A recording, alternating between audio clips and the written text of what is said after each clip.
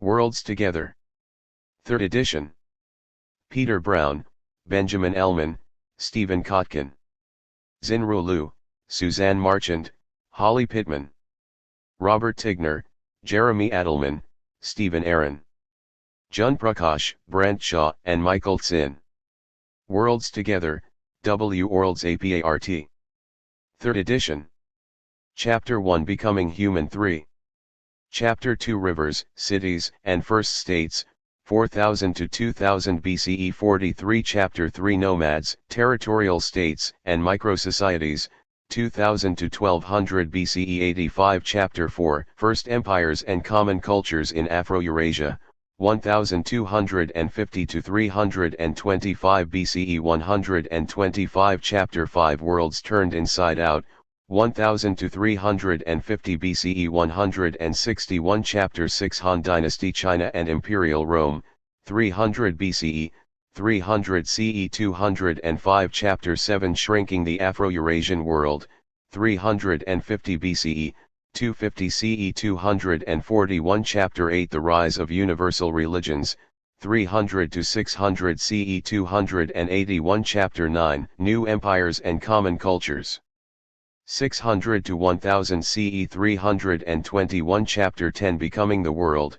1000 to 1300 CE 363. Chapter 11 Crises and Recovery in Afro-Eurasia, 1300s to 1500s 411. Chapter 12 Contact, Commerce, and Colonization, 1450s to 1600 447. Chapter 13 Worlds Entangled, 1600 to 1750 483. Chapter 14 Cultures of Splendor and Power, 1500 to 1780 525. Chapter 15 Reordering the World, 1750 to 1850 561. Chapter 16 Alternative Visions of the 19th Century 599. Chapter 17 Nations and Empires, 1850 to 1914 631. Chapter 18 An Unsettled World, 1890 to 1914 669. Chapter 19 Of Masses and Visions of the Modern, 1910 to 1939 707. Chapter 20 The Three World Order,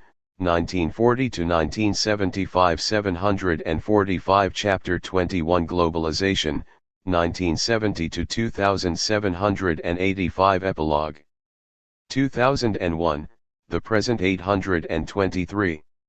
Chapter 1 A Hindu Creation Myth 6. Problems in the Study of Hunters and Gatherers 20. The Art of Chowvat Cave 22. A Mesoamerican Creation Myth 34. Mothering and Lactation 38. Chapter 2 The Origins of Writing according to the Sumerians 56. The Mystery of Harappan Writing 60. The Admonitions of Ipoh 70. Archaeological Evidence for Longshan Culture 74. The Male Warrior Burials of Varna and Net Down 80. Chapter 3 The Epic of Gilgamesh 98. Vedic Hymns to the Chariot Race of the Gods 103. Sima on the Ruler's Mandate from Heaven to Rule 108. The Oracle Bone 111. Linear A and B Writing in the Early Mediterranean Worlds 118. Chapter 4 The Banquet Stele of Ashur-Nazirpal 2 134.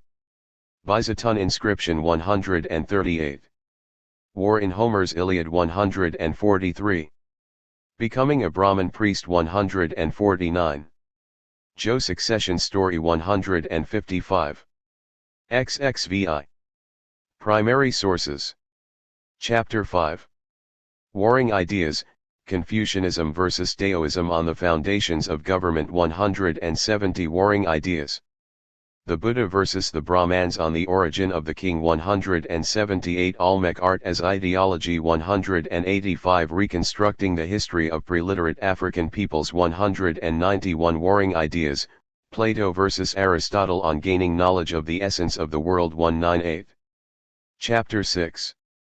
Clash of Empires, The Battle of Gaugamela 209. The Cosmopolitan City of Alexandria 211. A Sakaz Kalanga Edict 219. Sagala, The City of the Gods 225. The Caravan City of Petra 233. Chapter 7.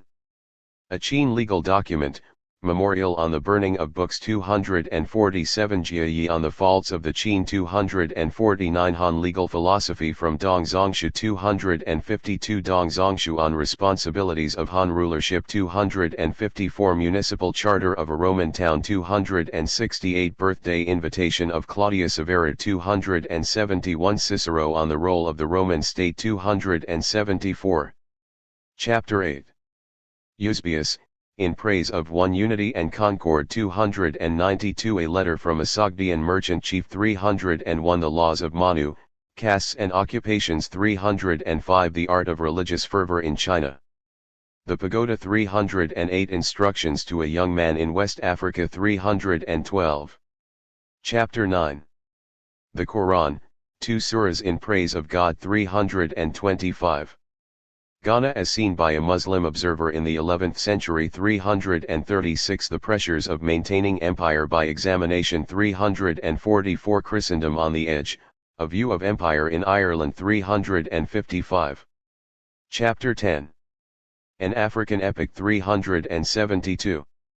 The Merchants of Egypt 377. The Tale of Genji 387. The Birch Bark Letters of Novgorod 393. Chapter 11. Calendar Dervishes in the Islamic World 418.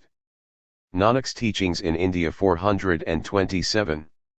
Flagellants in England 429. The Hungwu Emperor's Proclamation 439. Chapter 12. Portuguese Views of the Chinese 457.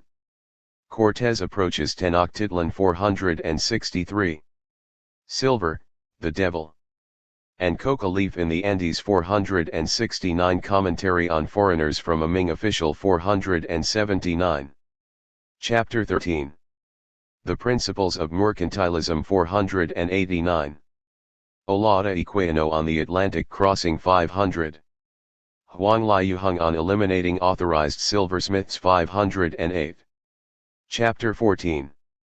Islamic Views of the World 532. Chinese Views of the World 539. European Views of the World 544. Chapter 15. The Other Revolution of 1776 567. Mary Wollstonecraft on the Rights of Women 571 Frederick Douglass asks, what to the slave is the 4th of July? 579 An Egyptian intellectual's reaction to the French occupation of Egypt 587 James Mill on Indian tradition 592. Chapter 16. A Female Muslim Voice in Africa 606. The Typing on the Principles of the Heavenly Nature 611 Bourgeoisie and Proletariat, from the Communist Manifesto 617 Tenskwatawa's Vision 621 The Ajmugad Proclamation 626. Chapter 17. Manifest Destiny 636. What is a nation? 642. The Origin of Species 649. Two Faces of Empire 663. Chapter 20. Mao Zedong on New Democracy 760. Nehru on Building a Modern Nation 762. Senghor's View of Political Independence 765. Betty Friedan on the Problem That Has No Name 780. Chapter 21. Tidal Pole of the West, East Germany disappears 791 Education and Inequality, Why Gender Matters 809 Indigenous people in Mexico speak out 819. Chapter 18. Viragos or Temple Courtesans. 685.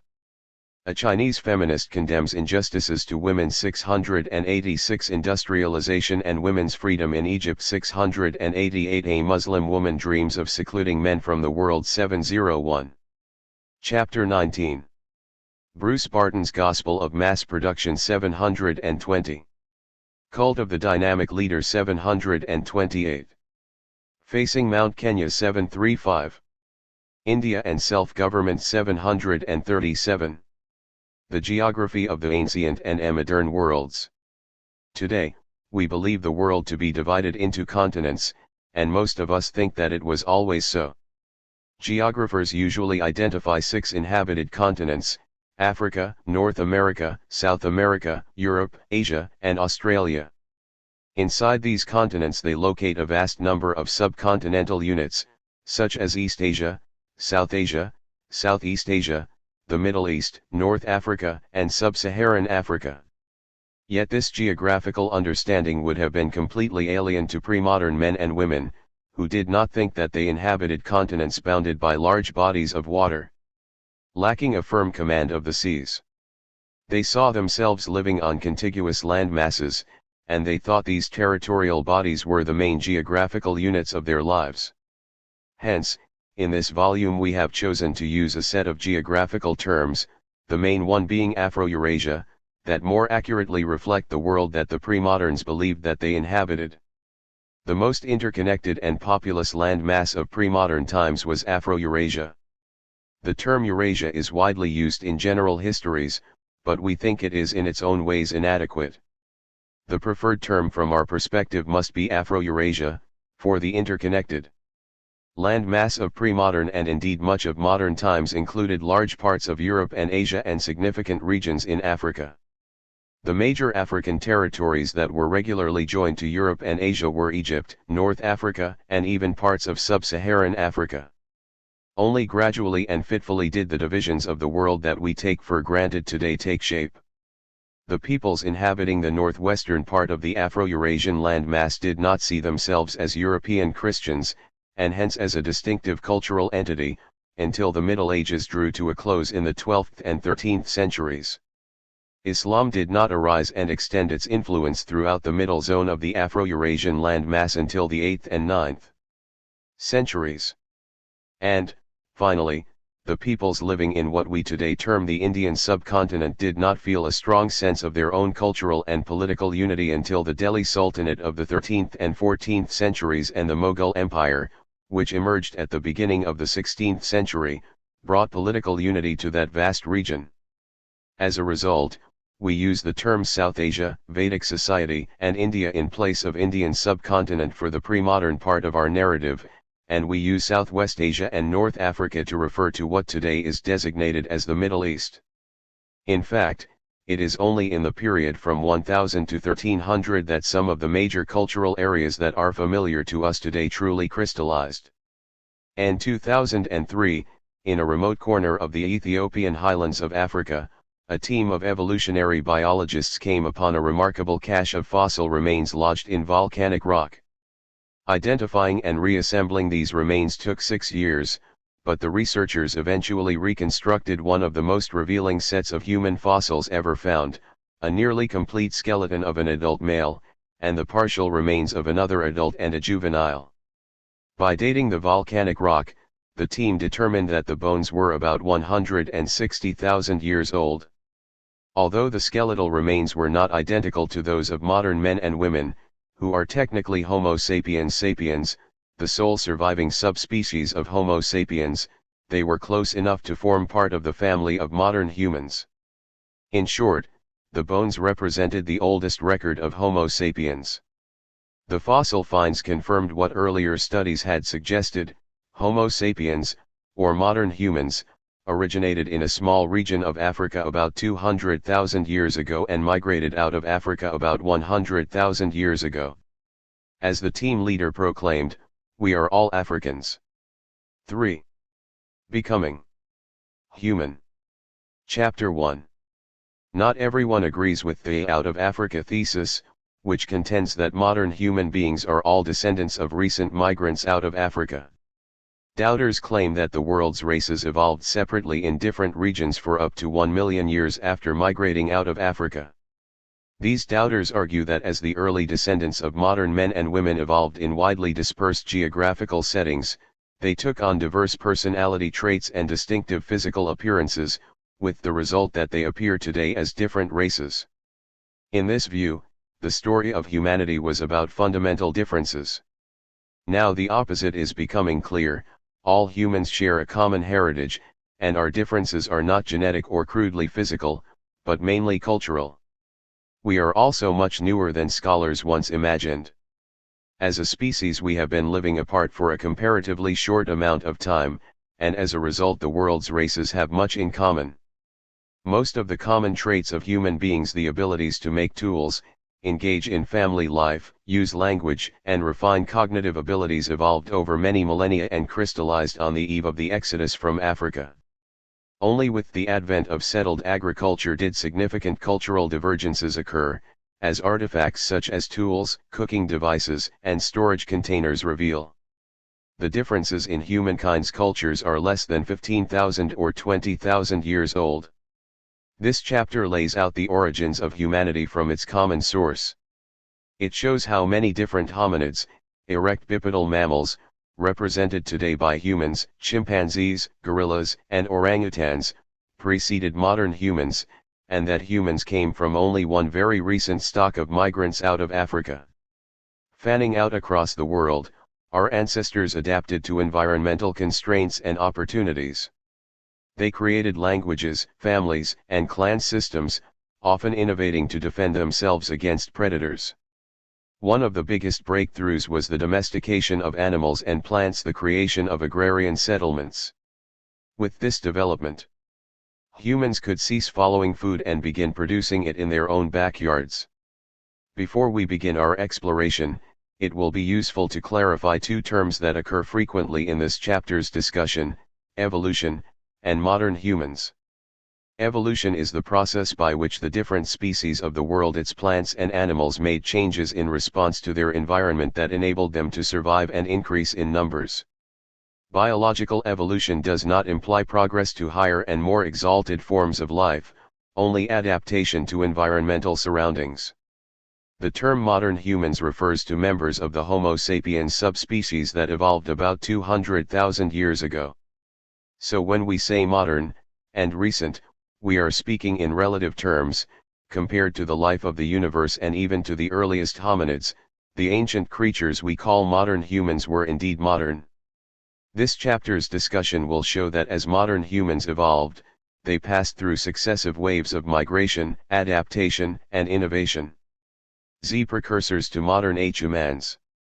To understand the origins of modern humans, Homo sapiens, we must consider what is common to all humans and what distinguishes them from one another.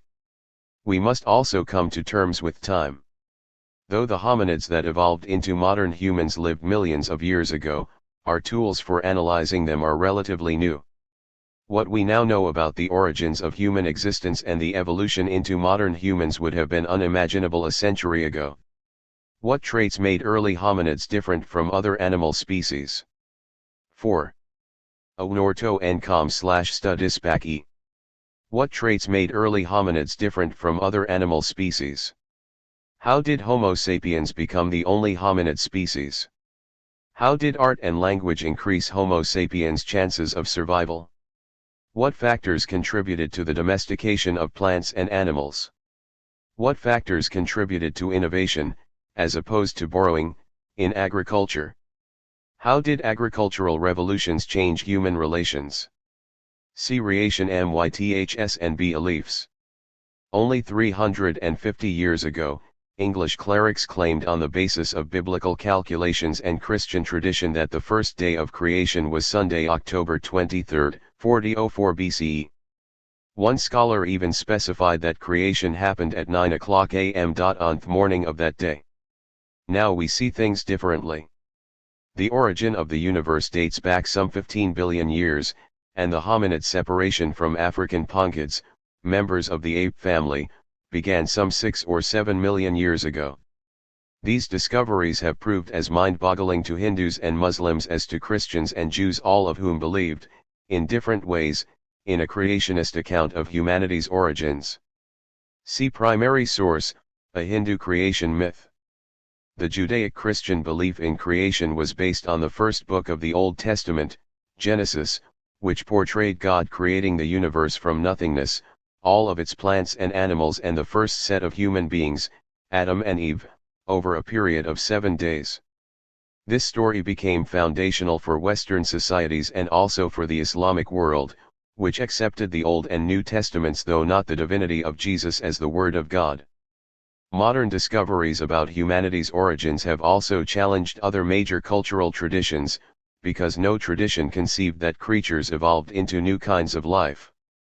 That humans were related to apes, and that all of humanity originated in a remote corner of Africa. The Yoruba peoples of West Africa, whose creation story is centuries old and is representative of many African creation accounts, believed that God descended from the heavens in human form. He became the godlike King Otojuwa, who established the Yoruba kingdom and the rules by which his subjects were to live. According to the Brahmanical Vedas and the Upanishads, which date to the 7th or 6th century BCE and remain fundamental to Hindu faith today, the world is millions, not billions, of years old. The Chinese from East Asia, who do not appear to have their own creation story, and the Buddhists believed in a continuous reappearance of human and animal souls. Chinese Han Dynasty, 202 BCE, 220 CE, astronomers also believed that at the world's beginning the planets were conjoined and that they would merge again at the end of time. The Buddhists' cosmos comprised millions of worlds, each consisting of a mountain encircled by 4 continents, its seas surrounded by a wall of iron.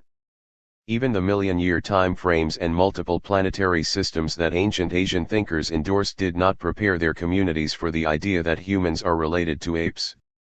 In all traditional cosmologies, humans came into existence fully formed, at a single moment, as did the other beings that populated the world. Main themes. Hominids are ancestors to modern humans. All humans share a common heritage out of Africa. Early humans populate the earth, adapting to changes in environment and diet, innovating, and accumulating knowledge. People domesticate plants and animals and settle in agrarian villages. Focus on what makes us human. Bipedalism, hominids come down from the trees in Africa, become upright, and walk on 2 legs. Big brains, ancestors to modern humans make tools and fire and acquire larger brains. Language, Homo sapiens learn to communicate with one another, develop a sense of self, and produce art. Storylines. Becoming human. Writing, in a few places on the globe, humans invent systems of writing.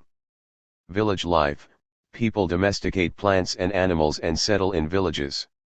Evolutionary findings and research methods. Revisions in the time frame of the universe and human existence have occurred over a long period of time.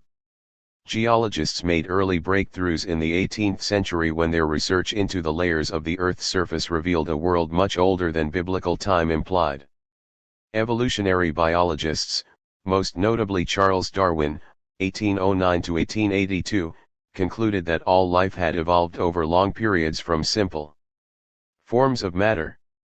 In the 20th century, astronomers, evolutionary biologists, and archaeologists, scholars of ancient cultures whose information comes mainly from non-literary sources such as fossils, monuments, and artifacts, have employed sophisticated dating techniques to pinpoint the chronology of the universe's creation and the evolution of all forms of life on Earth. See global connections and disconnect ions, determining the age of fossils and sediments.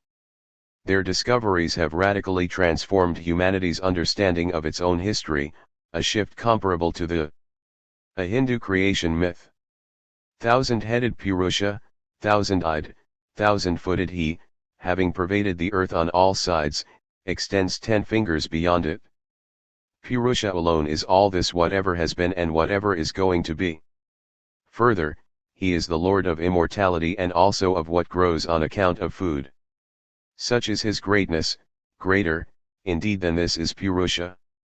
All creatures constitute but 1/4 of him, his 3/4 are the immortal in the heaven. With his 3/4 did Purusha rise up, 1/4 of him again remains here. With it did he variously spread out on all sides over what eats and what eats not. When the gods performed the sacrifice with Purusha as the oblation, then the spring was its clarified butter, the summer the sacrificial fuel, and the autumn the oblation. The sacrificial victim, namely, Purusha born at the very beginning, they sprinkled with sacred water upon the sacrificial grass.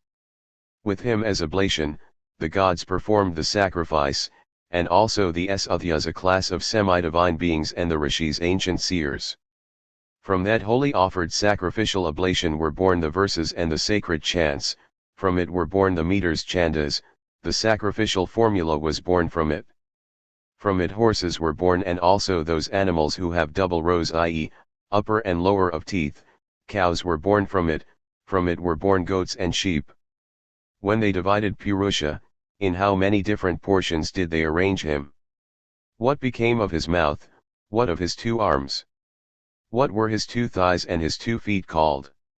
His mouth became the Brahman, his 2 arms were made into the Rajanya, his 2 thighs the Vaishyas, from his 2 feet the Shudra was born.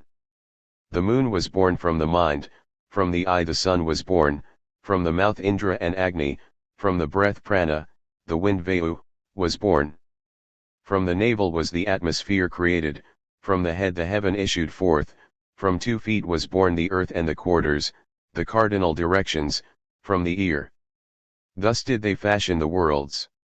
In early Vedic society the Brahman, priest, was the highest caste, and the Shudra, outsider/laborer, was the lowest. What parts of Purusha's body did these 2 castes come from, and what is the significance of each? According to this myth, what other beings came into existence fully formed? Sources of Indian Tradition, Volume 1, From the Beginning to 1800, edited and revised by Ainsley T. Embry, 2nd ed. New York, Columbia University Press, 1988, pages 18 to 19. J. Around 1500 BCE a migrant people speaking an Indo-European language settled in South Asia.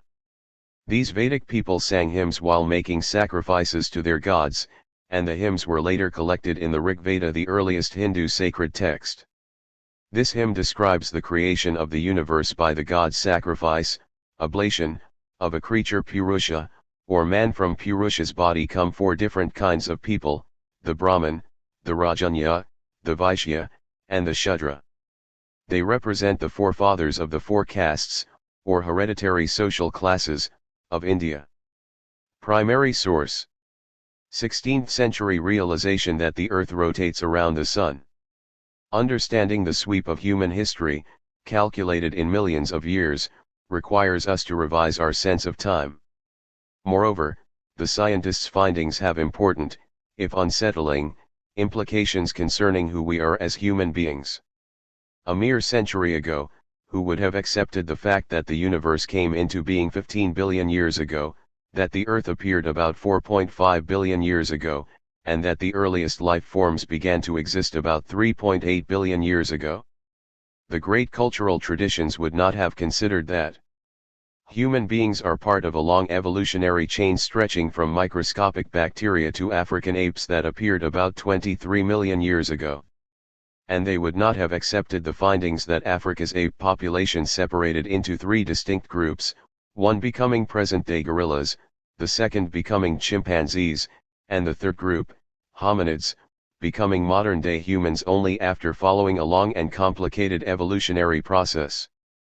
At what stage did the first hominids appear? What traits distinguished them from other animals? No single variable. Our knowledge of human origins has been the result of several remarkable scientific breakthroughs. Only recently have scholars been able to date fossil remains and to use biological research to understand the relationships among the world's early peoples. The first major advance in the study of prehistory, the time before written historical records, occurred after World War II, and it involved the use of radiocarbon dating. All living things contain the radiocarbon isotope C14, which plants acquire directly from the atmosphere and animals acquire indirectly when they consume plants or other animals. When these living things die, the C14 isotope begins to decay into a stable non-radioactive element, C12.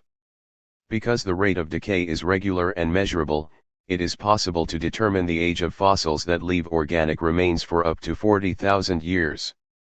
A second major dating technique, the potassium-argon method, also involves analysis of the changing chemical structure of objects over time. Scientists can calculate the age of non-living objects by measuring the ratio of potassium to argon in them, since potassium decays into argon. This method allows scientists to calculate the age of objects up to 1 million years old. It also enables them to date the sediments in which researchers find fossils as a gauge of the age of the fossils themselves. DNA, deoxyribonucleic acid, analysis is a third crucial tool for unraveling the beginnings of modern humans. DNA, which determines biological inheritances, exists in two places within the cells of all living organisms including the human body. Nuclear DNA occurs in the nucleus of every cell, where it controls most aspects of physical appearance and makeup. Mitochondrial DNA occurs outside the nucleus of cells, where its structures within cell bodies convert the energy from food into a form that cells can use. While nuclear DNA exists in males and females, mitochondrial DNA exists only in females and passes from mothers to female offspring. By examining mitochondrial DNA, researchers can measure the genetic variation among living objects including human beings. Such analysis has enabled researchers to pinpoint human descent from an original African population to other, genetically related populations that lived approximately 100,000 years ago. The genetic similarity of modern humans suggests that the population from which all Homo sapiens descended originated in Africa about 200,000 years ago. When these humans moved out of Africa around 100,000 years ago, they spread eastward into Southwest Asia and then throughout the rest of Afro-Eurasia. One group migrated to Australia about 50,000 years ago. Another group moved into the area of Europe about 40,000 years ago. When the scientific journal Nature published these findings in 1987, it inspired a groundswell of public interest and a contentious scientific debate that continues today. Global connections and disconnect ions. Determining the age of fossils and sediments. J. Neanderthal DNA extraction. This sample of fossilized Neanderthal bone will have its genetic material extracted and sequenced as part of the Neanderthal Genome Project. Separated these human-like beings from other creatures. Instead, a combination of distinguishing traits evolved over several million years. These include, 1. Lifting the torso and walking on two legs, bipedalism, thereby freeing hands and arms to carry objects and hurl weapons. 2. Controlling and then making fire. 3. Fashioning and using tools. 4. Developing cognitive skills and an enlarged brain and therefore the capacity for language. And 5. Acquiring a consciousness of self. Together, these traits began to differentiate hominids from other animal species and in the long run enabled humans to become the dominant species on the globe. All these traits were in place at least 150,000 years ago. Yet this was just a beginning in human development. It was only about 12,000 years ago that modern humans were ready to make another spectacular advance, domesticating plants and animals, and living in village communities. EARLYH hominids and adaptation. What was it like to be a hominid in the millions of years before the emergence of modern humans? The first clue came from a discovery made in 1924 at Tong, not far from the present-day city of Johannesburg, South Africa. A scientist named Raymond Dart happened upon a skull and bones that appeared to be partly human and partly ape. Believing the creature to be an extinct race of apes intermediate between living anthropoids, apes, and man, Dart labeled the creature the southern ape of Africa, or Australopithecus africanus. This individual had a brain capacity of approximately 1 pint, or a little less than 1/3 that of a modern man and about the same as that of modern-day African apes. Yet these Australopithecines were different from other animals, for they walked on two legs. Because Dart also found animal bones in the same vicinity, he mistakenly concluded that our early ancestors were bloodthirsty creatures who carried their prey to slaughtering grounds. It turns out that early hominids were only about 5 feet tall and weighed at most 110 pounds, so they were no match for big, muscular, and swift animal predators. The hominids were the hunted, not the hunters. The fact that the hominids survived at all in such a hostile environment is a miracle. But they did, and over the first million years of their existence in Africa the Australopithecines developed into more than 6 species. A species is a group of animals or plants possessing one or more distinctive characteristics.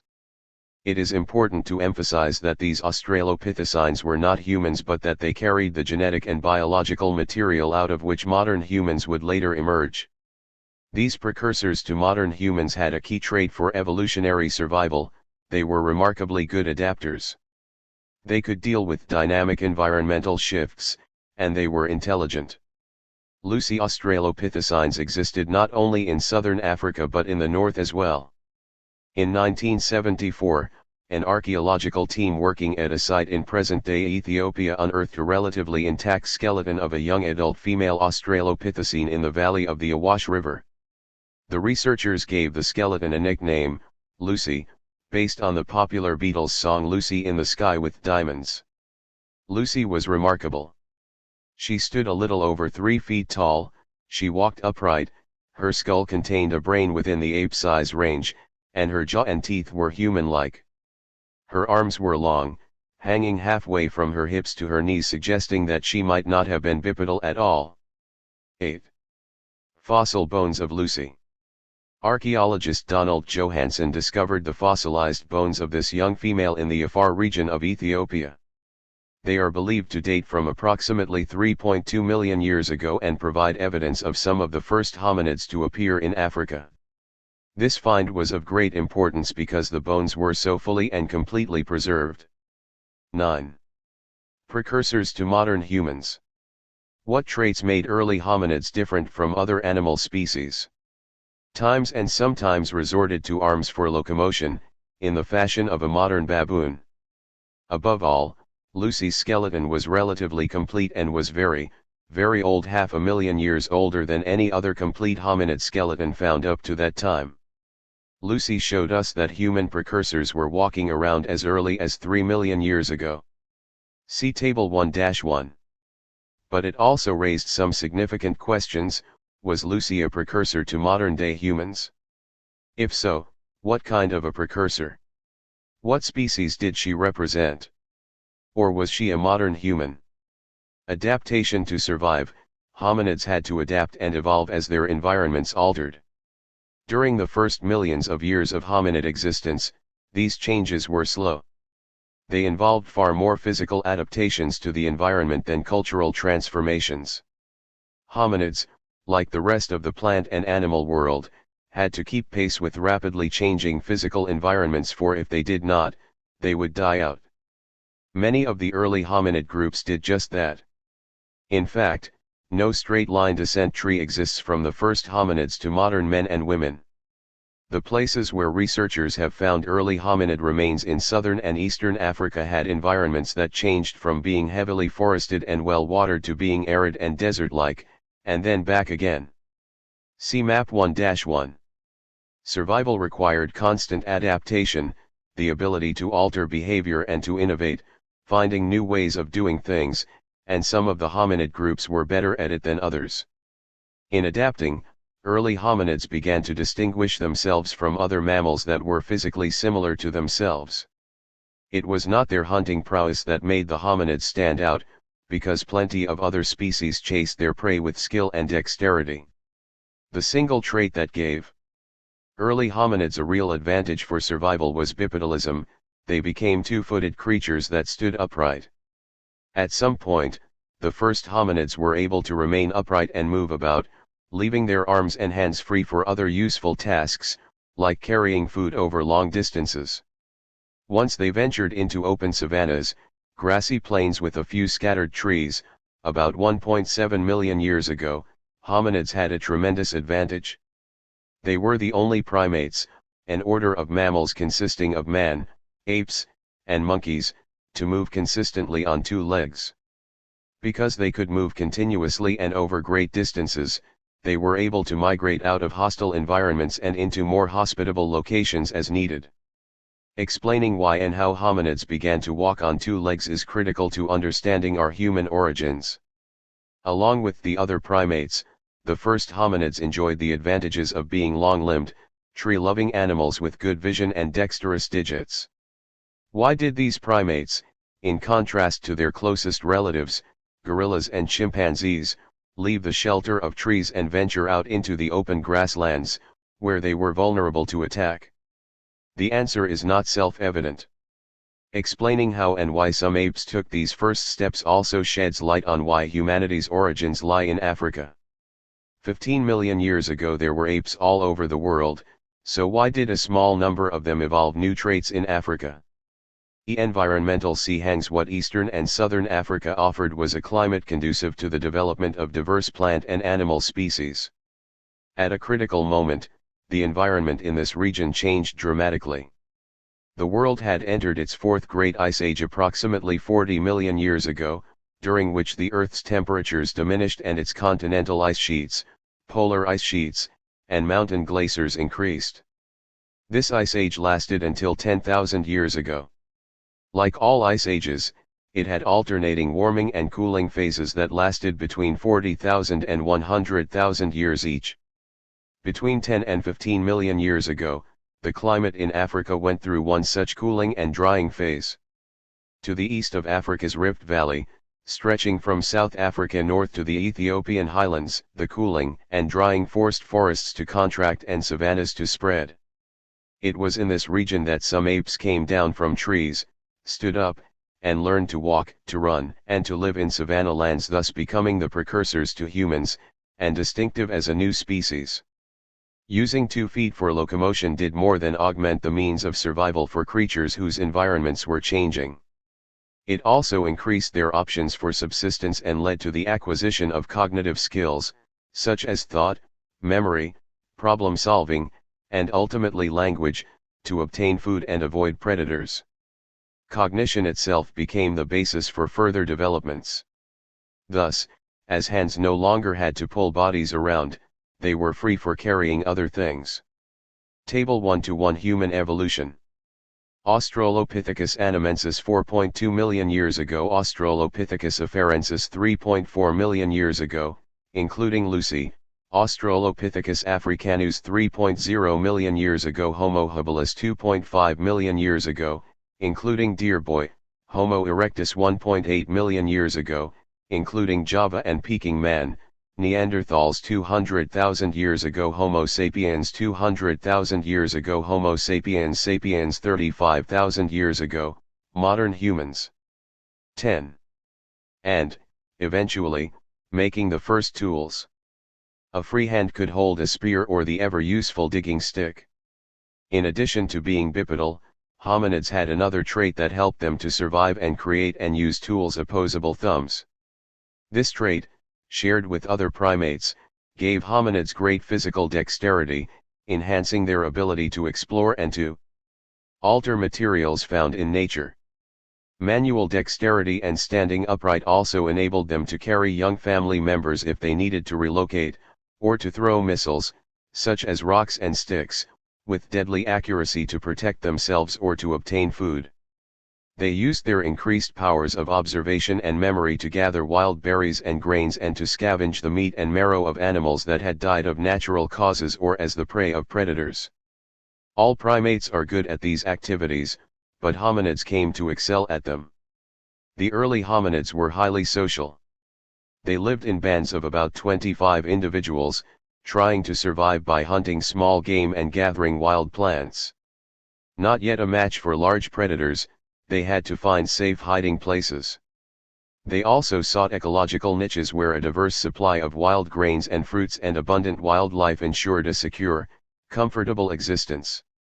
In such locations, small hunting bands of 25 could swell through alliances with others to as many as 500 individuals. Like other primates, hominids communicated through gestures, but they also may have developed an early form of spoken language that led, among other things, to the establishment of cultural codes such as common rules and customs. The early hominids lived in this manner for up to 3 million years, changing their way of life very little except for moving around the African landmass in their never-ending search for more favorable environments. Even so, their survival is surprising. There were not many of them, and they struggled in hostile environments surrounded by a diversity of large mammals, including predators such as lions. Map 1:1 EARLYH hominids. The earliest hominid species evolved in Africa millions of years ago. Judging from this map, what were the main geographic features of their environment? How did the changing environment of eastern and southern Africa shape the evolution of these modern human ancestors? What advantages did bipedalism give them? 11. Precursors to modern humans. What traits made early hominids different from other animal species? As the environment changed over the millennia, these early hominids gradually altered in appearance. Fossils from 3 million years ago reveal that their brains almost doubled in size, their foreheads became more elongated, their jaws became less massive, and they took on a much more modern look. Adaptation to environmental changes also created new skills and aptitudes, which expanded the ability to store and analyze information. With larger brains, hominids could form mental maps of their worlds. They could learn, remember what they learned, and convey these lessons to their neighbors and offspring. In this fashion, larger groups of hominids created communities with shared understandings of their environments. This process enhanced the advantages of those with larger brains as they underwent natural selection, the process whereby offspring inherit traits that improve the probability of survival and reproduction. Diversity. We know that hominids were much older than we thought, but it turns out that they were also much more diverse. Consider some startling finds from Ethiopia and Kenya. In southern Kenya, researchers have discovered bone remains, at least 6 million years old, of a chimpanzee-sized hominid, named Ororhyntogenensis, that walked upright on 2 feet. This discovery indicates that bipedalism must be millions of years older than we used to think. Moreover, these hominids' teeth indicate that they were closer to modern humans than to Australopithecines. In their arms and hands, though, which show characteristics needed for tree climbing, the Orrorin hominids seemed more ape-like than the Australopithecines. So Orrorin hominids were still somewhat tied to an environment in the trees. Also, recent discoveries of the bones of 5 individuals in the Afar Depression in Ethiopia, an area just south of Lucy's discovery, have revealed a different kind of bipedal hominid dating back at least 5 million years. Yet another recent discovery, this one in northern Kenya, has revealed yet another species of early hominid. The fact that different kinds of early hominids were living side by side in the same environment in eastern Africa between 3 and 4 million years ago indicates much greater diversity and development among their populations than scholars previously imagined.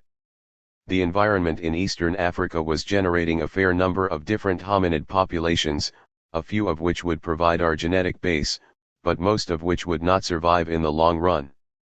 In fact, the survival of any of these hominid lines was no certain thing. THIRD humans. H. Homo habilis. 1 million years after Lucy, the first examples of human beings, to whom we give the name Homo, or true human, appeared. They, too, were bipedal, possessing a smooth walk based on upright posture. And they had an even more important advantage over other hominids: large brains. Big brains were like little motors of innovation, learning and storing lessons so that humans could pass those lessons on to later generations, especially in the making of tools and the searching for hominid fossils. Olorgesailie in Kenya has proved to be one of the most important archaeological sites for uncovering evidence of early hominid development. Rick Potts, a leader in the field, is shown here on site. Among his discoveries were hand axes and indications that hominids in this area had learned to use fire. 12. The Leakeys. Louis Leakey and his wife, Mary, were dedicated archaeologists whose work in East Africa established the area as one of the starting points of human development. Mary Leakey, Wright, was among the most successful archaeologists studying hominids in Africa. Her finds, including the one in this photograph from Laetali, Tanzania, highlight the activities of early men and women in Africa. The footprints, believed to be those of an Australopithecus afarensis, date from 3.7 to 3 million years ago. Olduvai Gorge, Tanzania. Olduvai Gorge is arguably the most famous archaeological site containing hominid finds. Mary and Louis Leakey, convinced that early human beings originated in Africa, discovered the fossil remains of Homo habilis, skillful man, in this area between 1960 and 1963. They argued that these findings represent a direct link to Homo erectus. 13. Precursors to modern humans. What traits made early hominids different from other animal species? Efficient use of resources, and, we suspect, in defending themselves. Mary and Louis Leakey, who made astonishing fossil discoveries in the 1950s at Olduvai Gorge, part of the Great Rift Valley, in present-day northeastern Tanzania, identified these important traits. The Leakey's finds are the most significant discoveries of early humans in Africa, in particular, an intact skull that was 1.8 million years old. The Olduvai Gorge is a 30-mile-long canyon in which a winding stream has exposed many layers of volcanic rock containing abundant fossil remains. Louis S. B. Leakey was a paleontologist, a scientist studying fossil remains from past geological periods, educated at the University of Cambridge. In 1931, Leakey began a research project in Olduvai along with his wife, Mary Nicole Leakey, an archaeologist. Although their Cambridge mentors had rejected the notion of humanity's African origins, the Leakeys' work would ultimately prove them wrong. After decades of frustrating work and financial troubles, Mary Leakey could hardly believe her good fortune when she stumbled upon an almost totally intact skull. The Leakeys nicknamed it Dear Boy. Other objects discovered with Dear Boy demonstrated that by this time early humans had begun to make tools for butchering animals and, possibly, for hunting and killing smaller animals. The tools were flake stones with sharpened edges for cutting apart animal flesh and scooping out the marrow from bones. To mimic the slicing teeth of lions, leopards, and other carnivores, the Olduvans had devised these tools through careful chipping. Dear Boy and his companions had carried usable rocks to distant places where they made their implements with special hammerstones tools to make tools.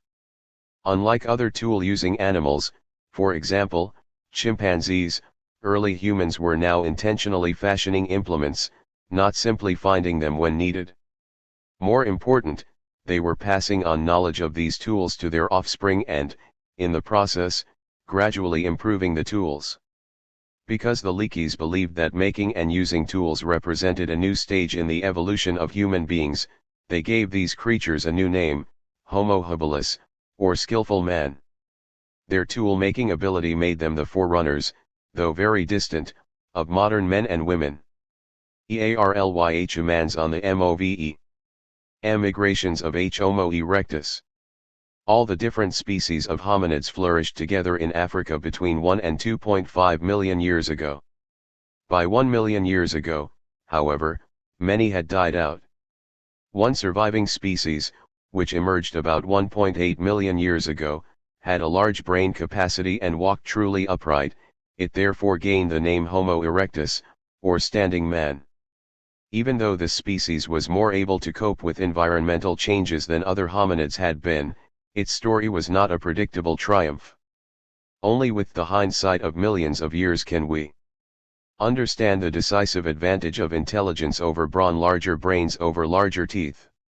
Indeed, there were many more failures than successes in the gradual changes that led Homo erectus to be one of the few hominid species that would survive until the arrival of Homo sapiens.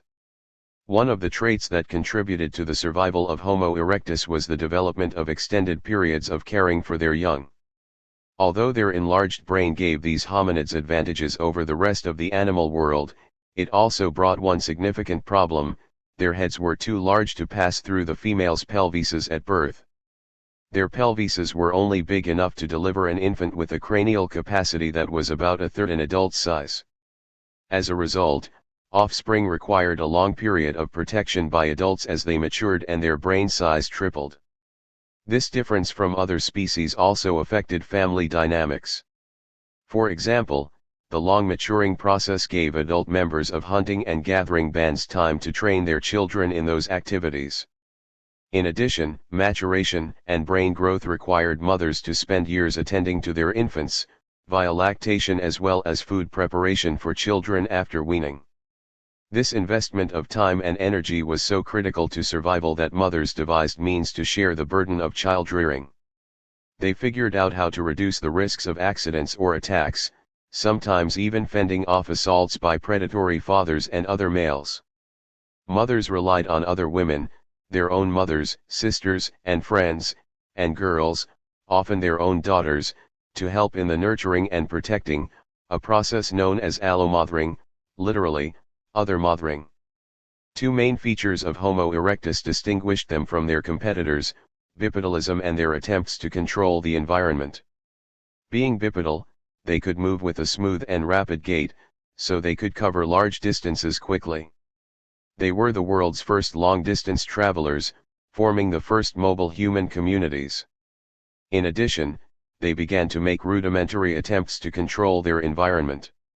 Not only did these early human ancestors make stone tools for hunting and food preparation, but they also began to control fire, another significant marker in the development of human culture.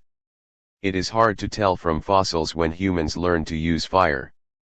The most reliable evidence comes from cave sites, less than 250,000 years old, where early humans apparently cooked some of their food. Less conservative estimates suggest that human mastery of fire occurred as early as 500,000 years ago. Fire provided heat, protection, a gathering point for small communities, and a way to cook food. It was also symbolically powerful. Here was a source of energy that humans could extinguish and revive at will. The uses of fire had enormous long-term effects on human evolution. Because they were able to boil, steam, and fry wild plants, as well as otherwise indigestible foods, especially raw muscle fiber, early humans could expand their diets and their potential food base. Mastery of fire also enabled early humans to survive in colder regions. Without fire, hominids might not have ventured out of Africa. The populating of the world by hominids proceeded in waves. Around 1 or 2 million years ago, Homo erectus individuals migrated first into the lands of Southwest Asia. From there, according to some scholars, they traveled along the Indian Ocean shoreline, moving into South Asia and Southeast Asia and later northward into what is now China. Their migration was a response in part to the environmental changes that were transforming the world. The Northern Hemisphere experienced 30 major cold phases during this period, marked by glaciers, huge sheets of ice, spreading over vast expanses of the northern parts of Eurasia and the Americas. The glaciers formed as a result of intense cold that froze much of the world's oceans, lowering them some 325 feet below present-day levels. So it was possible for the migrants to travel across land bridges into Southeast Asia and from East Asia to Japan, as well as from New Guinea to Australia. The last parts of the Afro-Eurasian landmass to be occupied were in Europe. The geological record indicates that ice mantles blanketed the areas of present-day Scotland, Ireland, Wales, Scandinavia, and the whole of northern Europe, including the areas of present-day Berlin, Warsaw, Moscow, and Kiev. Here, too, a lowered ocean level enabled human predecessors to cross by foot from areas in Europe into what is now England. It is astonishing how far Homo erectus hominids traveled. Discoveries of the bone remains of Java man and Peking man, named according to the places where archaeologists first unearthed their remains, confirmed early settlements of Homo erectus in Southeast and Eastern Asia. The remains of Java man, found in 1891 in central Java, turned out to be those of an early Homo erectus that had dispersed into Asia. Nearly 2 million years ago. In 1969, at Sangiran, also on the island of Java, archaeologists uncovered remains with a fuller cranium that was very thick, indicating that the individual's brain was about half the size of a modern human's. Because this discovery dates from about 800,000 years ago, scientists realized that African hominids were moving northward and eastward into Asia at least 1 million years ago and had reached Java, which was then connected by land to the rest of the Afro-Eurasian landmass. Similar 20th century finds in China give a clearer picture of the daily lives of these pioneering hominids. Peking man was a cave dweller, tool maker, and hunter and gatherer who settled in the warmer climate in northern China perhaps 400,000 years ago. Peking man's brain was larger than that of his Javan cousins, and there is evidence that he controlled fire and cooked meat in addition to hunting large animals. He made tools of vein quartz, quartz crystals, flint, and sandstone. These Homo erectus hominids were more adept at tool making than their predecessors. Their major innovation was the double-faced axe, a stone instrument whittled down to sharp edges on both sides to serve as a hand axe, a cleaver, a pick, and probably a weapon to hurl against foes or animals. Even so, and in spite of their enlarged brains, these early predecessors still had a long way to go before becoming modern humans. Rather than seeing human evolution as a single, gradual development, increasingly scientists view our origins as shaped by a series of progressions and regressions as hominids adapted or failed to adapt and went extinct, died out. As the climate changed, especially with the cyclical warming and cooling of the ice ages, weather conditions altered the course of speciation, or species formation. Several species could exist simultaneously, but some were more suited to changing environmental. 14. Skulls of ancestors of Homo sapiens. Shown here are 7 skulls of ancestors of modern-day men and women, arranged to highlight brain growth over time. The skulls represent, left to right Adapes, a lemur-like animal that lived 50 million years ago, Proconsul, a primate that lived about 23 million years ago, Australopithecus africanus, Homo habilis, Homo erectus, Homo sapiens from the Kafza site in Israel, about 90,000 years old, and Cro-Magnon Homo sapiens sapiens from France, about 22,000 years old. 15. The first modern humans. How did Homo sapiens become the only hominid species? Conditions and thus more likely to survive than others. Although those in the Homo habilis and Homo erectus species were among some of the world's first human-like inhabitants, they probably were not direct ancestors of modern man and woman. The early settlers of Afro-Eurasia from the Homo erectus group went extinct. Later waves of hominids followed them, walking out of the African landmass just as their predecessors had done. By 500,000 years ago, caves in many areas of Afro-Eurasia housed residents who made fire, flaked stones into implements, and formed settlements. Yet we are not their descendants. Although the existence of Homo erectus may have been necessary for the evolution into Homo sapiens, it was not, in itself, sufficient. ZTEFIRST Modern humans. Homo sapiens moved out of Africa sometime between 120,000 and 50,000 years ago. If we consider the 5 million years of hominid life as a single hour of our time today, then the history of Homo sapiens is slightly less than 2 minutes. The early hominids could not form large communities, as they had limited communication skills. They could utter simple commands and communicate with hand signals, but complex linguistic expression eluded them. This achievement was one of the last in the evolutionary process of becoming human. It did not occur until between 100,000 and 50,000 years ago. Many scholars view it as the critical ingredient in distinguishing human beings from other animals. It is the skill that made Homo sapiens sapiens, which is to say wise or intelligent humans who could create culture. Creating language enabled humans to become modern humans. Homo sapiens n. Emigration. About 200,000 years ago, large-scale shifts in Africa's climate and environment put huge pressures on all types of mammals, including hominids. In these extremely warm and dry environments, the smaller, quicker, and more adaptable mammals survived. What counted now was no longer large size and brute strength, but the ability to respond quickly, with agility, and with great speed. Caught up in these environmental transformations, early humans were no different from other mammals. It is therefore, how did Homo sapiens become the only hominid species?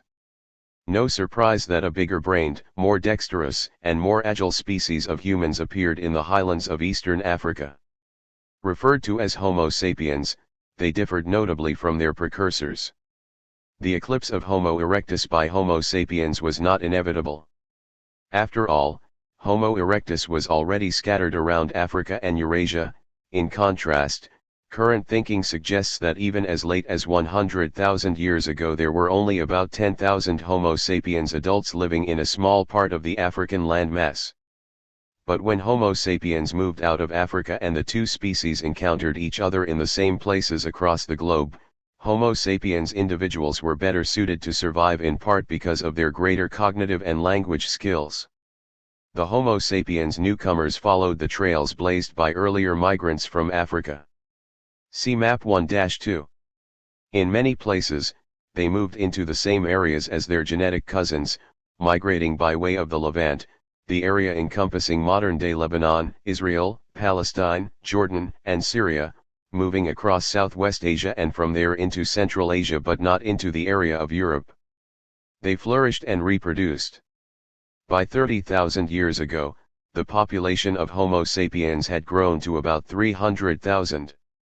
Between 60,000. The physical evolution of hominids.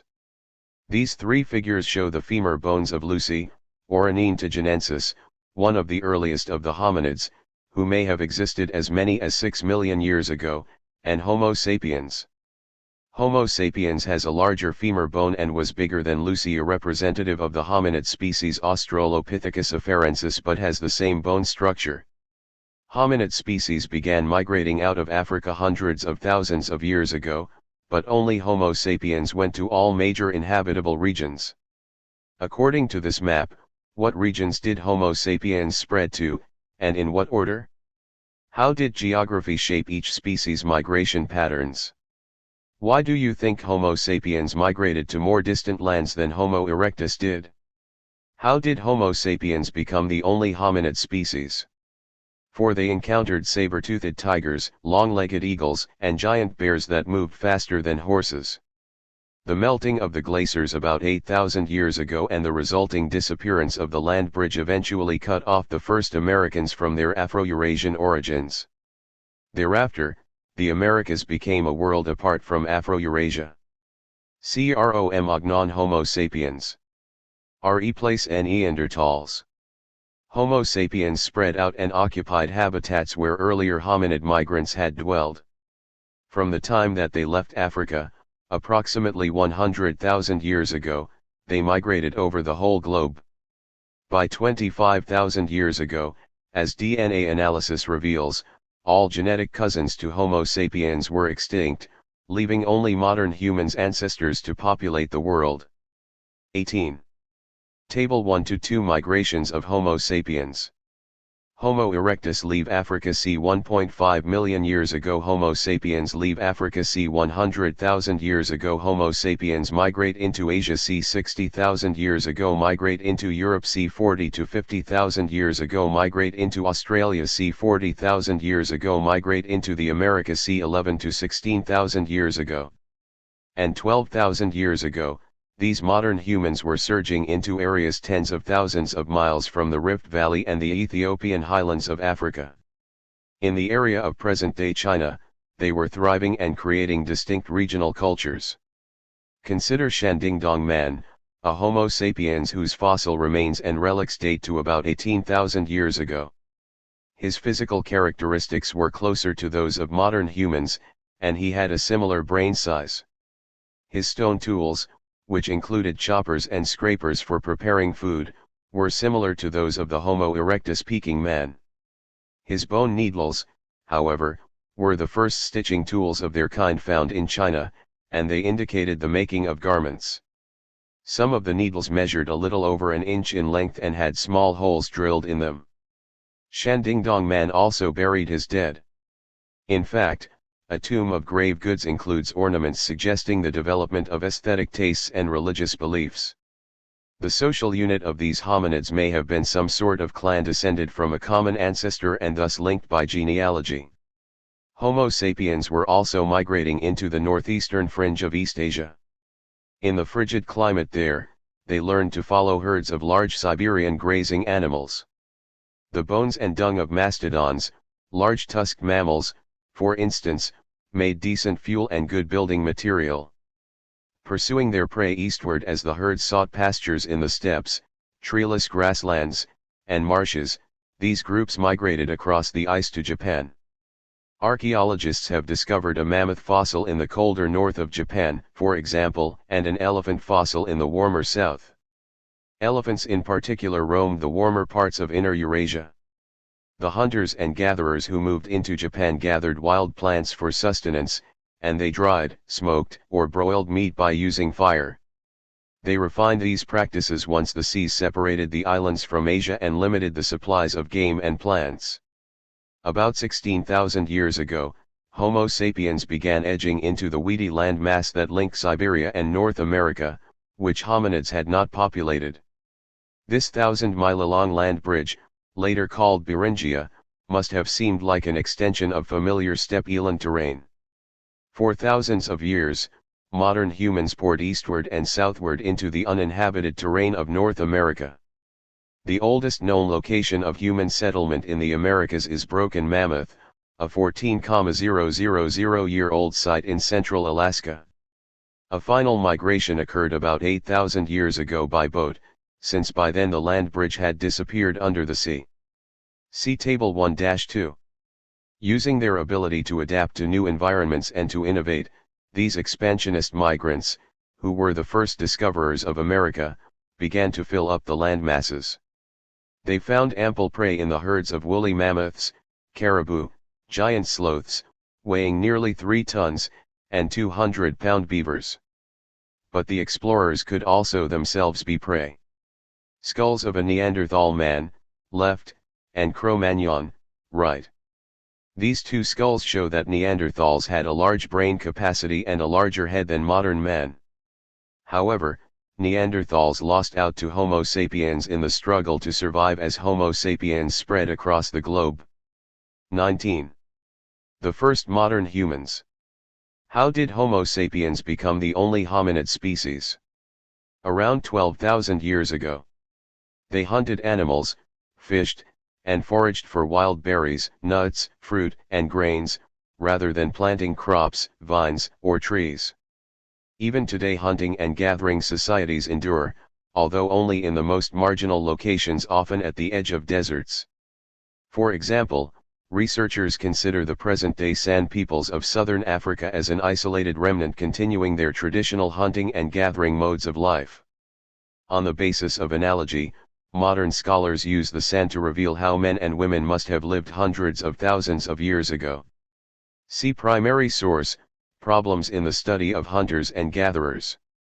As late as 1500 CE, as much as 15% of the world's population still lived by hunting and gathering. The fact that hominid men and women survived as hunters and gatherers for millions of years, that early Homo sapiens also lived this way, and that a few contemporary communities still forage for food suggests the powerful attractions of this way of life.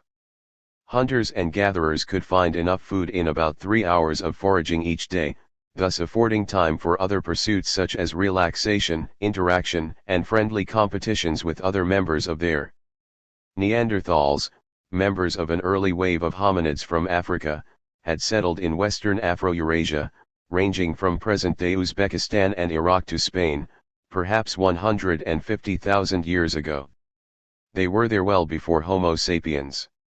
Therein lies a tale, for Western scholars have had a long fascination with these hominids. For a long time, many scholars believed that Neanderthals were the primary precursors of modern-day Europeans.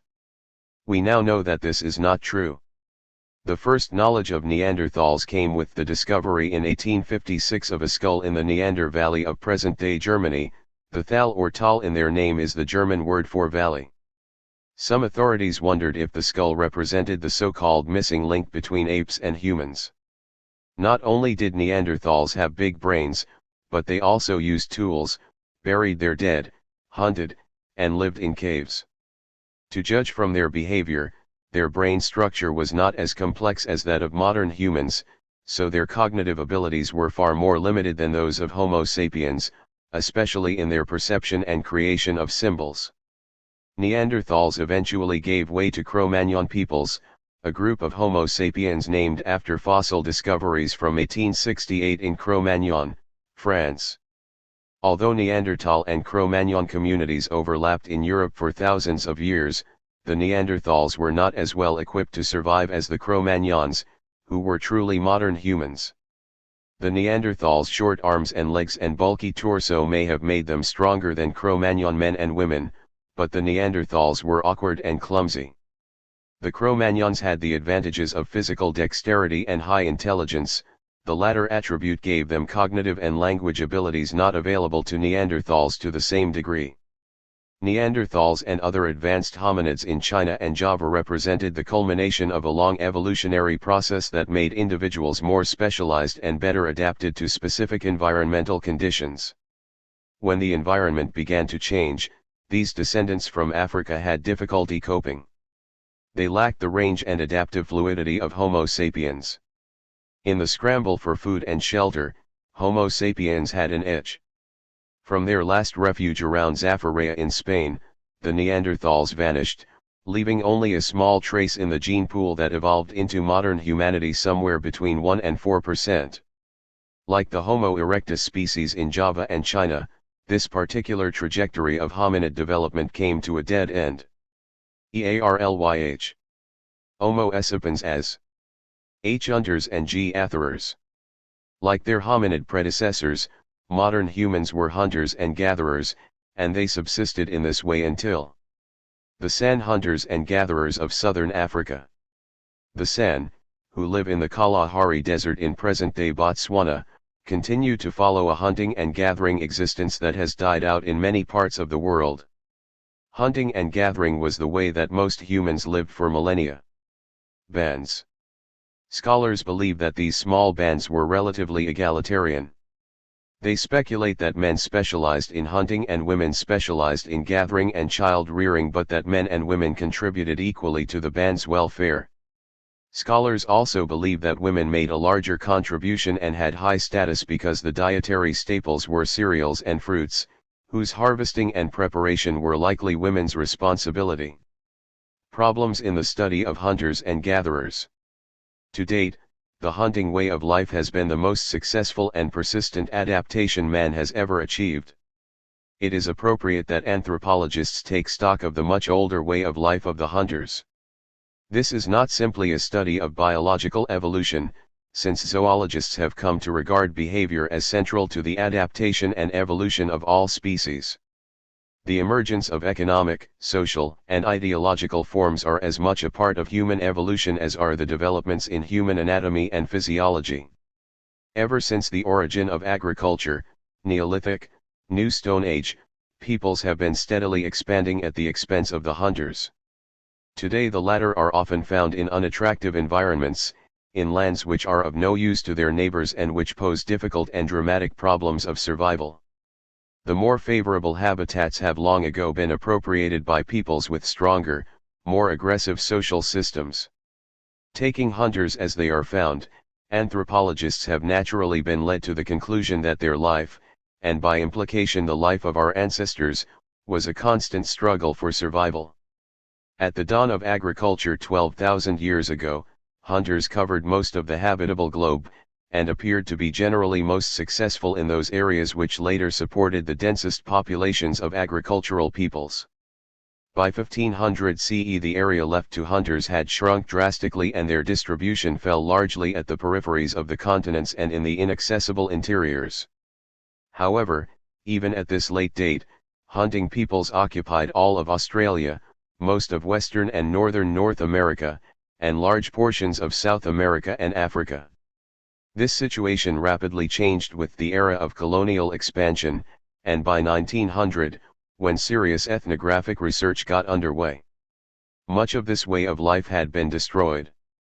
As a result, our notion of unacculturated hunter-gatherer life has been largely drawn from peoples no longer living in the optimum portion of their traditional range. To mention a few examples, the Netsilik Eskimos, the Arunta, and the Kung Bushmen are now classic cases in ethnography. However, the majority of the pre-contact Eskimos, Australian Aborigines, and Bushmen lived in much better environments. Two-thirds of the Eskimos, according to Laughlin, lived south of the Arctic Circle, and the populations in the Australian and Kalahari deserts were but a fraction of the populations living in the well-watered regions of Southeast Australia and the Cape Province of Africa. Thus, within a given region the classic cases may, in fact, be precisely the opposite, namely, the most isolated peoples who managed to avoid contact until the arrival of the ethnographers. In order to understand hunters better, it may be more profitable to consider the few hunters in rich environments, since it is likely that these peoples will be more representative of the ecological conditions under which man evolved than are the dramatic and unusual cases that illustrate extreme environmental pressure. Such a perspective may better help us to understand the extraordinary persistence and success of the human adaptation. Why is it important to study hunting and gathering communities? Why are the classic cases not necessarily the most representative of this early lifeway? Source: Problems in the Study of Hunters and Gatherers from Man the Hunter, pages 3 and 5. Copyright 1968 Transaction Publishers. Reprinted with permission. J. One of the challenges in studying the origins of humanity is that the evidence is incomplete. Archaeologists and anthropologists have to theorize on the basis of what they can lay their hands on. In the case of archaeologists, these include fossil records. In the case of anthropologists, their subjects are tribal peoples such as the San of southern Africa, whose lifeways today may resemble those of their ancestors tens of thousands of years ago. Primary source. 21. How did art and language increase Homo sapiens' chances of survival? Despite the remorselessly nature-bound quality of life for early humans, the first Homo sapiens made an evolutionary breakthrough. They developed cultural forms that reflected a consciousness of self, a drive to survive, an appreciation of beauty, and an ability to engage dynamically with their environments. Art. Few of the cultural achievements of early Homo sapiens communities have engaged modern-day observers more than their artistic endeavors. Accomplished drawings have come to light in areas in Europe, probably as a response to the harsher environment there and also because of intense competition with the Neanderthals. The ability to draw allowed Homo sapiens to understand their environment, to bond among their kin groups, groups related by blood ties, and to articulate important mythologies. In times of stress, such behaviors gave these individuals an adaptive advantage to survive in extremely challenging circumstances. Look, Daddy, oxen. That is what the daughter of Marcelino Sanz de Sarula cried to her father as she looked at the ceiling of a deep cave on his property at Altamira, Spain, that he was exploring one summer afternoon. As he looked up, Sarula could not believe what he saw. Arranged across the ceiling of the huge chamber were more than 24 life-size figures of bison, horses, and wild bulls, all painted in vivid red, black, yellow, and brown. He did not think that anyone would believe these fabulous images were tens of thousands of years old, but he knew in his heart that they were. That was in 1879. Only in 1906 did the world accept that the Altamira paintings, and those later discovered in other caves, were the work of early humans. Even today, with researchers having found more than 50,000 works of art by early humans in Europe, these paintings compel wonder and awe at the innate artistic abilities unique to humans. See primary source, The Art of Chauvet Cave. The images on cave walls accumulated over a period of 25,000 years, and they changed very little in that time. The subjects are most often large game animals that early humans would have considered powerful symbols. The artists rendered these animals with a striking economy of line, frequently painted in such a way that the natural contours of the cave wall defined a bulging belly or an eye socket. Many appear more than once, suggesting that they are the works from several occasions or by several artists. The remarkably few human images show naked females or dancing males. How did art and language increase Homo sapiens' chances of survival? There are also many handprints made by blowing paint around a hand placed on the cave wall, or by dipping hands in paint and then pressing them to the wall. There are even abstract symbols such as circles, wavy lines, and checkerboards, often these appear at places of transition in the caves. We can only speculate what the images meant to ancient humans. Scholars have rejected an initial explanation that they were decorative, for the deep caves were not the ancients' homes and had no natural light to render the images visible.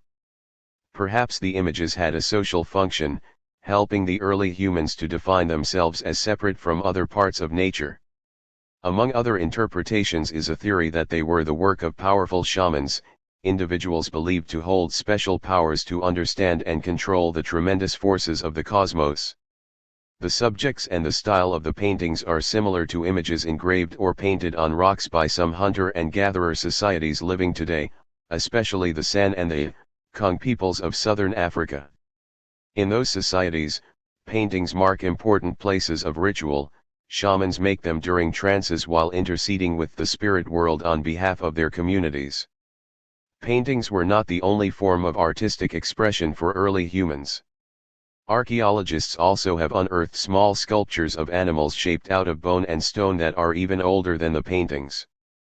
Most famous are figurines of enormously fat and pregnant females.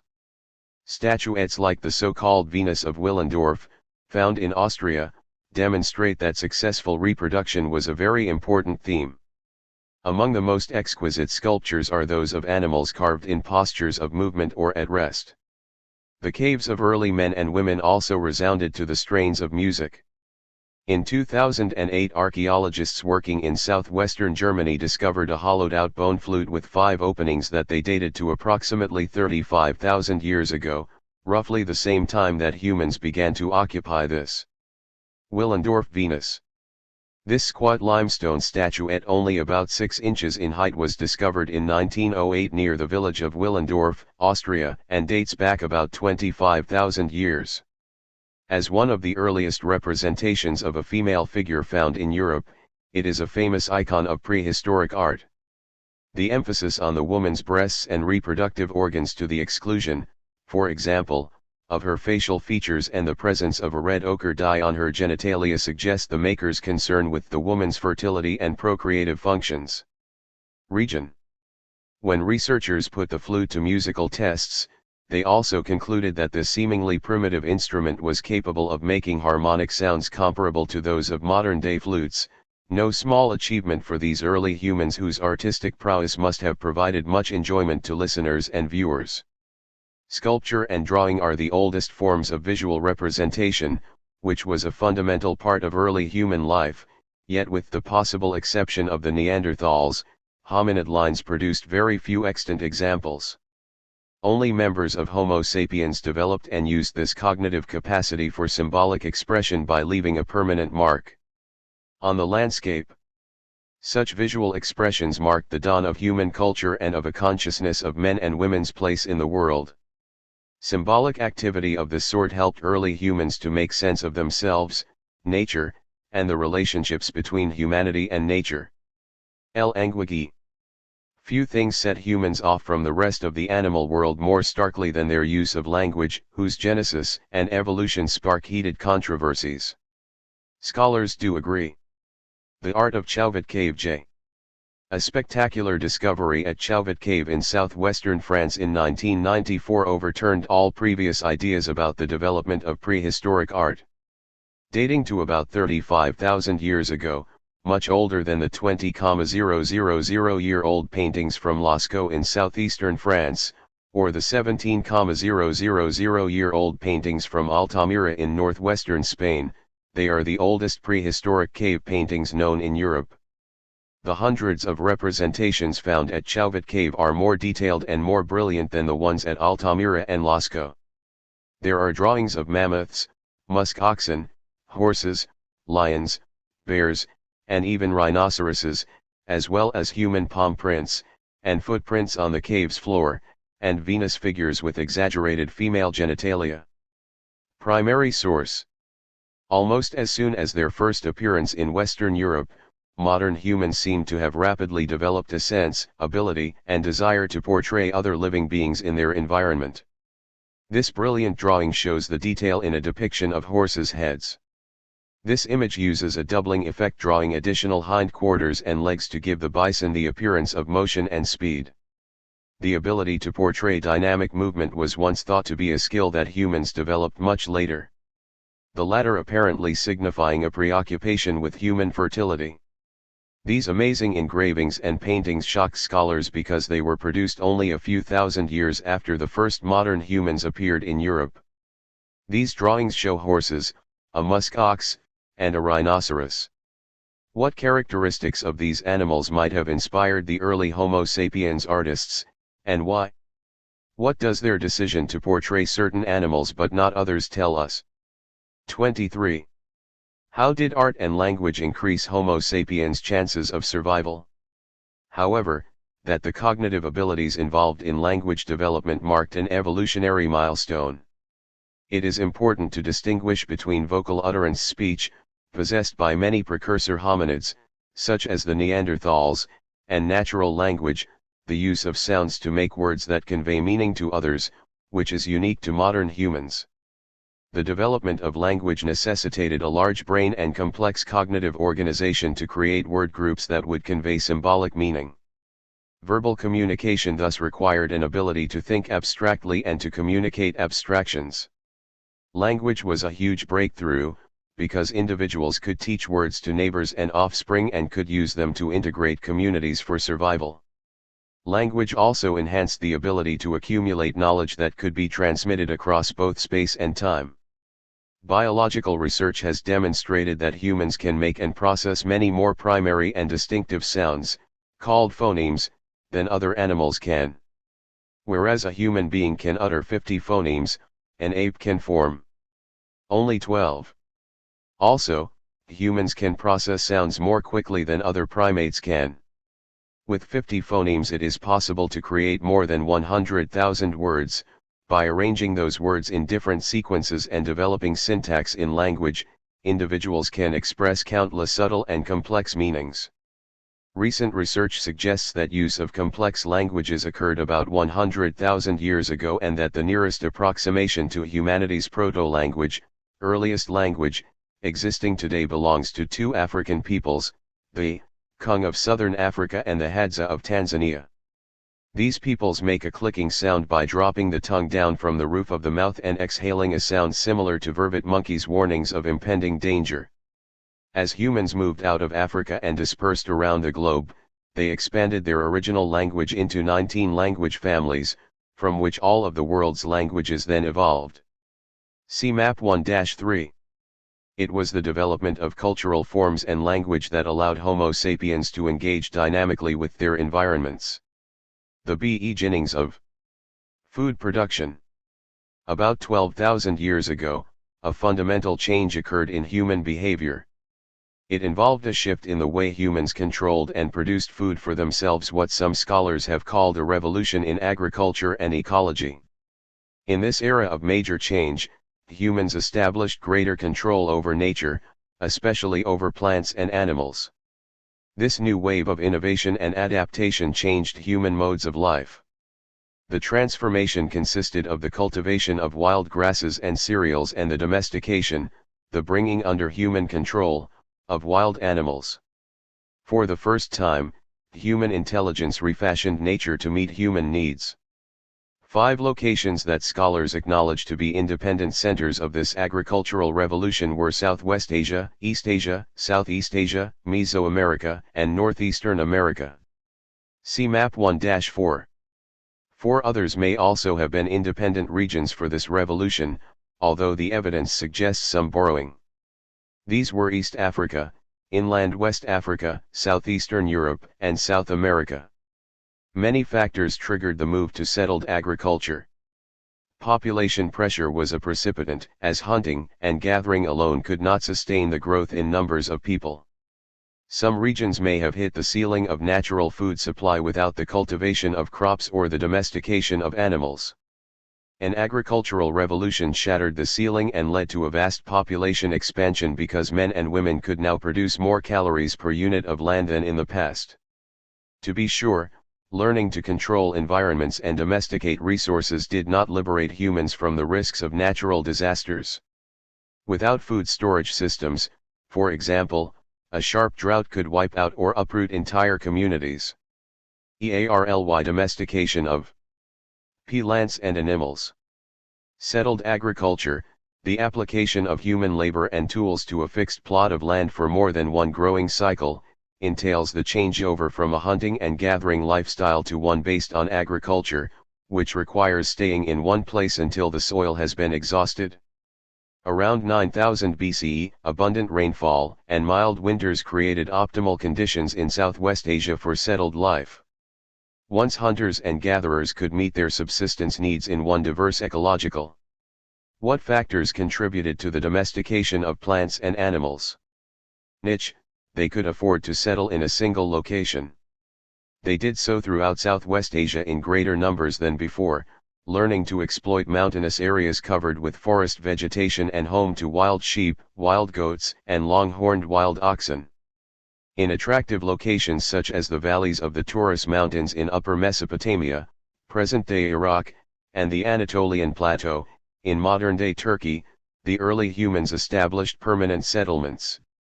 The formation of settled communities enabled humans to take advantage of favorable regions and to take risks, spurring agricultural innovation. In areas with abundant wild game and edible plants, people began to observe and experiment with the most adaptable plants. For ages, people gathered grains by collecting seeds that fell freely from their stalks. At some point, observant collectors perceived that they could obtain larger harvests if they pulled grain seeds directly from plants. The process of plant domestication probably began when people noticed that certain edible plants retained their nutritious grains longer than others, so they collected these seeds and scattered them across fertile soils. When ripe, these plants produced bigger and more concentrated crops. It took time to understand this process, but ultimately a community supporting this kind of innovation realized that it could sustain a larger population than its neighbors. Plant domestication occurred when the plant retained its ripe, mature seeds, allowing an easy harvest. People used most seeds for food but saved some for planting in the next growing cycle, to ensure a food supply for the next year. The gradual domestication of plants began in the southern Levant and spread from there into the rest of Southwest Asia. Domestication of animals. If dogs are a man's best friend, we are now beginning to learn how long and important that friendship has been.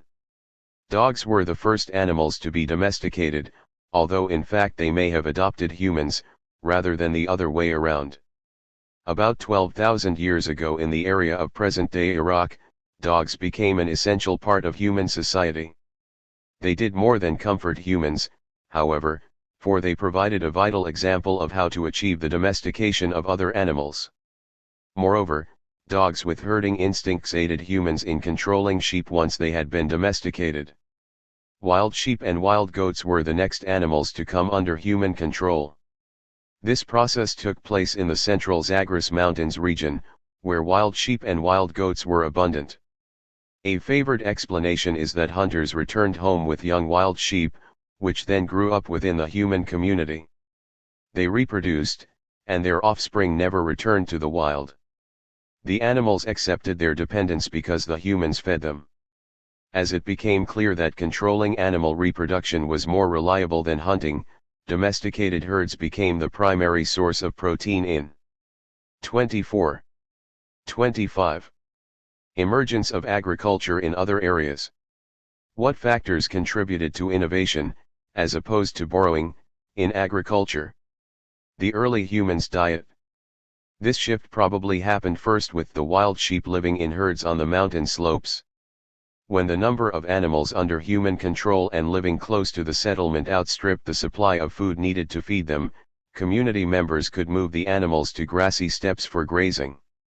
Later this lifestyle, called pastoralism, the herding of domesticated animals, became an important subsistence strategy that complemented settled farming. Pastoralists herded domesticated animals, moving them to new pastures on a seasonal basis. Goats, the other main domesticated animal of Southwest Asia, are smarter than sheep but more difficult to control. The pastoralists may have introduced goats into herds of sheep to better control herd movement.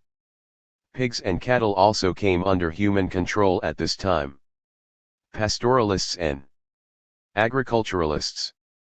The domestication of plants and animals offered new and powerful subsistence strategies that at first augmented and then replaced hunting, gathering, and foraging. Both of these new sources of food and raw materials required radically different ways to use the land, which in turn led to different modes of social, political, and economic organization.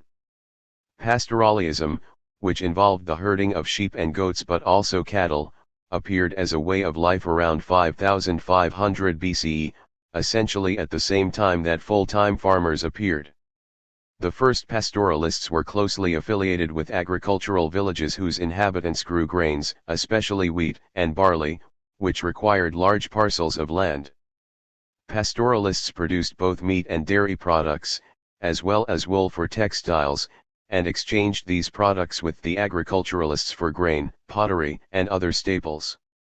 In the Fertile Crescent surrounding the Mesopotamian alluvium, many extended families farmed and herded at the same time, growing crops on large estates and grazing their herds in the foothills and mountains nearby.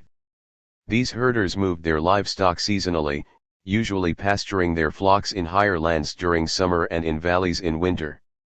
This movement over short distances is called transhumance and did not require herders to vacate their primary locations, which were generally in the mountain valleys. A quite different form of pastoralism, often called nomadic pastoralism, also based on the herding of cattle and other livestock, came to flourish in other settings, notably in the steppe lands north of the agricultural zone of southern Eurasia. This way of life was characterized by horse-riding herders of livestock. These herders often had no fixed home, unlike the transhumant herders of southwestern Asia, though they often returned to their traditional locations, but moved in response to the size and needs of their herds.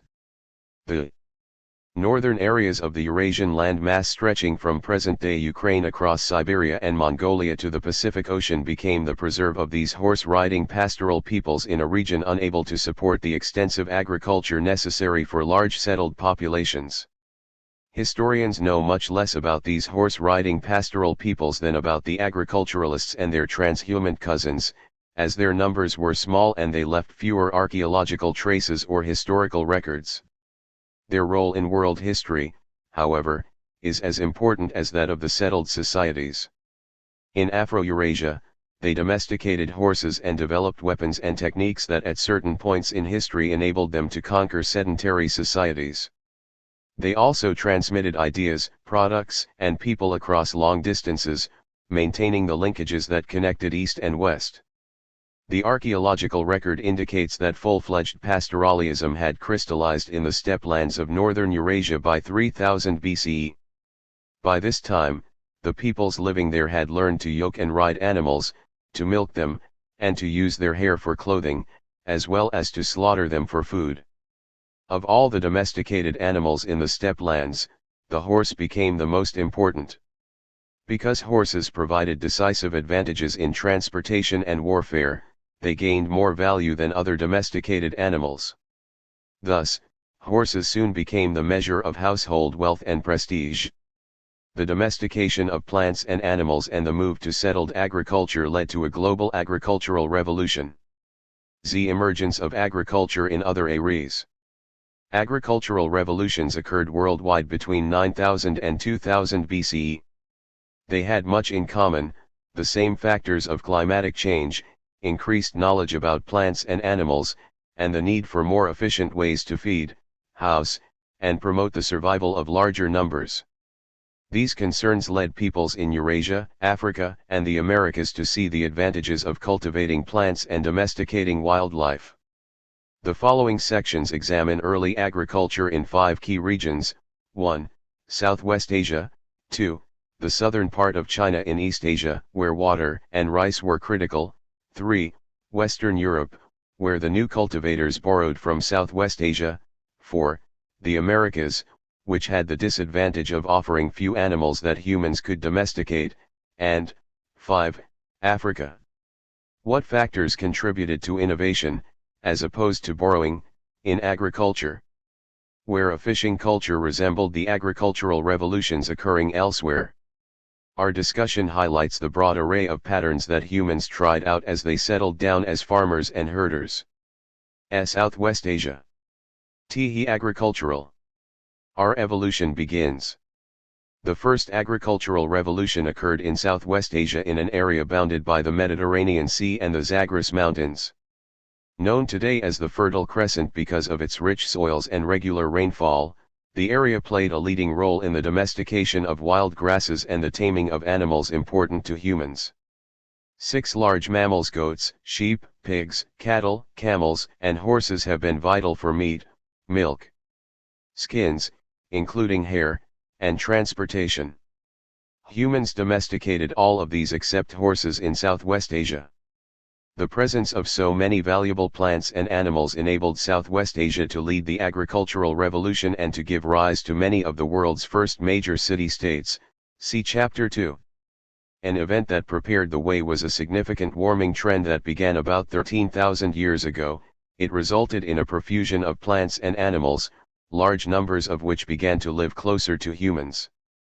Around 9000 BCE, in the southern corridor of the Jordan River Valley, humans began to domesticate the wild ancestors of barley and wheat.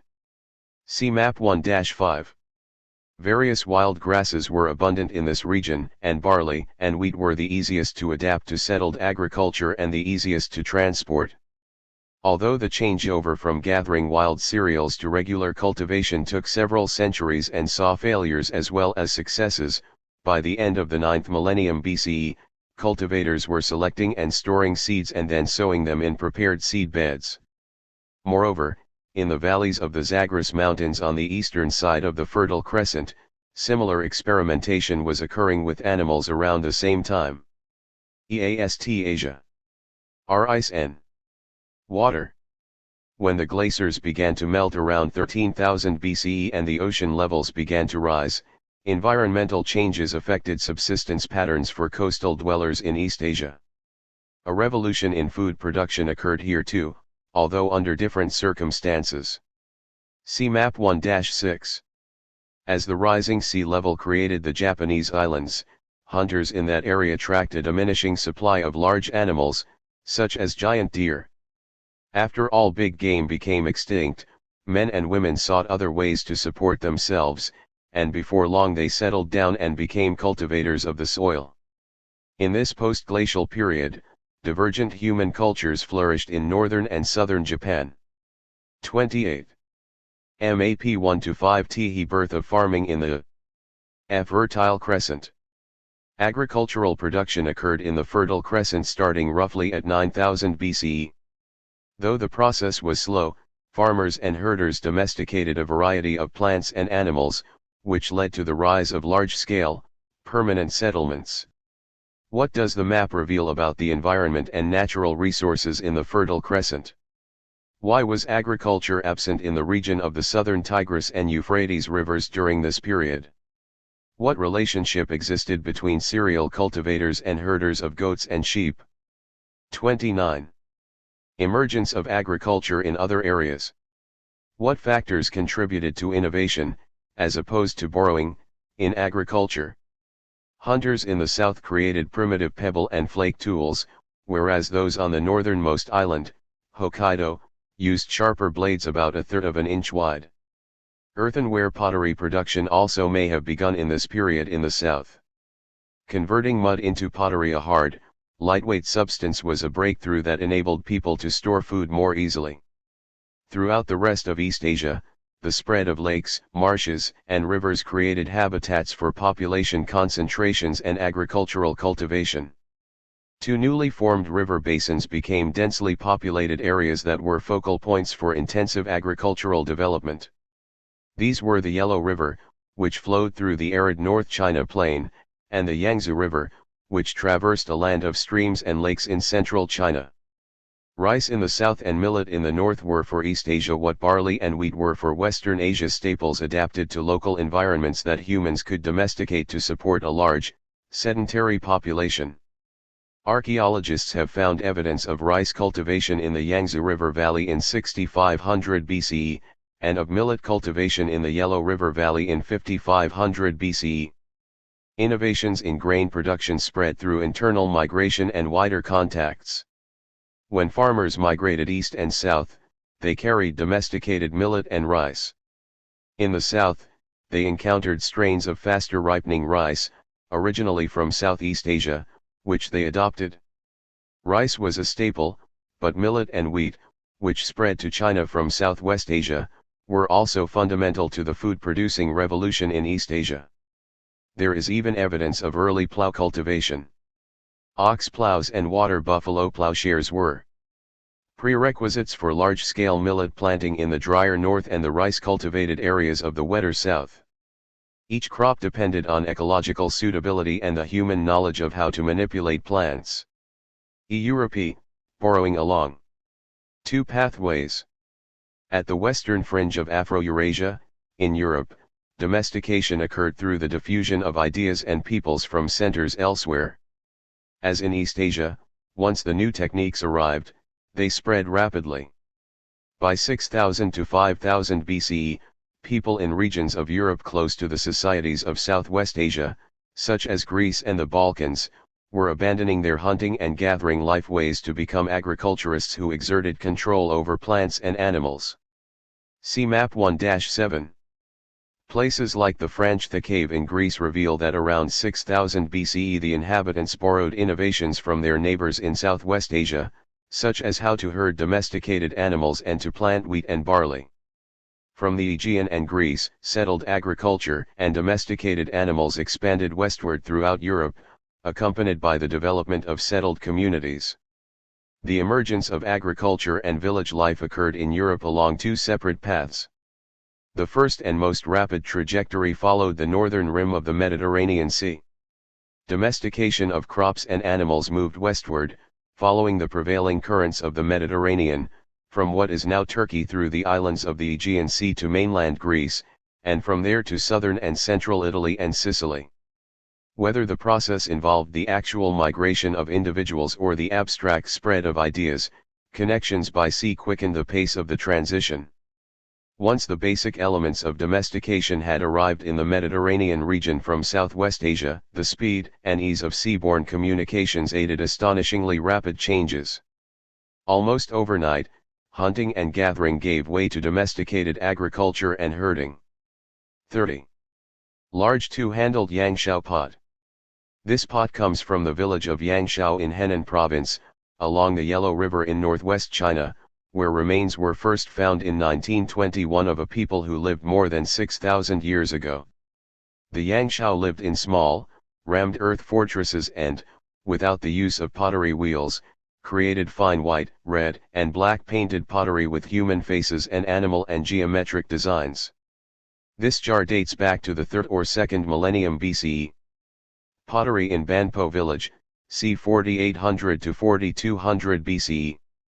This remarkable, intact village, one of the best-known ditch-enclosed settlements of Yangshao culture, provides us with clear evidence of a sophisticated agriculture based on millet and Chinese cabbage. One of China's first farming cultures, the people of Banpo interacted directly with other villages on the North China Plain and were indirectly in contact with peoples from as far away as Southeast Asia.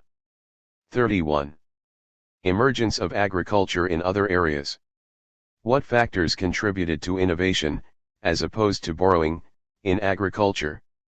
The second trajectory took an overland route, from Anatolia, across northern Greece into the Balkans, then northwestward along the Danube River into the Hungarian plain, and from there farther north and west into the Rhine River Valley in modern-day Germany. Change here likely resulted from the transmission of ideas rather than from population migrations, for community after community adopted domesticated plants and animals and the new mode of life. This route of agricultural development was slower than the Mediterranean route for two reasons. First, domesticated crops, or individuals who MAP 1-7 the esprit of agriculture in Europe. The spread of agricultural production into Europe after 7000 BCE represents geographic diffusion. Europeans borrowed agricultural techniques and technology from other groups, adapting those innovations to their own situations. Where did the ideas and techniques originate? Through what two pathways did agriculture spread across Europe? Did Europe's settled agricultural communities have different features from those that appeared in Southwest Asia, East Asia, and Africa? New types of wheat, barley, pigs, cows. New types of wheat, barley, sheep, goats. Agricultural diffusion. Knew about them, had to travel by land, as there were few large rivers like the Danube. Second, it was necessary to find new groups of domesticated plants and animals that could flourish in the colder and more forested lands of Central Europe. Agriculturalists here had to plant their crops in the spring and harvest in the autumn, rather than the other way around. Cattle rather than sheep became the dominant herd animals. In Europe, the main cereal crops were wheat and barley, and the main herd animals were sheep, goats, and cattle, all of which had been domesticated in Southwest Asia. Residents domesticated additional plants, such as olives and grape-producing vines, later. These fundamental changes did not bring dramatic material progress, however. The normal settlement in Europe at this time consisted of a few dozen mud huts. These settlements, although few, often comprised large long houses built of timber and mud, designed to store produce and to shelter animals during the long winters. Some settlements had 60 to 70 huts, in rare cases, up to 100. Hunting, gathering, and fishing still supplemented the new settled agriculture and the herding of domesticated animals. The innovators were dynamic in blending the new ways with the old. Consider that around 6000 BCE, hunter-gatherers in southern France adopted the herding of domesticated sheep, but not the planting of domesticated crops that would have conflicted with their preference for a life of hunting, which was a traditional part of their economy. By about 5000 to 4000 BCE, communities living in areas around rivers and in the large plains had embraced the new food-producing economy. Elsewhere, notably in the rugged mountain lands that still predominate in Europe's landscape, hunting and foraging remained humans' primary way of relating to nature. The transition to settled farming and herding brought an enormous rise in population, however. As agricultural communities supported more and more people, such communities became the dominant social organization. The Americas, ASL. Transition to agriculture. When people crossed Beringia and trekked southward through the Americas, they set off an ecological transformation but also adapted to unfamiliar habitats. The flora and fauna of the Americas were different enough to induce the early settlers to devise ways of living that distinguished them from their ancestors in Afro-Eurasia. Then, when the glaciers began to melt around 12,500 BCE and water began to cover the land bridge between East Asia and America, the Americas and their peoples truly became a whole world apart. Early humans in America used chipped blades and pointed spears to pursue their prey, which included mastodons, woolly mammoths, and bison. In doing so, they extended the hunting traditions they had learned in Afro-Eurasia, establishing campsites and moving with their herds. Researchers have named these hunters Clovis people because a site near Clovis, New Mexico, first yielded their typical arrowhead point. Their archaeological sites located all over North America contain the remains of their weaponry. See Limatic sea hang and adaptation. For many years, scientists thought that the Clovis communities had wiped out the large Ice Age mammals they found in America. Recent research suggests, though, that climatic change destroyed the indigenous plants and trees, the feeding grounds of large prehistoric mammals, and that abundant forage became scarce. The vast spruce forests that had fed the great mastodons, for instance, shrank into isolated pockets, leaving undernourished mastodons vulnerable to human and animal predators until they vanished. The tall grassland prairies gave way to areas with short grass.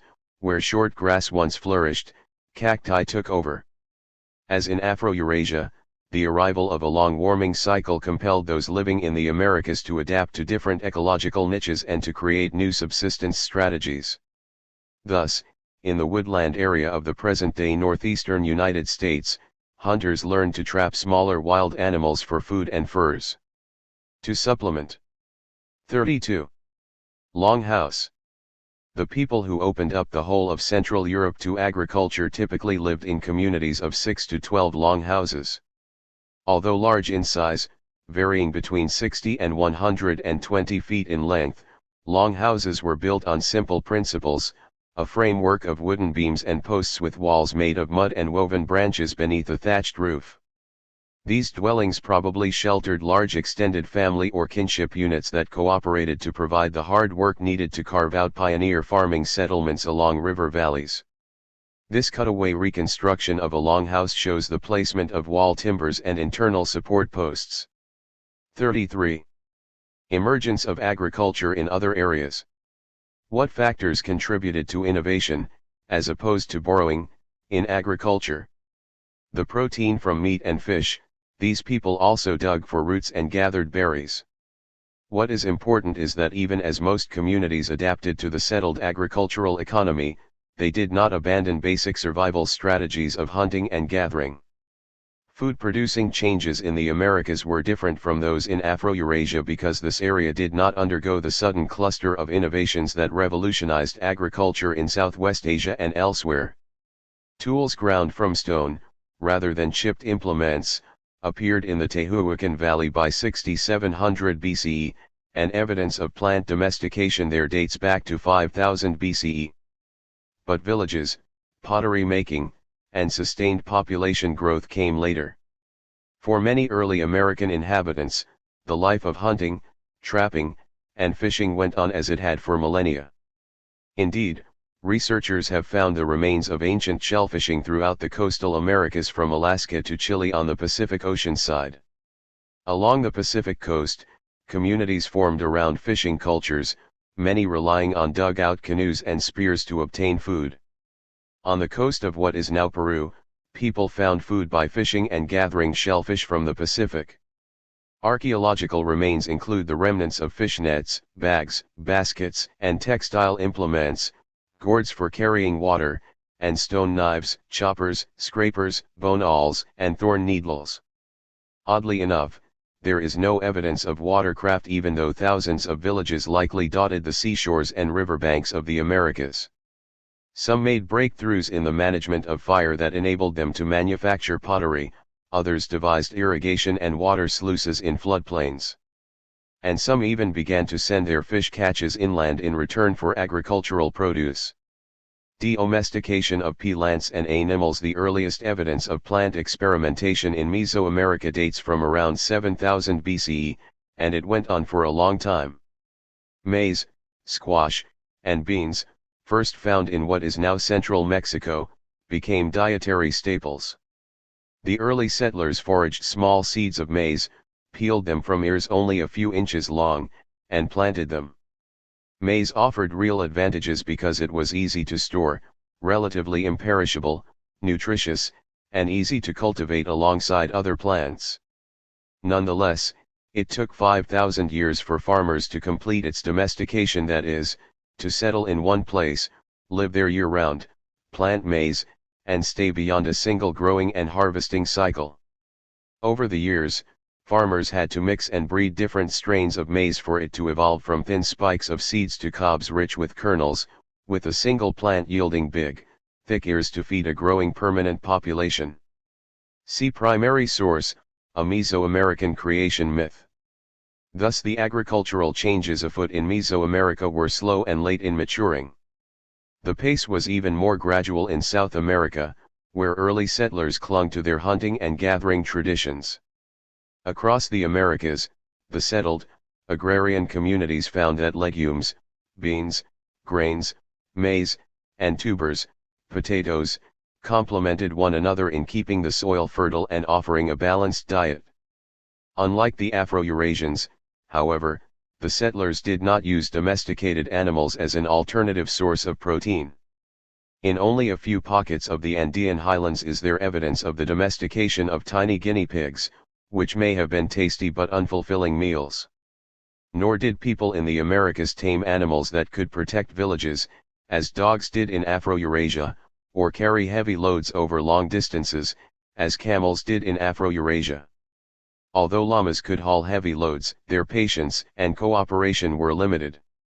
Considered at best semi-domesticates, llamas were mainly useful for clothing.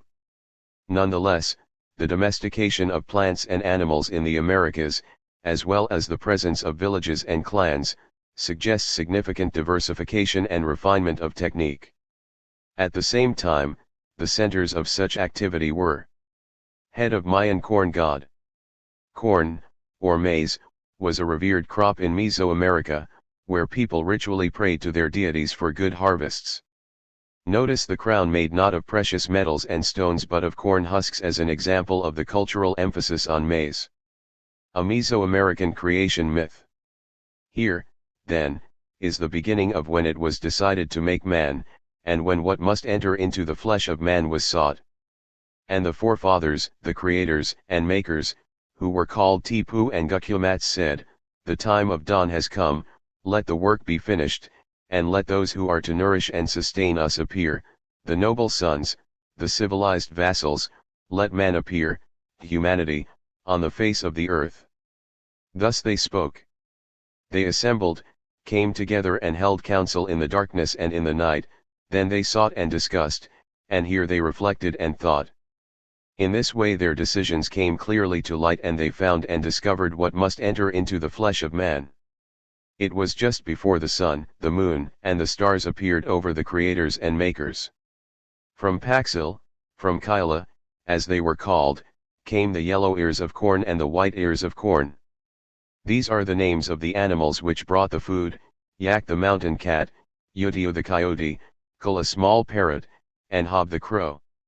These four animals gave tidings of the yellow ears of corn and the white ears of corn. They told them that they should go to Paxil and they showed them the road to Paxil. And thus they found the food, and this was what went into the flesh of created man, the made man, this was his blood, of this the blood of man was made. So the corn entered into the formation of man by the work of the forefathers. Asterisk asterisk asterisk. The animals showed them the road. And then grinding the yellow corn and the white corn, Smukane made 9 drinks, and from this food came the strength and the flesh, and with it they created the muscles and the strength of man. This the forefathers did, Tipu and Gukyamats, as they were called. After that they began to talk about the creation and the making of our first mother and father. Of yellow corn and of white corn they made their flesh, of cornmeal dough they made the arms and the legs of man. Only dough of cornmeal went into the flesh of our first fathers, the 4 men, who were created. Asterisk asterisk asterisk. It is said that they only were made and formed, they had no mother, they had no father.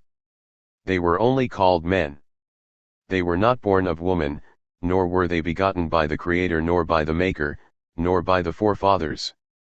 Only by a miracle, by means of incantation were they created and made by the Creator, the Maker, the forefathers, Tipu and Gukyamats. And as they had the appearance of men, they were men, they talked, conversed, saw and heard, walked, grasped things, they were good and handsome men, and their figure was the figure of a man. They were endowed with intelligence, they saw and instantly they could see far, they succeeded in seeing, they succeeded in knowing all that there is in the world. When they looked, instantly they saw all around them, and they contemplated in turn the arch of heaven and the round face of the earth. The things hidden in the distance they saw all, without first having to move, at once they saw the world, and so, too, from where they were, they saw it. Great was their wisdom, their sight reached to the forests, the rocks, the lakes, the seas, the mountains, and the valleys. In truth, they were admirable men, Balam Quitza, Balam Akab, Mahukita, and Iki Balam. Then the Creator and the Maker asked them, "What do you think of your condition? Do you not see? Do you not hear? Are not your speech and manner of walking good? Look, then. Contemplate the world, look and see if the mountains and the valleys appear. Try, then, to see," they said to the 4 first men. And immediately they the 4 first men began to see all that was in the world. Then they gave thanks to the Creator and the Maker, "We really give you thanks," 2 and 3 times. From what material did the creators make living creatures? Why do you think they chose this material? What commands did the Creator and the Maker convey to the first men? Why do you think this is significant? Source: Popolva, the Sacred Book of Ancient Kishmaya, trans. Delia Getz and Sylvanus G. Morley, pages 165 to 67. Reprinted with permission of University of Oklahoma Press. J. There are very few extant texts from indigenous peoples of the Americas before the time of European conquest and colonization. The Popolva is an extraordinary exception. Representing a whole body of mythological and historical narratives, it explained the elements of Mayan cosmology and established the Mayan right to rule by virtue of their descent from gods, although some scholars dispute this interpretation. Primary source. Many, scattered, and more isolated than those in Afro-Eurasia and thus more narrowly adapted to local geographical climatic conditions, with little exchange among them. This fragmentation in migration and communication was a distinguishing force in the gradual pace of change in the Americas, and it contributed to their taking a path of development separate from Afro-Eurasia's. Africa, THRACE. With the Sahara. Some societies, like those in Southwest Asia and East Asia, were innovators, while others, like those in Europe, were borrowers. What about Africa, where the story began? The evidence for settled agriculture in different regions there is uncertain. Most scholars think that the Sahel area, spanning the African landmass just south of the Sahara Desert, was most likely where hunters and gatherers became settled farmers and herders without any borrowing. In this area, an apparent move to settled agriculture, including the domestication of large herd animals, occurred 2 millennia before it did along the Mediterranean coast in North Africa. In fact, the Sahel agricultural revolution was so early that it cannot serve as an example of diffusion from Southwest Asia via the Nile River Valley. From this innovative heartland, Africans carried their agricultural breakthroughs across the landmass. It was in the wetter and more temperate locations of the vast Sahel, particularly in mountainous areas and their foothills, that villages and towns developed. These regions were lush with grassland vegetation and teeming with animals. Before long, the inhabitants had made sorghum, a cereal grass, their principal food crop. Residents constructed stone dwellings, underground wells, and grain storage areas. In one such population center, 14 circular houses faced each other to form a main thoroughfare, or a street. Recent archaeological investigations have unearthed remarkable rock engravings and paintings, one often composed on top of another, filling the cave dwellings' walls. Many images portray in fascinating detail the changeover from hunting and gathering to pastoralism. Caves abound with pictures of cattle. North African cave painting. This cave painting comes from Tassili and Ager, highlands in the Sahara Desert and dates from the 2nd millennium BCE.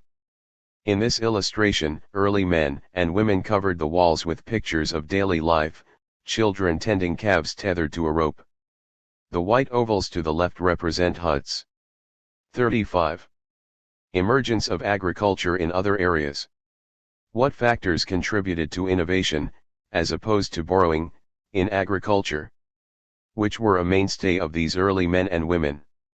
The cave illustrations also depict daily activities of men and women living in conical huts, doing household chores, crushing grain on stone, and riding bareback on oxen, with women always sitting behind the men.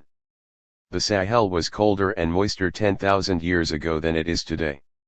As the world became warmer and the Sahara Desert expanded, around 4,000 years ago this region's inhabitants had to disperse and take their agricultural and herding skills into other parts of Africa. See Map 1-8. Some went south to the tropical rainforests of West Africa, while others trekked eastward into the Ethiopian highlands. In their new environments, farmers searched for new crops to domesticate. The rainforests of West Africa yielded root crops, particularly the yam and cocoa yam, both of which became the principal life-sustaining foodstuffs. The enset plant, similar to the banana, played the same role in the Ethiopian highlands. Revolutions in social organization. With the domestication of plants and animals came settlement in agricultural villages. These villages were near fields for accessible sowing and cultivating, and near pastures for herding livestock. Villagers collaborated to clear fields, plant crops, and celebrate rituals in which they sang, danced, and sacrificed to nature and the spirit world for fertility, rain, and successful harvests. They also produced stone tools to work the fields, and clay and stone pots or woven baskets to collect and store the crops. As populations grew and lands yielded surplus food, some villagers became craft workers, devoting their time to producing pottery, baskets, textiles, or tools, which they could trade to farmers and pastoralists for food. Craft specialization and the buildup of surpluses contributed to early social stratification, as some people accumulated more land and wealth while others led the rituals and sacrifices. Settlement in villages. The earliest dwelling places of the first settled communities were simple structures, circular pits with stones piled on top to form walls, with a cover stretched above that rested on poles. Social structures were equally simple, being clan-like. How did agricultural revolutions change human relations? And based on kinship networks. With time, however, population growth enabled clans to expand. As the use of natural resources intensified, specialized tasks evolved and divisions of labor arose. Some community members procured and prepared food, others built terraces and defended the settlement. Later, residents built walls with stones or mud bricks and clamped them together with wooden fittings. As construction techniques changed, houses changed from the traditional circular plan to a rectangular one. Because the rectangular shape does not exist in nature, it is a truly human mark on the landscape. This new shape reflected new attitudes and social behaviors. In rectangular houses, walls did more than support and protect, they also divided and separated. The introduction of interior walls meant that family members gained separate spaces and that privacy improved. Human relations would never be the same as they had been in the relatively egalitarian arrangements of the mobile hunters and gatherers. Although the food-producing changes were gradual and dispersed, a few communities stand out as pioneers in the long transition from hunting and gathering to agrarian and pastoral life. Around Wadi en-Natif, located about 10 miles from present-day Jerusalem, a group of people known historically as Natufians began to dig sunken pit shelters and to chip stone tools around 12,500 BCE. Over the next 2 millennia these bands stayed in one place, improving their tool-making techniques, building circular shelters, and developing various ways to preserve and prepare food. They dwelled in solid structures, buried their dead, and harvested grains. Although they did not plant seeds and did not give up hunting, their increasing knowledge of wild plants paved the way for later breakthroughs. It was only a matter of time before the full transition to settled agriculture and full-scale pastoralism took place. As noted above, the agricultural revolution spread in all directions. In the highlands of eastern Anatolia, the area encompassing modern-day Turkey, large settlements clustered around monumental public buildings with impressive stone carvings that reflect a complex social organization. In central Anatolia, at the site of Çatalhöyük, a dense honeycomb settlement featured rooms covered with wall paintings and sculptures of wild bulls, hunters, and pregnant women. The use of art and imagery to express consciousness of self, to provide identity, and to master the powerful forces of the cosmos is a human characteristic originating with the early cave artists. The difference now was that men and women made their own structures where they worshipped the forces of nature and the spirit world, interacting with one another according to rituals that defined their place in society. After 5500 BCE, people moved into the river valley in Mesopotamia, in present-day Iraq, along the Tigris and Euphrates rivers, and small villages began to appear. They collaborated to build simple irrigation systems to water their mothering and lactation. Is sex destiny? When this question is posed, it's a safe bet that the underlying agenda has to do with what women should be doing. Should they be home caring for their children or off pursuing other interests? A comparative look at other creatures that, like humans, breed cooperatively and share responsibilities for rearing young with other group members reveals that sex per se is not the issue. Lactation is. Caretakers of both sexes, wet nurses, even daycare, none of these are uniquely human, nor particularly new. They are standard features of many cooperatively breeding species. As we saw, cooperative breeding is exquisitely well developed in insects such as honeybees and wasps. Shared provisioning is also common among birds such as acorn woodpeckers, bee-eaters, dun-auks, and scrub jays. Although cooperative breeding is uncommon among mammals generally, it is richly developed in species such as wolves, wild dogs, dwarf mongooses, elephants, tamarins, marmosets, and humans. In all these animals, individuals other than the mother, allomothers, help her provision or otherwise care for her young.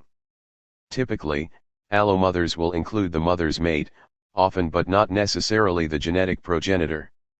Individuals other than either parent, alloparents, also help. These helpers are most often recruited from kin who are not yet ready to reproduce themselves, or from subordinates who do not currently or may never have better options. In the human case, the most important alloparents are often older, post-reproductive relatives who have already reproduced. Among mammals, the trend toward having young who require costly long-term care began modestly enough. It probably began with an egg-laying brooding reptile that started to secrete something milk-like. Such egg-layers gradually developed glands especially equipped for milk production. Only among mammals did one sex come to specialize in manufacturing custom-made baby formula, to provide something critical for infant survival that the other sex could not. This peculiarity has had many ramifications, especially as infants became dependent for longer periods in the primate line.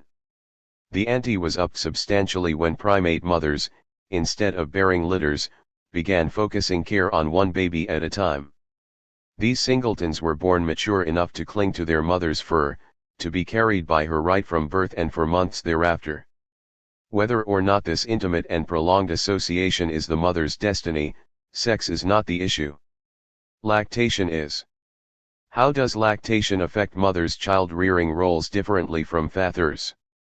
Why is the difference more marked among humans than among other species? Source: From Mother Nature by Sarah Blaffer HRDY, copyright 1999 by Sarah Blaffer HRDY. Published by Chatto and Windus. Used by permission of Pantheon Books, a division of Random House Incorporated, and the Random House Group Ltd. J. One of the dividing lines among all animals, humans included, involves child rearing and the division of labor between mothers and fathers. This text argues that lactation, milk production, became a major factor shaping the social roles of primate mothers. Primary source. 39. Revolutions in social organization. How did agricultural revolutions change human relations? Fields. Perhaps because of the increased demands for community work to maintain the irrigation systems, the communities in southern Mesopotamia became stratified, with some people having more power than others. We can see from the burial sites and myriad public buildings uncovered by archaeologists that for the first time, some people had higher status derived from birth rather than through the merits of their work. A class of people who had access to more luxury goods, and who lived in bigger and better houses, now became part of the social organization. It is important to emphasize that changes arising from agriculture enabled larger numbers of people to live in denser concentrations, and the household with its dominant male replaced the small, relatively egalitarian band as the primary social unit. Men, women, and evolving gender relations. One of the fundamental divisions evident in the fossil remains of early hominids and humans is the division between males and females. This observation raises questions about the relationships between the sexes in prehistoric times. For millions of years, biological differences, the fact that females give birth to offspring and that males do not, determine female and male behaviors and attitudes toward each other. Thus it is incorrect to think of these biologically based sexual relations as gender, social and cultural, relations. One can speak of the emergence of gender relations and roles only with the appearance of modern humans, Homo sapiens, and, perhaps, Neanderthals. Only when humans began to think in complex symbolic ways and give voice to these perceptions in a spoken language did true gender categories as man and woman crystallize. As these cultural aspects of human life took shape, the distinction between men and women, rather than between males and females, arose. At that point, around 150,000 years ago, culture joined biology in governing human interactions. See primary source, mothering and lactation. Gender roles became more pronounced during the gradual transition to an agriculturally based way of life. As human communities became larger, more hierarchical, and more powerful, the rough gender egalitarianism of hunting and gathering societies eroded.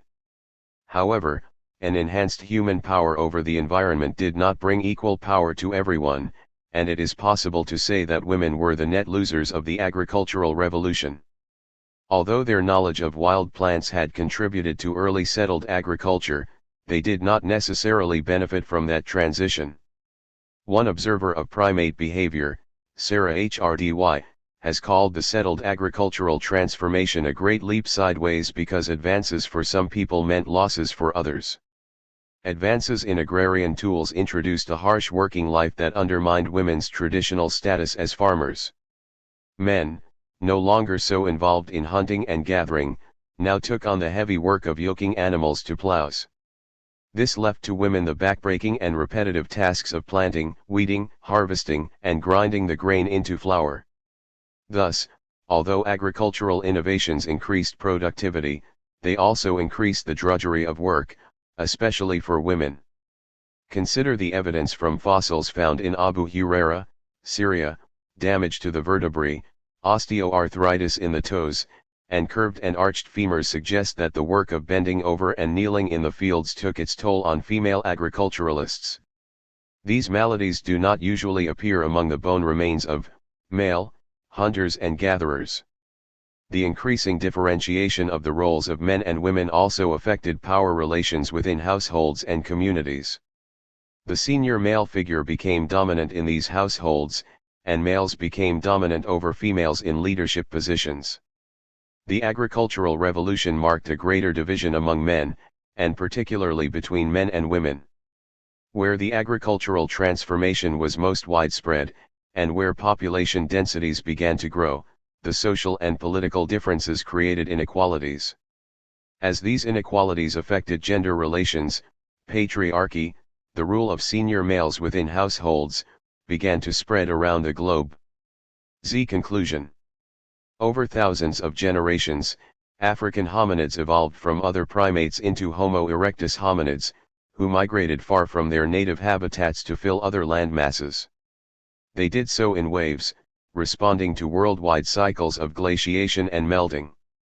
These human predecessors had some features in common with modern humans: Homo sapiens. They stood erect on 2 feet, made stone tools, lived in extended families, and, to a certain extent, communicated with one another, by means other than language.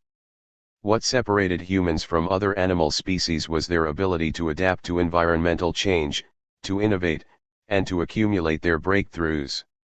Homo sapiens, who had greater cognitive skills than other hominids had, also emerged in Africa and migrated out of Africa about 100,000 years ago. Since Homo sapiens had greater adaptive skills, they were better prepared to face the elements when a cooling cycle returned, and eventually they eclipsed their genetic cousins. One critical variable was their ability to use language to engage in abstract, representational thought, and to convey the lessons of experience to their neighbors and descendants. As modern humans stored and shared knowledge, their adaptive abilities increased. Another remarkable development was the use of art to portray the world around them and to locate themselves within it. Although modern men and women shared an African heritage, these individuals adapted over many millennia to the environments they encountered as they began to fill the Earth's corners. Some settled near lakes and took to fishing, while others roamed the northern steppes hunting large mammals. No matter where they went, their dependence on nature yielded broadly similar social and cultural structures. It took another warming cycle for people ranging from Africa to the Americas to begin putting down their hunting weapons and start domesticating animals and plants. The changeover to settled agriculture was not uniform worldwide, although there were some common features.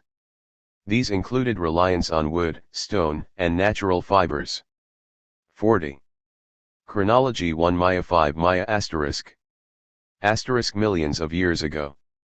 3 Maya Australopithecus africanus hominid species appears 2.5 Maya Homo habilis appears 2.5 to 1 Maya Homo erectus appears and migrates beginnings of Ice Age across the northern hemisphere.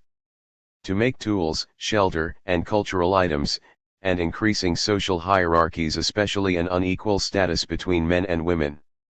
As communities became more settled, though, the world's regions began to vary as humans learned to modify nature to fit their needs. The varieties of animals that they could domesticate and the differing climatic conditions and topography that they encountered shaped the ways in which people drifted apart in spite of their common origins. One important commonality remained: there was a limit to the scale and complexity of settlements and communities. As a result, most people continued a life of foraging for food. Villages grew, but they did not become cities. Peoples moved across mountains or deserts to find fresh pastures for their animals, richer lands for their crops, or new waters where fish were spawning. The remains of rudimentary pottery, tools, and dwellings reflect worlds that were rural, socially egalitarian, and dependent on the natural flow of fresh water and the natural fertility of soils. As we will see in Chapter 2, another round of technical advances was necessary before humans could further change their relationship to nature and create the foundations for complex societies. Review and research materials are available at StudySpace, onorto.com/studispace. KEYTERMS. Adaptation, p9. Australopithecines, p8. Bipedalism, p9. Cognitive skills, p9. Domestication, p24. Evolution, p4. Hominid, p7. Homo erectus, p13. Homo habilis, p13. Homo sapiens, p15. Hunting and gathering, p19. Innovation, p11. Language, p23. Migration, p14. Pastoralism, p25. Settled agriculture, p24. Species, p8. 41. Study questions. Studi questions. 1. Explain how evolutionary biologists and archaeologists working in recent decades have transformed our understanding of human origins. What tools and discoveries led them to their conclusions? 2. Describe the evolutionary process through which Homo sapiens emerged. Was it a linear progression? 3. Identify the advantages that language and symbolic art gave Homo sapiens over other species. What can modern observers learn about early humans by studying their artistic expressions? 4. List the 9 regions where agricultural production first emerged. What common factors in all these places facilitated the domestication of plants and animals? 5. Why did the first agricultural breakthrough occur in Southwest Asia? 6. Analyze the advantages and disadvantages of agricultural production versus nomadic foraging. How were agricultural or pastoral communities different from those of hunters and gatherers?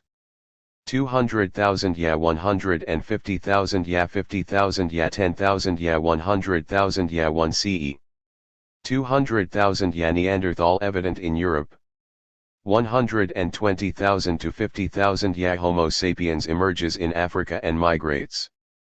30,000 cave art develops in Europe. 18,000 human migration from Afro-Eurasia to Americas begins. 16,000 to 10,000 BCE Ice Age. 9,000 BCE beginnings of agricultural revolution in Southwest Asia. 6,500 BCE millet cultivation in Yellow River Valley develops. 5,500 BCE rice cultivation in Yangtze River Valley develops. 6,700 to 2000 BCE domestication of plants and animals begins. 6,000 to 5,000 BCE agricultural settlements using Southwest Asian domestic ants emerges. 3000 BCE pastoralism begins in Inner Asia. 2000 BCE maize cultivation emerges in central Mexico years ago.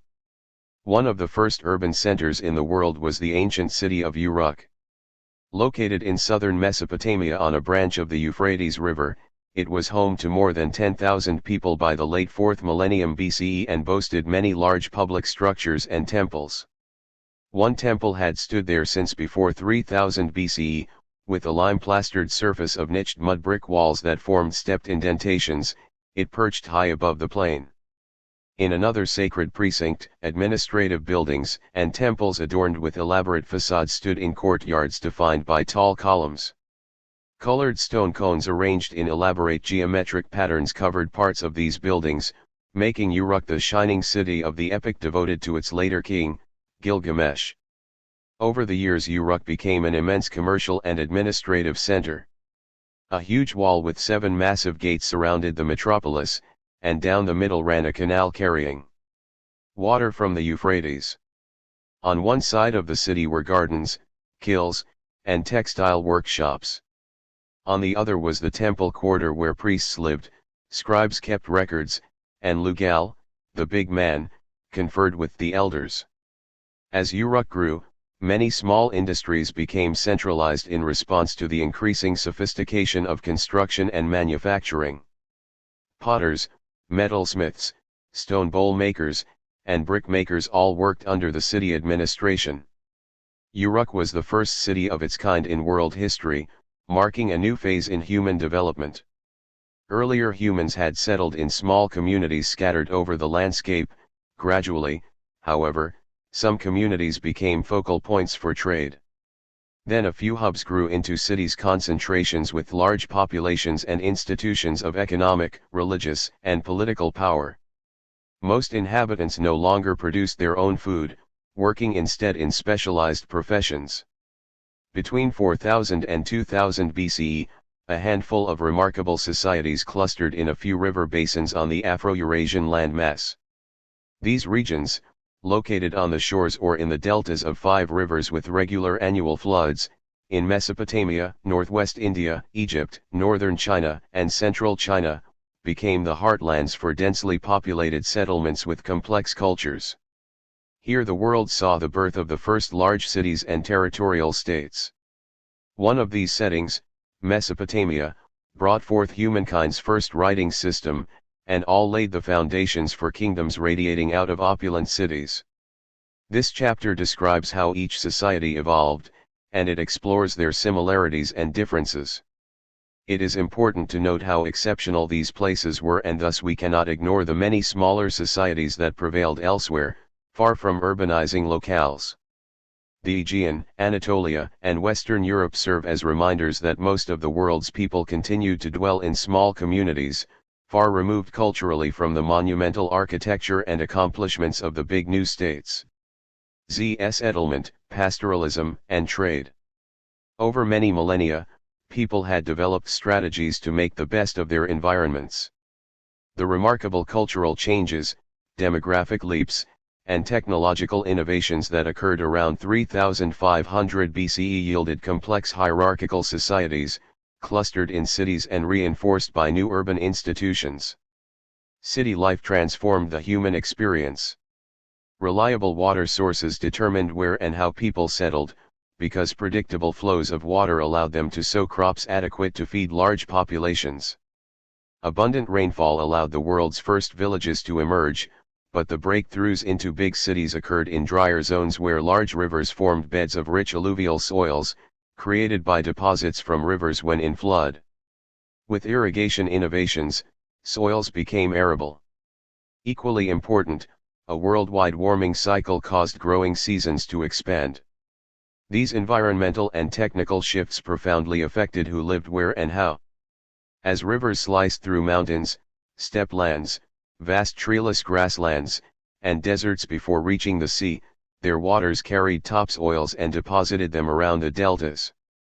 The combination of fertile soils, water for irrigation, and availability of domesticated plants and animals made each river basin, an area drained by a river, including all its.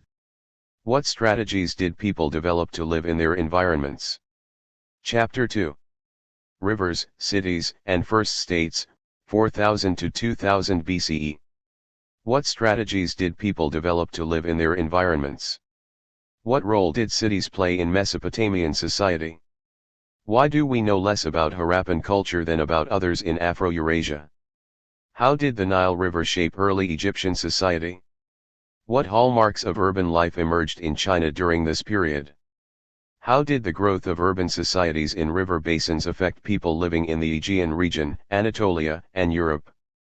Tributaries, attractive for human habitation. Here, cultivators began to produce agricultural surpluses to feed the city dwellers. With cities came greater divisions of labor, as dense settlement enabled people to specialize in making goods for the consumption of others. Weavers made textiles, potters made ceramics, and jewelers made precious ornaments. Soon these goods found additional uses in trade with outlying areas. And as trade expanded over longer distances, raw materials such as wool, metal, timber, and precious stones arrived in the cities. These materials served in the construction and decoration of city walls, temples, and palaces, as well as in the fashioning of tools and weapons. One of the most coveted metals was copper, easily smelted and shaped, not to mention shiny and alluring. It became the metal of choice for charms, sculptures, and valued commodities. When combined with arsenic or tin, copper hardens and becomes bronze, which is useful for tools and weapons. For this reason the New Age is often called a Bronze Age, though the term simplifies the breadth of the breakthroughs. Early Cities along river basins. The material and social advances of the early cities occurred in a remarkably short period from 4000 to 2000 BCE in three locations: the basin of the Tigris and Euphrates rivers in central Southwest Asia, the Indus River basin in northwestern South Asia, and the northern parts of the Nile River flowing toward the Mediterranean Sea. See Map 2-1. In these regions humans farmed and fed themselves by relying on intensive irrigation agriculture. Gathering in cities inhabited by rulers, administrators, priests, and craft workers, they changed their methods of organizing communities by obeying divinely inspired monarchs and elaborate bureaucracies. They also transformed what and how they worshipped, by praying to zoomorphic and anthropomorphic gods, taking the form and personality of animals and humans, who communicated through kings and priests living in palace complexes and temples.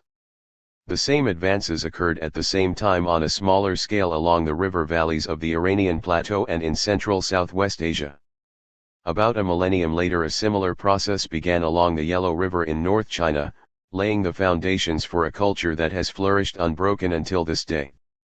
As people congregated in cities, new technologies appeared. The wheel, for example, served both as a tool for mass-producing pottery and as a key component of vehicles used for transportation. At first vehicles were heavy, using 4 solid wooden wheels drawn by oxen or onagers, Asian wild asses. 2 other technologies, metallurgy and stoneworking, provided luxury objects and utilitarian tools.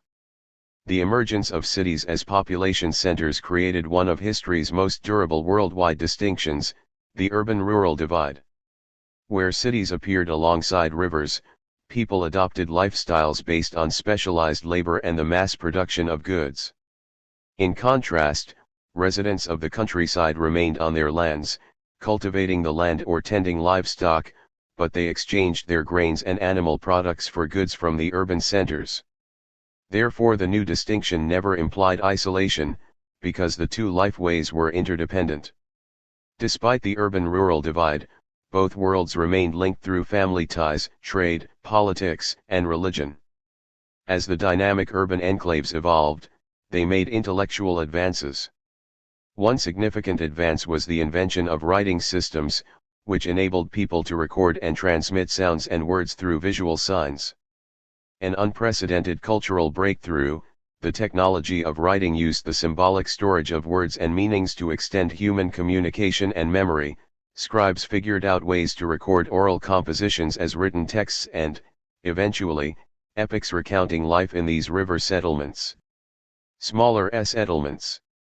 Around 3500 BCE. Around 3500 BCE, most people worldwide were living in small villages close to the animals and plants they used for food. As they hunted, gathered, fished, and cultivated plants, they formed small, egalitarian communities organized on the basis of clan and family allegiances. They used tools made of wood and slash or stone, and carried gourds to transport food and water. In some locations, artisans formed and fired clay to make vessels for storing and preparing food. In other locations, craft workers pounded native copper into small items of personal adornment. As the population in certain areas increased, divisions between artisans and manual laborers emerged, community life became more hierarchical, and villages grew into towns. The Americas. In certain places, environmental factors limited the size of human settlements. Here the techniques of food production and storage, transportation, and communication restricted the surpluses for feeding those who did not work the land. Thus these communities did not grow in size and complexity. For example, in the Chicama Valley of Peru, which opens onto the Pacific Ocean, people still nestled in small coastal villages to fish, gather shellfish, hunt, and grow beans, chili peppers, and cotton, to make twine textiles, which they dyed with wild indigo. By around 3500 BCE, these fishermen abandoned their cane and adobe homes for sturdier houses, half underground, on streets lined with cobblestones. Hundreds if not thousands of such villages dotted the seashores and riverbanks of the Americas. Some made the 45. Settlement, pastoralism, and trade. What strategies did people develop to live in their environments? Desert. Pastoral belt, steppe lands. Tropical rainforest. Agricultural society 3000 BCE. Riverine societies, early cities. Widespread village culture. 47. Settlement, pastoralism, and trade. What strategies did people develop to live in their environments? Technological breakthroughs required to produce pottery, others devised irrigation systems and water sluices in floodplains, areas where rivers overflowed and deposited fertile soil. Some even began to send their fish catches inland in return for agricultural produce. In the remains of these villages, archaeologists have recovered temples, fire pit chambers, and tombs that reveal an elaborate religious life. These ceremonial structures highlighted communal devotion and homage to deities, and rituals to celebrate birth, death, and the memory of ancestors. In the Americas, the largest population center was in the valley of Tehuacan, near modern-day Mexico City. Here the domestication of corn created a subsistence base that enabled people to migrate from caves to a cluster of pit-house villages that supported a growing population. By 3500 BCE the valley held nothing resembling a large city, although it teemed with inhabitants. People lived in clusters of interdependent villages, especially on the lake shores. Here was a case of high population density, but not urbanization. Sub-Saharan Africa. The same pattern occurred in sub-Saharan Africa, where the population grew but did not concentrate in urban communities. About 12,000 years ago, when rainfall and temperatures increased, small encampments of hunting, gathering, and fishing communities congregated around the large lakes and rivers flowing through the region that would later become the Sahara Desert. Elephants, rhinoceroses, gazelles, antelopes, lions, and panthers roamed, posing a threat but also providing a source of food. Over the millennia, in the wetter and more temperate locations of this vast region, particularly the upland massifs, mountains, and their foothills, permanent villages emerged. As the Sahara region became drier, people moved to the desert's edges, to areas along the Niger River and the Sudan. Here they grew yams, oil palms, a tree whose fruit and seeds produce oil, and plantains, a fruit similar to bananas. In the savanna lands that stretched all the way from the Atlantic Ocean in West Africa to the Nile River basin in present-day Sudan, settlers grew grains such as millet and sorghum, which spread from their places of origin to areas along the lands surrounding the Niger River basin. Residents constructed stone dwellings and dug underground wells and food storage areas. As an increasing population strained resources, groups migrated south toward the Congo River and east toward Lake Nyanza, where they established new farms and villages. Although population centers were often hundreds or thousands of miles apart and were smaller than the urban centers in Egypt and Mesopotamia, they maintained trading and cultural contacts. We know of their connection because villagers from the area spanning present-day Mali in the west to present-day Kenya in the southeast used the same style of pottery, characterized by bowls with rounded bottoms and wavy decorations. Pastoral nomadic communities. Around 3500 BCE, Afro-Eurasia witnessed the growth and spread of pastoral nomadic communities. The transhumant herder communities that had appeared in Southwest Asia around 5500 BCE, see Chapter 1, continued to be small and their settlements impermanent. They lack substantial public buildings or infrastructure, but their seasonal moves were stable. Across the vast expanse of Afro-Eurasia's great mountains and its desert barriers, and from its steppe-lands ranging across inner and central Eurasia to the Pacific Ocean, these transhumant herders lived alongside settled agrarian people, especially when occupying their lowland pastures. They traded meat and animal products for grains, pottery, and tools produced in the agrarian communities. In the arid environments of Inner Mongolia and Central Asia, transhumant herding and agrarian communities initially followed the same combination of herding animals and cultivating crops that had proved so successful in Southwest Asia. However, because the steppe environment could not support large-scale farming, these communities came to focus on animal breeding and herding. As secondary pursuits, they continued to fish, hunt, and farm small plots in their winter pastures. Their economy centered on domesticated cattle, sheep, and horses.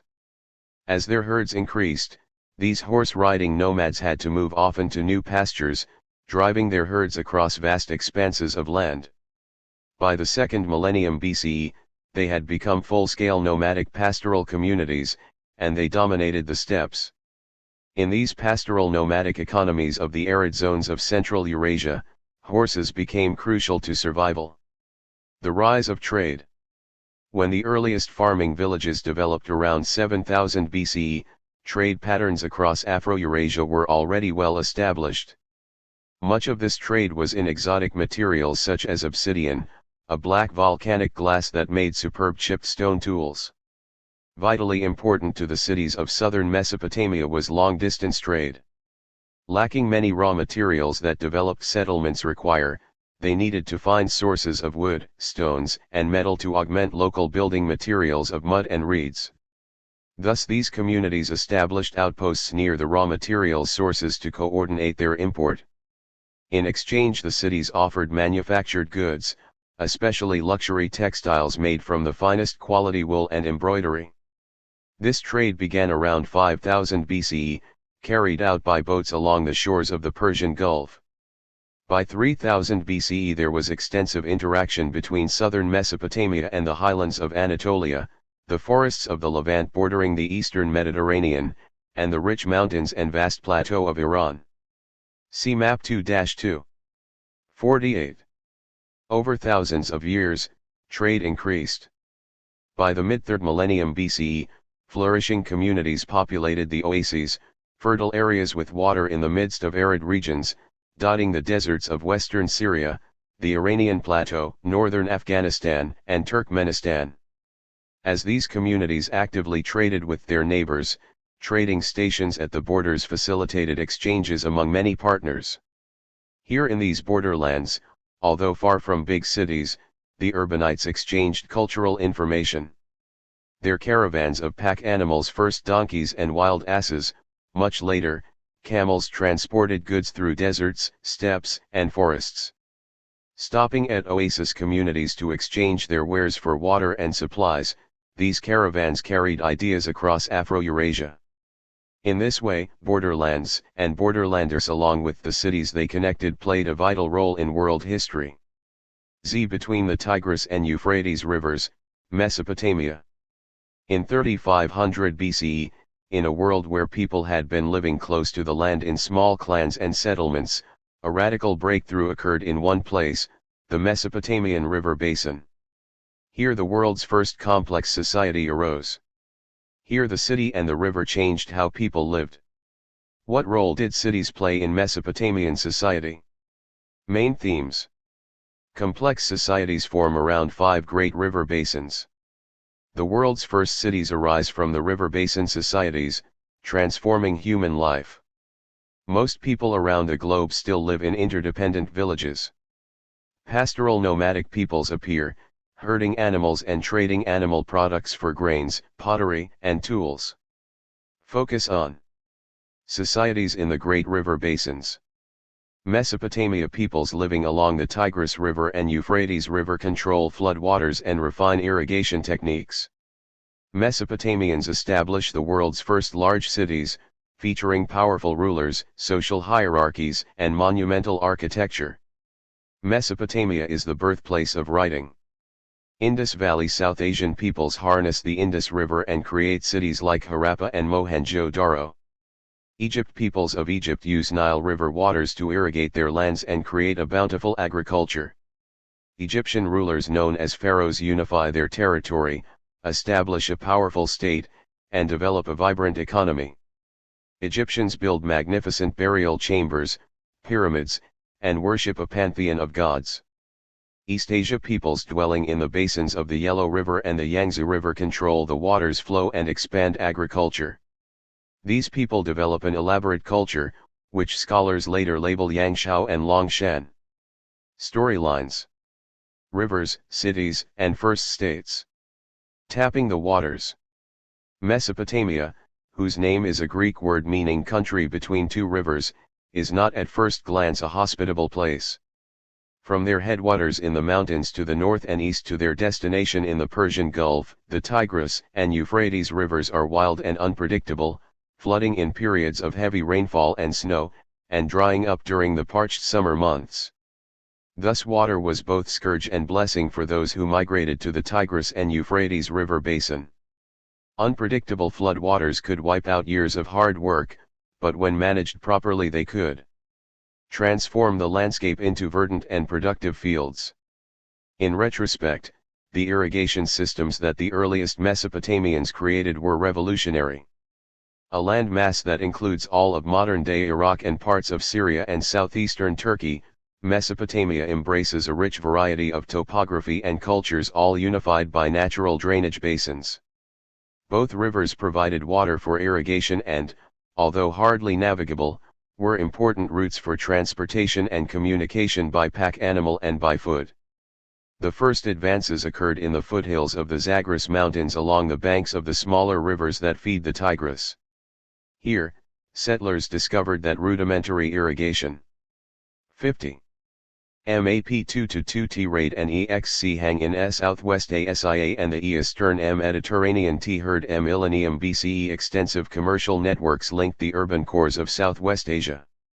Of the traded raw materials shown on the map, which ones were used for building materials, and which ones for luxury items? Why were there more extensive trade connections between Mesopotamians and people to their northwest and east than with Egypt to the west? According to the map, in what ways did Mesopotamia become the crossroads of Afro-Eurasia? Techniques enabled them to achieve higher agricultural yields and greater surpluses than the rain-fed areas to the north could provide.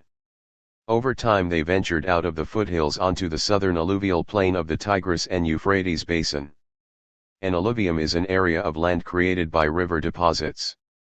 Although floods were more severe there and the water harder to harness, the land held greater promise of abundant harvests. Converting the floodplain of the Euphrates River into a breadbasket required mastering the unpredictable waters. Both the Euphrates and the Tigris, unless controlled by waterworks, were profoundly unfavorable to cultivators because the annual floods and low water seasons came at the wrong times in the farming sequence. Floods occurred at the height of the growing season, when crops were most vulnerable. Low water levels occurred when crops required abundant irrigation. To prevent the river from overflowing during its flood stage, farmers built levees, barriers to the waters, along the banks and dug ditches and canals to drain away the flood waters. Their solution was ingenious. Since the bed of the Euphrates is higher than that of the Tigris, and the Euphrates floods sometimes drain toward the Tigris, engineers devised extensive irrigation systems contoured to the shallow gradient between the rivers. Under this scheme the Euphrates served as the supply and the Tigris as the drain of the southern alluvium. Storing and channeling water year after year required constant maintenance and innovation by a corps of engineers. The Mesopotamians' technological breakthrough was in irrigation, not in agrarian methods. Because the soils were fine, rich, and constantly replenished by the floodwaters' silt. Soil tillage was light work. Farmers sowed a combination of wheat, millet, sesame, and barley, the basis for beer, a staple of their diet. Their yields may have been as high as those afforded by modern-day wheat fields in Canada. CROSSROADSOFS Southwest ASIA. Though its soil was rich and water was abundant, southern Mesopotamia had few other natural resources apart from the mud, marsh reeds, spindly trees, and low-quality limestone that served as basic building materials. To obtain high-quality, dense wood, stone, metal, and other materials for constructing and embellishing their cities, notably their temples and palaces, Mesopotamians had to interact with the inhabitants of surrounding regions. In return for textiles, oils, and other commodities, they imported cedar wood from Lebanon, copper and stones from Oman, more copper from Turkey and Iran, and the precious blue gemstone called lapis lazuli, as well as the ever-useful tin, from faraway Afghanistan. Maintaining trading contacts was easy, given Mesopotamia's open boundaries on all sides. In this crucial respect Mesopotamia contrasted with Egypt, whose land was cut off by impassable deserts to the east and west, and by the Nile River rapids to the south. Mesopotamia's natural advantages, its rich agricultural land and water, combined with easy access to neighboring regions, favored the growth of cities. The area became a magnet for waves of newcomers from the deserts and the mountains, an early version of migration from the countryside to cities, and thus a crossroads for the peoples of Southwest Asia, the meeting grounds for distinct cultural and linguistic groups. Among the dominant groups were Sumerians, who concentrated in the south, Hurrians, who lived in the north, and Akkadians, who populated western and central Mesopotamia. THIRD-WORLDISM FIRSTCitis. During the first half of the 4th millennium BCE, a demographic transformation occurred in the Tigris-Euphrates River basin. The population expanded as a result of the region's agricultural bounty, and swelling ranks of Mesopotamians migrated from country villages to centers that eventually became cities. A city is a large, well-defined urban area with a dense population. The earliest cities Eridu, Nippur, and Uruk developed over about 1,000 years, dominating the southern part of the floodplain by 3500 BCE. Here archaeologists have found buildings of mud brick marking successive layers of urban development. Consider Eridu, a village dating back to 6000 BCE. Home to the Sumerian water god, Ea, Eridu was a sacred site where temples piled up on top of one another for over 4,000 years. Throughout more than 50. Between the Tigris and Euphrates rivers, Mesopotamia. What role did cities play in Mesopotamian society? Early Mesopotamian waterworks. From the 6th millennium BCE, irrigation was necessary for successful farming in southern Mesopotamia. By the 1st millennium BCE, sophisticated feats of engineering allowed the Assyrians to redirect water through constructed aqueducts, like the one illustrated here on a relief from the palace of the Assyrian king Sennacherib at Nineveh. Reconstructions. The temples became increasingly elaborate, standing on an ever higher base. The final temple rose from a platform like a mountain, visible for miles in all directions. As the temple grew skyward, the village expanded outward and became a city. Gods oversaw the sprawl. From their homes in temples located at the center of cities, they broadcast their powers. In return, urbanites provided finery, clothes, and enhanced lodgings for the gods and their priestly envoys. In Sumerian cosmology, man was created solely to serve the gods, so the urban landscape reflected this fact, with the temple at the core, with goods and services flowing to the center, and with divine protection and justice flowing outward. Some 35 cities with divine sanctuaries dotted the southern plain of Mesopotamia. Sumerian ideology glorified a way of life and a territory composed of politically equal city-states, each with a guardian deity and sanctuary supported by its inhabitants. A city-state is a political organization based on the authority of a single, large city that controls outlying territories. Local communities in these urban hubs expressed homage to individual city gods and took pride in the temple, the god's home. Because early Mesopotamian cities served as meeting places for peoples and their deities, they gained status as religious and economic centers.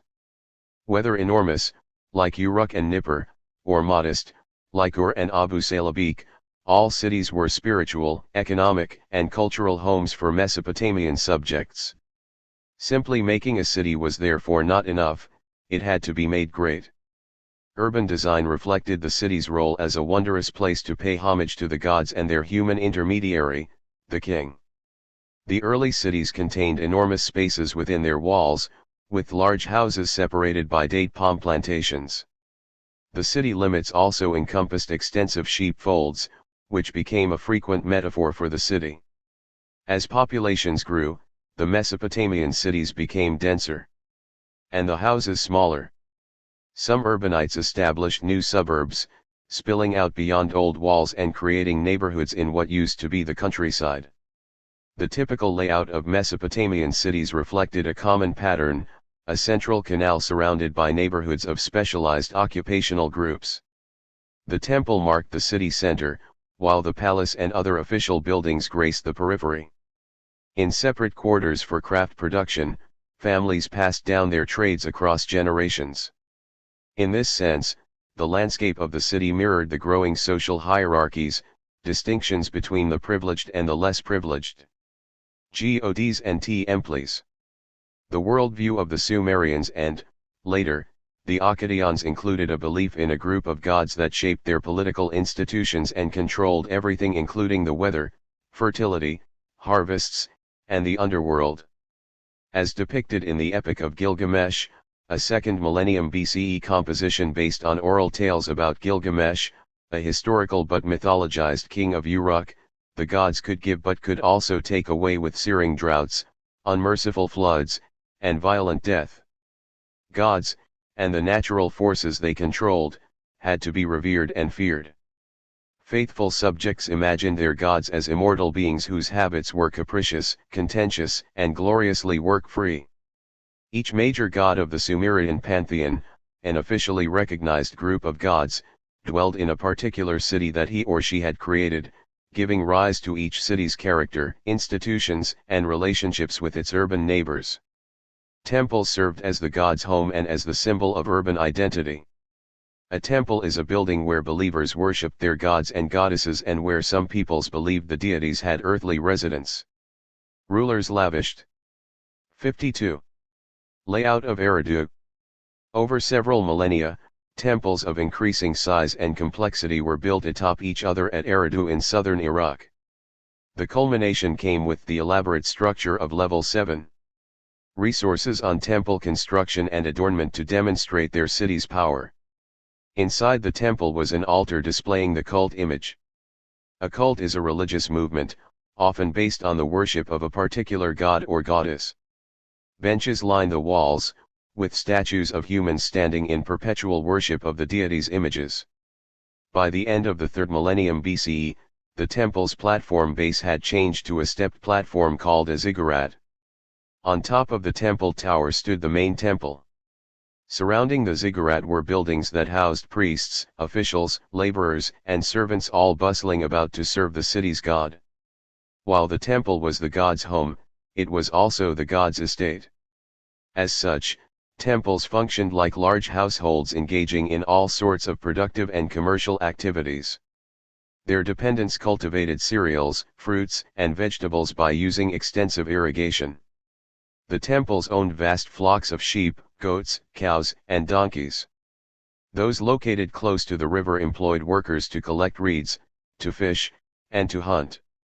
Enormous labor forces were involved in maintaining this high level of production. Other temples operated huge workshops for manufacturing textiles and leather goods, employing craft workers, metal workers, masons, and stone workers. The palace and royal power. The palace, as both an institution and a set of buildings, appeared around 2500 BCE, about 2 millennia later than the Mesopotamian temple. It joined the temple as a landmark of city life, upholding order and a sense of shared membership in city affairs. Over time, the palace became a source of power rivaling that of the temple. A palace is the official residence of a ruler, his family, and his entourage. While palaces were off-limits to most citizens unless they were connected to the royal court, elite members of the Sumerian community did enjoy access to the cult chamber. As time went on, the god, like the king, became inaccessible to all but the most elite.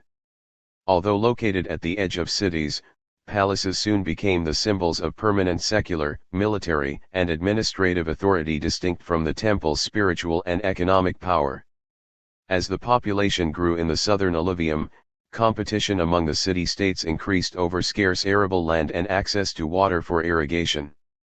Gradually the more powerful city-states came to dominate their weaker neighbors, thereby upsetting the balance of power within and among Mesopotamian cities. Rulers tied their status to their gods through elaborate burial arrangements. The royal cemetery at Ur offers spectacular archaeological evidence of how Sumerian rulers dealt with death. Housed in a mud brick structure, the royal burials held not only the primary remains but also the bodies of people who had been sacrificed, in one case, more than 80 men and women. Artifacts including huge vats for cooked food, bones of animals, drinking vessels, and musical instruments enable scholars to reconstruct the lifestyle of those. 53. Between the Tigris and Euphrates rivers, Mesopotamia. What role did cities play in Mesopotamian society? Ziggurat. The first ziggurat of Mesopotamia, dedicated to the moon god Nana, was built by the founder of the Neo-Sumerian dynasty, Ur-Nammu, 2112–2095 BCE. Although temples had been raised on platforms since early times, the distinctive stepped form of the ziggurat was initially borrowed from the Iranian plateau. It became the most important sacred structure in Mesopotamia. Who joined their masters in the graves? Honoring the royal dead by including their followers and possessions in their tombs reinforced the social hierarchies, including the vertical ties between humans and gods that were the cornerstone of these early city-states. Social hierarchy and families.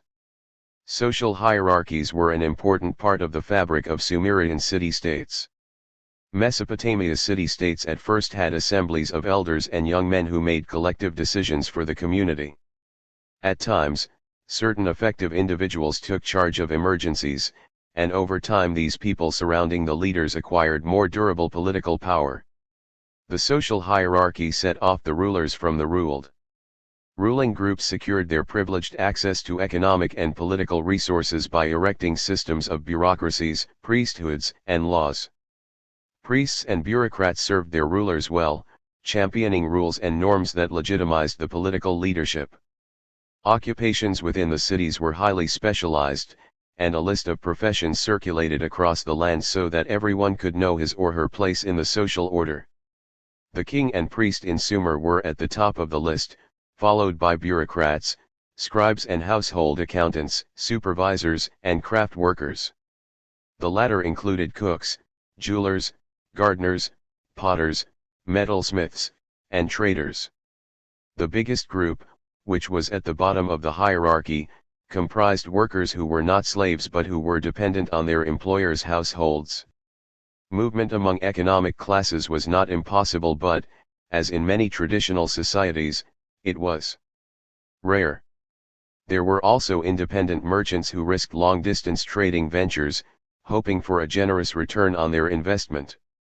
The family and the household provided the bedrock for Sumerian society, and its organization reflected the balance between women and men, children and parents. The Sumerian family was hierarchical, so the senior male dominated as the patriarch. Most households were composed of a single extended family, all of whose members lived under the same roof. The family consisted of the husband and wife bound by a contract. She would provide children, preferably male, while he provided support and protection. Monogamy was the norm unless there was no son, in which case a second wife or a slave girl would bear male children to serve as the married couple's offspring. Adoption was another way to gain a male heir. Sons would inherit the family's property in equal shares, while daughters would receive dowries necessary for successful marriage into other families. Most women lived inside the contract of marriage, but a special class of women joined the temple staff as priestesses. By the second millennium BCE, they gained economic autonomy that included ownership of estates and productive enterprises. Even in this case, though, their fathers and brothers remained responsible for their well-being. FIRSTW writing and EARLYTEXTS. Mesopotamia was the birthplace of the first recorded words of history, inscribed to promote the power of the temples and kings in the expanding city-states. Small-scale hunter-gatherer societies and village farming communities had. 54. The Royal Tombs of Ur. The Royal Tombs of Ur, excavated in the 1930s, contain thousands of objects in gold, silver, lapis lazuli, and shell that were buried along with elites of the first dynasty of Ur. In one grave, along with the skeletons of more than 60 members of a royal household, were musical instruments, including this large harp with a golden bull's head. Such instruments would have been played at the ritual meal associated with these fabulously rich burials. Puabi, identified as a queen by the cylinder near her body, was buried in a separate chamber. She was interred in full regalia, including the elaborate headdress shown here. Developed rituals of oral celebrations based on collective memories transmitted by families across generations. But as societies grew larger and more complex, and their members more anonymous, oral traditions provided inadequate glue to hold the centers together. Those who wielded new writing tools were scribes. From the very beginning they were at the top of the social ladder, under the major power brokers, the big men and the priests. As the writing of texts became more important to the social fabric of cities, and facilitated information sharing across wider spans of distance and time, scribes consolidated their grip on the upper rungs of the social ladder. Mesopotamians became the world's first record keepers and readers. The precursors to writing appeared in Mesopotamian societies when farming peoples and officials who had been using clay tokens and images carved on stones to seal off storage areas began to use them to convey messages. These images, when combined with numbers drawn on clay tablets, could record the distribution of goods and services. In a flash of human genius, someone, probably in Uruk, understood that the marks, most were pictures of objects, could also represent words or sounds. A representation that transfers meaning from the name of a thing to the sound of that name is a rebus. Before long, scribes connected visual symbols with sounds, and sounds with meanings. As people combined rebus symbols with other visual marks, they discovered they could record messages by using abstract symbols or signs to denote concepts. Such signs later came to represent syllables, the building blocks of words. See primary source, the origins of writing according to the Sumerians. By impressing signs into wet clay with the cut end of a reed, scribes pioneered a form of wedge-shaped writing that we call cuneiform. It filled tablets with information that was intelligible to anyone who could decipher it, even in faraway locations or in future generations. This Sumerian innovation enhanced the urban elite's ability to produce and trade goods, to control property, and to transmit ideas through literature, historical records, and sacred texts. The result was a profound change in human experience, because representing symbols of spoken language facilitated an extension of communication and memory. Although these gradual steps toward literacy were fundamental to the innovative process occurring in cities, only a tiny but influential scribal elite mastered writing at first. Much of what we know about Mesopotamia rests on our ability to decipher cuneiform script. Rebus writing appeared around 3200 BCE, but not until 700 years later could the script record spoken utterances completely. By around 2400 BCE, texts began to describe the political makeup of southern Mesopotamia, giving details of its history and economy. Northern cities borrowed cuneiform to record economic transactions and political events, but in their own Semitic tongue. In fact, cuneiform's adaptability to different languages was a main reason its use spread widely. As city life and literacy expanded, they gave rise not only to documents but also to written narratives, the stories of a people and their origins. One famous set of texts written around 2100 BCE, the Temple Hymns, describes 35 divine sanctuaries. The magnificent Sumerian king list, known from texts written around 2000 BCE, recounts the reigns of kings by dynasty, one city at a time.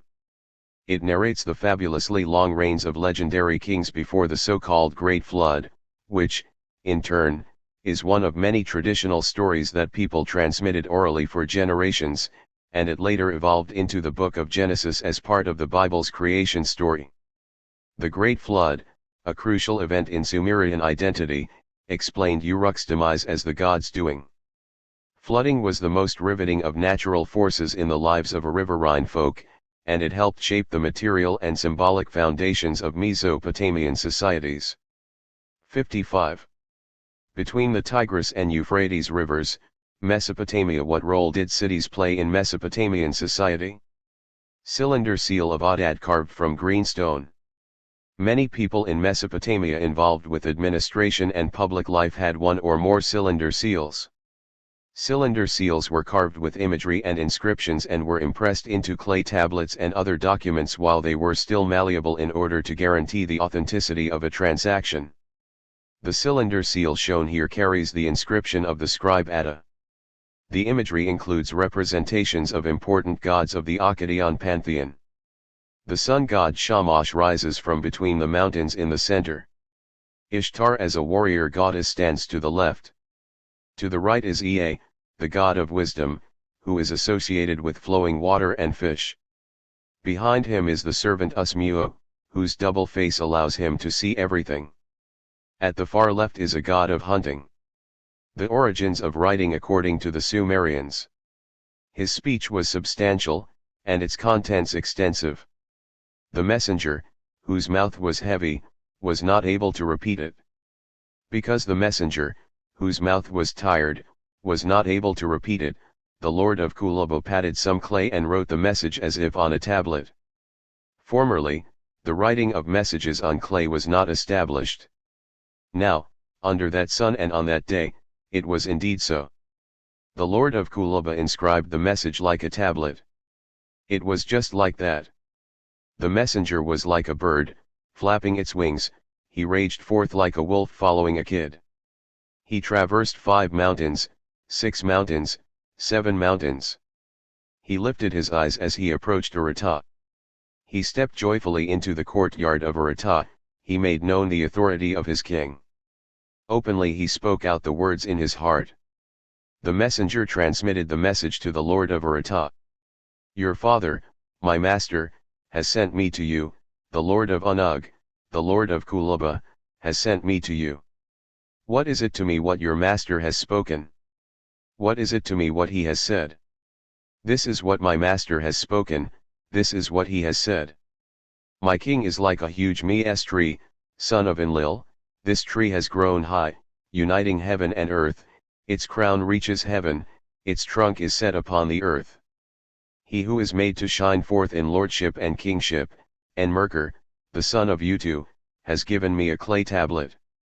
O Lord of Arata, after you have examined the clay tablet, after you have learned the content of the message, say whatever you will say to me, and I shall announce that message in the shrine Eanna as glad tidings to the scion of him with the glistening beard, whom his stalwart cow gave birth to in the mountains of the shining Me, who was reared on the soil of Arata, who was given suck at the udder of the good cow, who is suited for office in Kulaba, the mountain of great Me, to Enmerkar, the son of Utu, I shall repeat it in his Japar, fruitful as a flourishing Mies tree, to my king, the lord of Kulaba. After he had spoken thus to him, the lord of Arata received his kill-fired tablet from the messenger. The lord of Arata looked at the tablet. The transmitted message was just nails, and his brow expressed anger. The lord of Arata looked at his kill-fired tablet. At that moment, the lord worthy of the crown of lordship, the son of Enlil, the god I_Kur, thundering in heaven and earth, caused a raging storm, a great lion, in. He was making the mountains quake. He was convulsing the mountain range. The awesome radiance, of his breast, he caused the mountain range to raise its voice in joy. Lines 500 to 551. What passages in this reading reveal the Sumerians' familiarity with pastoralism? What aspects of Sumerian history and geography does this mythic story preserve and transmit? Source: J. A. Black, G. Cunningham, E. Flakiger Hawker, E. Robson, and G. Zaliamai, The Electronic Text Corpus of Sumerian Literature, Oxford, 1998-2006, www.etc.sl.orient.ox.ac.uk. J. 1 Sumerian myth records the invention of writing by the lord of Kulaba, Enmerkar. He wanted to transmit complex messages across vast distances to the land of Urartu, where his rival for the love of the goddess Inanna lived. Normally messengers would memorize messages and responses and deliver them orally after making an arduous journey across the mountains. Enmerkar felt he could not trust his messenger's memory to deliver one particularly complicated message, so he invented writing in the form of cuneiform script. Primary source: cuneiform version of the myth Enmerkar and the Lord of Urartu. Spreading cities and first territorial states. Although no single state dominated the history of 4th and 3rd millennium BCE Mesopotamia, a few stand out. The most powerful and influential were the Sumerian city-states of the early dynastic age, 2850 to 2334 BCE, and their successor, the Akkadian territorial state, 2334 to 2193 BCE. While the city-states of southern Mesopotamia flourished and competed, giving rise to the land of Sumer, the rich agricultural zones to the north inhabited by the Hurrians also became urbanized. See Map 2-3. Beginning around 2600 BCE, northern cities were comparable in size to those in the south. Though their inhabitants were culturally related to the Sumerians and Akkadians, the northern cities had economic, political, and social organizations that were distinct and independent.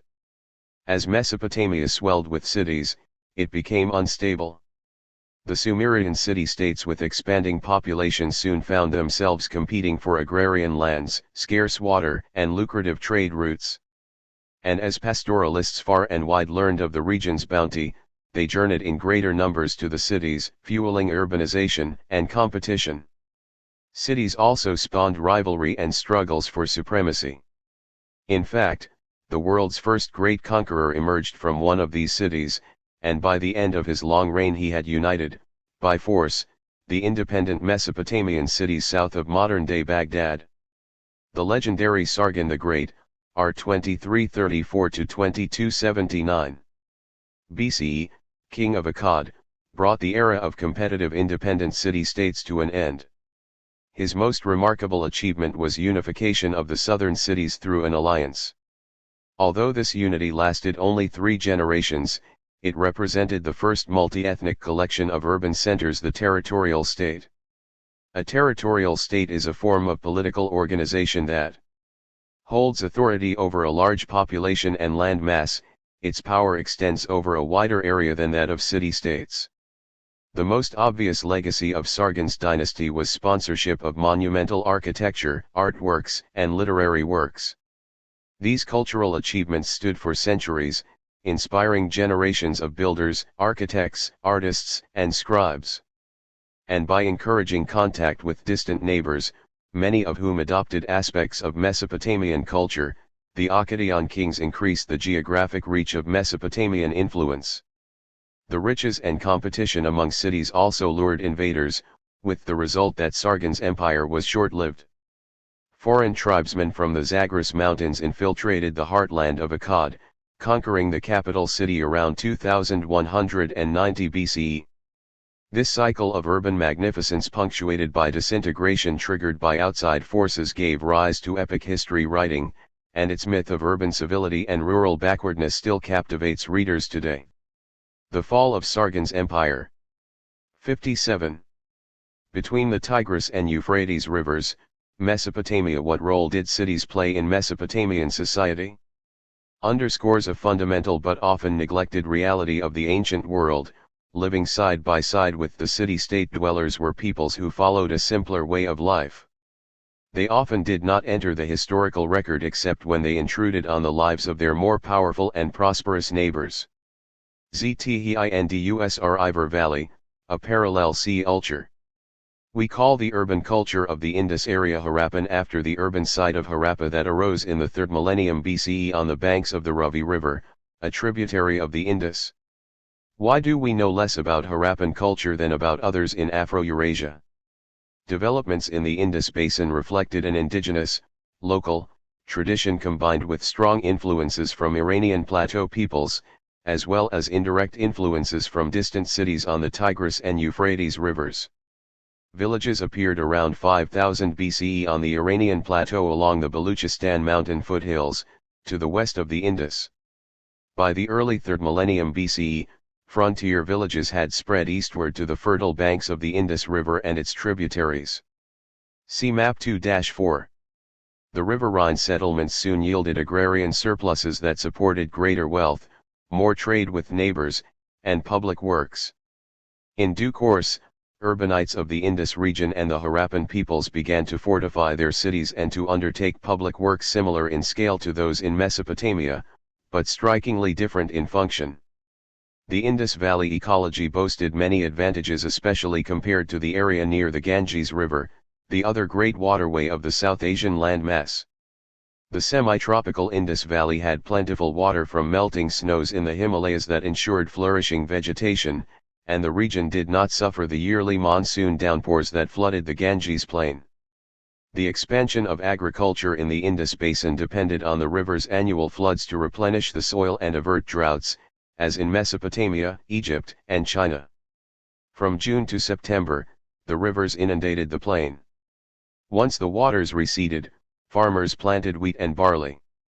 They harvested crops the next spring as temperatures rose. At the same time, the villagers improved their tools of cultivation. Researchers have found evidence of furrows, probably made by plowing, that date to around 2600 BCE. Farmers were soon achieving harvests like those of Mesopotamia, yielding a surplus that freed many inhabitants from producing food and allowed them to specialize in other activities. In time, rural wealth produced urban splendor. More abundant harvests, now stored in large granaries, brought migrants into the area and supported expanding populations. By 2500 BCE, cities began to replace villages throughout the Indus River Valley, and within a few generations towering granaries marked the urban skyline. Harappa and Mohenjo-Daro, the two largest cities, each covered a little less than half a square mile and may have housed 35,000 residents. As in Mesopotamia, such population densities were unprecedented departures from the more common agrarian villages or nomadic communities, which remained self-sufficient. Harappan cities sprawled across a vast floodplain covering 500,000 square miles, 2 or 3 times the Mesopotamian cultural zone. At the height of their development, the Harappan peoples reached the edge of the Indus ecological system and encountered the cultures of northern Afghanistan, the inhabitants of the desert frontier, the nomadic hunter-gatherers to the east, and the traders to the west. 58. Naram Sin. This life-size head of a ruler cast of almost pure copper was found at Nineveh in northern Iraq in the destruction levels of the Assyrian Empire. The style and imagery of this sculptural masterpiece identify it as a ruler of old Akkadian dynasty.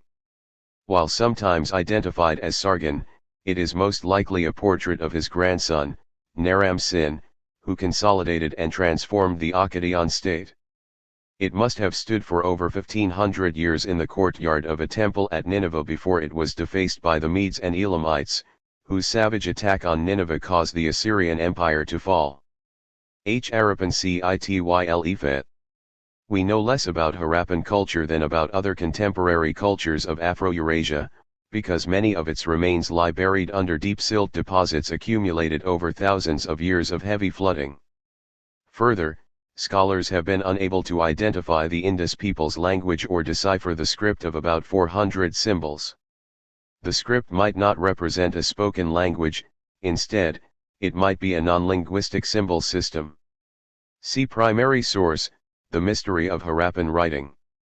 Most of what remains is visible on 1,000 or more stamp seals and small plaques excavated from the region, which may represent the names and titles of individuals rather than complete sentences. Moreover, because the Harappans did not produce king lists, as the Mesopotamians and Egyptians did, and may not even have had kings, scholars cannot chart a Harappan political history by tracing the rise and fall of dynasties and kingdoms. We base our knowledge about Harappa on archaeological reconstructions, and these are sketchy. The sketchiness reminds us that history is not what happened but only what we know about what happened. Relying only on fragmentary archaeological evidence, scholars have been unable to draw the rich portraits of Harappan life that they have supplied for the Mesopotamians and the Egyptians. What we know is impressive nonetheless. The layout of Harappan cities and towns followed a well-planned pattern, a fortified citadel housing public facilities, alongside a large residential area. The main street running through the city had covered drainage on both sides, with house gates and doors opening onto back alleys. Citadels were likely centers of political and ritual activities. At the center of the citadel of Mohenjo-Daro was the famous Great Bath, a brick structure 39.3 feet by 23 feet and 9.8 feet deep. Flights of steps led to the bottom of the bath, while other stairs went up to a level of rooms surrounding it. The bath was sealed with mortar and bitumen, a sticky, tar-like form of petroleum, and its water came from a large well nearby. The water drained out through a channel leading to lower land. The location, size, and quality of the structures all suggest that the bath was for public bathing rituals. The Harappans used brick extensively in houses for notables, city walls, and underground water drainage systems. Workers used large ovens to manufacture the durable construction materials, which the Harappans laid so skillfully that basic structures remain intact to this day. A well-built house had private bathrooms, showers, and toilets that. 59. The Indus River Valley, a parallel culture. Why do we know less about Harappan culture than about others in Afro-Eurasia? The mystery of Harappan writing. As for verbal communication through writing, it needs to be understood that no one has as yet succeeded in deciphering the Harappan script, and that this will remain an unlikely eventuality unless a bilingual inscription in Harappan and a known form of writing is found, that incorporates the names of people or places. The Harappan script is logographic. There are 375 to 400 signs, which rules out an alphabet, where one sign stands for one vowel or consonant, because alphabets usually have no more than 36 signs. Often Harappan bangles or metal tools are inscribed with just one sign. Harappan writing goes from right to left, as can be made out from close examination of overlapping signs scratched on pots. Short strokes indicate numbers, and numerals precede other signs, which could mean that in the Harappan language adjectives preceded the nouns they qualified. Certain signs, computer concordances reveal, tend to occur frequently at the end of inscriptions, which points to a language using a set of phonetic suffixes. The Harappan language was probably agglutinative, or a language which added suffixes to an unchanging root. This feature is characteristic of the Dravidian language family rather than the Indo-Aryan languages.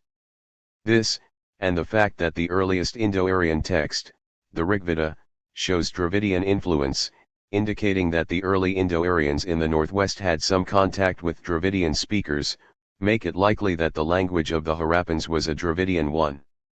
Note, also, that Brawai, spoken in the hills of southern Baluchistan today, is a Dravidian language. The inscriptions on the seals being brief, on average 5 to 6 signs long, they probably gave little more than the owner's name and designation. Perhaps it was the pictorial, often solo animal, emblem, rendered with great skill, that indicated the lineage, ancestry, or social origins of the owner.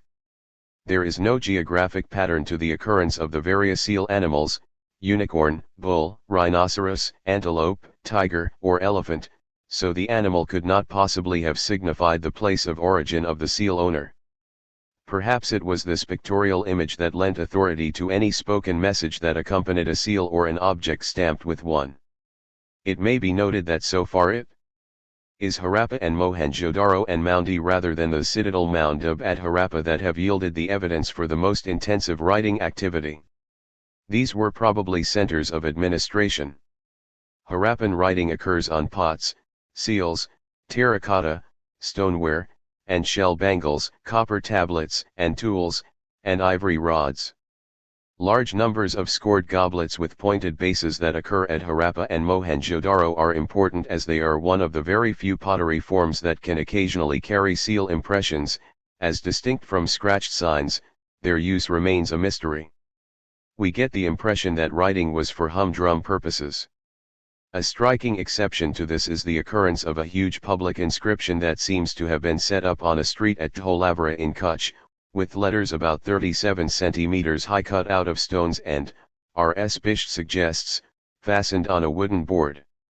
The most important point, however, is the enormous intellectual advance that the emergence of writing signifies.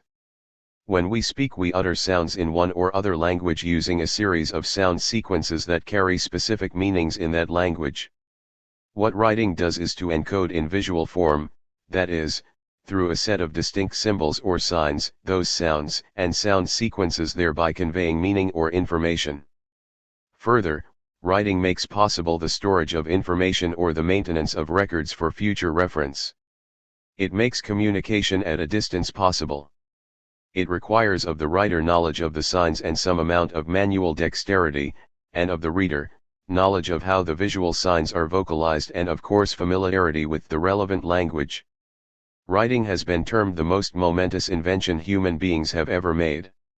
Even though we cannot read Harappan script, why is the knowledge that the Harappans wrote in script important? Judging from the information above about Harappan writing, what language do you think the script most likely represents? Source: The Mystery of Harappan Writing from Understanding Harappa Civilization in the Greater Indus Valley, 2001, Tulika Publishers. J. No one has deciphered the writing system of the Harappa culture in the Indus Valley. The Indus script appeared on seals and tablets and in a recently discovered site, on a board for public display. Although no one is sure which language it represents, some of its characteristics provide scholars with fuel for speculation. Primary source: drained into municipal sewers, also made of bricks.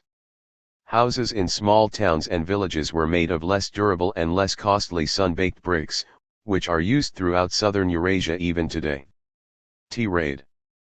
The Harappans engaged in trade along the Indus River, through the mountain passes to the Iranian plateau, and along the coast of the Arabian Sea as far as the Persian Gulf and Mesopotamia. They traded copper, flint, shells, and ivory, as well as pottery, flint blades, and jewelry created by their craft workers, in exchange for gold, silver, gemstones, and textiles. Some of the Harappan trading towns nestled in remote but strategically important places. Consider Lithal, a well-fortified port at the head of the Gulf of Kambat, Cambay. Although distant from the center of Harappan society, it provided vital access to the sea and to valuable raw materials. Its many workshops processed precious stones, both local and foreign. Because the demand for gemstones was high on the Iranian plateau and in Mesopotamia, the Harappans knew that controlling their extraction and trade was essential to maintaining economic power. Carnelian, a precious red stone, was a local resource, but lapis lazuli had to come from what is now northern Afghanistan. So the Harappans built fortifications and settlements near its sources. Extending their frontier did not stop at gemstones, however. Because metals such as copper and silver also had strategic commercial. 61. The Indus River Valley, a parallel culture. Why do we know less about Harappan culture than about others in Afro-Eurasia? Mohenjo-Daro.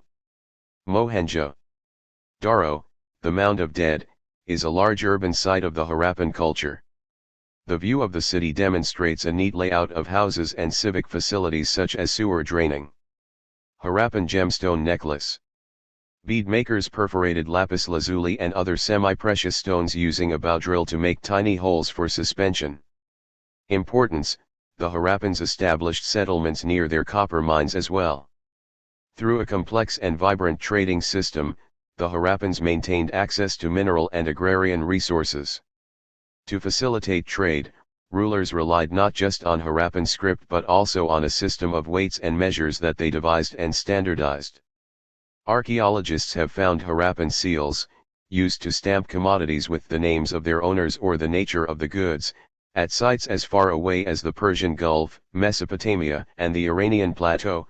See Global Connections and Disconnect Ions on p78. The general uniformity in Harappan sites suggests a centralized and structured state. Unlike the Mesopotamians and the Egyptians, however, the Harappans apparently built neither palaces, nor grand royal tombs, nor impressive monumental structures. The elites expressed their elaborate urban culture in ways that did not proclaim their high standing. The Harappans were as unassuming as the Egyptians and Mesopotamians were boastful. This quality has puzzled scholars, but it underscores the profound differences in ancient societies. They did not all value the same things. The advent of writing, urban culture, long-distance trade, and large cities did not always produce the same social hierarchies and the same ethos, a set of principles governing social and political relations. What the Indus River people show us is how much the urbanized parts of the world were diverging from one another, even as they borrowed from and imitated their neighbors. Ztgift of the Nile, Egypt. The earliest inhabitants along the banks of the Nile River were a mixed people. Some had migrated from the eastern and western deserts in Sinai and Libya as these areas grew barren from climate change. Others came from the Mediterranean. Equally important were peoples who trekked northward from Nubia and Central Africa. Ancient Egypt was a melting pot where immigrants blended cultural practices and technologies. Egypt had much in common with Mesopotamia and the Indus Valley. Like them, it had densely populated areas whose inhabitants depended on irrigation, built monumental architecture, gave their rulers immense authority, and created a complex social order. Tapping the Nile waters gave rise to agrarian wealth, commercial and devotional centers, early states, and new techniques of communication. Yet the ancient Egyptian culture was profoundly distinct from its contemporaries in Mesopotamia and the Indus Valley. To understand its unique qualities, we must begin with its geography. The environment and the natural boundaries of deserts, river rapids, and sea dominated the country and its inhabitants. The core area of ancient Egypt covered 386,560 square miles, of which only 11,720 square miles, 7.5 million acres, were cultivable. Of this total, roughly 6 million acres were in the Nile Delta, the rich alluvial land lying between the river's two main branches as it flows north of modern-day Cairo into the Mediterranean Sea. Nile River N. ITSF floodwaters. Knowing Egypt requires appreciating the pulses of the Nile. The world's longest river, it stretches 4,238 miles from its sources in the highlands of Central Africa to its destination in the Mediterranean Sea. In this way, and many others, Egypt was deeply attached to sub-Saharan Africa. Not only did its life-giving irrigation waters and rich silt deposits come from the African highlands, but much of its original population had migrated into the Nile Valley from the west and the south many millennia earlier. How did the Nile River shape early Egyptian society? 62. Harappan seal stamps. The stamp seals of the Indus Valley culture are distinctive. Cut from the soft stone steatite and fired to a white color to make them hard, they have a rounded boss pierced for suspension on the back. The images carved on their surface are usually animals, elephants, tigers, bulls. Occasionally human figures, perhaps deities, perhaps rulers, are depicted seated on a platform, or dancing, or surrounded by animals. Many of the stamp seals have inscriptions across the top edge. The script of the Harappan people has not been deciphered, nor has its underlying language been identified. The Upper Nile is a sluggish river that cuts through the Sahara Desert. Rising out of Central Africa and Ethiopia, its two main branches, the White and Blue Niles, meet at present-day Khartoum and then scour out a single riverbed 1,500 miles long to the Mediterranean. The annual floods gave the basin regular moisture and alluvial richness. Although the Nile's floodwaters did not fertilize or irrigate fields as broad as those in Mesopotamia or Harappa, they created green belts flanking the broad waterway. These gave rise to a society whose culture stretched along the navigable river and its carefully preserved banks. Away from the riverbanks, on both sides, lay a desert rich in raw materials but largely uninhabited. Egypt had no fertile hinterland like the sprawling plains of Mesopotamia and the Indus Valley. In a sense, Egypt was the most riverine of the riverine cultures. The Nile's predictability as the source of life and abundance shaped the character of the people and their culture. In contrast to the wild and uncertain Euphrates and Tigris rivers, the Nile was gentle and bountiful, leading Egyptians to view the world as beneficent. During the summer, as the Nile swelled, local villagers built earthen walls that divided the floodplain into basins. By trapping the floodwaters, these basins captured the rich silt washing down from the Ethiopian highlands. Annual flooding meant that the land received a new layer of topsoil every year. The light, fertile soils made planting simple. Peasants cast seeds into the alluvial soil and then had their livestock trample them to the proper depth. The never-failing sun, which the Egyptians worshipped, ensured an abundant harvest. In the early spring, when the Nile's waters were at their lowest and no crops were under cultivation, the sun dried out the soil. Egypt's unique. Riverine sea culture. The peculiarities of the Nile region distinguished it from Mesopotamia and the Indus Valley.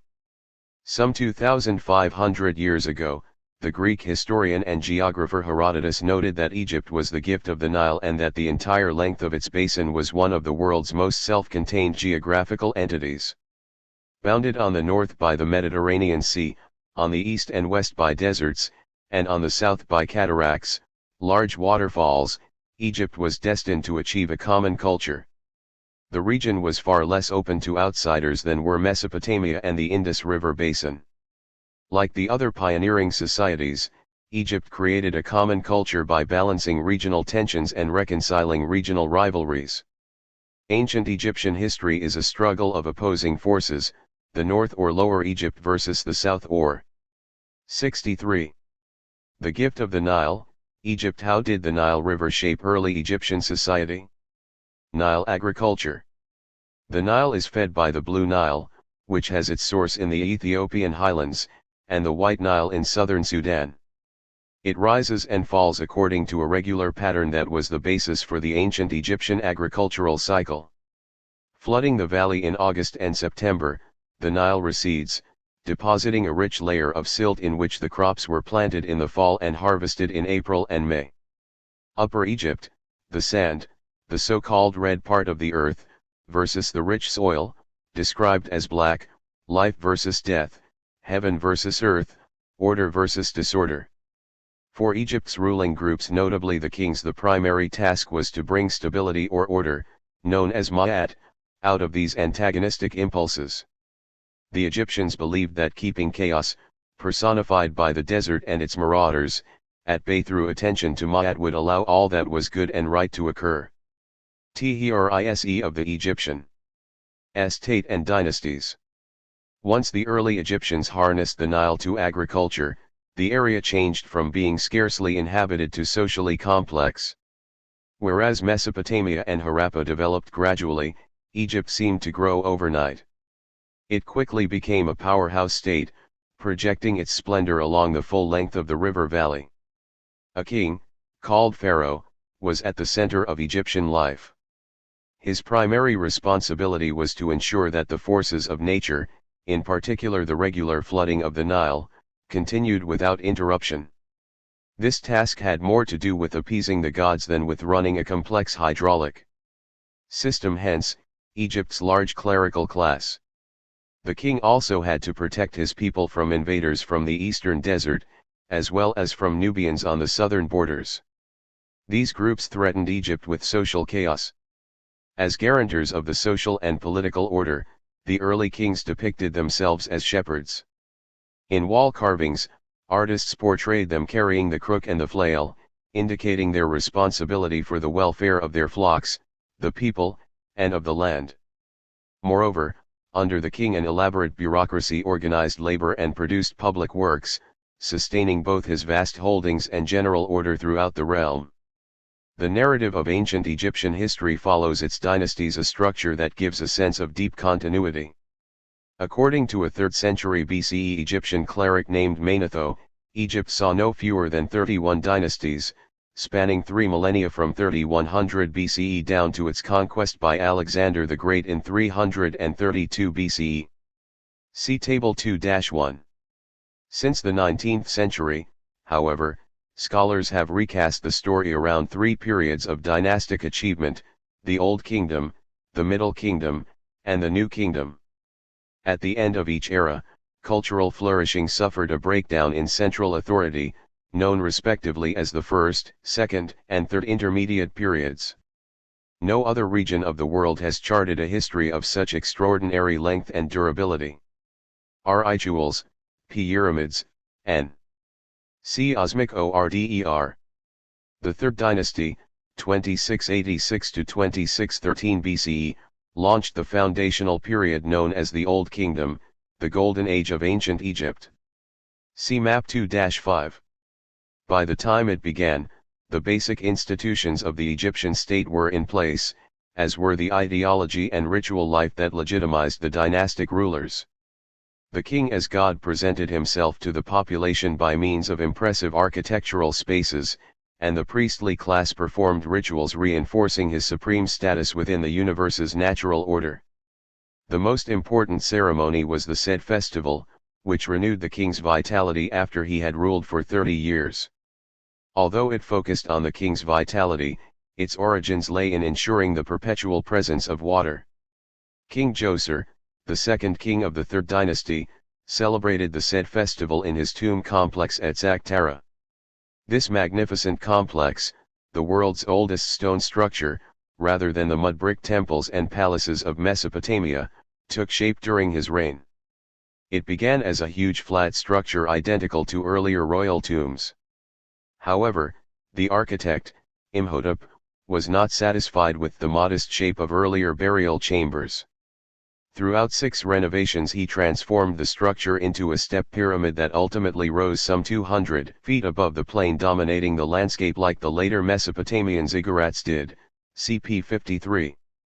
This mountain-like 64 structure stood at the center of an enormous walled precinct housing 5 courts where the king performed rituals emphasizing the divinity of kingship and the unity of Upper and Lower Egypt. Because most of the structures were facades, the whole complex became a stage for state rituals. The symbolism of the unity of Upper and Lower Egypt was pervasive, embodied in the entwined lotus and papyrus symbols of each region. The step pyramid complex incorporated artistic and architectural forms that would characterize Egyptian culture for millennia. The Egyptian pharaoh, the king as god, used the royal tomb to embody the state's ideology and the principles of the Egyptian cosmos. The ritual of death, leading to everlasting life, became part of the cultural myth. So did a common ideology stressing the unity of the Long River Valley's distinct regions. The pharaoh also employed symbols, for example, the dual crown representing Upper and Lower Egypt, throne names and descriptive titles for himself and his advisors to represent his own power and that of his administrators, the priests, and the landed elite. The Egyptian cosmic order was one of inequality and stark hierarchy.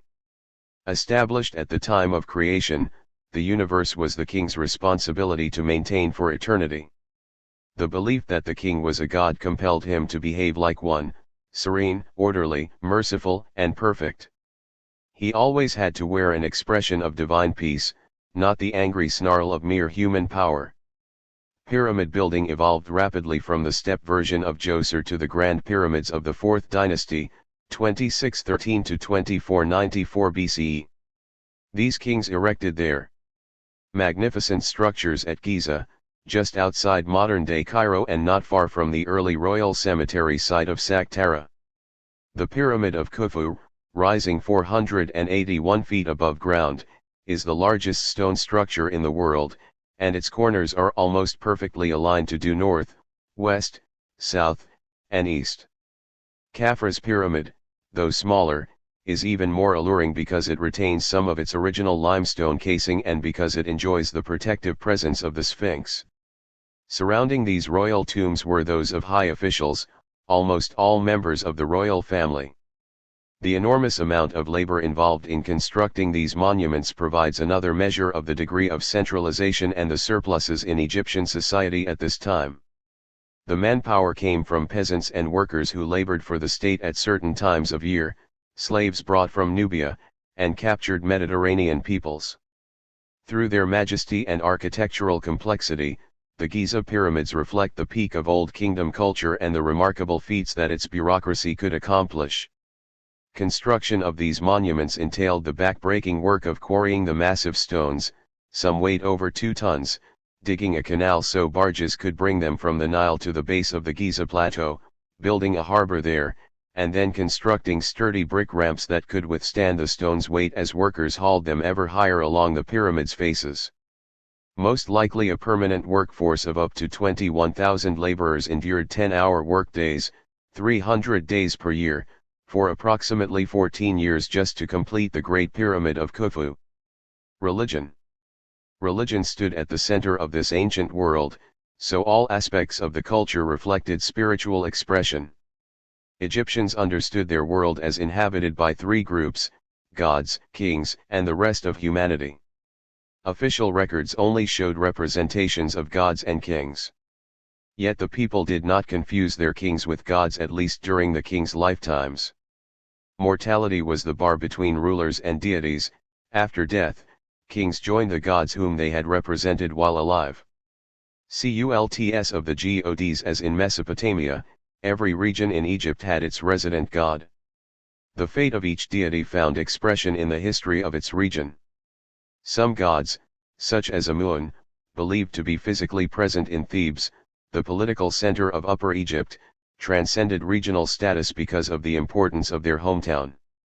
Over the centuries the Egyptian gods evolved, combining often contradictory aspects into single deities represented by symbols, animals and human figures that often had animal as well as divine attributes. They included Horus, the hawk god, Osiris, the god of regeneration and the underworld, Hathor, the goddess of childbirth and love, Ra, the sun god, and Amun, a creator considered to be the hidden god. Official religious practices took place in the main temples, the heart of ceremonial events. The king and his agents cared for the gods in their temples, giving them respect, adoration, and thanks. In return the gods, embodied. 66.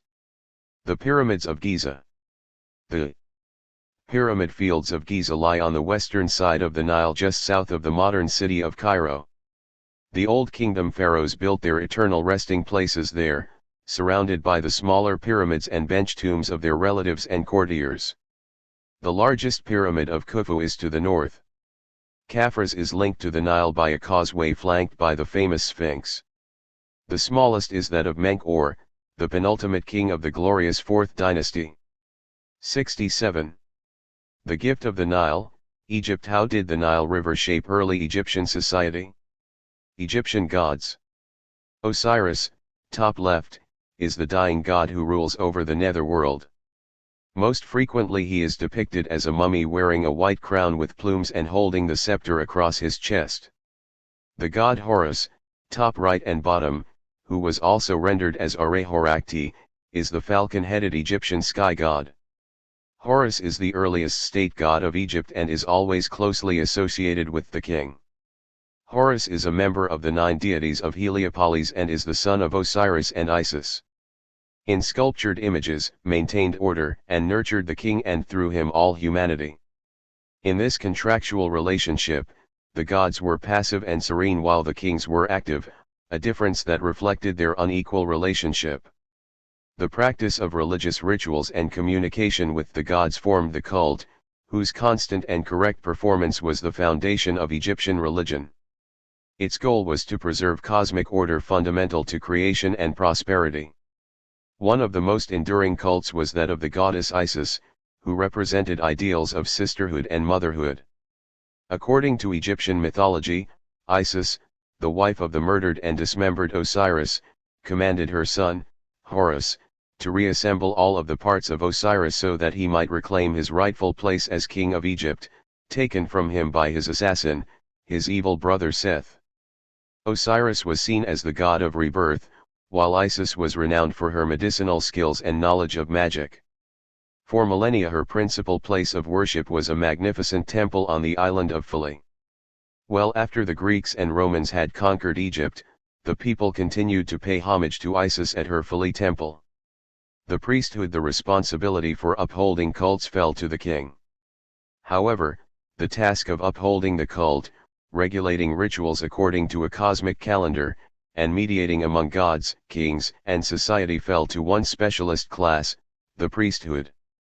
Creating this class required elaborate rules for selecting and training the priests to project the organized power of spiritual authority. The fact that only the priests could enter the temple's inner sanctum demonstrated their exalted status. The god, embodied in the cult statue, left the temple only at great festivals. Even then the divine image remained hidden in a portable shrine.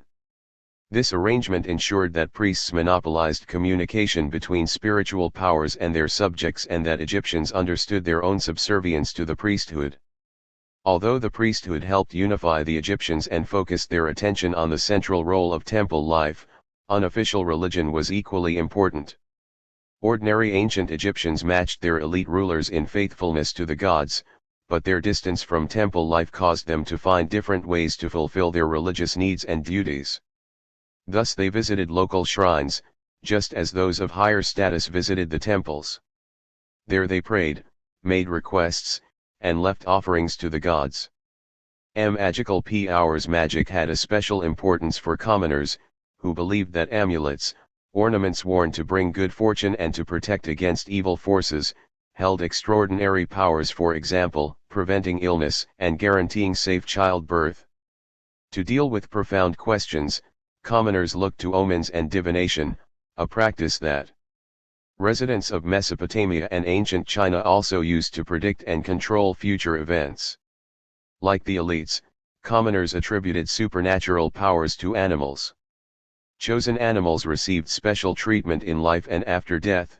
For example, the Egyptians adored cats, whom they kept as pets and whose image they used to represent certain deities.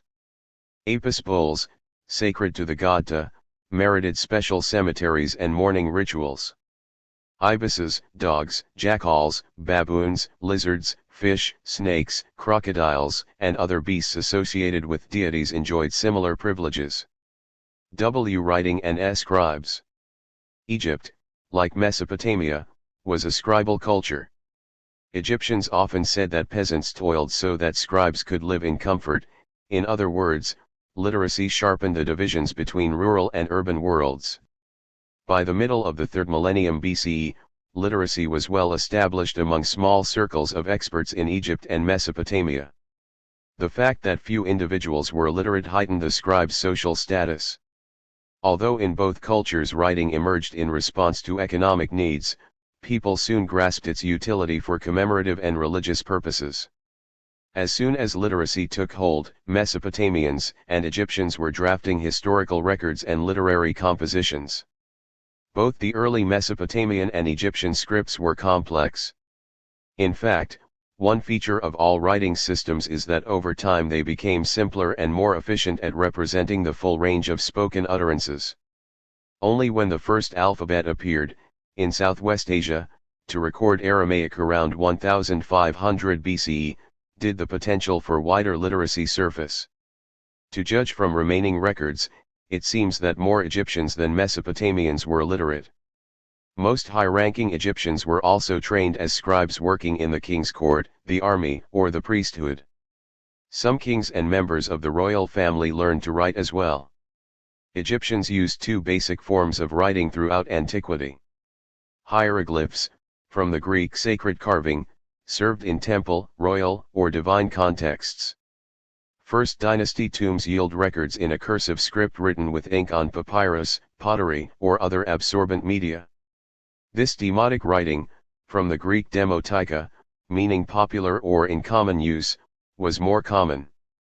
Used for record keeping, it also found uses in letters and works of literature including narrative fiction, manuals of instruction and philosophy, cult and religious hymns, love poems, medical and mathematical texts, collections of rituals, and mortuary books. Becoming literate involved taking lessons from scribes, and these skills clustered in extended families. Most students started training when they were young, before entering the bureaucracy. After mastering the copying of standard texts in demotic cursive or hieroglyphs, students moved on to literary. 68. Works. The upper classes prized the ability to read and write, regarding it as proof of high intellectual achievement. When they died, they had their student textbooks placed alongside their corpses as evidence of their talents. The literati produced texts mainly in temples, where these works were also preserved. Writing in hieroglyphs and transmitting texts continued without break in ancient Egypt for almost 3,000 years. THP Prosperity of Egypt. The agrarian surpluses, urbanization, elaborate belief systems, population growth, and splendor that characterized Mesopotamian, Harappan, and Egyptian societies led to heightened standards of living and rising populations. Under pharaonic rule, Egypt enjoyed spectacular prosperity. Its population grew at an unprecedented rate, swelling from 350,000 in 4000 BCE to 1 million in 2500 BCE and nearly 5 million by 1500 BCE. The state's success depended on administering resources skillfully, especially agricultural production and labor. Everyone, from the most powerful elite to the workers in the field, was part of the system. In principle, no one possessed private property. In practice, Egyptians treated land and tools as their own but submitted to the intrusions of the state. No one challenged the state's control, especially over taxation, prices, and the distribution of goods. Such control required a large bureaucracy that maintained records, taxed the population, appeased the gods, organized a strong military, and aided local officials in regulating the Nile's floodwaters. Later dynasties and THRD-WORLDISM. As the Old Kingdom expanded without a uniting or dominating city like those of Mesopotamia or Harappa, the Egyptian state became more dispersed and the dynasties began to look increasingly outward. Expansion and decentralization eventually exposed the dynasty's weaknesses. The shakeup resulted not from external invasion, as in the Indus Valley, or bickering between rival city-states, as in Mesopotamia, but from feuding among elite political factions. In addition, an extended drought strained Egypt's extensive irrigation system, which could no longer water the lands that fed the region's million inhabitants. Imagery of great suffering filled the royal tomb's walls. The long reign of Pepi II, 2278 to 2184 BCE, marked the end of the Old Kingdom. Upon his death, royal power collapsed. See primary source, the admonitions of Ipuwer. For the next 100 years, rivals jostled for the throne.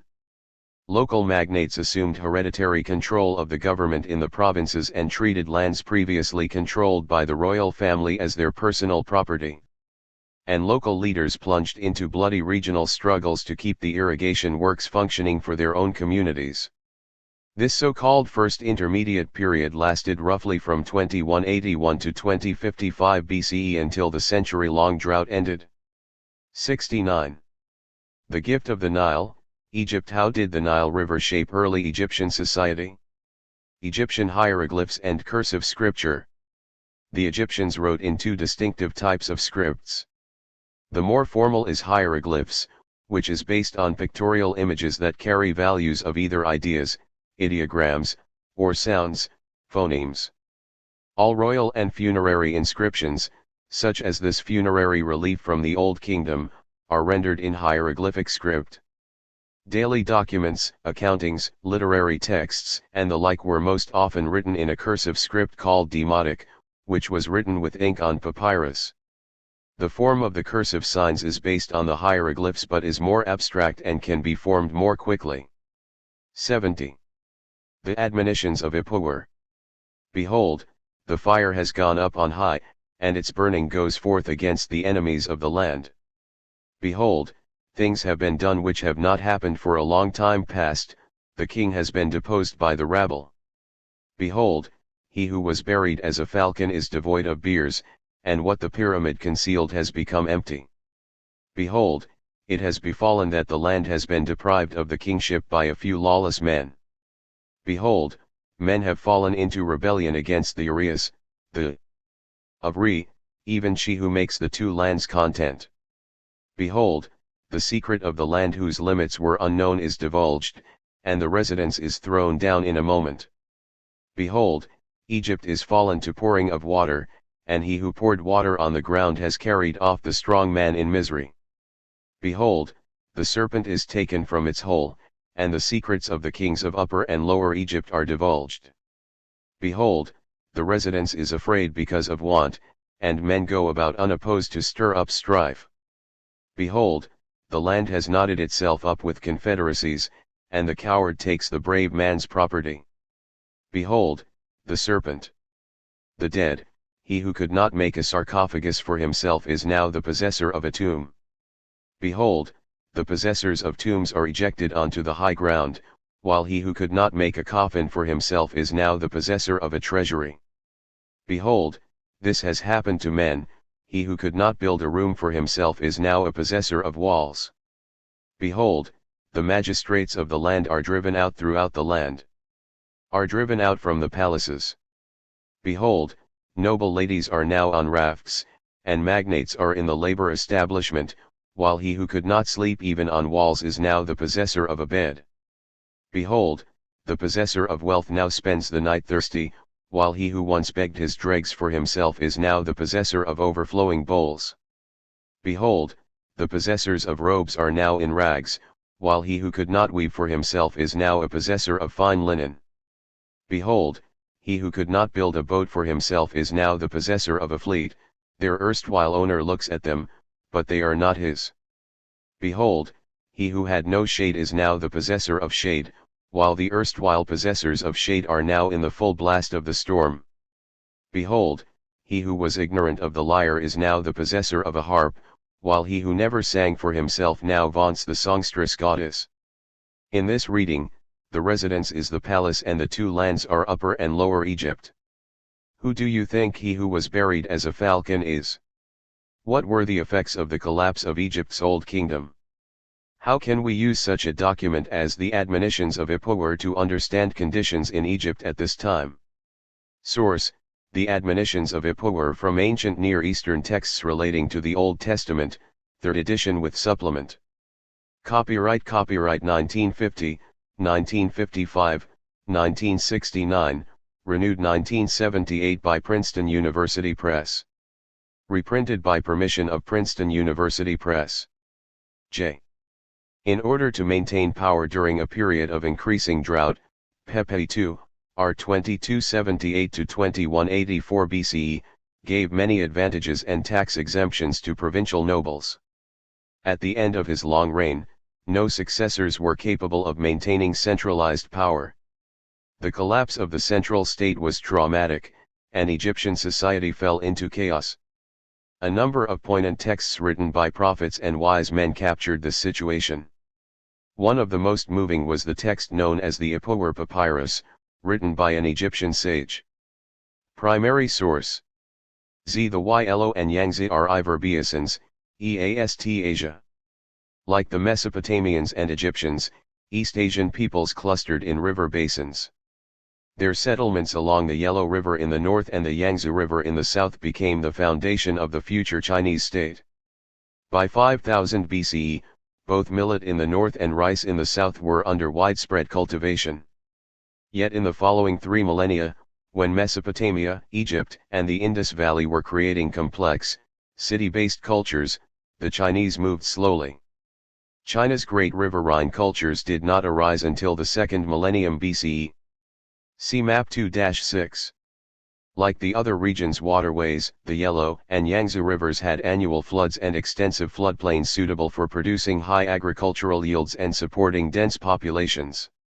In China, however, the evolution of hydraulic works, big cities, priestly and bureaucratic classes, and a new writing system took longer. Living conditions and the environment played a key role in ancient Chinese society, just as they did in the riverine cultures of Mesopotamia, Harappa, and Egypt. In the river basins of China, abundant food and the fact that communities were widely dispersed encouraged the development of localized agrarian cultures. Complex cities would come later. Also contributing to their different development were a lack of easily domesticated animals and plants and an abundance of geographic barriers. Geography isolated China, for the Himalayan mountains and the Taklamakan and Gobi deserts prevented large-scale migrations between East Asia and Central Asia and hindered the diffusion of cultural breakthroughs occurring elsewhere in Afro-Eurasia. From Yangshao to Longshan culture. China's classical histories place the beginnings of Chinese culture at the Xia dynasty, dating from 2200 BCE. Archaeological studies of riverine environments in East Asia tell a different story. Whether or not the Xia existed as a historical dynasty, archaeological evidence suggests our study of the Yellow River Basin and Yangtze Delta should begin earlier in the 2 millennia from 4000 to 2000 BCE.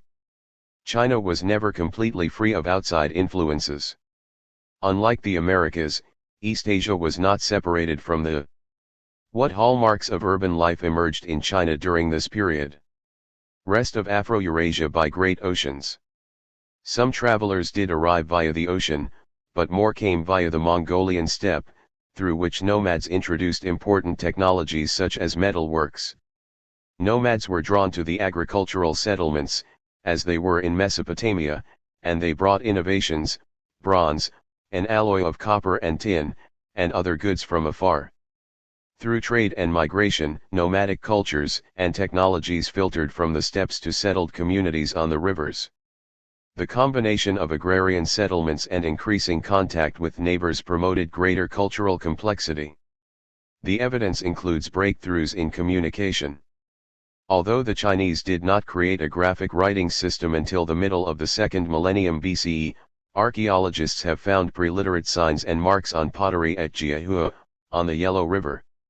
These date as early as the 7th millennium BCE, long before similar signs appeared in Mesopotamia and Egypt. Markings on red pottery, found near the village of Yangshao along the Yellow River in northwestern China, are another pioneering system of signs and symbols from as early as 5000 BCE. Archaeologists have also discovered analogous signs on early pottery in southern China. A complex society that required writing, such as that of the Sumerians, did not develop until much later. Nevertheless, shamans in the emerging villages of the 4th and 3rd millennia BCE may have used signs in performing rituals, music, and healing, as well as in divination. China's early riverine societies produced stone and pottery storage vessels that reflected increasingly urban settlements.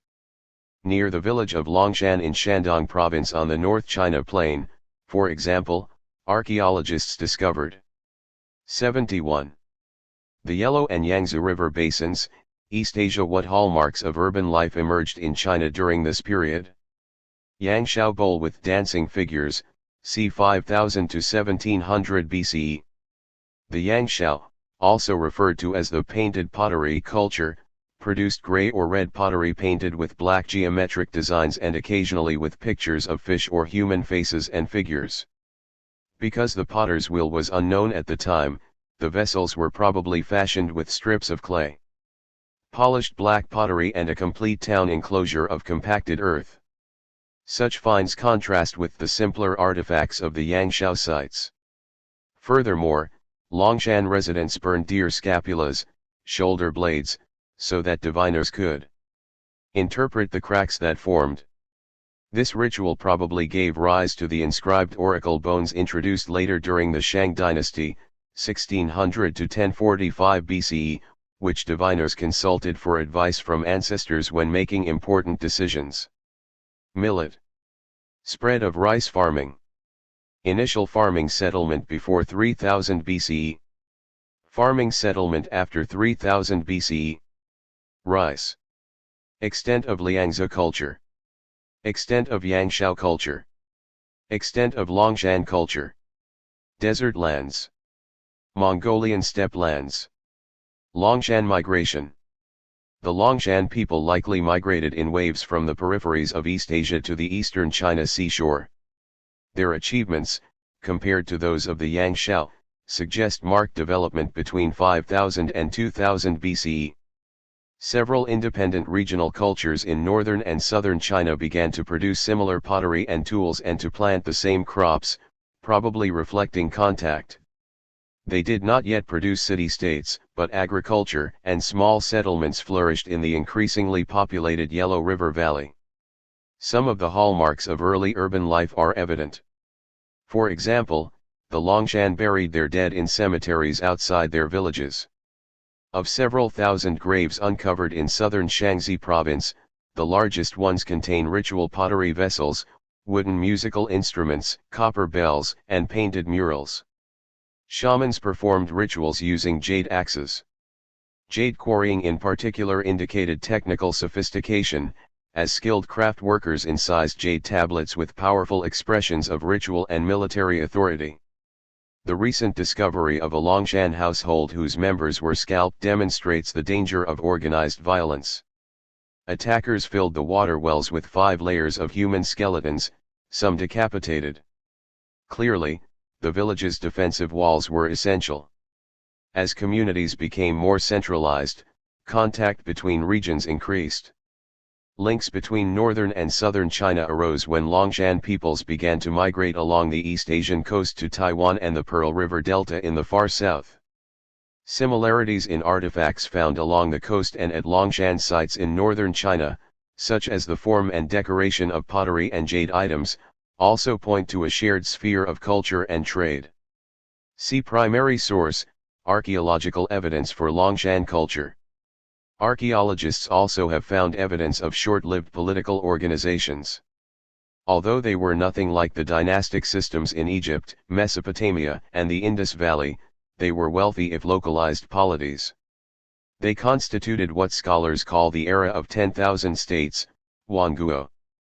One of them, the Liangzhu, has drawn particular interest for its remarkable jade objects. 73. The Yellow and Yangtze River basins, East Asia. What hallmarks of urban life emerged in China during this period? Longshan beaker, c. 2500 BCE.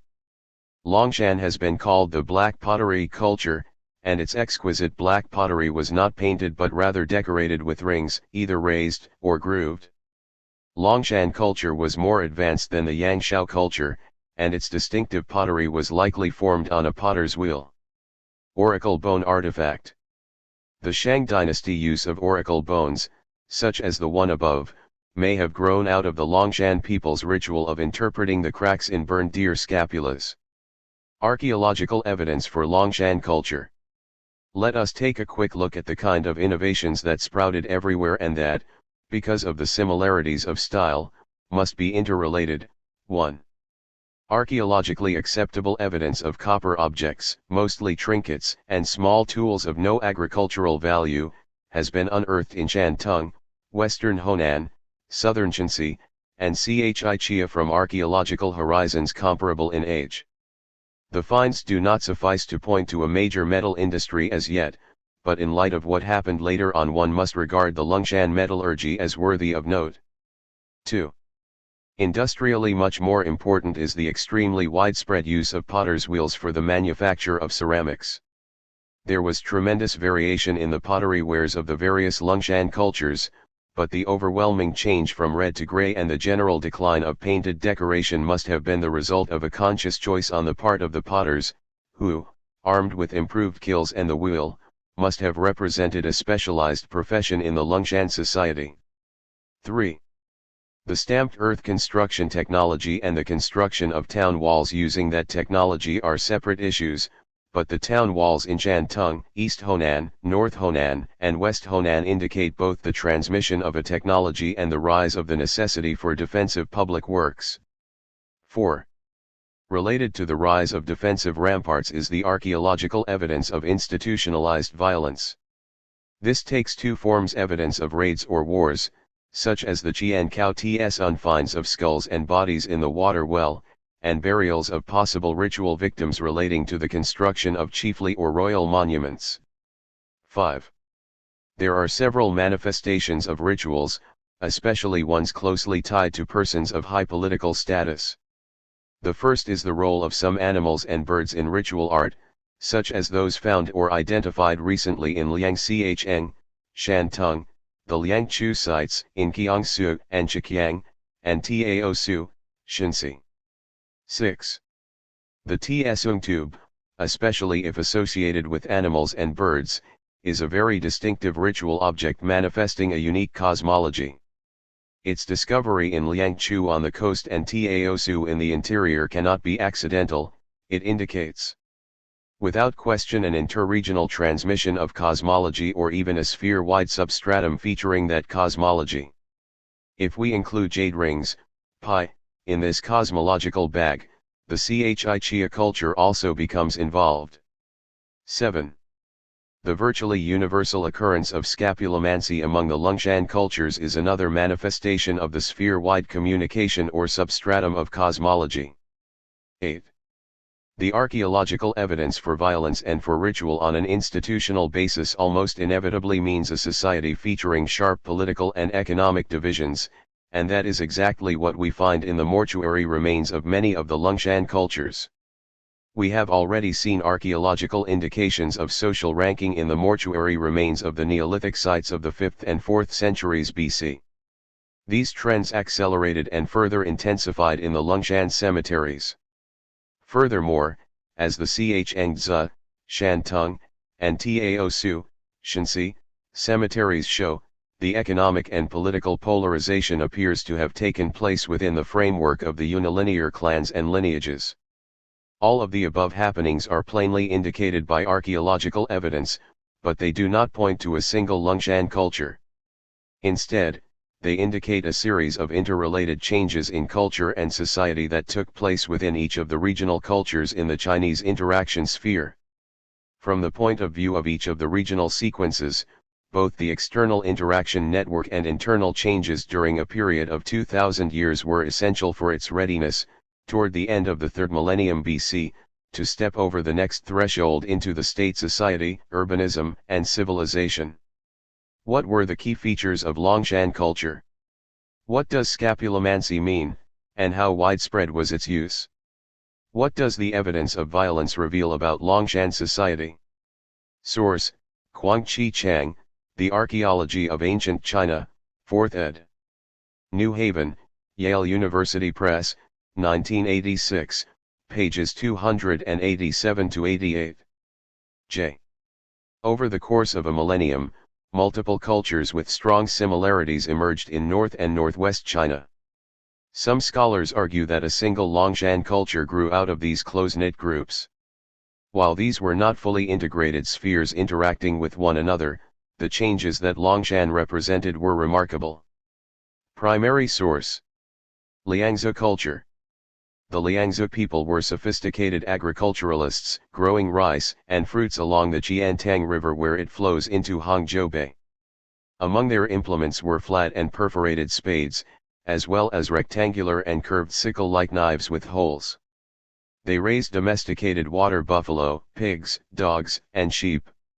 Archaeologists have discovered the remains of net sinkers, wooden floats, and wooden paddles, which demonstrate a familiarity with watercraft and fishing. Other wood artifacts are pieces of boats, house foundations, tools, and utensils. Stone and bone artifacts were sophisticated as well. Liangzhu artisans produced a black pottery from soft paste thrown on a wheel, and like the Lungshan they created ritual objects from several varieties of jade. They mined it in the Great Lake, Taihu, area of the Yangtze Delta, close to the Liangzhu tombs. Animal masks and bird designs adorned many pieces, revealing a shared cosmology that informed the rituals of the Liangzhu elite. In the late 3rd millennium BCE, a long drought hit China, as it did Egypt, Mesopotamia, and India. Although the climate change limited progress and forced migrations to more dependable habitats, the Chinese recovered early in the second millennium BCE. Now they created elaborate agrarian systems along the Yellow and Yangtze rivers that were similar to earlier irrigation systems along the Euphrates, Indus, and Nile. Extensive trading networks and a stratified social hierarchy emerged. Like the other river basin complexes of Asia and North Africa, China became a centralized polity. Here, too, a powerful monarchy eventually united the independent communities. But what developed in China was a social and political system that emphasized an idealized past and a tradition represented by sage kings. In this and other ways, China diverged from the rest of Afro-Eurasia. Life on the margins of Afro-Eurasia. Those dwelling in river basins and established cities with hierarchies, bureaucracies, and strong militaries were inclined to see outsiders, particularly nomads, as barbarians. Actually, the city people's imagery and narratives that depict nomads as uncivilized are not objective, because they were more concerned with promoting themselves than with portraying the nomads accurately. The nomads surely would not have recognized themselves as savages lacking culture, faith, and organized life. In fact, they had frequent contact with the urbanites and became skilled users of their technologies. See Map 2-7.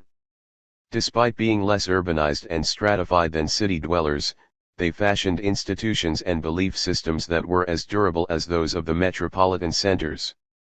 The people living outside the river basins had a distinctive warrior-based ethos, such that the top tiers of the social ladder held chiefs and military men instead of priests and scribes.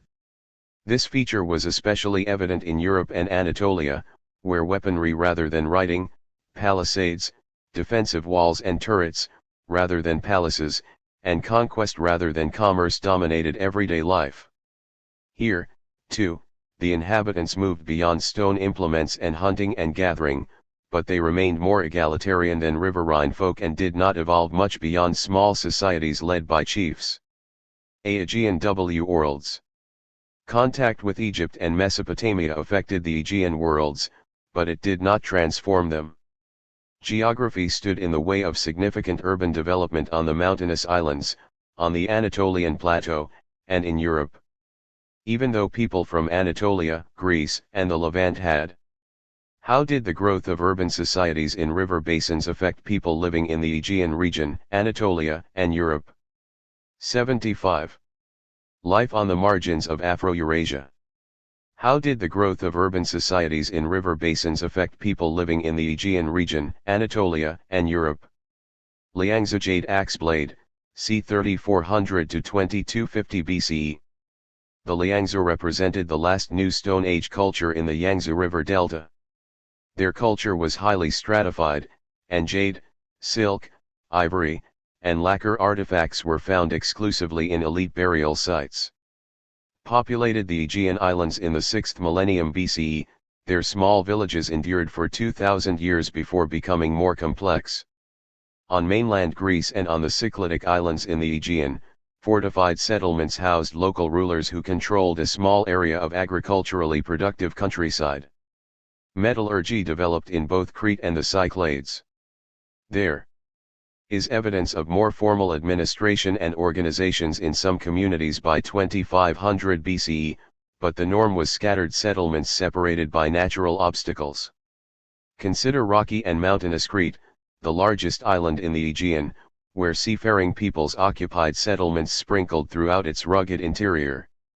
By the early 3rd millennium BCE, Crete had made occasional contact with Egypt. 76. And the coastal towns of the Levant, encountering new ideas, technologies, and materials as foreigners arrived on its shores. People coming by ship from the coasts of Anatolia and the Levant, as well as from Egypt, traded stone vessels and other luxury objects for the island's abundant copper. Lacking a rich agrarian base, most communities remained small at fewer than 100 inhabitants, and only a few grew over time. By the middle of the 3rd millennium BCE, a more complex society was emerging in eastern Crete. During the 2nd millennium BCE, Knossos, located in a rich agricultural plain, became the primary palace town in an extended network of palaces. Evidence from burial sites suggests that some households belonged to an elite class, for they took gold jewelry and other exotic objects with them to their graves. For a discussion of objects buried with the dead in several cultures, see Global Connections and Disconnect Ions, Ritual Objects in the Iranian Plateau, China, and Egypt. Aegean elites did not reject the niceties of cultured life, but they knew that their power rested as much on their rugged landscapes resources as on self-defense and trade with others. Anatolia.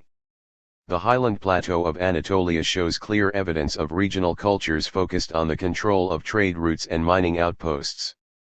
This area had been populated almost from the time that humans walked out of Africa, and the pace of change was slow because people clung to their village ways and stone tools. True cities did not develop here until the 3rd millennium BCE, and even then they were not the sprawling population centers typical of the Mesopotamian plain.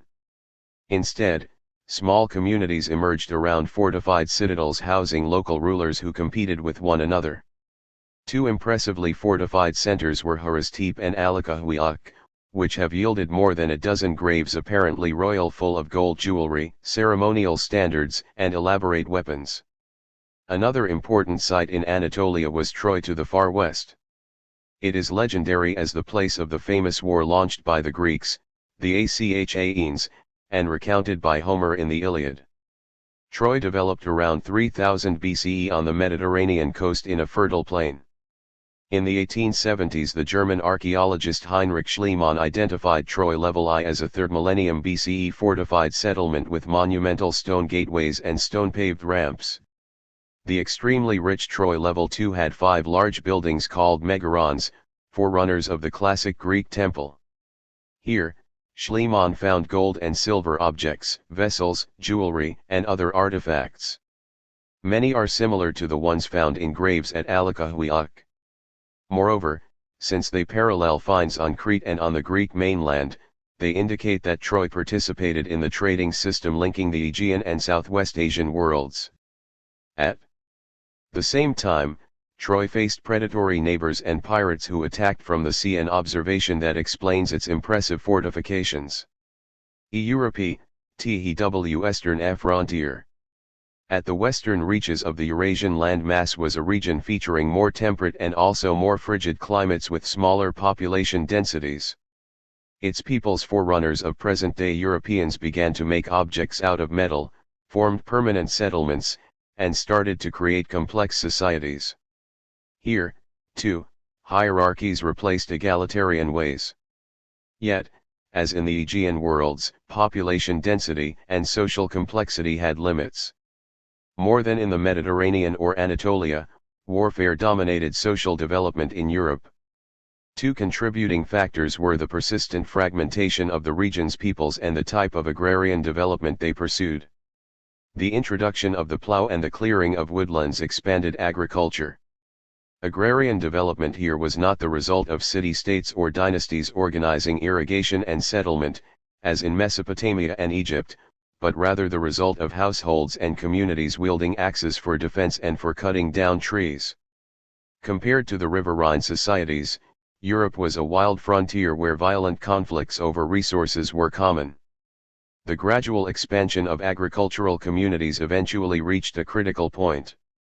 The growth of flint mining to an industrial level, as evident in the 1,000 shafts sunk at Krasmianki in Poland and the flint mining complex of Grimes Graves in England, indicates a social and economic transformation. Most important, mining output slashed the cost and increased the availability of raw materials needed to make tools for clearing forested lands and tilling them into arable fields. As agricultural communities proliferated, some became villages that dominated their regions. But nowhere did these folk create large cities and corresponding states. By 4000 BCE the more developed agrarian peoples had coalesced into large communities, constructing impressive monuments that remain visible today. In Western Europe, large ceremonial centers shared the same model, enormous shaped stones, some weighing several tons each, set in common patterns in alleyways, troughs, or circles known as megalithic, great stone, constructions. These daunting projects required cooperative planning and work. In the British Isles, where such developments occurred later, the famous megalithic complexes at Avebury and Stonehenge probably reached their highest stages of development just before 2000 BCE. No matter how forbidding the ecology of Europe was in this period, in the centuries after 3000 BCE, culminating in new developments around 2000 BCE, the whole of the northern European plain came to share a common life on the margins of Afro-Eurasia. How did the growth of urban societies in river basins affect people living in the Aegean region, Anatolia, and Europe? 78. An important aspect of religious practice is the interaction between the worldly and the divine, between the living and the dead. Thousands of years ago ritual objects, such as amulets, statues, or carved objects representing the gods, were tangible representations of the connection between the earthly and the sacred. Other objects carrying images of important myths and stories were useful in ceremonies marking major events, such as birth or death. They may also have acted as more permanent signs of the divine, in shrines or temples. In both cases, ritual objects represented the sacred in everyday life. Iranian Plato. Ancient humans deposited symbolic objects with the dead to ease the journey to the world beyond and to provide necessities in the afterlife.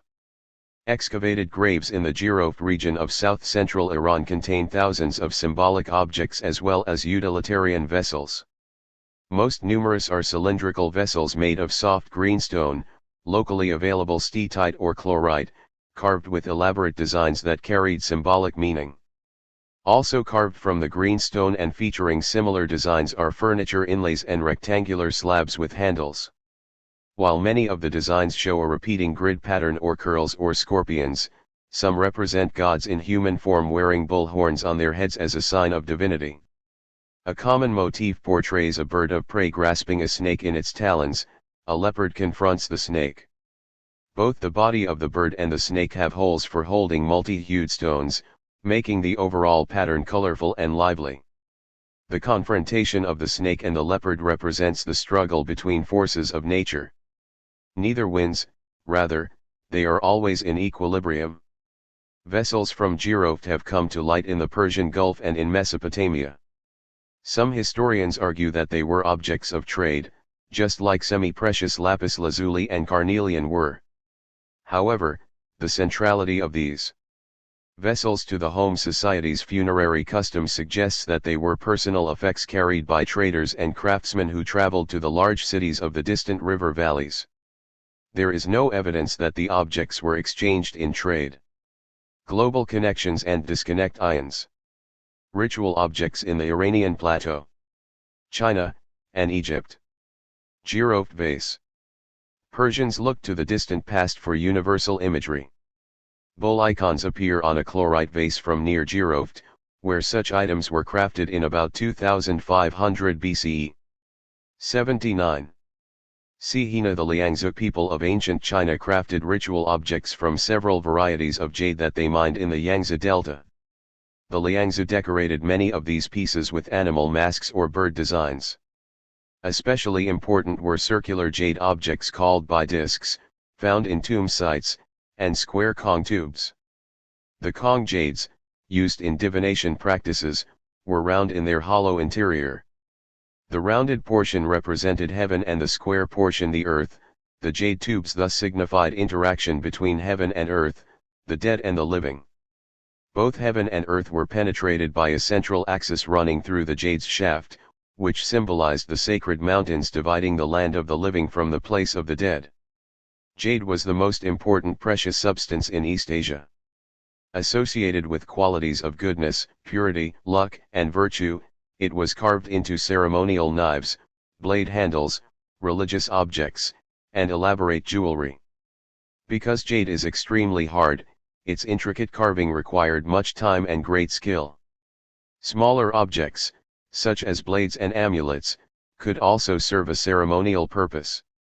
Jade objects used in burials might sit in the mouths and on the eyes of the deceased, or jade ornaments, jewelry, and ritual objects might accompany them. Men and women had different ornaments, including necklaces and headdresses, swords and seals. EGYPT in ancient Egypt, precious stones and metals shaped into jewelry and ritual objects were important, especially in burying the dead.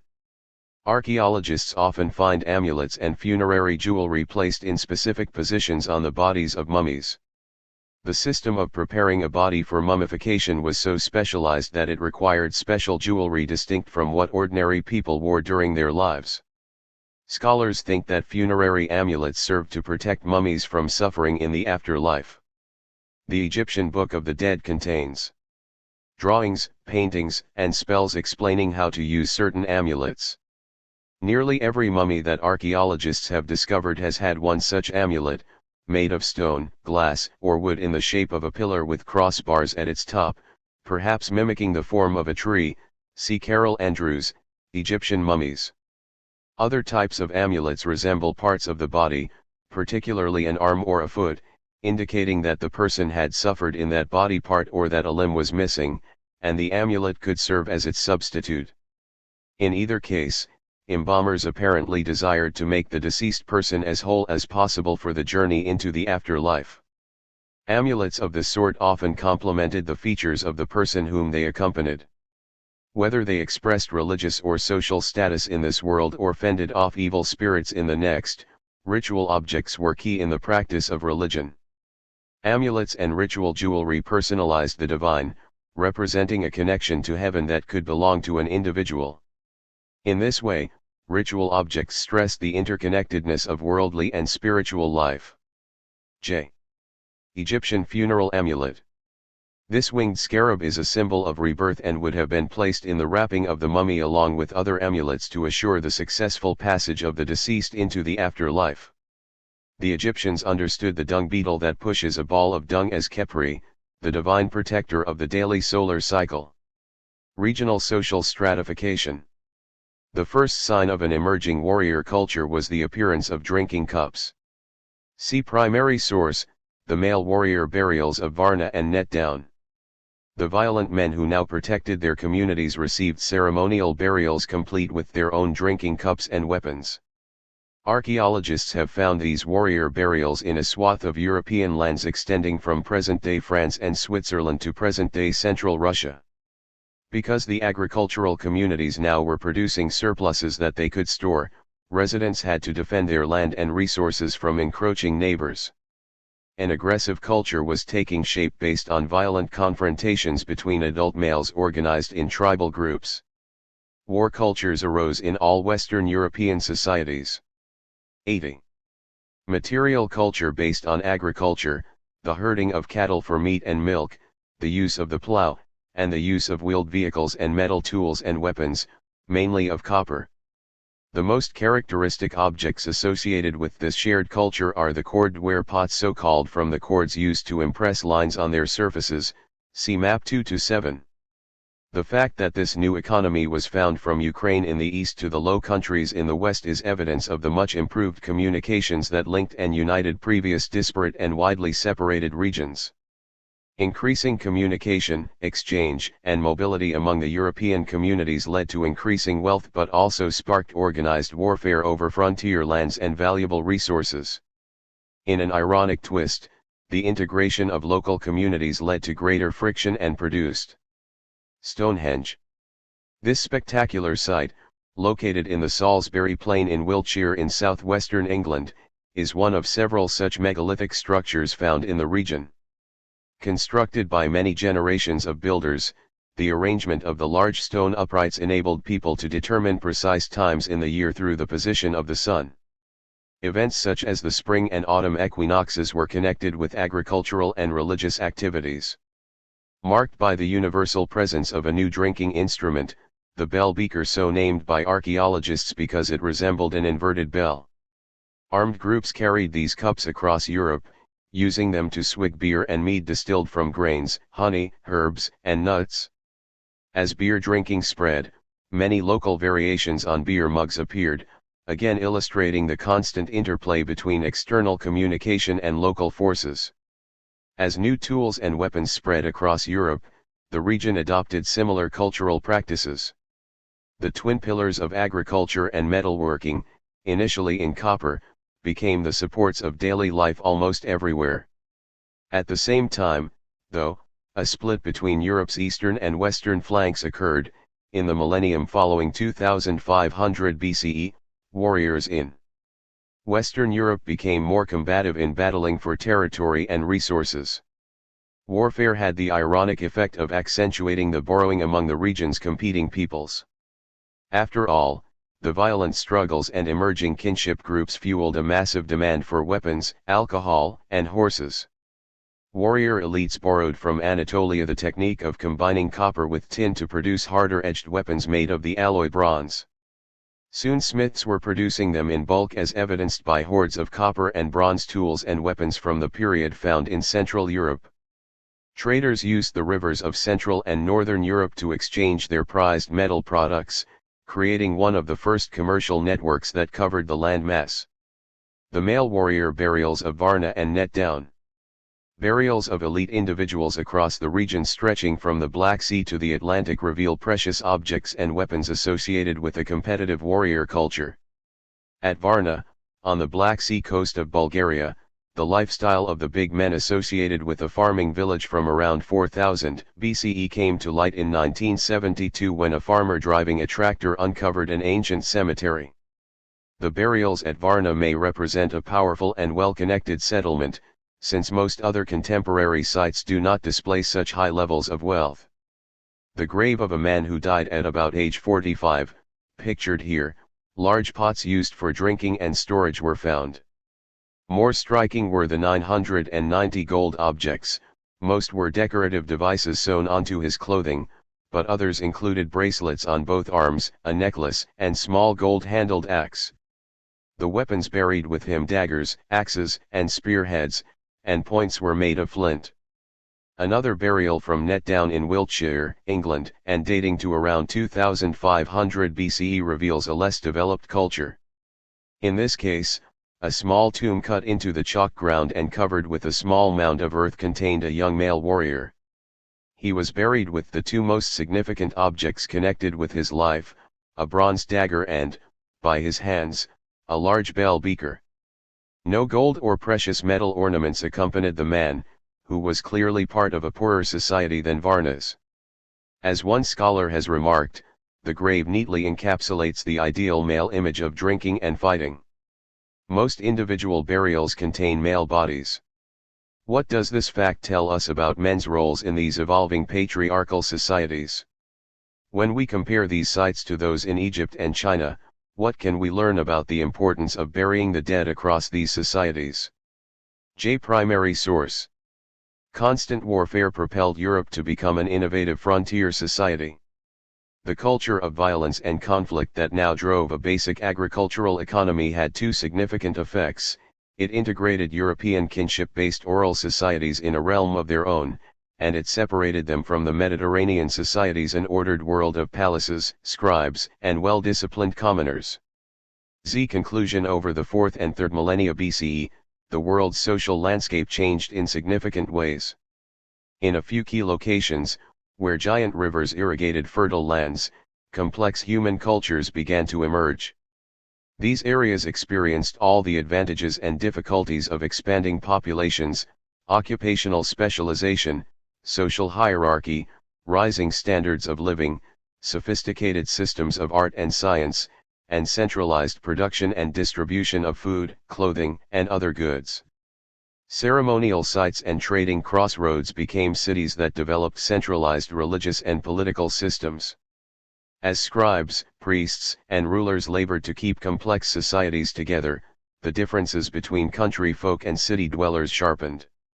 In effect, urbanization was an example of the many ways in which societies were becoming more complex and stratified. Social distinctions also affected the roles of men and women, as urban families began to differ from kinship groups in the countryside. Although the riverine cultures shared basic features, each one's evolution followed a distinctive path. Where there was a single river, the Nile or the Indus, the agrarian hinterlands that fed the cities lay along the banks of the mighty waterway. In these areas cities were small, thus the Egyptian and Harappan worlds enjoyed more political stability and less rivalry. In contrast, cities in the immense floodplain of the Tigris and Euphrates needed large hinterlands to sustain their populations. Because of their growing power and need for resources, Mesopotamian cities vied for preeminence, and their competition often became violent.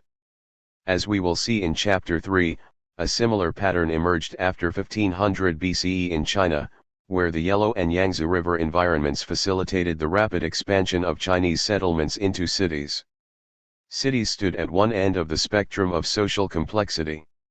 At the other end, in most areas of the world, people still lived in simple, egalitarian societies based on hunting, gathering, and basic agriculture as in the Americas and sub-Saharan Africa. In between were worlds such as Anatolia, Europe, and large parts of China, where towns emerged and agriculture advanced but not with the leaps and bounds of the great riverine cultures. Beyond these frontiers, farmers and nomads survived as they had for many centuries. Some of them, as in the Aegean, forged warrior societies. Elsewhere, as in the borderlands between Mesopotamian city-states, people created thriving trading networks. In spite of these global differences, changes in climate affected everyone and could slow or even reverse development. 82. Chronology 5000 BCE 4000 BCE. Southwest Asia and North Africa. East Asia.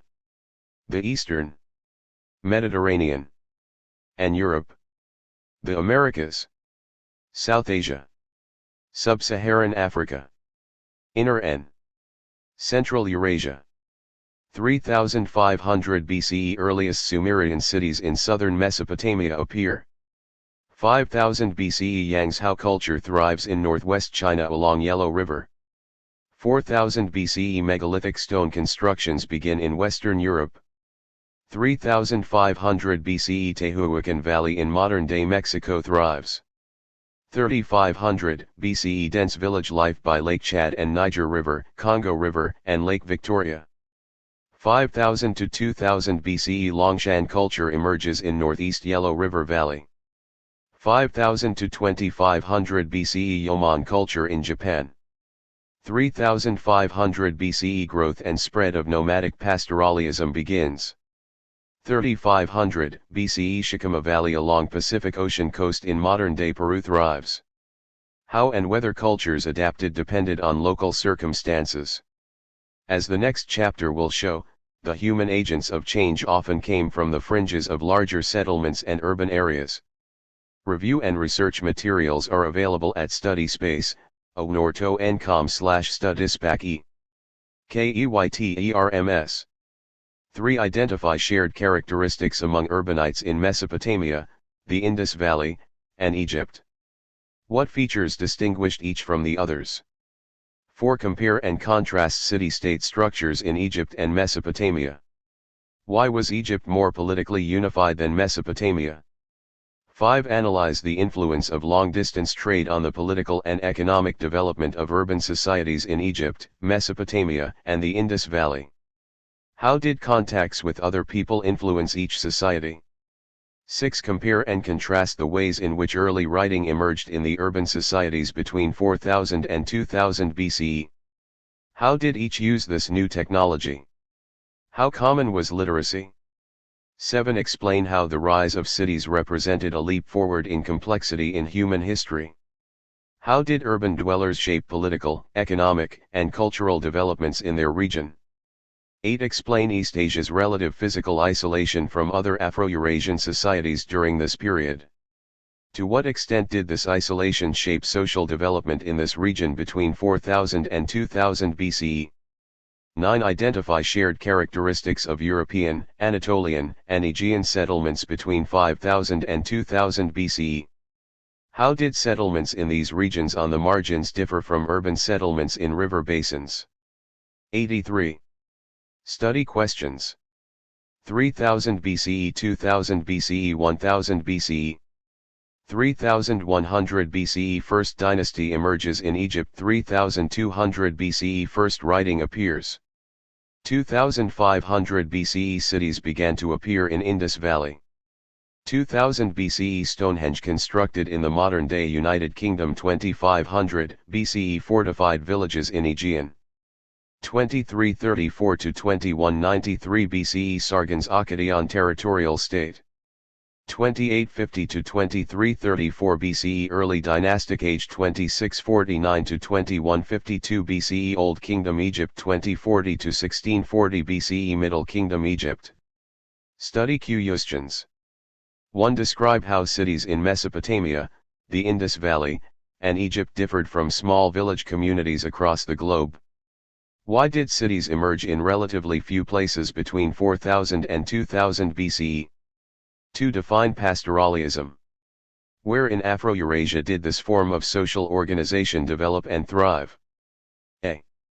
Round 2200 BCE, the Old Kingdom of Egypt collapsed. Evidence for its ruin includes a history of numerous ineffective rulers in Memphis, imprecise workmanship on pyramids, and many incomplete funerary and temple structures. Yet the collapse did not occur because of incompetent rulers or a decline in the arts and sciences. The Old Kingdom fell because of radical changes in climate, namely, a powerful warming and drying trend that blanketed Afro-Eurasia between 2200 and 2150. The Mesopotamians and Harappans were as hard hit as the Egyptians. In Egypt, the environmental disaster yielded a series of low Niles because the usual monsoon rains did not arrive to feed the river's upper regions, particularly the Blue Nile arising in the mountains of Ethiopia. Documents from this period reveal widespread suffering and despair.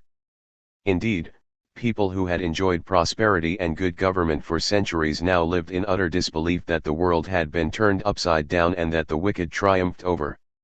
85. Nomads. Territorial states.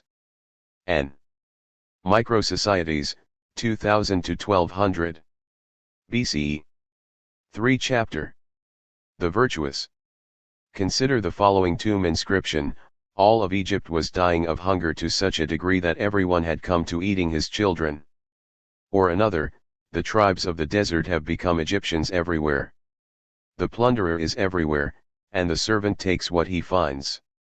Settled societies were not alone in their losses. Herders and pastoral nomads also felt the pinch. As these outsiders pressed upon permanent settlements in search of sustenance, the governing structures in Egypt, Mesopotamia, and the Indus Valley collapsed. The pioneering city-states may have created unprecedented differences between elites and commoners, between urbanites and rural folk, but everyone felt the effects of this disaster. This chapter focuses on the impact of climate change on the peoples of Afro-Eurasia. At first, the consequences were decisively negative. Famines occurred, followed by political and economic turmoil. The old order gave way, river basin states in Egypt, Mesopotamia, and the Indus Valley collapsed. Herders and pastoral nomads, driven from grazing areas that were drying up, forced their way into the heartlands of these great states in pursuit of better watered lands. Once there, they challenged the traditional ruling elites. They also brought with them an awesome new military weapon, the horse-drawn chariot, which would dominate warfare for a half a millennium. Yet the nomads' advantage was temporary. Soon the Egyptians, Mesopotamians, Chinese, and many others learned from their conquerors. They assimilated some of their foes into their own societies and drove others away, adopting the invaders' most useful techniques. We must note that the rise of highly centralized polities does not tell the entire story of this period, thus the chapter also examines worlds apart from the expanding centers of population and politics.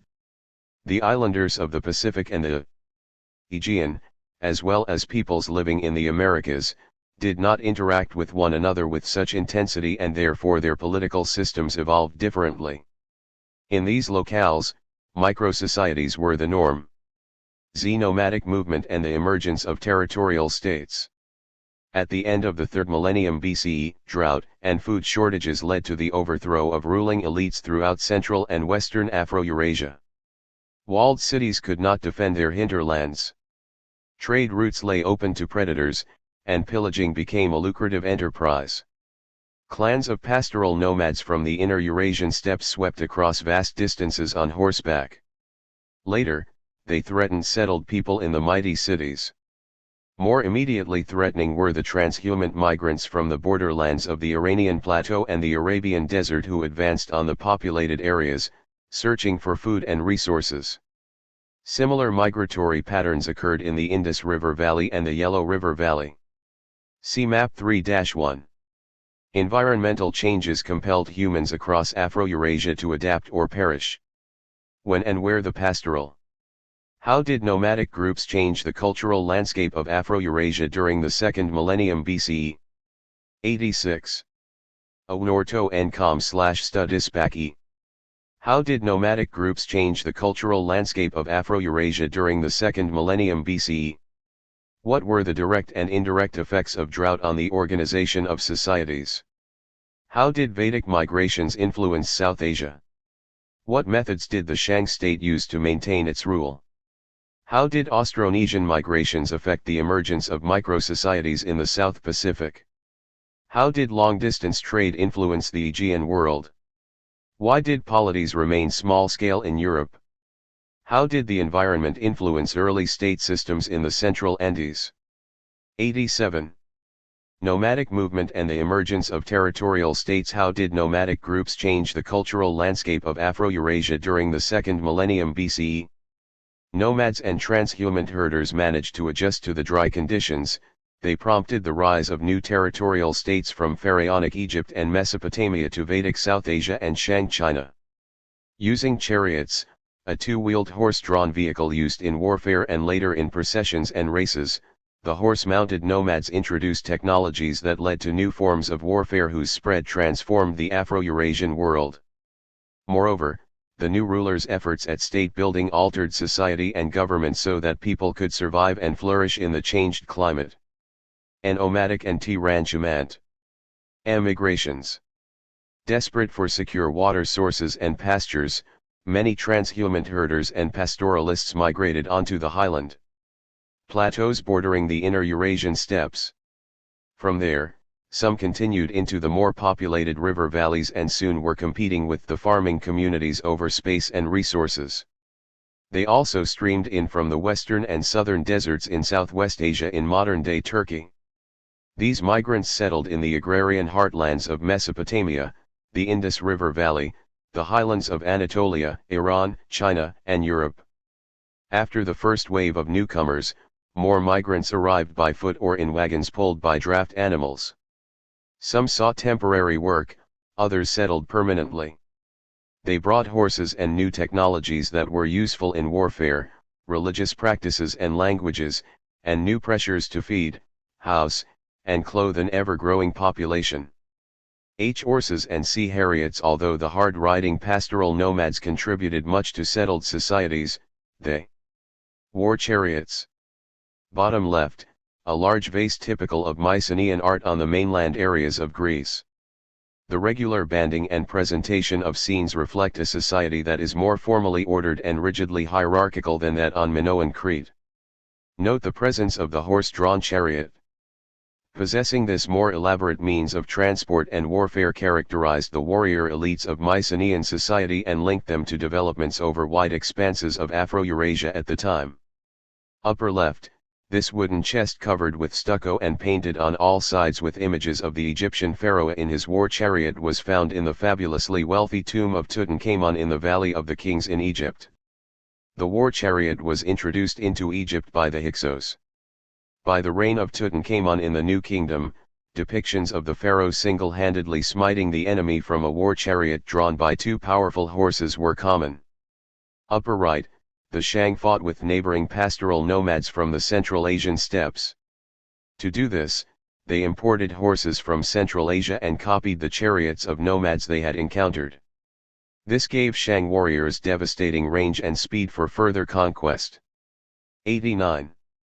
Nomadic movement and the emergence of territorial states. How did nomadic groups change the cultural landscape of Afro-Eurasia during the second millennium BCE? Linked cities in South Asia and China for the first time, enhanced trade, and maintained peace. They could not control what the elites whom they conquered wrote about them. Those who lost power described the nomadic warriors as barbaric, portraying them as cruel enemies of civilization. Yet what we know of these nomads today suggests that they were anything but barbaric. Perhaps the most vital breakthroughs that nomadic pastoralists transmitted to settled societies were the harnessing of horses and the invention of the chariot. On the vast steppe lands north of the Caucasus Mountains, during the late 4th millennium BCE, settled people had domesticated horses in their native habitat. Elsewhere, as on the northern steppes of what is now Russia, horses were a food source. Only during the late 3rd millennium BCE did people harness them with cheek pieces and mouth bits, signaling their use for transportation. Horses can outrun other draft animals, but harnessing them for pulling is complicated. Unlike cattle or donkeys, which stretch their necks ahead when walking, a horse raises its head. So the drivers needed headgear to control their steed's speed and direction. In tombs scattered around the steppe, archaeologists have found parts of horse harnesses made from wood, bone, bronze, and iron. These reveal the evolution of headgear from simple mouth bits to full bridles with headpiece, mouthpiece, and reins. Sometime around 2000 BCE, pastoral nomads beyond the Mesopotamian plain to the north in the mountains of the Caucasus joined the harnessed horse to the chariot. Pastoralists lightened chariots so their war horses could pull them faster. They were so light that an empty one could be lifted by one hand. Such techniques included spoked wheels made of special wood and bent into circular shapes, wheel covers, axles, and bearings all produced by settled people. But there was even more adaptation. Durable metal went into the chariot's moving parts, first bronze and later iron. A cluster of more than 20 settlements of steppe nomads, based in the area to the east of the Ural Mountains, led the way in making bronze weapons and chariot parts. Farther south, artisans working out of urban settlements fashioned true tin bronze weapons and utensils and imported horses and chariots from the steppe peoples. The next innovation in the chariot was the use of iron. Initially iron was a decorative and experimental metal, and all tools and weapons were bronze. Iron's hardness and flexibility, however, eventually made it more desirable for reinforcing moving parts and protecting wheels. Similarly, solid wood wheels that were prone to shatter ceded to spokes and hooped bronze, and, later, iron, rims. Thus the horse chariots were the result of a creative combination of innovations by both nomadic and agrarian peoples. These innovations combining new engineering skills, metallurgy, and animal domestication and their ultimate diffusion revolutionized the way humans made war. The horse chariot slashed travel time between capitals and overturned the machinery of war. Slow-moving infantry now ceded to battalions of chariots. Each vehicle carried a driver and an archer, and it charged into battle with lethal precision and ravaging speed. In fact, the mobility, accuracy, and shooting power of warriors in horse-drawn chariots tilted the political balance. For after the nomads perfected this type of warfare, by 1600 BCE, they challenged the political systems of Mesopotamia and Egypt and soon were affecting war-making in distant regions such as present-day Greece, India, China, and Sweden. Only with the arrival of cheaper armor made of iron, after 1000 BCE, could foot soldiers, in China, armed with crossbows, recover their military importance. For much of the 2nd millennium BCE, then, charioteer elites prevailed in Afro-Eurasia. For city dwellers in the river basins the first sight of horse-drawn chariots must have been terrifying, but they knew that war-making had changed and they scrambled to adapt. The Shang kings of China and the pharaohs in Egypt probably copied chariots from nomads or neighbors, and they came to value them highly. For example, the young pharaoh Tutankhamun, c. 1350, was a chariot archer who made sure his war vehicle and other gear accompanied him in his tomb. A century later the Shang kings of the Yellow River Valley, in the heartland of agricultural China, likewise were entombed with their horse chariots. The emergence of territorial estates. While nomad and transhuman populations toppled the riverine cities in Mesopotamia, Egypt, and China, the turmoil that ensued sowed seeds for a new type of regime, the territorial state. See Map 3-2. Breaking out of the urban confines of its predecessors, the territorial state exerted power over distant hinterlands. In this way, it represented the chief political innovation of this new era. Centralized kingdoms, organized around charismatic rulers, now emerged. In so doing they stabilized political systems, by devising rituals for passing the torch of command from one generation to the next. People no longer identified themselves as residents of cities, instead, they felt allegiance to large territories, rulers, and broad linguistic and ethnic communities. These territories for the first time had identifiable borders, and their residents felt a shared identity. Territorial states differed from the city-states that preceded them. The city-states of the riverine societies, organized around the temple and palace, were autonomous polities, politically organized communities or states, without clearly defined borders. In contrast, the new territorial states in Egypt, Mesopotamia, and China based their authority on monarchs, widespread bureaucracies, elaborate legal codes. 90. Z. THRISE of territorial Estad es. In Egyptn. Southwest Asia. Climatic change, invasions by pastoral nomads, and the use of war chariots transformed the city-states of Egypt and Southwest Asia.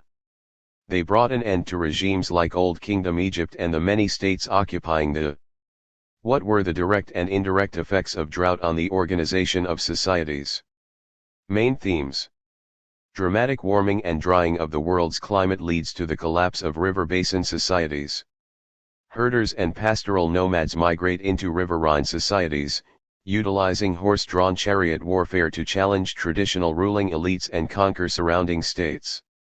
Large territorial states arise, led by charismatic rulers who expand boundaries, create more competition and trade, and wage warfare.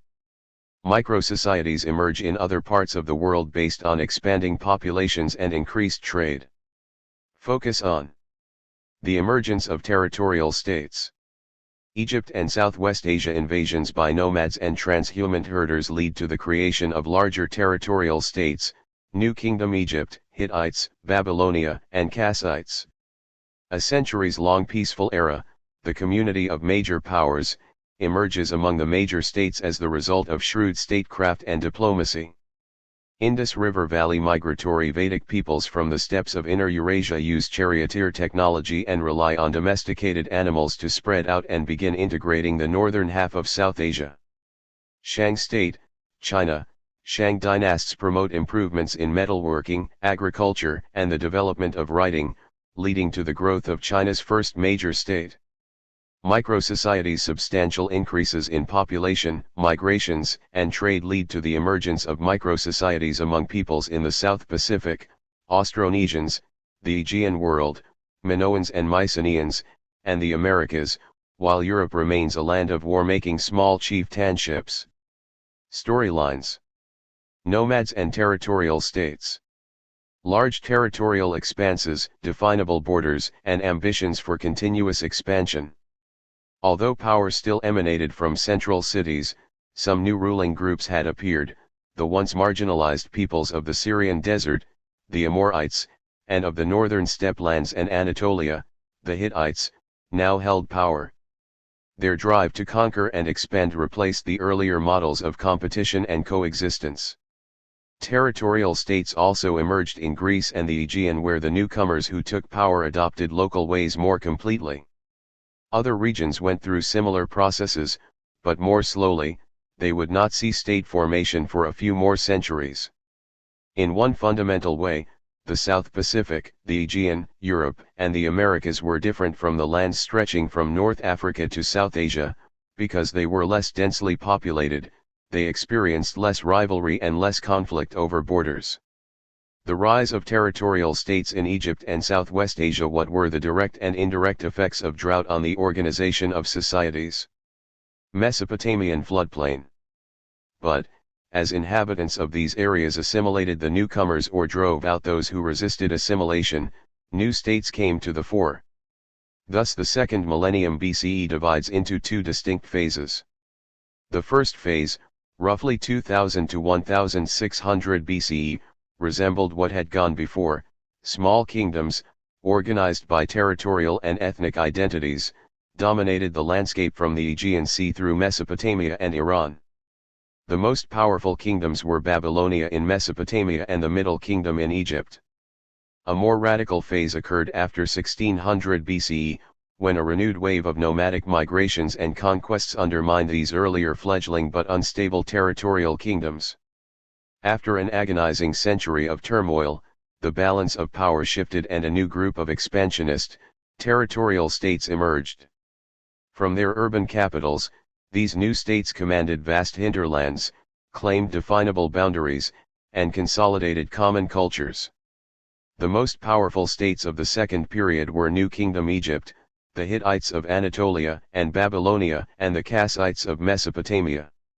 In this second period the entire region was marked by competition between well-balanced military kingdoms. Although there was much quarreling and some warfare, shrewd statecraft and international diplomacy kept the peace for many centuries. Not so fortunate were the smaller kingdoms, such as the Syro-Palestinian states, squeezed between the major powers. They served as buffer zones between the regions that the territorial powers dominated. Egypt. The first of the great territorial kingdoms of this era arose from the ashes of chaos in Egypt. There the pharaohs of the Middle Kingdom and, later, the New Kingdom reunified the river valley and expanded south and north. The long era of prosperity associated with the Old Kingdom had ended when drought brought catastrophe to the area. For several decades the Nile did not overflow its banks, and Egyptian harvests withered. As the pharaohs lost legitimacy and fell prey to feuding among rivals for the throne, regional notables replaced the authority of the centralized state. Egypt, which had been one of the most stable corners of Afro-Eurasia, would endure more than a century of tumult before a new order emerged. A Middle Kingdom Egypt, 2040 to 1640 BCE. Around 2050 BCE, after a century of drought, the Nile's floodwaters returned to normal. Crops grew again. But who would restore order and reunite the kingdom? From about 2061 to 1991 BCE, two rulers at Thebes, far south of the Old Kingdom seat of power in Memphis, both named Mentuhotep, consolidated power in Upper Egypt and began new state-building activity. They ushered in a new phase of stability that historians call the Middle Kingdom. For 350 years, the new pharaonic line built on earlier foundations to increase the from Afghanistan state's power and to develop religious and political institutions far beyond their original forms. Gods and kings' spiritual and worldly powers reinforced each other in Egypt. Just as rulers of this new phase came from the margins, so did its gods. The 12th dynasty, 1985 to 1795 BCE, with its long list of kings, dominated the Middle Kingdom partly because its sacred order replaced the chaos that people believed had brought drought and despair. Amenemhet I, 1985 to 1955 BCE, elevated a formerly insignificant god, Amun, to prominence. The king capitalized on the god's name, which means hidden, to convey a sense of his own invisible omnipresence throughout the realm. Because Amun's attributes were largely hidden, believers in other gods were able to embrace his cult. Amun's cosmic power appealed to those in areas that had recently been impoverished. As the pharaoh elevated the cult of Amun, he unified the disparate parts of his kingdom, further empowering Amun as well as his worldly sponsor, the pharaoh. In this way Amun eclipsed all the other gods of Thebes. Merging with the formerly omnipotent sun god Re, the deity now was called Amun-Re, the king of the gods. Because the power of the gods and kings was intertwined, Amun's earthly champion, the king, enjoyed enhanced legitimacy as the supreme ruler. The cult was more than a tool of political power, however, it also had a strong spiritual impact on the pharaoh and on Egyptian society. Royal splendor and royalty are while gods and kings allied, Middle Kingdom rulers tapped into their kingdom's bounty, their subjects' loyalty, and the work of untold slaves and commoners to build the largest, longest-lasting public works project ever undertaken. For 2,000 years, Egyptians and slaves toiled to erect monumental gates, enormous courtyards, and other structures in a massive temple complex at Thebes. Dedicated to Amun-Re, it demonstrated the glorious power of the pharaohs and the gods. Unlike the spiritually perfect and remote rulers of the Old Kingdom, the Middle Kingdom rulers nurtured a cult of the pharaoh as the good shepherd whose prime responsibility was to fulfill the needs of his human flock. By instituting charities, offering homage to gods at the palace to ensure regular flood waters, and performing ceremonies to honor their own generosity, the pharaohs portrayed themselves as the stewards of their people. Merchants and trade networks' prosperity gave rise to an urban class of merchants and professionals who used their wealth and skills to carve out places for their own leisure and pastimes. Indoors they indulged in formal banquets with professional dancers and singers, and outdoors they honed their skills in hunting, fowling, and fishing. What was new was that they did not depend on the kings for such benefits. In a sign of their upward mobility and autonomy, some members of the middle class constructed tombs filled with representations of the material goods they would use in the afterlife as well as the occupations that would engage them for eternity. During the Old Kingdom, this privilege had been the exclusive right of the royal family and a few powerful nobles. Centralized and reforming kingdoms also expanded their trade networks. Because the floodplains had long since been deforested, the Egyptians needed to import massive quantities of wood by ship. Most prized were the cedars from Byblos, a city in the land soon known as Phoenicia, roughly present-day Lebanon, which artisans crafted into furniture for the living and coffins for the dead. Superb examples remain from the tombs of nobles and pharaohs. Commercial networks extended south through the Red Sea as far as present-day Ethiopia. Traders brought back precious metals, ivory, livestock, slaves, and exotic animals such as panthers and monkeys to enhance the pharaoh's palace. Expeditions to the Sinai Peninsula searched for copper and turquoise. Egyptians looked south for gold, which they prized for personal and architectural ornamentation. To acquire it they crossed into Nubia, where they met stiff resistance. Eventually the Egyptians colonized Nubia to broaden their trade routes and secure these coveted resources. As part of their colonization, a series of forts extended as far south as the Second Cataract of the Nile River. See Map 2-5 in Chapter 2. 94. Amun. This sculpture of the head of the god Amun was carved from quartzite during the 18th dynasty, around 1335 BCE. At Thebes in Upper Egypt, a huge temple complex was dedicated to the combined god Amun-Re. The powerful kings of the Middle and New Kingdoms each added a courtyard or a pylon, making this one of the largest religious structures in the ancient world. 95. The rise of territorial states in Egypt and Southwest Asia. What were the direct and indirect effects of drought on the organization of societies? Hyksos I invaders and Neuf foundations. Pharaonic peace brought prosperity, but it did not ensure uninterrupted pharaonic rule. Now Egypt found itself open to migration and foreign invasion, coming once again from the margins. First, the very success of the new commercial networks lured pastoral nomads who were searching for work. Later, a new people from Southwest Asia attacked Egypt, initially destabilizing the kingdom but ultimately putting it on stronger foundations. Sometime around 1640 BCE, a Western Semitic-speaking people, whom the Egyptians called the Hyksos, rulers of foreign lands, overthrew the unstable 13th dynasty. The Hyksos had mastered the art of horse chariots. Thundering into battle with their war chariots and their superior bronze axes and composite bows, made of wood, horn, and sinew, they easily defeated the pharaoh's foot soldiers. Yet the victors did not destroy the conquered land, instead, they ruled over it. By adopting Egyptian ways, they also reinforced them. The Hyksos settled down and ruled as the 15th dynasty, asserting control over the northern part of the country and transforming the Egyptian military force. After a century of political conflict, an Egyptian who ruled the southern part of the country, Amosis, r. 1550–1525 BCE, successfully used the Hyksos' weaponry horse chariots against the invaders themselves and became pharaoh.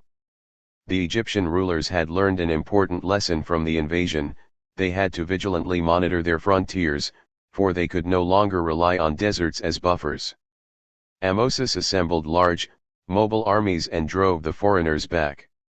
Diplomats followed in the army's path, as the pharaoh initiated a strategy of interference in the affairs of Southwest Asian states. Such policies laid the groundwork for statecraft and an international diplomatic system that future Egyptian kings would use to dominate the eastern Mediterranean world. The migrants and invaders from the west introduced new techniques that the Egyptians adopted to consolidate their power.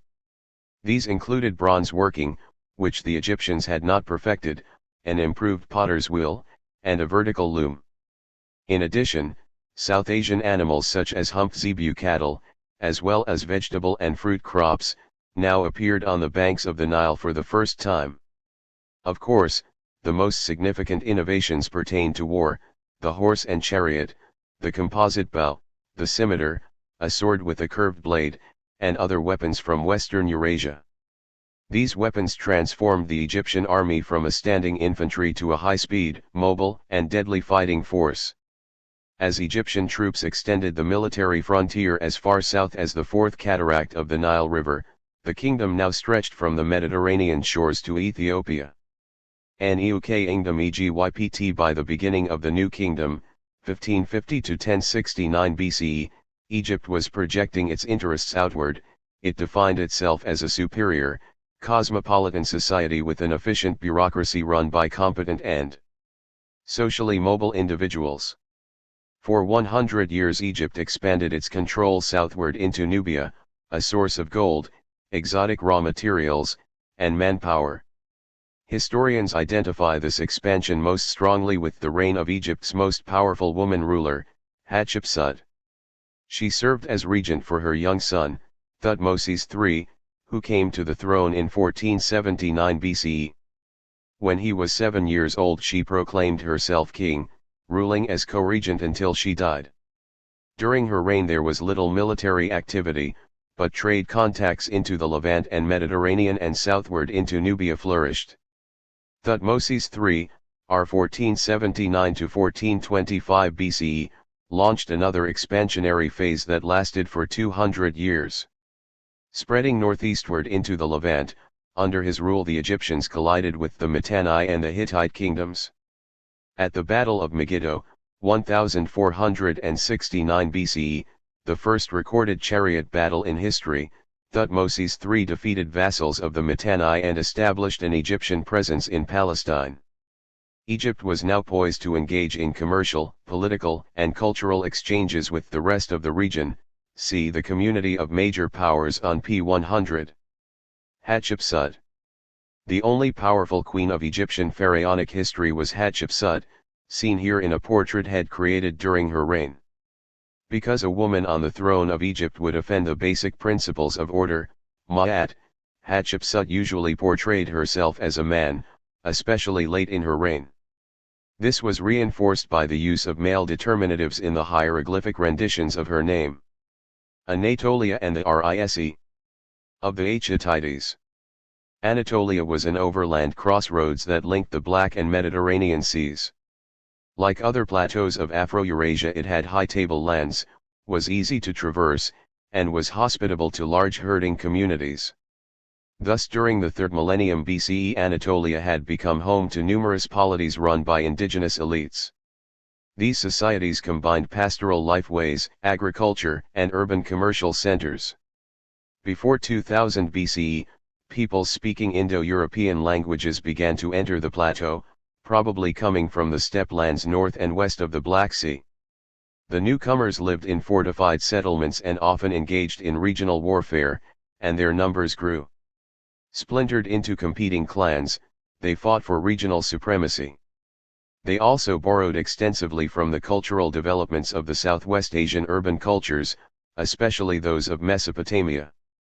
THOLD and Neuh Hittite kingdoms, 1800–1200 BCE, in the early 2nd millennium BCE chariot warrior groups, which were the most powerful of the competing communities in Anatolia, grew even more powerful on the commercial activity that passed through Anatolia. Chief among them were the Hittites.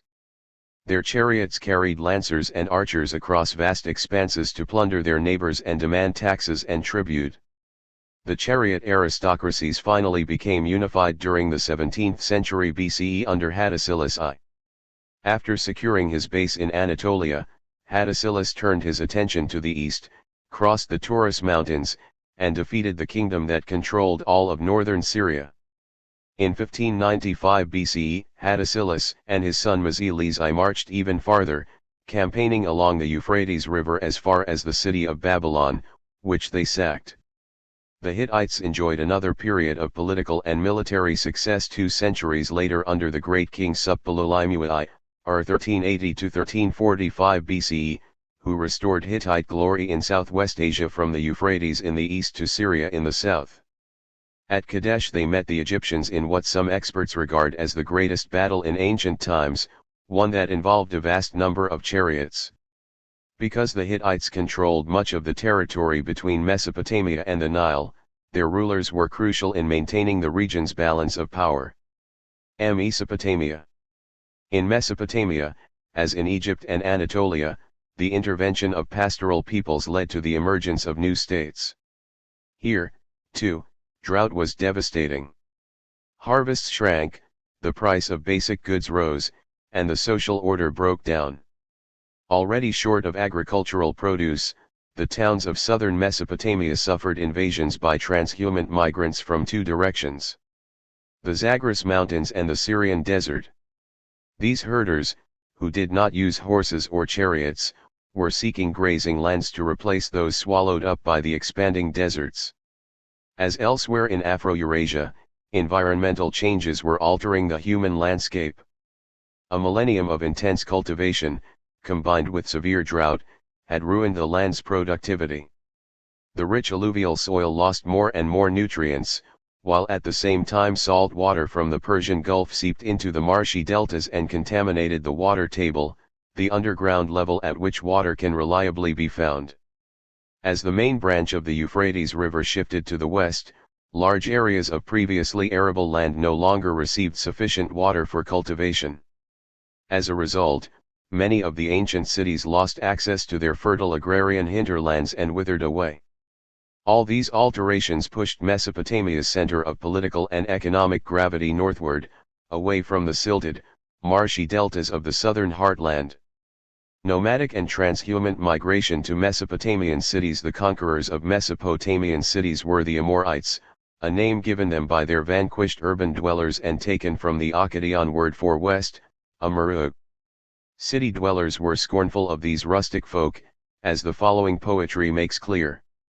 It states that the Amorite is a tent dweller, buffeted by wind and rain, who offers no prayer, he who dwells in the mountains, knows not the places of the gods, a man who digs up mushrooms at the foot of the mountain, who knows no submission, he eats uncooked meat, in his lifetime has no house, when he dies, he will not be buried.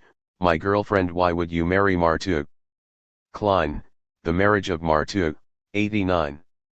Transhumant herders may have been foreigners in the cities of Mesopotamia, but they were not strangers to them. They had always played an important role in Mesopotamian urban life and knew the culture of its city-states. These rural folk wintered in villages close to the river to water their animals, which grazed on fallow fields. In the scorching summer, they retreated to the cooler highlands. Their flocks provided wools for the vast textile industries of Mesopotamia, as well as leather, bones, and tendons for other crafted products. In return, the herders purchased crafted products and agricultural goods. They also paid taxes, served as warriors, and labored on public works projects. Yet despite being part of the urban fabric, they had few political rights within city-states. As scarcities mounted, transhumant peoples began to press in upon settled communities more closely. Finally, in 96-97, the rise of territorial states in Egypt and Southwest Asia. What were the direct and indirect effects of drought on the organization of societies? 2004 BCE, Amorites from the western desert joined allies from the Iranian plateau to bring down the Third Dynasty of Ur, which had controlled all of Mesopotamia and southwestern Iran for more than a century. As in Egypt, a century of political instability followed the demise of the old city-state models. Here, too, it was pastoral folk who finally restored order, taking the wealth of the regions they conquered and helping the cultural realm to flourish. They founded the Old Babylonian Kingdom around 2000 BCE, they also expanded trade and founded new kinds of political communities, territorial states with dynastic ruling families and well-defined frontiers. This was yet another example of the contribution of mobile communities to settled societies. Restored order and culture. Restored order and prosperity enabled the new kings of Babylonia to nourish a vibrant intellectual and cultural milieu. They commissioned public art and works projects, and institutions of learning thrived. The court supported workshops for skilled artisans such as jewelers and sculptors, and it established schools for scribes, the transmitters of an expanding literary culture. Now the Babylonians and their successors, the Kassites, 1475 to 1125 BCE, reproduced the cultural achievements of earlier Mesopotamia. To dispel their image as rustic foreigners and to demonstrate their familiarity with the region's core values, they studied the oral tales and written records of the earlier Sumerians and Akkadians. Scribes copied the ancient texts and preserved their tradition. Royal hymns, for instance, continued the Sumerian language that had not been spoken for centuries. These hymns portrayed the king as a legendary hero of quasi-divine status. Heroic narratives about legendary founders, based on traditional stories about the rulers of ancient Uruk, served to legitimize the new rulers. These great poems constituted the first epic narratives of human as opposed to godly achievement. Written in the Old Babylonian dialect of the Semitic Akkadian language, they identified the history of a people with their king, and their wide circulation helped to unify the kingdom. The most famous was the Epic of Gilgamesh, see primary source, the Epic of Gilgamesh.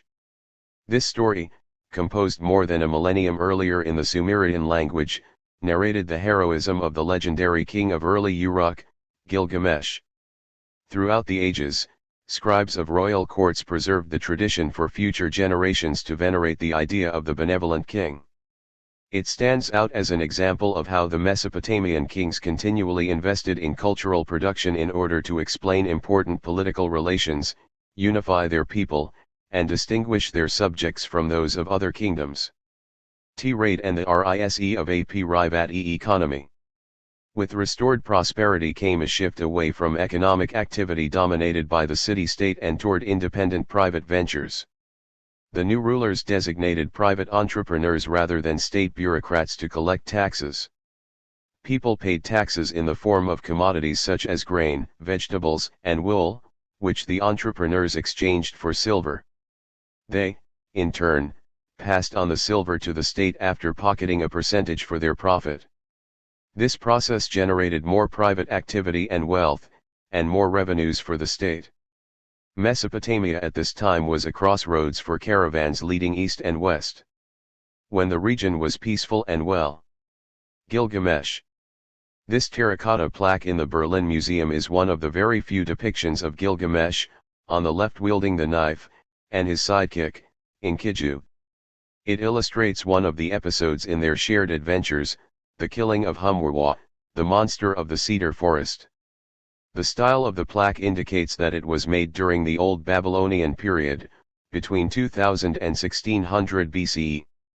Governed, the trading community flourished. The ability to move exotic foodstuffs, valuable minerals, textiles, and luxury goods across Southwest Asia won Mesopotamian merchants and entrepreneurs a privileged position as they connected producers with distant consumers. Merchants also used sea routes for trade with the Indus Valley. Before 2000 BCE, mariners had charted the waters of the Red Sea, the Gulf of Aden, the Persian Gulf, and much of the Arabian Sea. Now, during the second millennium BCE, shipbuilders figured out how to construct larger vessels and to rig them with towering masts and woven sails, creating truly seaworthy craft that could carry bulkier loads. Of course, shipbuilding required wood, particularly cedar from Phoenicia, as well as wool and other fibers, from the pastoral hinterlands, for sales. Such reliance on imported materials reflected a growing regional economic specialization and an expanding sphere of interaction across Western Afro-Eurasia. The Epic of Gilgamesh. The alewife spoke to him, to Gilgamesh, "If you are truly Gilgamesh, that struck down the guardian, destroyed Humbaba, who lived in the pine forest, killed lions at the mountain passes, seized the bull of heaven who came down from the sky, struck him down, why are your cheeks wasted, your face dejected, your heart so wretched, your appearance worn out, and grief in your innermost being?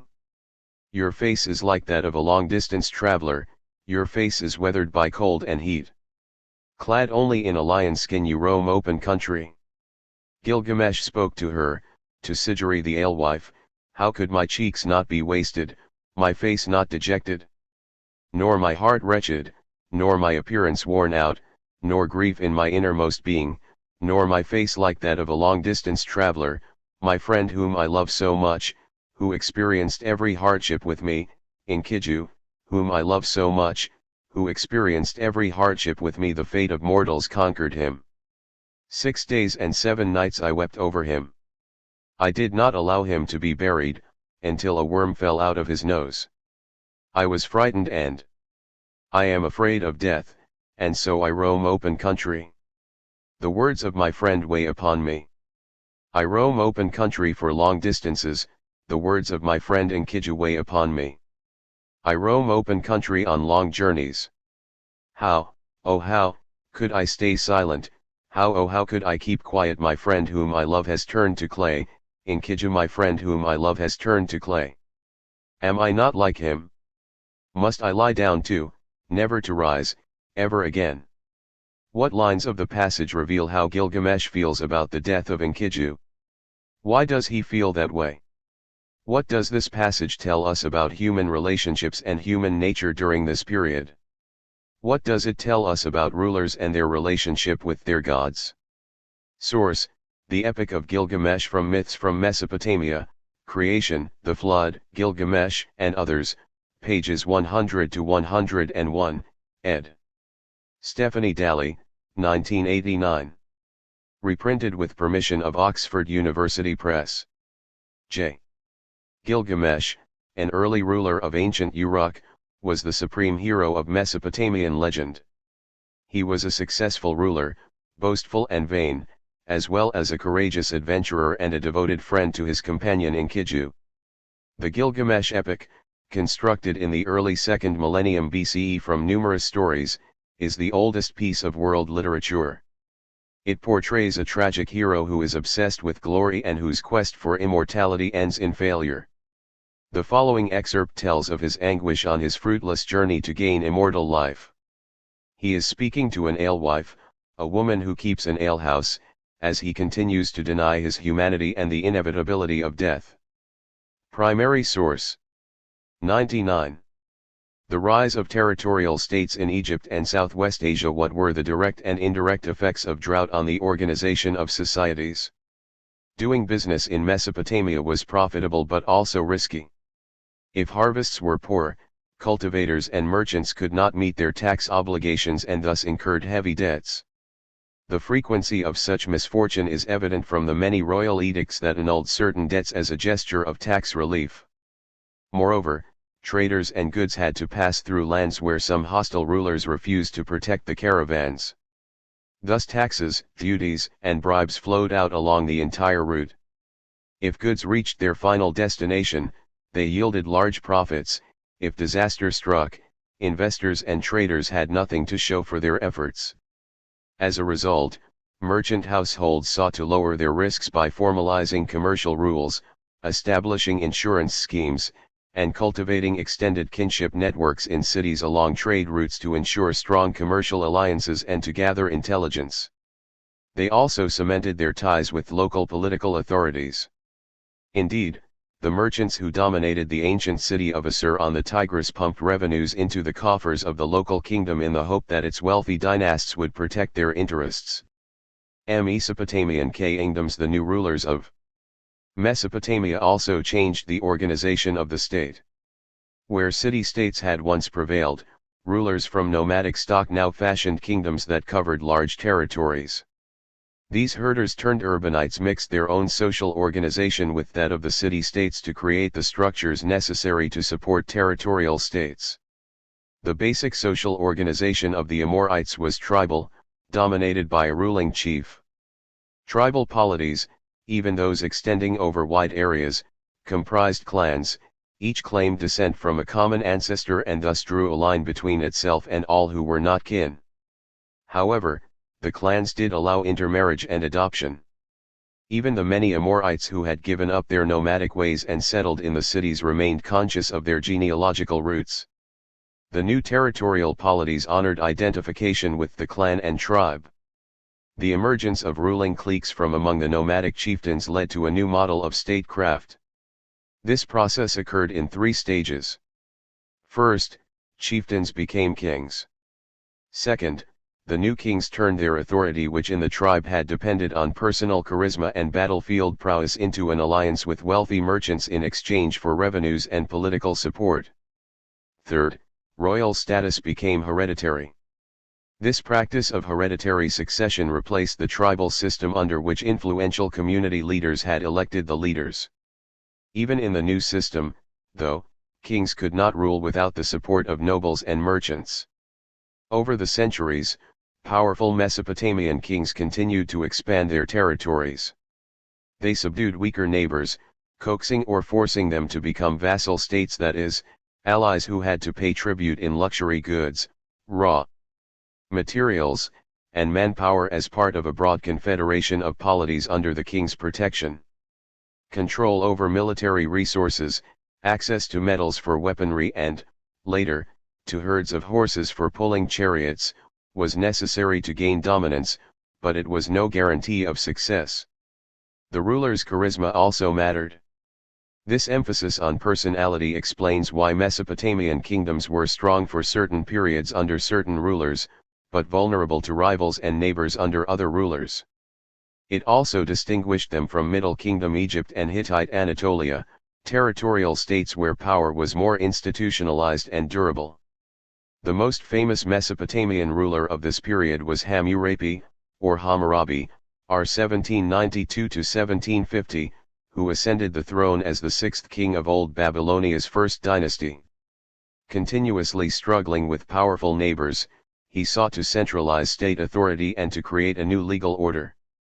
Using diplomatic and military skills to become the strongest king in Mesopotamia, he made Babylon his capital and declared himself the king who made the 4 quarters of the earth obedient.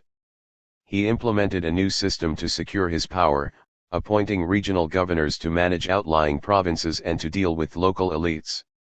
Hammurabi's image as ruler imitated that of the Egyptian pharaohs of the Middle Kingdom. The king was shepherd and patriarch of his people, responsible for proper preparation of the fields and irrigation canals and for his followers' well-being. Such an ideal recognized that being king was a delicate balancing act. While he had to curry favor among powerful merchants and elites, he also had to meet the needs of the poor and disadvantaged, in part to avoid a reputation for cruelty, and in part to gain a key base of support should the elites become dissatisfied with his rule. Hammurabi elevated this balancing act into an art form, encapsulated in a grand legal code, Hammurabi's Code. It began and concluded with the rhetoric of paternal justice. For example, he concluded by describing himself as the shepherd who brings peace, whose scepter is just. My benevolent shade was spread over my city, I held the people of the lands of Sumer and Akkad safely on my lap. Hammurabi's Code was in fact a compilation of more than 300 edicts addressing crimes and their punishments. One theme rings loud and clear: governing public matters was man's work, and upholding a just order was the supreme charge of rulers. Whereas the god's role in ordering the world was distant, the king was directly in command of ordering relations among people. Accordingly, the code elaborated in exhaustive detail the social rules that would ensure the kingdom's peace through its primary instrument, the family. The code outlined the rights and privileges of fathers, wives, and children. The father's duty was to treat his kin as the ruler would treat his subjects, with strict authority and care. Adultery, which represented the supreme violation of this moral code, was a female crime. Any woman found with a man who was not her husband would be bound and thrown into the river, and likewise her lover.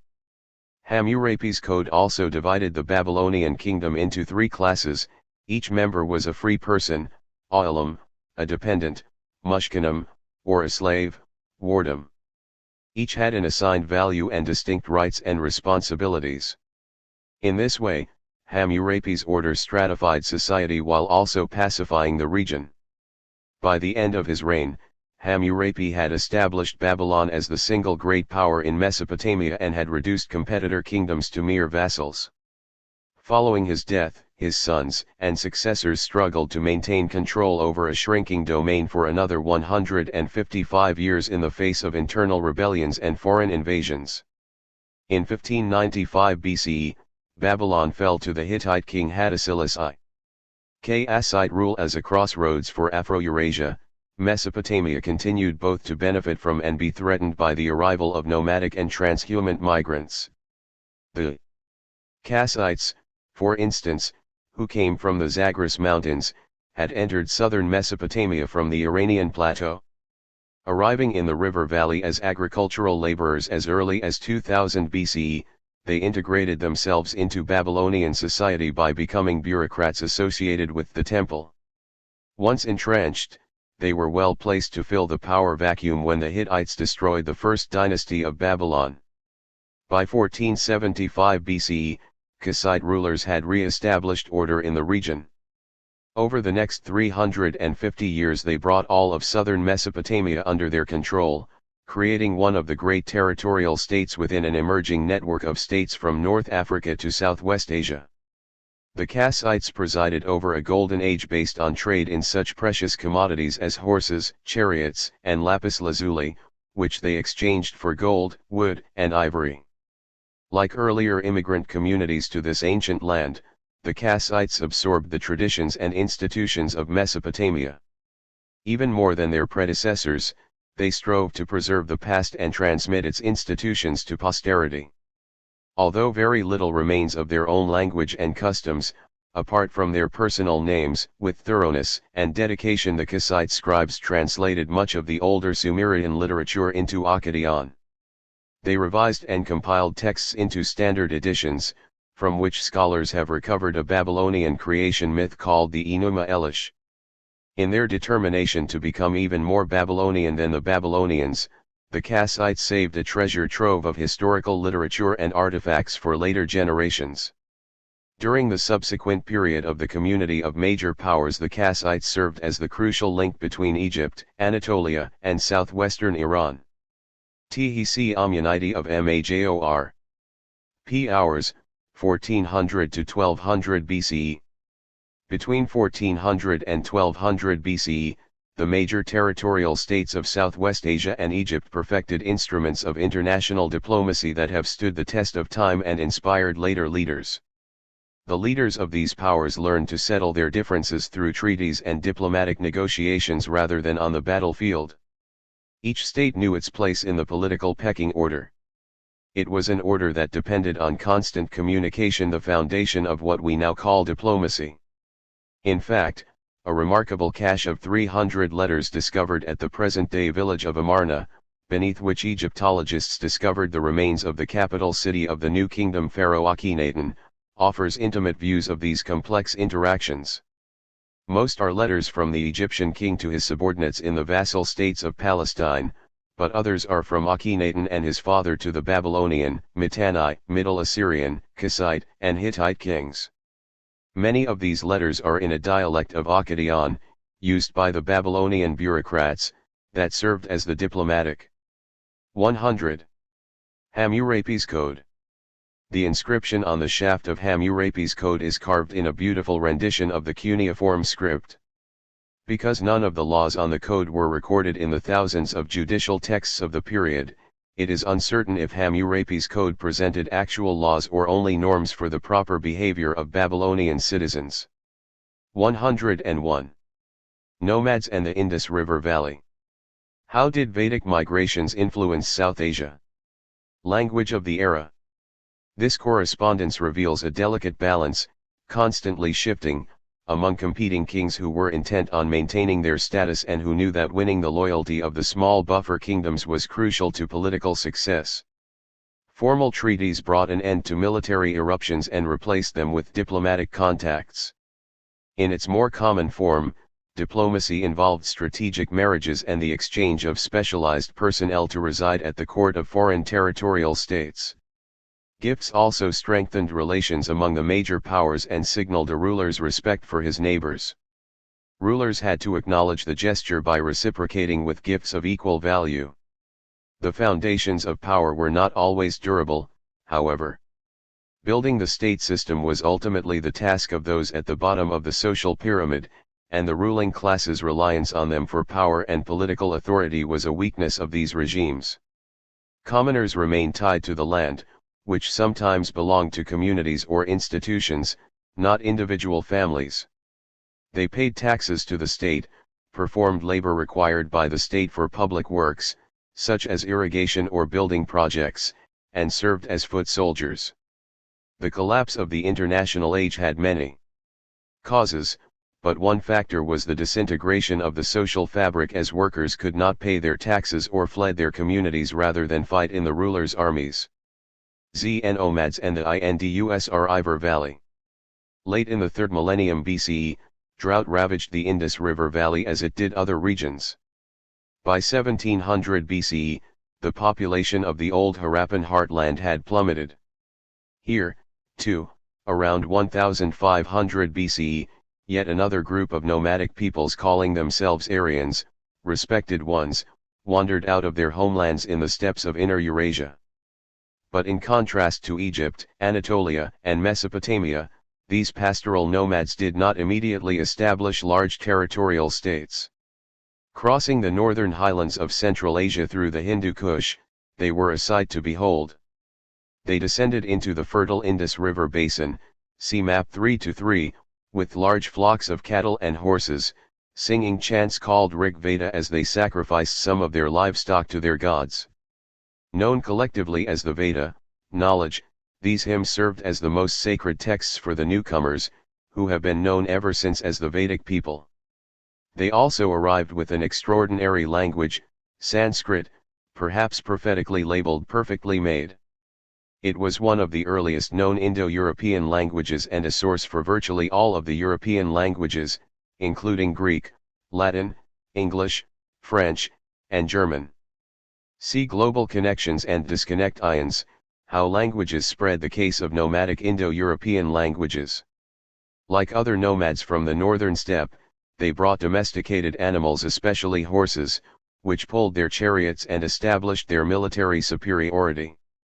Not only were the Vedic people superb horse charioteers, but they were also masters of copper and bronze metallurgy and wheel making. Their expertise in these areas allowed them to produce the very chariots that transported them into their new lands. Like other Indo-European speaking groups, the Vedic peoples were deeply religious. They worshipped a host of natural and supernatural deities, the most powerful of which were the sky god and the gods that represented horses. They were confident that their chief god, Indra, the deity of war, was on their side. The Vedic people also brought elaborate rituals of worship, which set them apart from the indigenous populations. See primary source, Vedic hymns to the chariot race of the gods. But, as with many Afro-Eurasian migrations, the outsiders' arrival led to fusion as well as to conflict. While the native-born peoples eventually adopted. How did Vedic migrations influence South Asia? Akhenaten. The pharaoh Amenhotep IV changed his name to Akhenaten to reflect his deep devotion to Aten, the god of the sun disk. The art of the period of his reign, like his religion, challenged conventions. In it, the faces of the king and queen, as well as their bodies, were extremely elongated and distorted. Some scholars think that this distortion reflects a condition that the king himself suffered from. The newcomers' language, the newcomers themselves took up the techniques and rhythms of agrarian life. The Vedic people used the Indus Valley as a staging area for migrations throughout the northern plain of South Asia. As they mixed agrarian and pastoral ways and borrowed technologies, such as iron working, From farther west, their population expanded and they began to look for new resources. With horses, chariots, and iron tools and weapons, they marched south and east. By 1000 BCE, they reached the southern foothills of the Himalayas and began to settle in the Ganges River Valley. 500 years later, they had settlements as far south as the Deccan Plateau. Each wave of occupation involved violence, but the invaders did not simply dominate the indigenous peoples. Instead, the confrontations led them to embrace many of the ways of the vanquished. Although the Vedic people despised 102 dairy products and meat, and they were used to measuring their wealth in livestock, horses were most valuable, and cows were more valuable than sheep. Moreover, because they could not breed their prized horses in South Asia's semi-tropical climate, they initiated a brisk import trade from Central and Southwestern Asia. As the Vedic people adapted to their new environment and fanned out across uncharted agrarian frontiers, their initial political organization took a somewhat different course from those of Southwest Asia. Whereas competitive kingdoms dominated the landscape there, in South Asia competitive, balanced regimes were slower to emerge. The result was a slower process of political integration.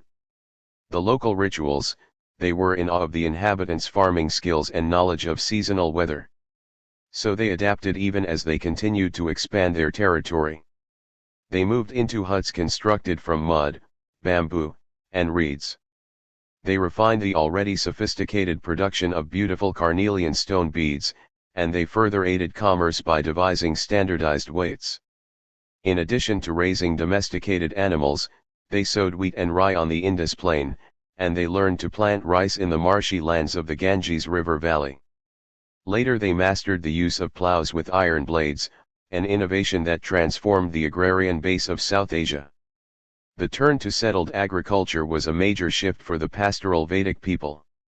After all, their staple foods had always Vedic hymns to the chariot race of the gods.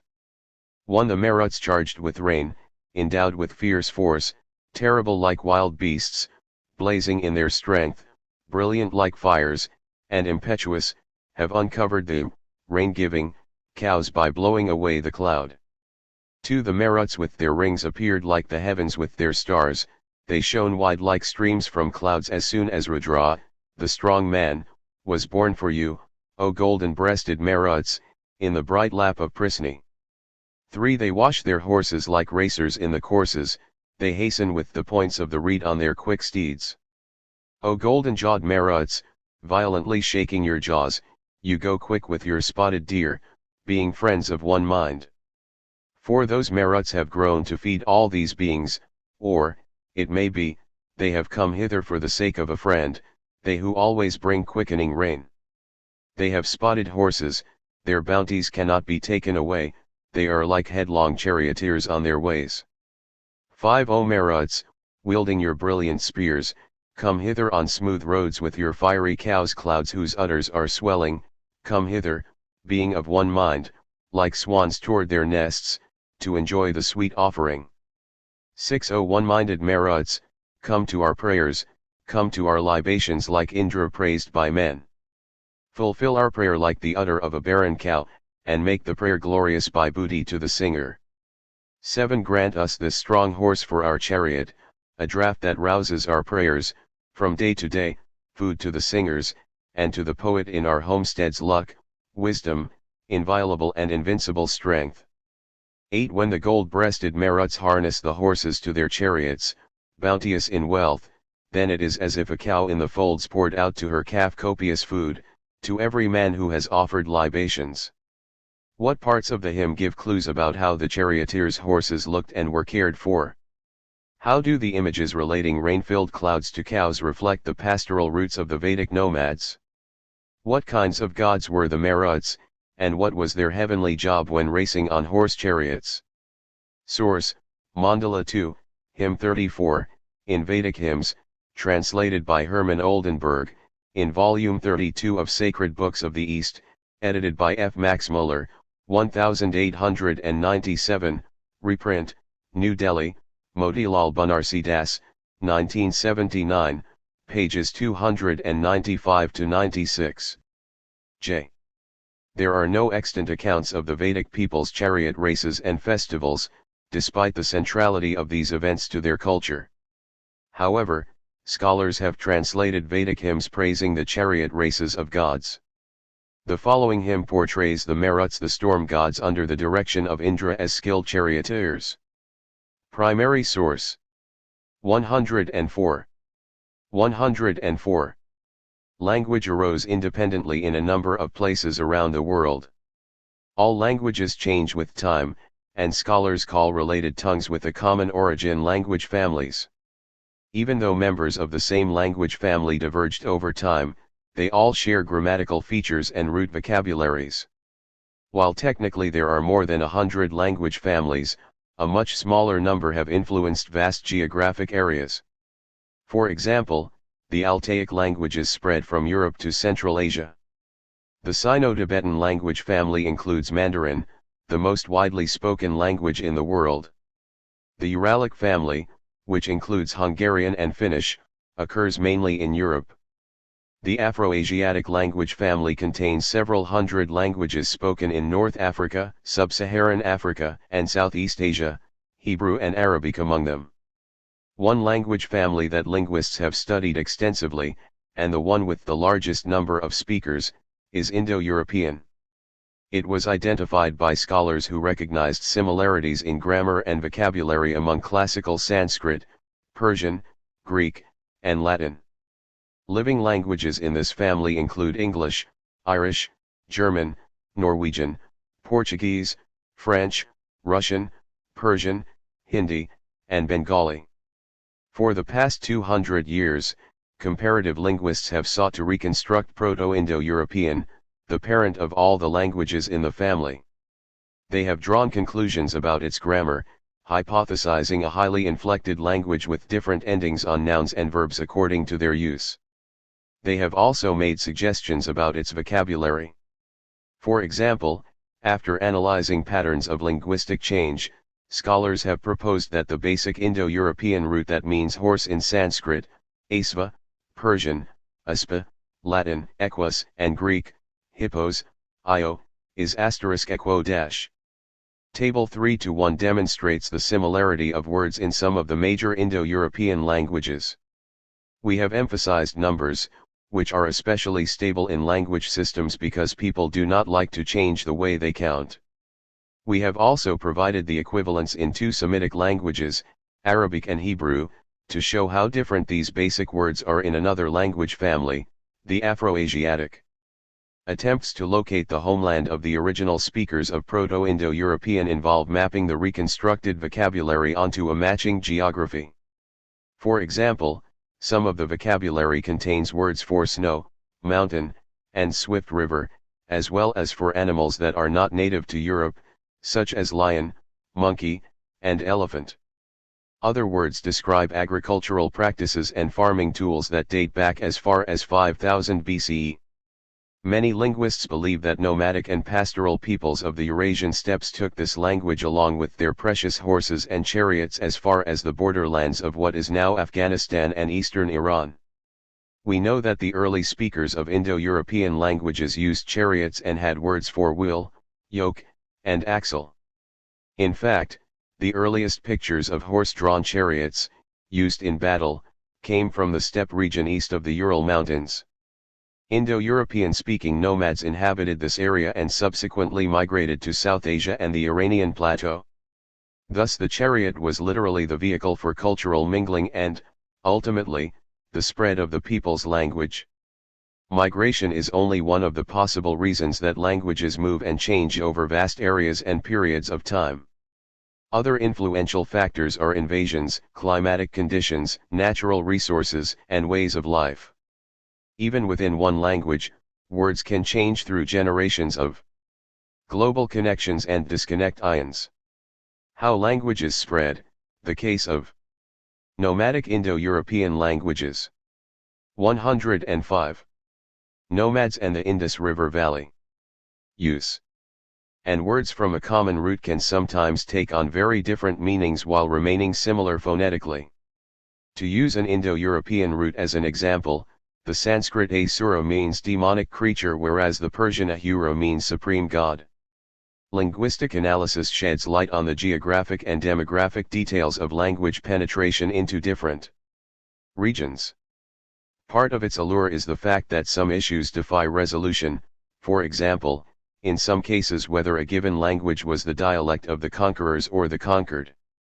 Nonetheless, the study of language families and their history underscores the key role of language in the intermingling of cultures throughout time. J. Table 3:1 Similarity of words in some major Indo-European languages. Words of common origin in Indo-European languages: Semitic languages, Sanskrit, Hindi, Greek, Latin, French, German, Spanish, Arabic, Hebrew. Numbers 1 Eka hen unis un inu no wahid ha tu dva du duo duo dus way dos ithninjnayim 3 tritine trace trawadria trace thalathish lasha 4 cater char tessara quatu urkater vir quattro arbae 5 penka piank penta quinqua cinque funf cinco camsa hamish attenda sa dos. Deca de cm dix zen dias ashra isra 100 sada sao hikaton centum cent hundreds en me. Other common words: father, pater, pater, pater, vater, padre, abu, abba, mother, mati, mata, meter, mater, mir, mutter, madre, son, ubeta, huios, filius, fil, son, hijo, ibn, ben, heart, here, de, adil, cardia, cor, curhers, corazon, called, left foot, put, pair, pos, peace, pied, fuss, picadum, regal, god, david, dev, theos, deus, diogot, dios, allah, Yahweh. 106. Z. Rise of the Shang state, 1600 to 1045 BCE. Climatic change affected East Asia much as it had Central and Southwestern Asia. As Chapter 2 detailed, this was a time of cultural integration among agricultural communities along the Yellow and Yangtze rivers. Chinese lore says that during what methods did the Shang state use to maintain its rule? This era, a mythological Yu the Great founded the Xia dynasty. While evidence for such a kingdom is sketchy, archaeological and other evidence confirms the emergence, around 1600 BCE, of a territorial state called Shang, located in northeastern China. See Map 3-4. Like the ruling families in Southwest Asian societies, the Shang handed down their own foundation myths to unify the state. Stories supposedly written on bamboo strips and later collected into what historians call the Bamboo Annals tell of a time at the end of the Xia dynasty when the sun dimmed, frost and ice appeared in summer, and a long drought followed heavy rainfall and flooding. According to Chinese mythology, Tang, the first ruler of the Shang dynasty, defeated a despotic Xia king and then offered to sacrifice himself so that the drought would end. Tang survived, however, and proved to be a just and moral ruler who strengthened his state and unified his people. As in South Asia, the Shang political system did not become highly centralized. The Shang state did not have clearly established borders like those of the territorial kingdoms of Southwest Asia. To be sure, it faced threats, but not in the form of rival territorial states encroaching on its peripheries.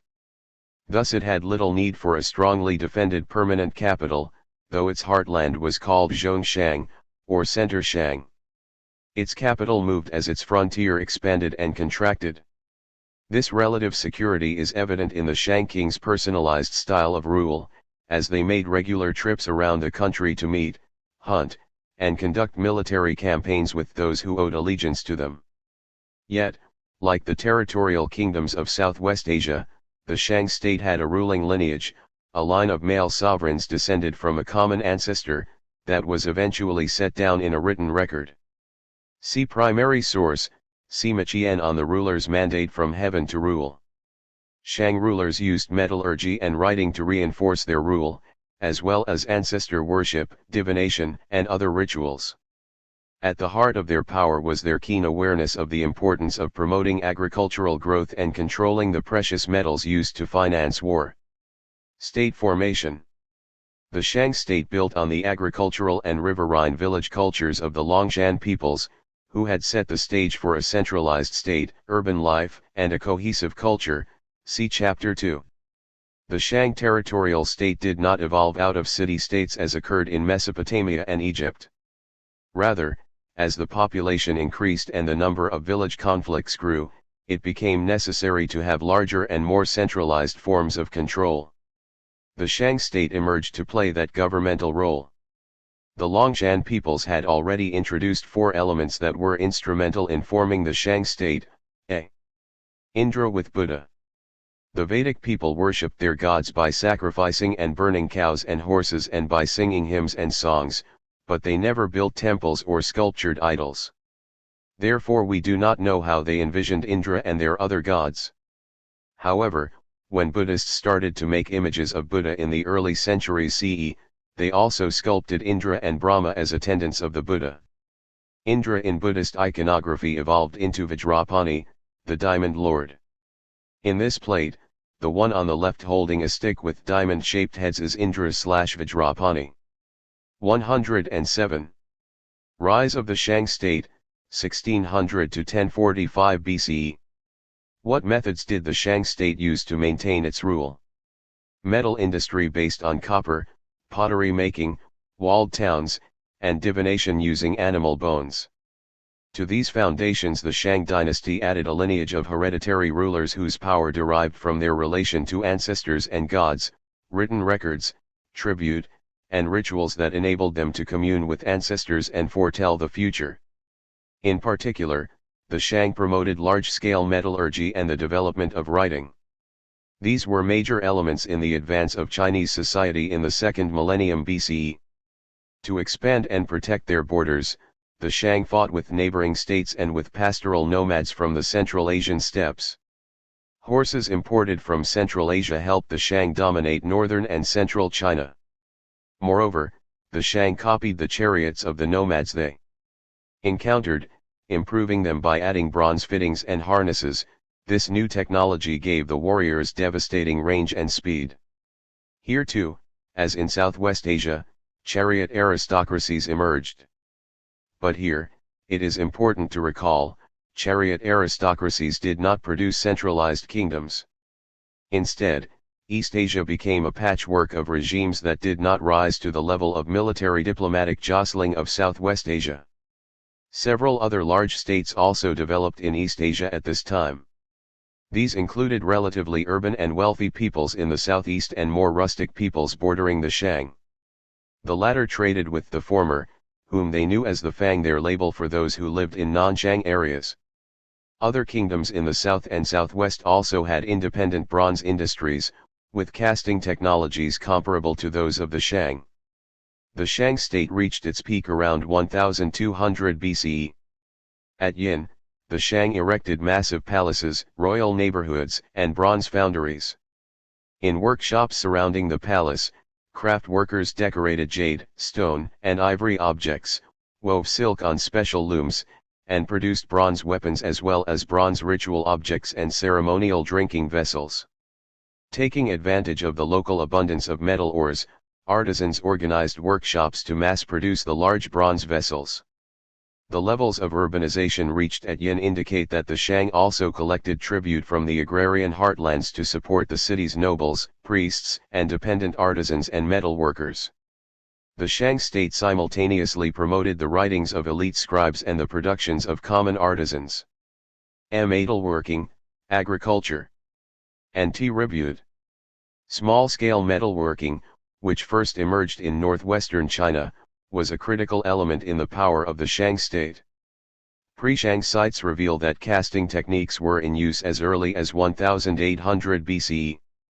Because copper and tin were available from the North China Plain, only short-distance trade was necessary to obtain the resources that a bronze culture needed.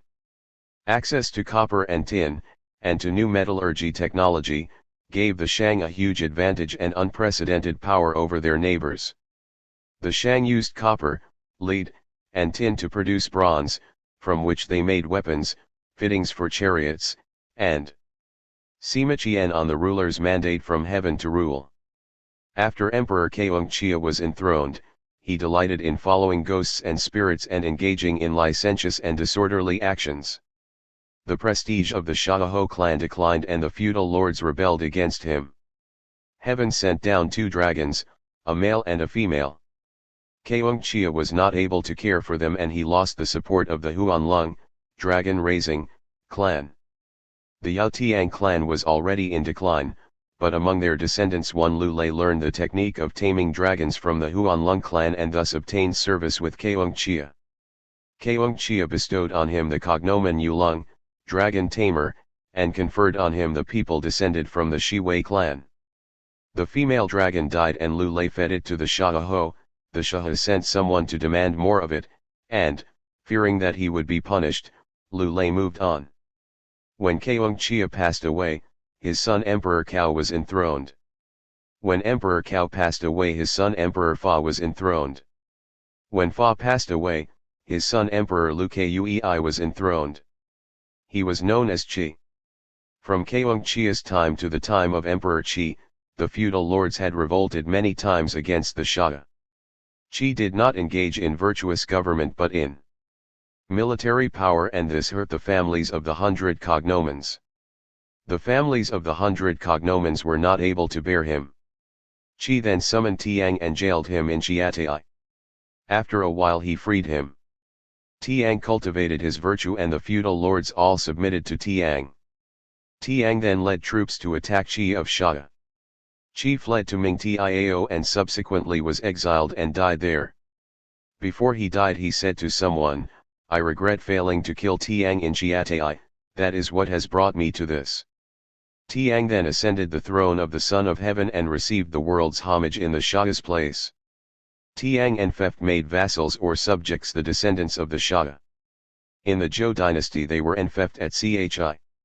What role did morality play in Sima Qian's description of the transfer of the Xia ruler's mandate from heaven to the Shang dynasty? How do the references to feuding illustrate the type of society that China had at this time? Source: The Shah, Basic Annals 2, in the Grand Scribes Records, edited by William H. Nyenhauser, Jr., translated by Tsai-Fa Chang, Zhongli Lu, William H. Nyenhauser, Jr., and Robert Reynolds, Volume 1, Bloomington, Indiana University Press, 1994, pages 37 to 38. J. Sima Qian was the first great historian in ancient China. He later had as much influence in East Asia as Herodotus, the first Greek historian, had in Greece and Rome.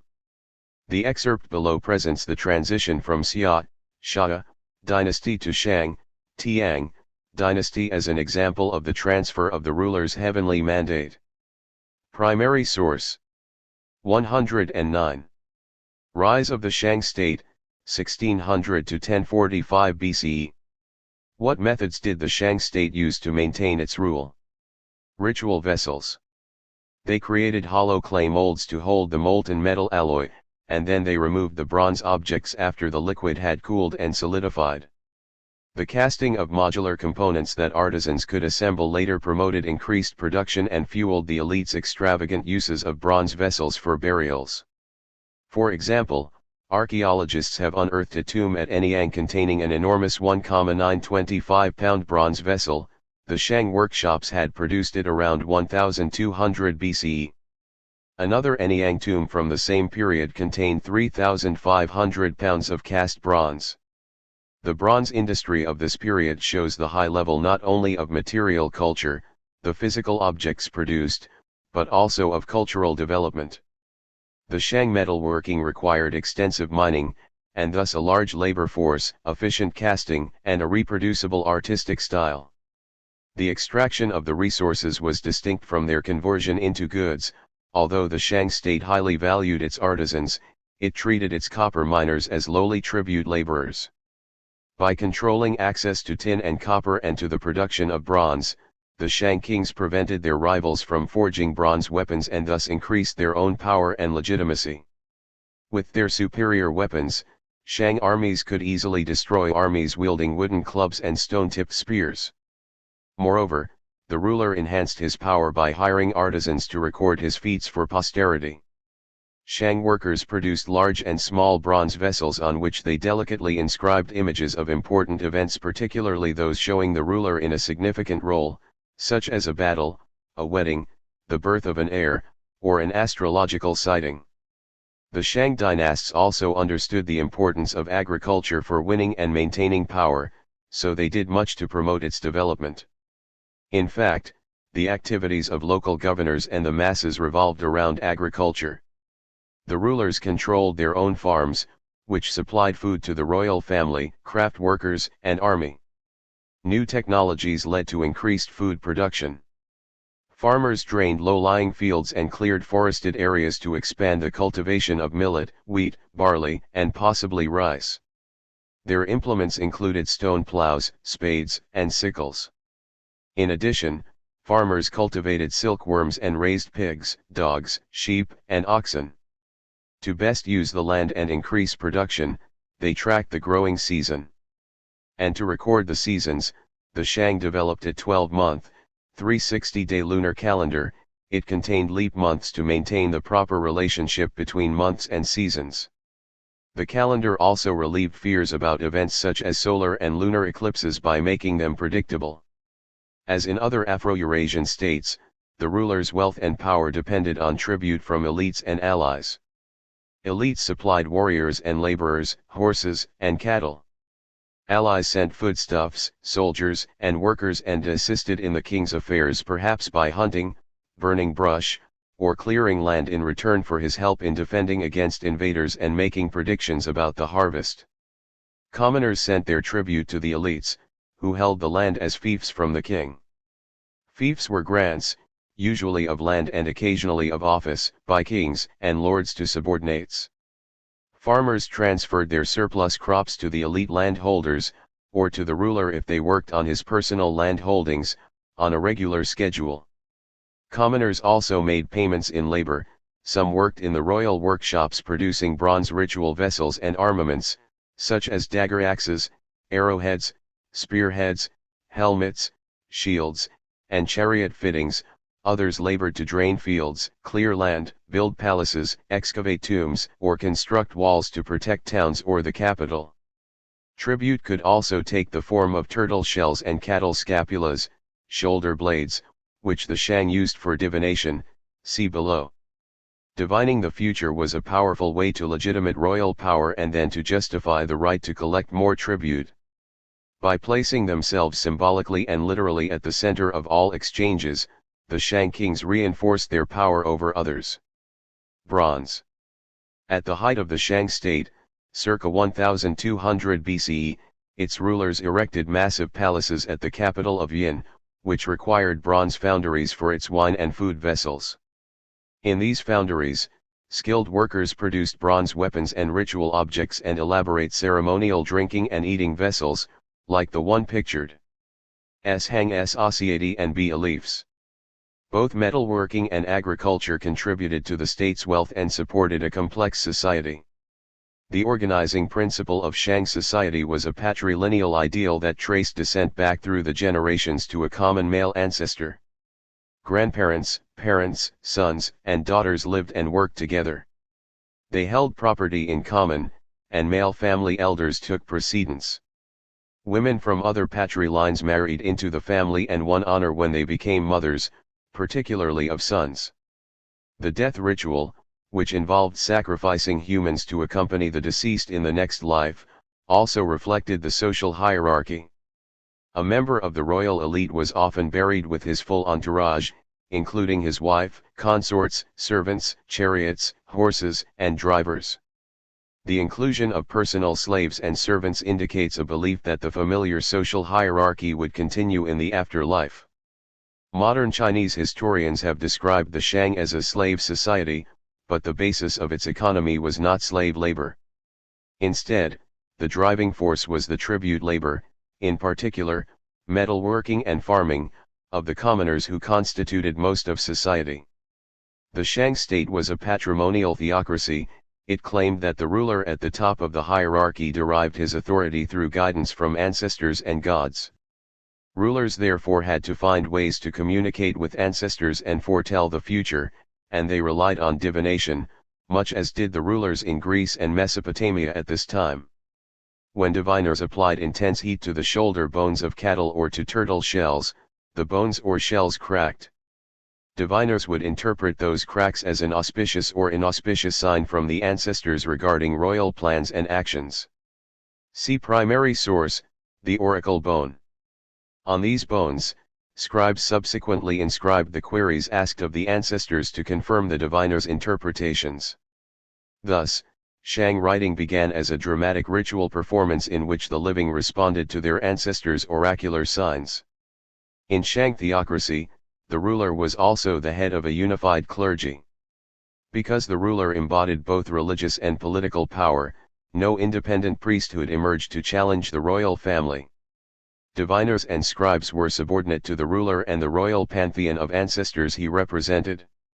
Unlike in Mesopotamia and Egypt, rulers never entrusted diviners with independent action. Ancestor worship sanctified Shang control and legitimized the ruler's lineage, ensuring that the ruling family kept all political and religious power. Because the Shang gods were ancestral deities, all the rulers were deified when they died and ranked in descending chronological order. Thus, the primary Shang deity was Di, the high god, Shangdi, who was the founding ancestor of the Shang royal family. The Shang ruler who became a god was closer to the world of humans than the supreme Egyptian and Mesopotamian gods were, and he served to unite the world of the living with the world of the dead. Much as the Egyptians believed their pharaohs, supposedly born of human mothers and godlike fathers, ascended into heaven after their deaths, so the Shang believed their kings moved into a parallel other world when they died. Thd development of W writing in Sihina. Although Shang scholars did not invent writing in East Asia, they perfected it. Oracle bones, so central to political and religious authority, are the primary evidence of early writing in China. Other written records may have been on materials that did not survive. Thus accidents of preservation may explain the major differences between the ancient texts in China, primarily divinations on bones, and in the Southwest Asian societies that impressed cuneiform on clay tablets, primarily for economic transactions, literary and religious documents, and historical records. The inscriptions on oracle bones and bronzes leave no doubt that the Shang surpassed other peoples in northwestern China in their determination to leave records. After all, their governmental institutions and religious rituals were more complex than those of the peoples living nearby. However, in comparison with Mesopotamia and Egypt, the transformation of Shang record keeping, for example, questions to ancestors, lineages of rulers, or economic transactions, to literature, for example, myths about the founding of states, was slower. As noted, Shang kings used writing to reinforce their position at the top of the hierarchy of royal families. And priests used it on oracle bones to address the other world and gain information about the future. Because the North China climate entered a warmer and wetter phase in the 12th and 11th centuries BCE, many divinations aimed at predicting rainfall for the sustenance of crops, in particular the staple crop, millet. Priests presented the living Shang ruler as the religious pivot among Di, the high god, who controlled the ever-important rain cycles, the ancestors, and their royal descendants. In addition, like the Babylonian dynasts, later Shang rulers used an enlarged and increasingly powerful bureaucracy to promote their authority over tributary states and peoples. Imperial records of foods, wines, bronze vessels, and livestock are evidence of a centralized royal household. During this period, the original archaic script evolved into the preclassical script seen on many bronze vessels. The preclassical script preceded the formal character-based system that has endured among elites to the present. The latter system sets apart the later Chinese, Japanese, Korean, and Vietnamese societies from the cultures in Mesopotamia and the Mediterranean that rely on syllable and alphabet-based writing. See Global Connections and Disconnect Ions on P104. 110. ZTESOUTH Pacific, 2500 BCE 400 CE. As Afro-Eurasian populations grew, and migration and trade brought cultures together, some peoples took to the waters in search of opportunities or refuge. By comparing the vocabulary, how did Austronesian migrations affect the emergence of micro-societies in the South Pacific? Laries and grammatical similarities of languages spoken today by the tribal peoples in Taiwan, the Philippines, and Indonesia, we can trace the ancient Austronesian-speaking peoples back to coastal South China in the 4th millennium BCE. Their first wave of migrants reached the islands of Polynesia. A second wave from Taiwan around 2500 BCE again reached Polynesia and then went beyond into the South Pacific. By 2000 BCE these peoples had replaced the earlier inhabitants of the East Asian coastal islands, the hunter-gatherers known as the Negritos. They had migrated south from the Asian landmass around 28,000 BCE, during an ice age when the coastal Pacific islands were connected to the Asian mainland. The Oracle Bone. A partial translation of the left-hand side of this oracle bone reads: Preface crack making on Guyes Ide, K divined, charge in the next 10 days there will be no disaster. Prognostication the king, reading the cracks, said, there will be no harm, there will perhaps be the coming of alarming news. Verification when it came to the 5th day, Ding Yu, there really was the coming of alarming news from the west. Zhi Guo, reporting, said, the Dufang a border people are besieging in our eastern borders and have harmed 2 settlements. The Gongfang also raided the fields of our western borders. What political or military decision do you think King Wuding might have made in response to the alarming news? Why did Shang kings rely on oracle bones? Source: this translation follows, with slight modifications by Brian W. Van Norton, David N. Cately, Sources of Shang History, Berkeley, University of California Press, 1978, p. 44. J. About 3,000 years old, the oracle bone below dates from the Shang dynasty reign of King Wuding, c. 1200 BCE. Oracle bones enabled diviners to access the other world and provided the ruler with important information about the future. Shang kings often used divination to make political or military decisions and to predict the weather. Primary source: Seafaring Skills. Using their remarkable double outrigger canoes, which were 60 to 100 feet long and bore huge triangular sails, the early Austronesians crossed the Taiwan Straits and colonized key islands in the Pacific. Their vessels were much more advanced than the simple dugout canoes used in inland waterways. In good weather, double outrigger canoes could cover more than 120 miles in a day. The invention of a stabilization device for deep-sea sailing sometime after 2500 BCE triggered further Austronesian expansion into the Pacific. By 400 CE, these nomads of the sea had reached most of the South Pacific except for Australia and New Zealand. Their seafaring skills enabled the Austronesians to monopolize trade wherever they went, as the Phoenicians did during the first half of the 1st millennium BCE. Among their craft workers were potters, who produced distinctive lapida ware, bowls and vessels, on offshore islets or in coastal villages. Archaeological finds reveal that these canoe-building people also conducted inter-island trade in New Guinea after 1600 BCE. By 400 years later they had reached Fiji, Samoa, and Tonga, according to the evidence from pottery fragments and the remains of domesticated animals. Environment and sea culture. Pottery, stone tools, and domesticated crops and pigs characterized Austronesian settlements throughout the coastal islands and in the South Pacific. These cultural markers reached the Philippines from Taiwan. By 2500 BCE, according to archaeologists, the same cultural features had spread to the islands of Java, Sumatra, Celebes, Borneo, and Timor. Austronesians arrived in Java and Sumatra in 2000 BCE, by 1600 BCE they were in Australia and New Guinea, although they failed to penetrate the interior, where descendants of the indigenous peoples still live. The Austronesians then ventured farther eastward into the South Pacific, apparently arriving in Samoa and Fiji in 1200 BCE and on mainland Southeast Asia in 1000 BCE. See Map 3-5. Equatorial lands in the South Pacific have a tropical or subtropical climate and, in many places, fertile soils containing nutrient-rich volcanic ash. In this environment the Austronesians cultivated dry land crops, yams and sweet potatoes, irrigated crops, more yams, which grew better in paddy fields or in rainy areas, and tree crops, breadfruit, bananas, and coconuts. In addition, Colonized areas beyond the land mass, such as the islands of Indonesia, had labyrinthine coastlines rich in maritime resources, including coral reefs and mangrove swamps teeming with wildlife. Island hopping led the adventurers to encounter new food sources, but the shallow waters and reefs offered sufficient fish and shellfish for their needs.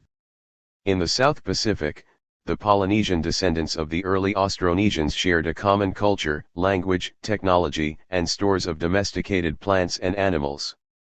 These later seafarers came from many different island communities, hence the name Polynesian, belonging to many islands, and after they settled down, their numbers grew. Their crop surpluses allowed more densely populated communities to support craft specialists and soldiers. Most settlements boasted ceremonial buildings to promote local solidarity and forts to provide defense. On larger islands, communities often cooperated and organized workforces to enclose ponds for fish production and to build and maintain large irrigation works for agriculture. In terms of 112. Austronesian canoe. Early Austronesians crossed the Taiwan Straits and colonized key islands in the Pacific using double outrigger canoes from 60 to 100 feet long equipped with triangular sails. In good weather, such canoes could cover more than 120 miles in a day. 113. Microsocieties in the Aegean world. How did long-distance trade influence the Aegean world? Political structure. Polynesian communities ranged from tribal or village units to multi-island alliances that sometimes invaded other areas. The Austronesians reached the Marquesas Islands, strategically located for northern and southern exploration, in the Central Pacific around 200 CE. Over the next few centuries, some moved on to Easter Island to the south and Hawaii to the north. The immense 30-ton stone structures on Easter Island represent the monumental Polynesian architecture produced after their arrival. In separate migrations they traversed the Indian Ocean westward and arrived at the island of Madagascar by the 6th century CE. Along the way, they transmitted crops such as the banana to East Africa. The expansion of East Asian peoples throughout the South Pacific and their trade back and forth did not, however, integrate the islands into the mainland culture. Expansion could not overcome the tendency of these microsocieties, dispersed across a huge ocean, toward fragmentation and isolation. Microsocieties in the Aegean world. In the region around the Aegean Sea, the islands, and the mainland of present-day Greece, no single power emerged before the 2nd millennium BCE. Settled agrarian communities developed into local polities linked only by trade and culture. Fragmentation was the norm in part because the landscape had no great riverine systems or large common plain. In terms of its fragmentation, the island world of the eastern Mediterranean initially resembled that of the South Pacific. How did long-distance trade influence the Aegean world? As an unintended benefit of the lack of centralization, there was no single regime to collapse when the droughts arrived. Thus, in the 2nd millennium BCE, peoples of the eastern Mediterranean did not struggle to recover lost grandeur. Rather, they enjoyed a remarkable though gradual development, making advances based on influences they absorbed from Southwest Asia, Egypt, and Europe. It was a time when residents of Aegean islands like Crete and Thera enjoyed extensive trade with the Greek mainland, Egypt, Anatolia, Syria, and Palestine. It was also a time of population movements from the Danube region and Central Europe into the Mediterranean. Groups of these migrants settled in mainland Greece in the centuries after 1900 BCE. Modern archaeologists have named them Mycenaeans after the famous palace at Mycenae that dates to this era.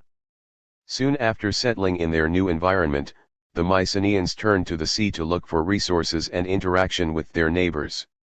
Seaborne trade and communication. At the outset, the main influence on the Aegean world came from the east by sea. As the institutions and ideas that had developed in Southwest Asia moved westward, they found a ready reception along the coasts and on the islands of the Mediterranean. These innovations followed the sea currents, moving counterclockwise up the eastern seaboard of the Levant, then to the island of Cyprus and along the southern coast of Anatolia, and then westward to the islands of the Aegean Sea and to Crete. Trade was the main source of Eastern influences, with vessels carrying cargoes from island to island and up and down the commercial centers along the coast. See Map 3-6. The Mediterranean islands were important hubs that linked the mainland peoples of Western Asia and Europe. 114. Seaborne trade.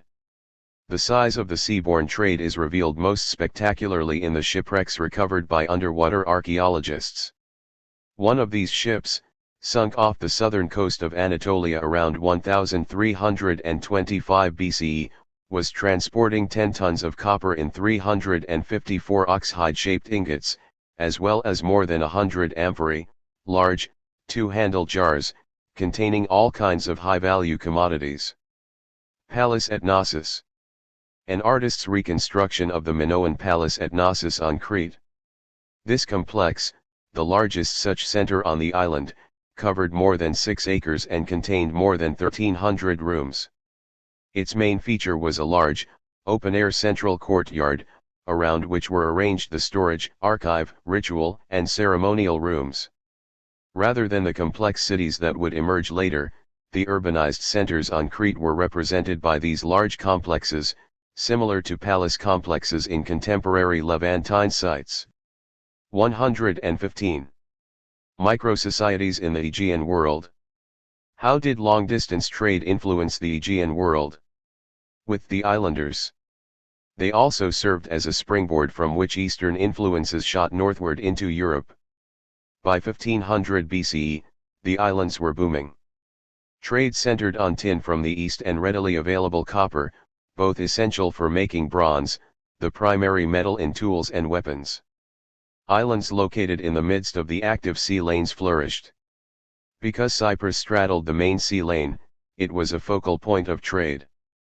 It also had large reserves of copper ore, which started to generate intense activity around 2300 BCE.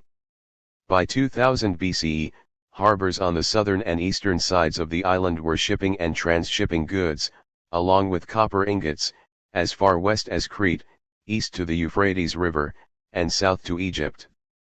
So identified was this island with the metal that the English word copper is derived from Cyprus. Crete, too, was an active trading node in the Mediterranean, with networks reaching as far east as Mesopotamia. Around 2000 BCE, a large number of independent palace centers began to emerge on Crete, at Knossos, and elsewhere. Scholars have named the people who built these elaborate centers the Minoans, after the legendary king Minos who may have ruled Crete at this time. The Minoans sailed back and forth across the Mediterranean, and by 1600 they were colonizing other Aegean islands as trading and mining centers.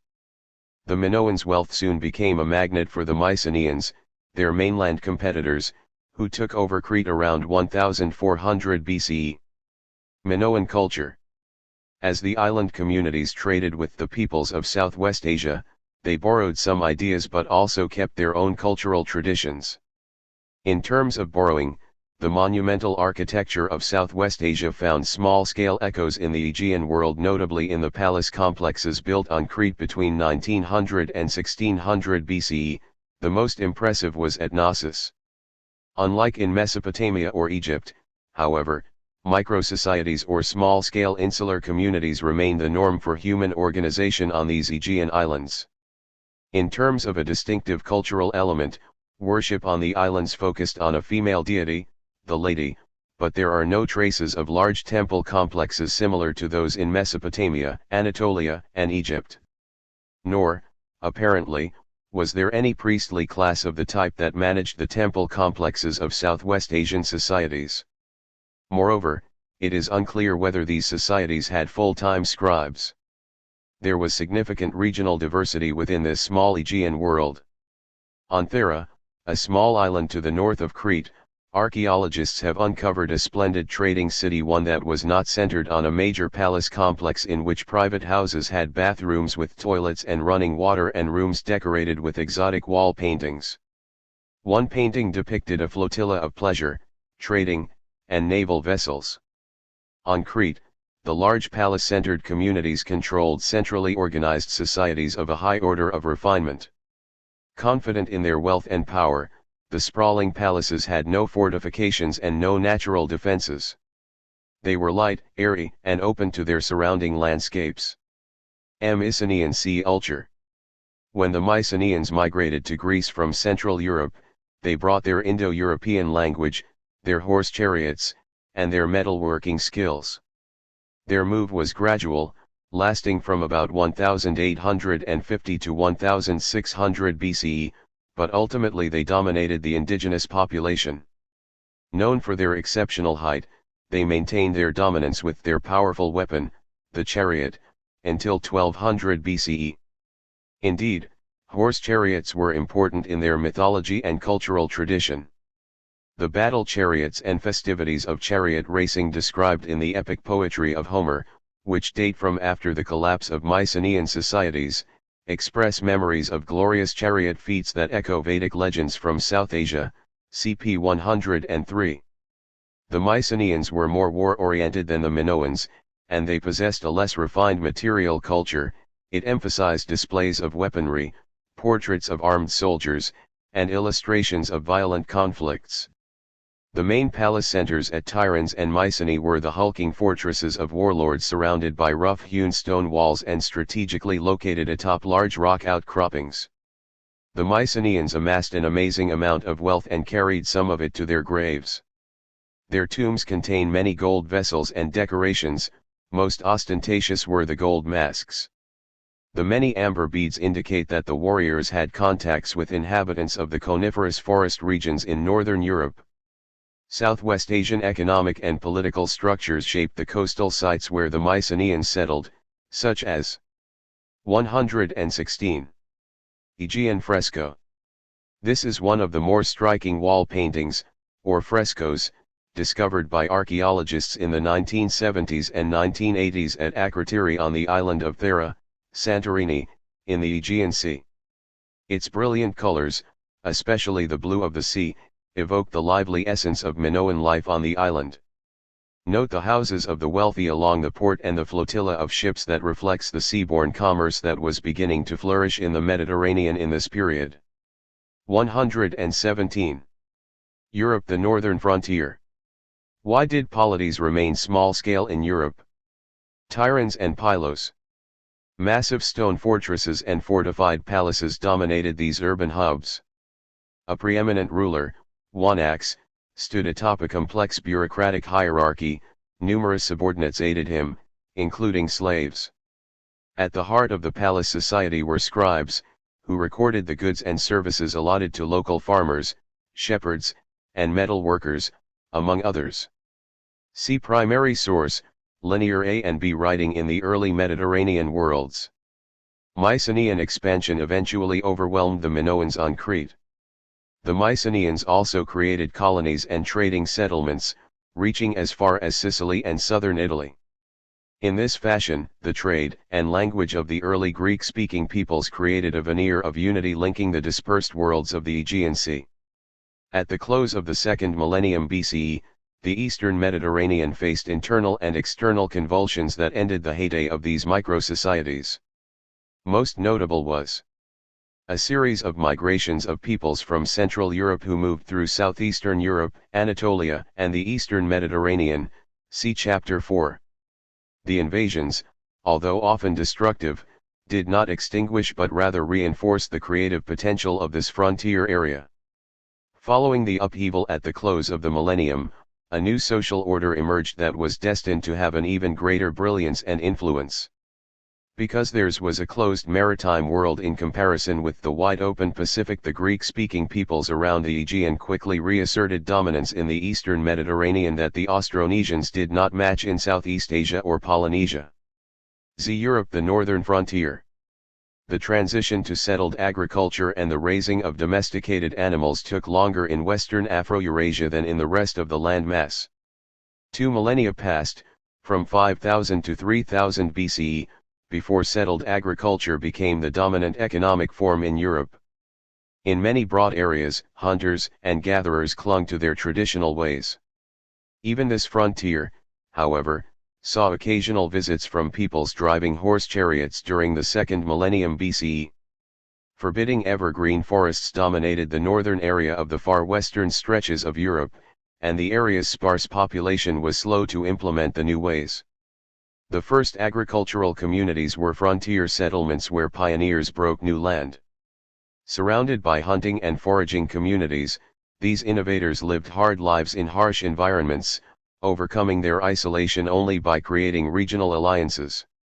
Such arrangements were too unstable to initiate or sustain long-distance trade. These were not fertile grounds for creating powerful kingdoms. The early European cultivators adopted the techniques for controlling plants and animals that Southwest Asian peoples had developed. But rather than establishing large, hierarchical, and centralized societies, the Europeans used these techniques to create self-sufficient communities. They did not incorporate the other cultural and political features that characterized the societies of Egypt, Mesopotamia, and the Eastern Mediterranean. Occasional innovations such as the working of metal, initially, copper, the manufacture of pottery, and the use of the plow had little impact on local conditions. Throughout this period, Europe was hardly a developed cultural center. Instead, it was a wild frontier. Why did polities remain small-scale in Europe? Mycenaean sword. The hilt and engraved gold pommel of a sword from the regal burials at the site of Mycenae.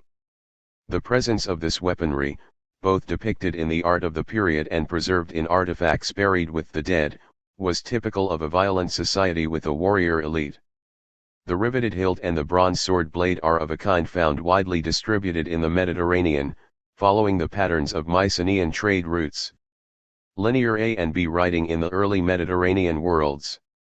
On the island of Crete and on the mainland of Greece, scribes working in the palace-centered societies kept records on clay tablets in two scripts that were linear.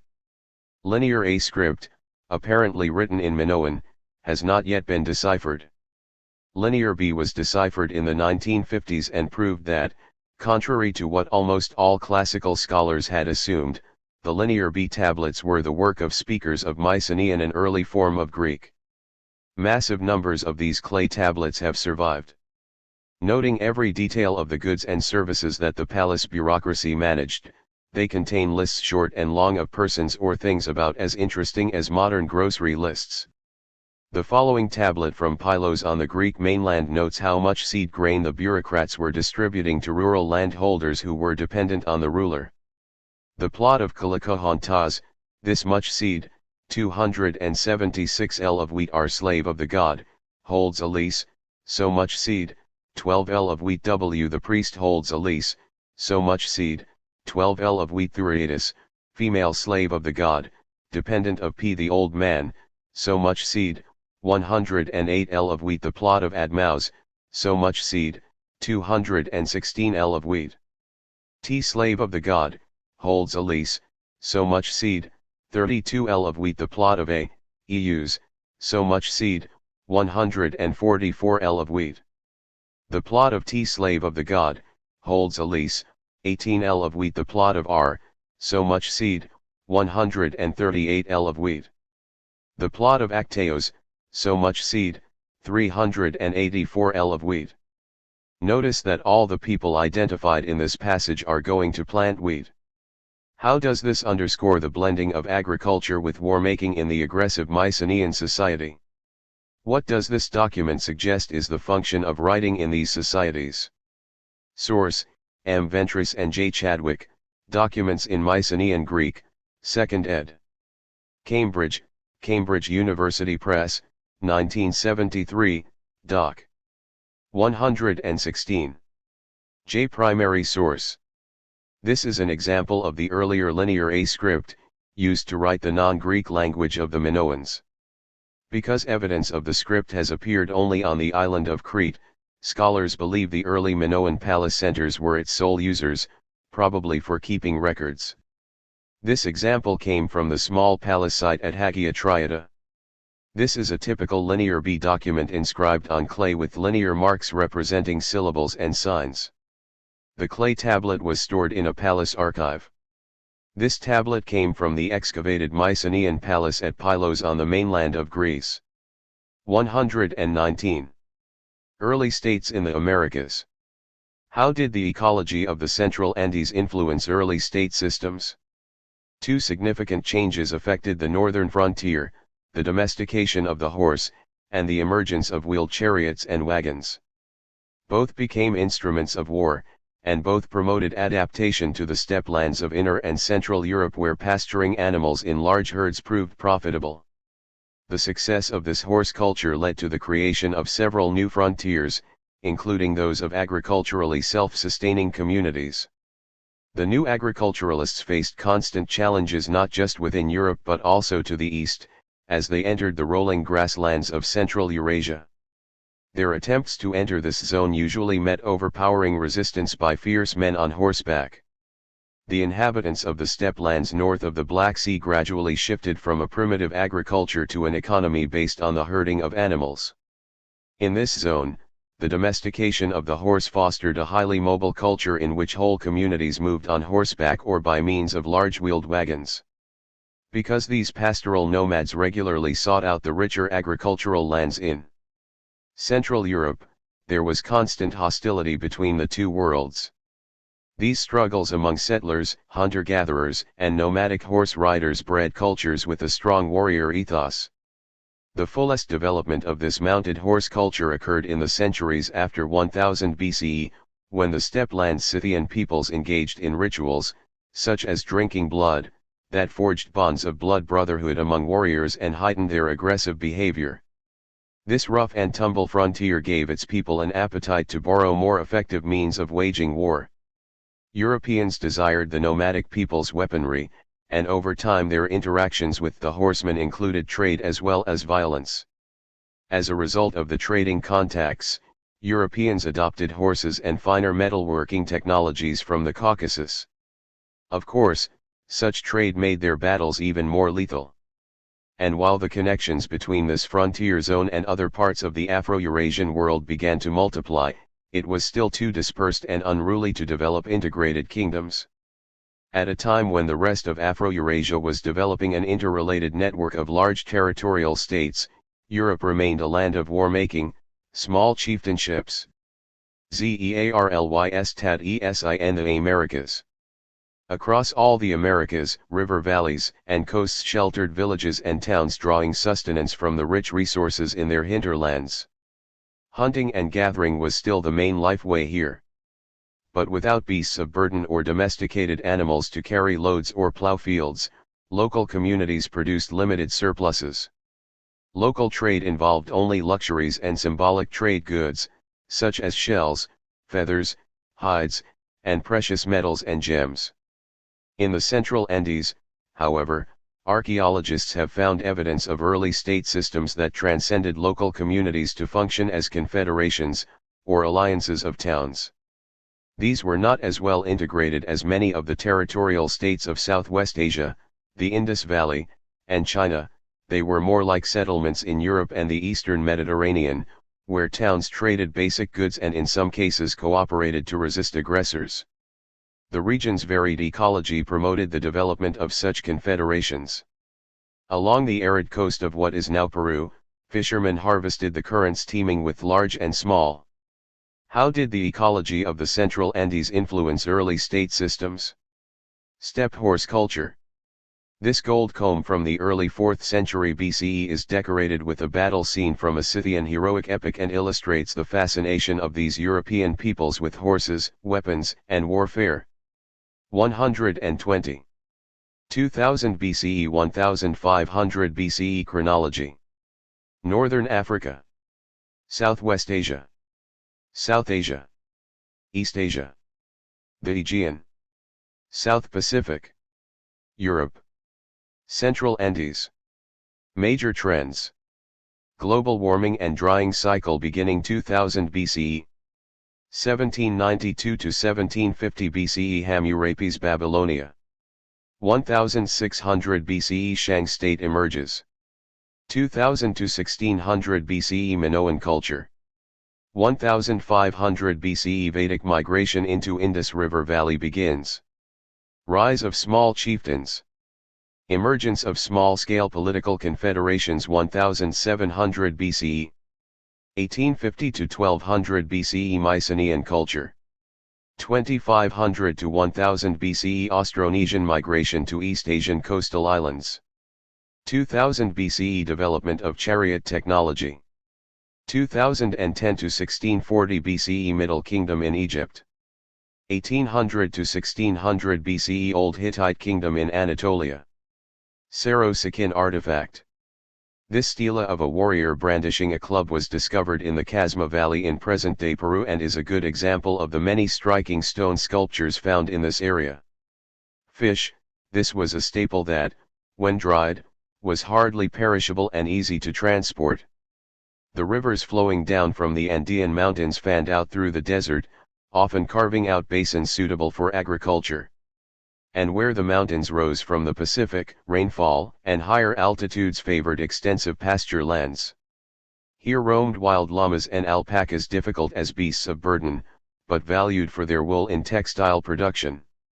Such ecological diversity within a limited area promoted greater trade among subregions and towns.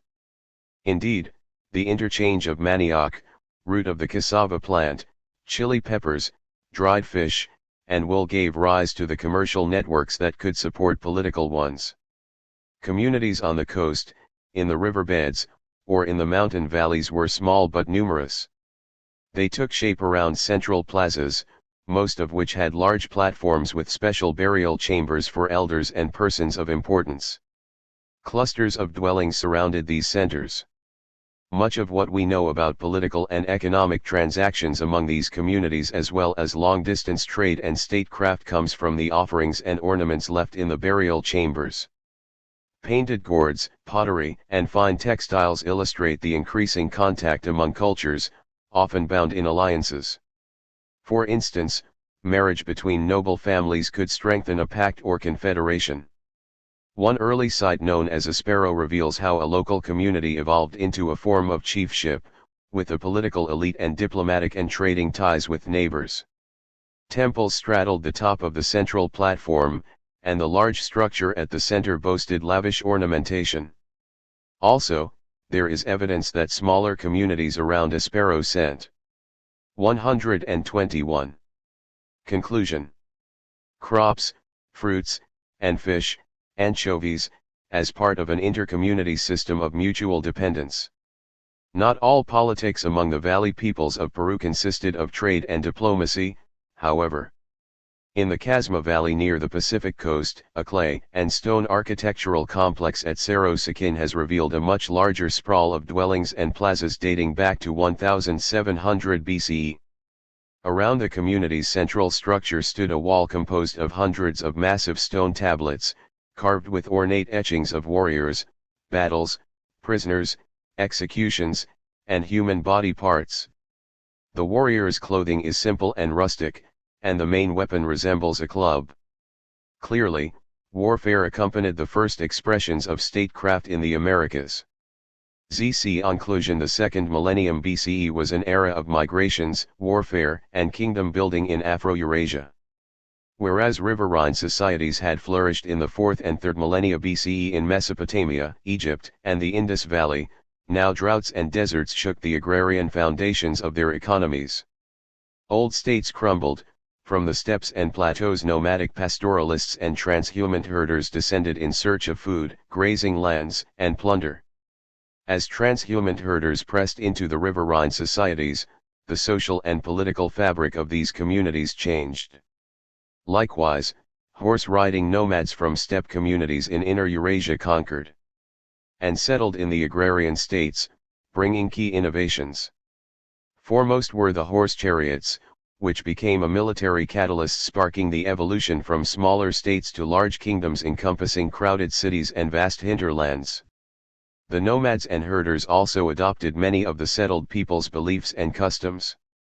On land and sea, migrating peoples created zones of long-distance trade that linked agrarian societies. The Nile Delta, the basin of the Tigris and Euphrates rivers, the Indus Valley, and the Yellow River Basin were worlds apart before 2000 BCE. Now trade and conquest brought many of these societies into closer contact, especially those in Southwest Asia and the Nile River Basin. Here, the interaction even led to an elaborate system of diplomatic relations.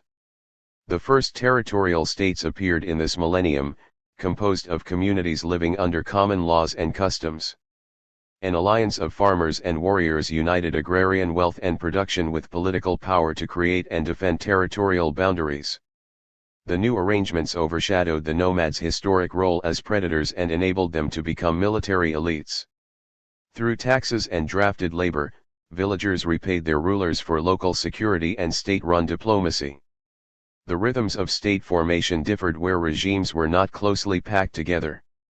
In East Asia, the absence of strong rivals allowed the emerging Shang dynasty to develop more gradually. Where landscapes had sharper divisions as in the island archipelagos of the South China Sea, or in Europe's small-scale, decentralized micro-societies emerged. This was true above all in the Americas, where the lack of 1000 BCE 1 CE 500 CE 1550 to 1070 BCE New Kingdom in Egypt 1000 BCE Vedic migration into Ganges River Valley begins. 1000 BCE Austronesian migration to Southeast Asia. 1400 to 1200 BCE New Hittite Kingdom in Anatolia. 1200 BCE, 1 CE Austronesian migration to Samoa and Fiji. 1 CE, 400 CE Austronesian migration to Polynesia. 500 CE Austronesian migration to Madagascar. 1475 to 1125 BCE Kassite rule.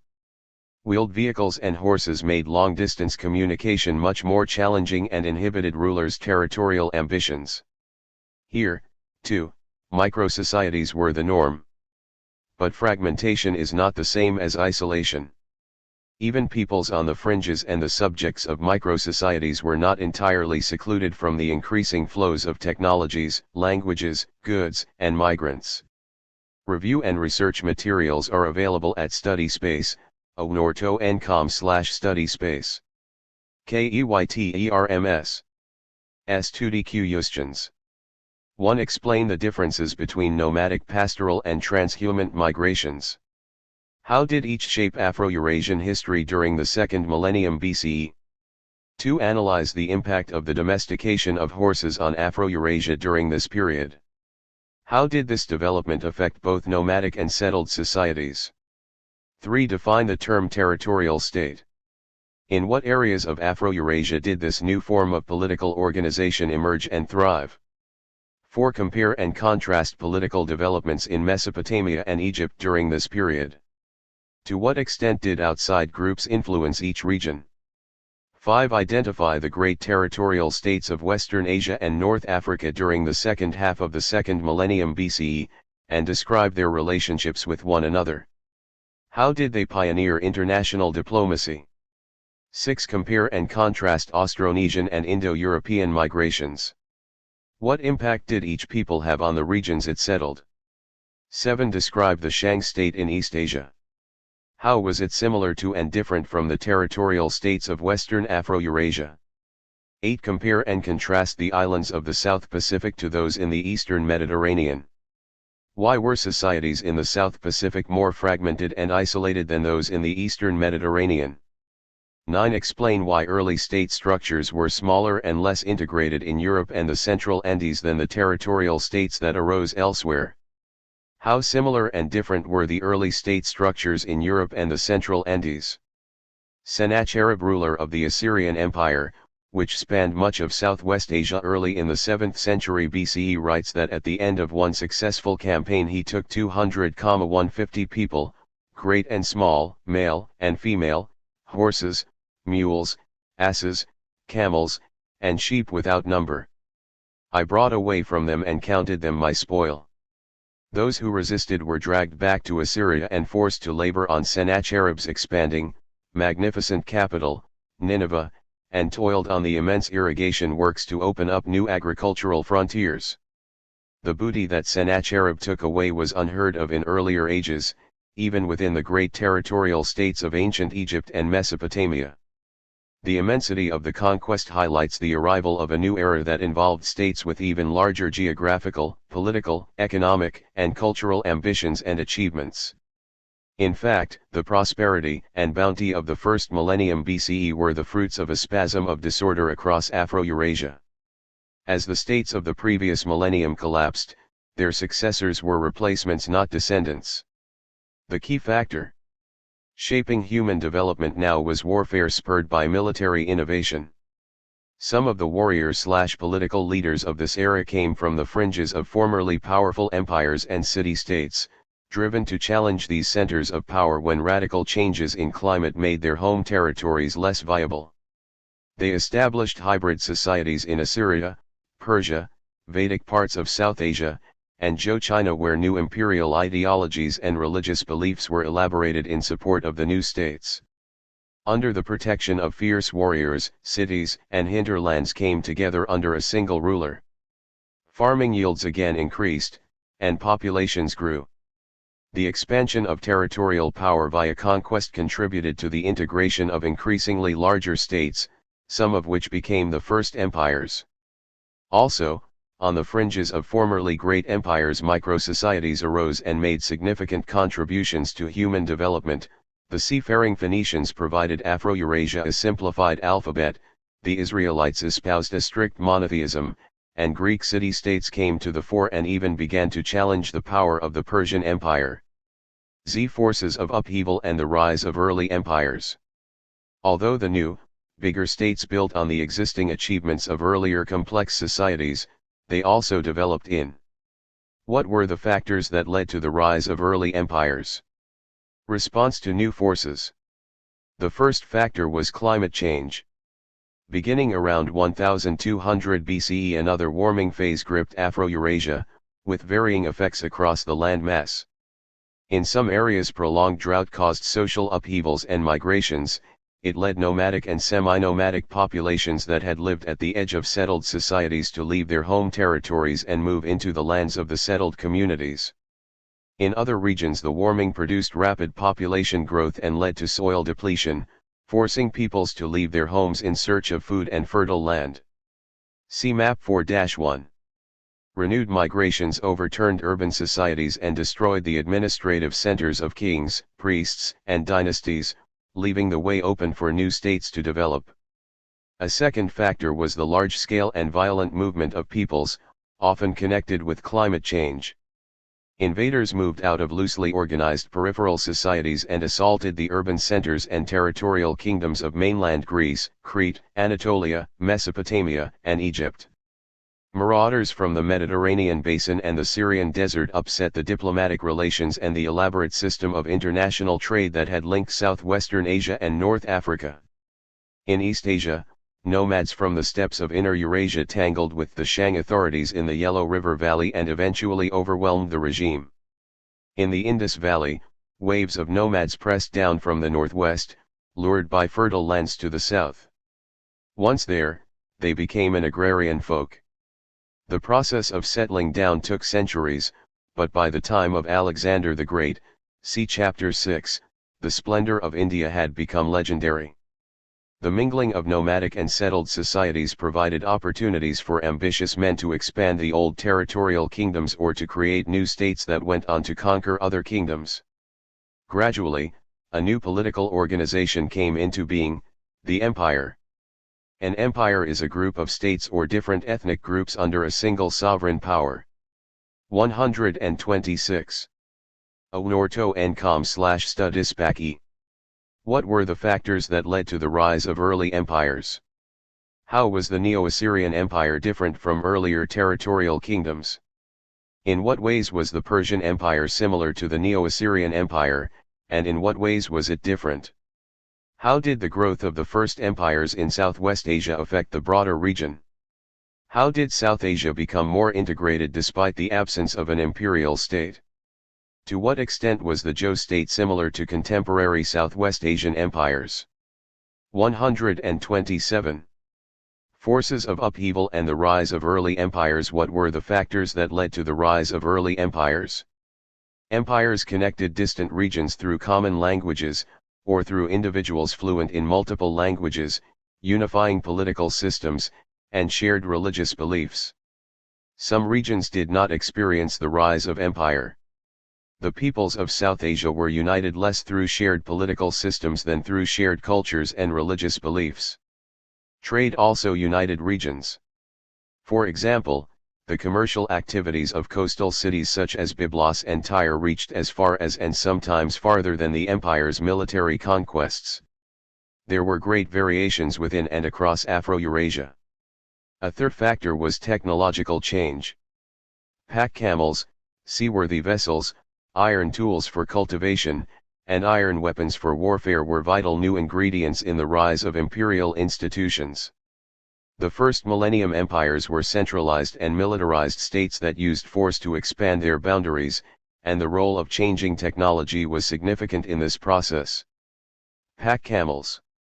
The camel became the chief overland agent of change during this period, helping to open up trade routes across the Syrian and Arabian deserts. The fat stored in camels' humps allows them to survive long journeys and harsh desert conditions, and thick pads under their hoofs enable them to walk smoothly over sand. First to be domesticated was the one-humped camel called the dromedary, or Arab camel native to the Sahara Desert. Other peoples, probably in Central Asia, later domesticated the bigger, two-humped Bactrian camel. A stockier and hardier animal, it was better able than the dromedary to survive the scorching heat of northern Iran and the frozen winters along the route from China that later became the Silk Road, so named because silk was a major product carried along this route. New ships. New shipbuilding technologies had been developing rapidly since 1600 BCE and now were making a significant impact. Boats that had once been designed for limited transport on rivers and lakes and along shorelines could now be built stronger and bigger for sailing on seas. These new, truly seafaring ships boasted larger and better reinforced hulls, and stronger masts and rigging that allowed billowing sails to harness wind power effectively. These innovations, along with smaller ones in steering and ballast, among others, propelled bold mariners to venture out across large bodies of open water like the Mediterranean Sea. Iron. Although far more abundant than the tin and copper used to make bronze, iron is a harder substance to mold and hammer into shape. Iron is a malleable metal found in combined forms almost everywhere in the world. It became the most important and widely used metal in world history after the Bronze Age. To make iron implements, metal workers learned to apply intense heat to soften the ore and remove its impurities. Subsequently they discovered that by adding carbon to the iron they could make an early form of steel. When the technology to smelt and harden iron advanced, iron tools and weapons replaced those made of bronze. The ability to use iron was a staggering breakthrough that leaped across territorial and cultural borders. Camels. Dromedary camels, left, are good draft animals for travel and domestic work in the deserts of Arabia, Afghanistan, and India. Two-hump camels, right, are much bigger than dromedary camels. They are more suited to the extreme dry and cold weather in Iran and Central Asia. Forces of upheaval and the rise of early empires. What were the factors that led to the rise of early empires? Iron also helped cause a revolutionary shift in agrarian techniques. Innovators learned to tip their plowshares with forged iron edges that they could easily shape and resharpen. With the iron-tipped plow, for instance, cultivators could clear the dense jungle of the Ganges plain and repeatedly till the topsoil to keep it weed-free and to enhance its quality. Increasingly, farmers did not have to rely on floods to restore layers of rich soil to their fields. Instead, they could break the sod and turn it over to bring up fertile subsoils. The effects of this transformation drove the agrarian frontier far beyond the traditional floodplains of riverbank settings. Agricultural developments thus provided the technological basis for supporting larger, more integrated societies linked by roads and canals. The final developments driving change were innovations in military and administrative control. Indeed, the expansion of the first empires depended on military might. For example, with an army wielding the most advanced weapons and armor, the Assyrian king led annual campaigns to establish and reinforce his control over the countryside. Deportations were another strategy to break resistors' unity, to provide slave labor in parts of the empire that needed manpower, and to integrate the realm. Throughout the 300 years of their rule, the Assyrians constructed an infrastructure of roads, garrisons, and relay stations throughout the entire territory, making it easier to transfer information and move troops. Moreover, they made subject peoples send tribute in the form of grains, animals, raw materials, and people, which they used to build imperial cities and to enrich the royal coffers. In later centuries these practices would become common among empires, with varying degrees of brutality as a method of control. The Neo-Assyrian Empire. The narrative of the rise of empires begins in Southwest Asia with the Neo-Assyrian Empire, 911 to 612 BCE, successor to the Old and Middle Assyrian states of the second millennium. The Neo-Assyrians perfected techniques of imperial rule that others imitated, not only their successors but also. How was the Neo-Assyrian Empire different from earlier territorial kingdoms? Main themes: climate change, nomadic migrations, and invasions from neighboring states lead to the collapse of territorial states across Afro-Eurasia. The first great empires emerge, based on innovations in warfare, administration, commerce, metallurgy, iron, and agricultural production. South Asia and smaller borderland states like the Greeks, Phoenicians, and Israelites innovate and build common cultures in non-political ways.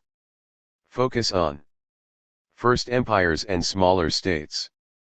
Ancient Near East Neo-Assyrians use raw military power and massive population relocations to build and maintain the world's first empire.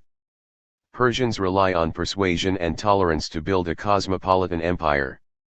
Mediterranean world Greeks, Phoenicians, and Israelites show the advantages of small-scale states with innovations in writing, trading, and religious thought. South Asia Vedic peoples build a unified common culture through religious and economic ties. China Zhou dynasty constructs a powerful tributary state and legitimates its rule via the mandate of heaven doctrine, good governance and upright behavior equals legitimate rule. Storylines. First empires and common cultures. 131. The Neo-Assyrian Empire. How was the Neo-Assyrian Empire different from earlier territorial kingdoms?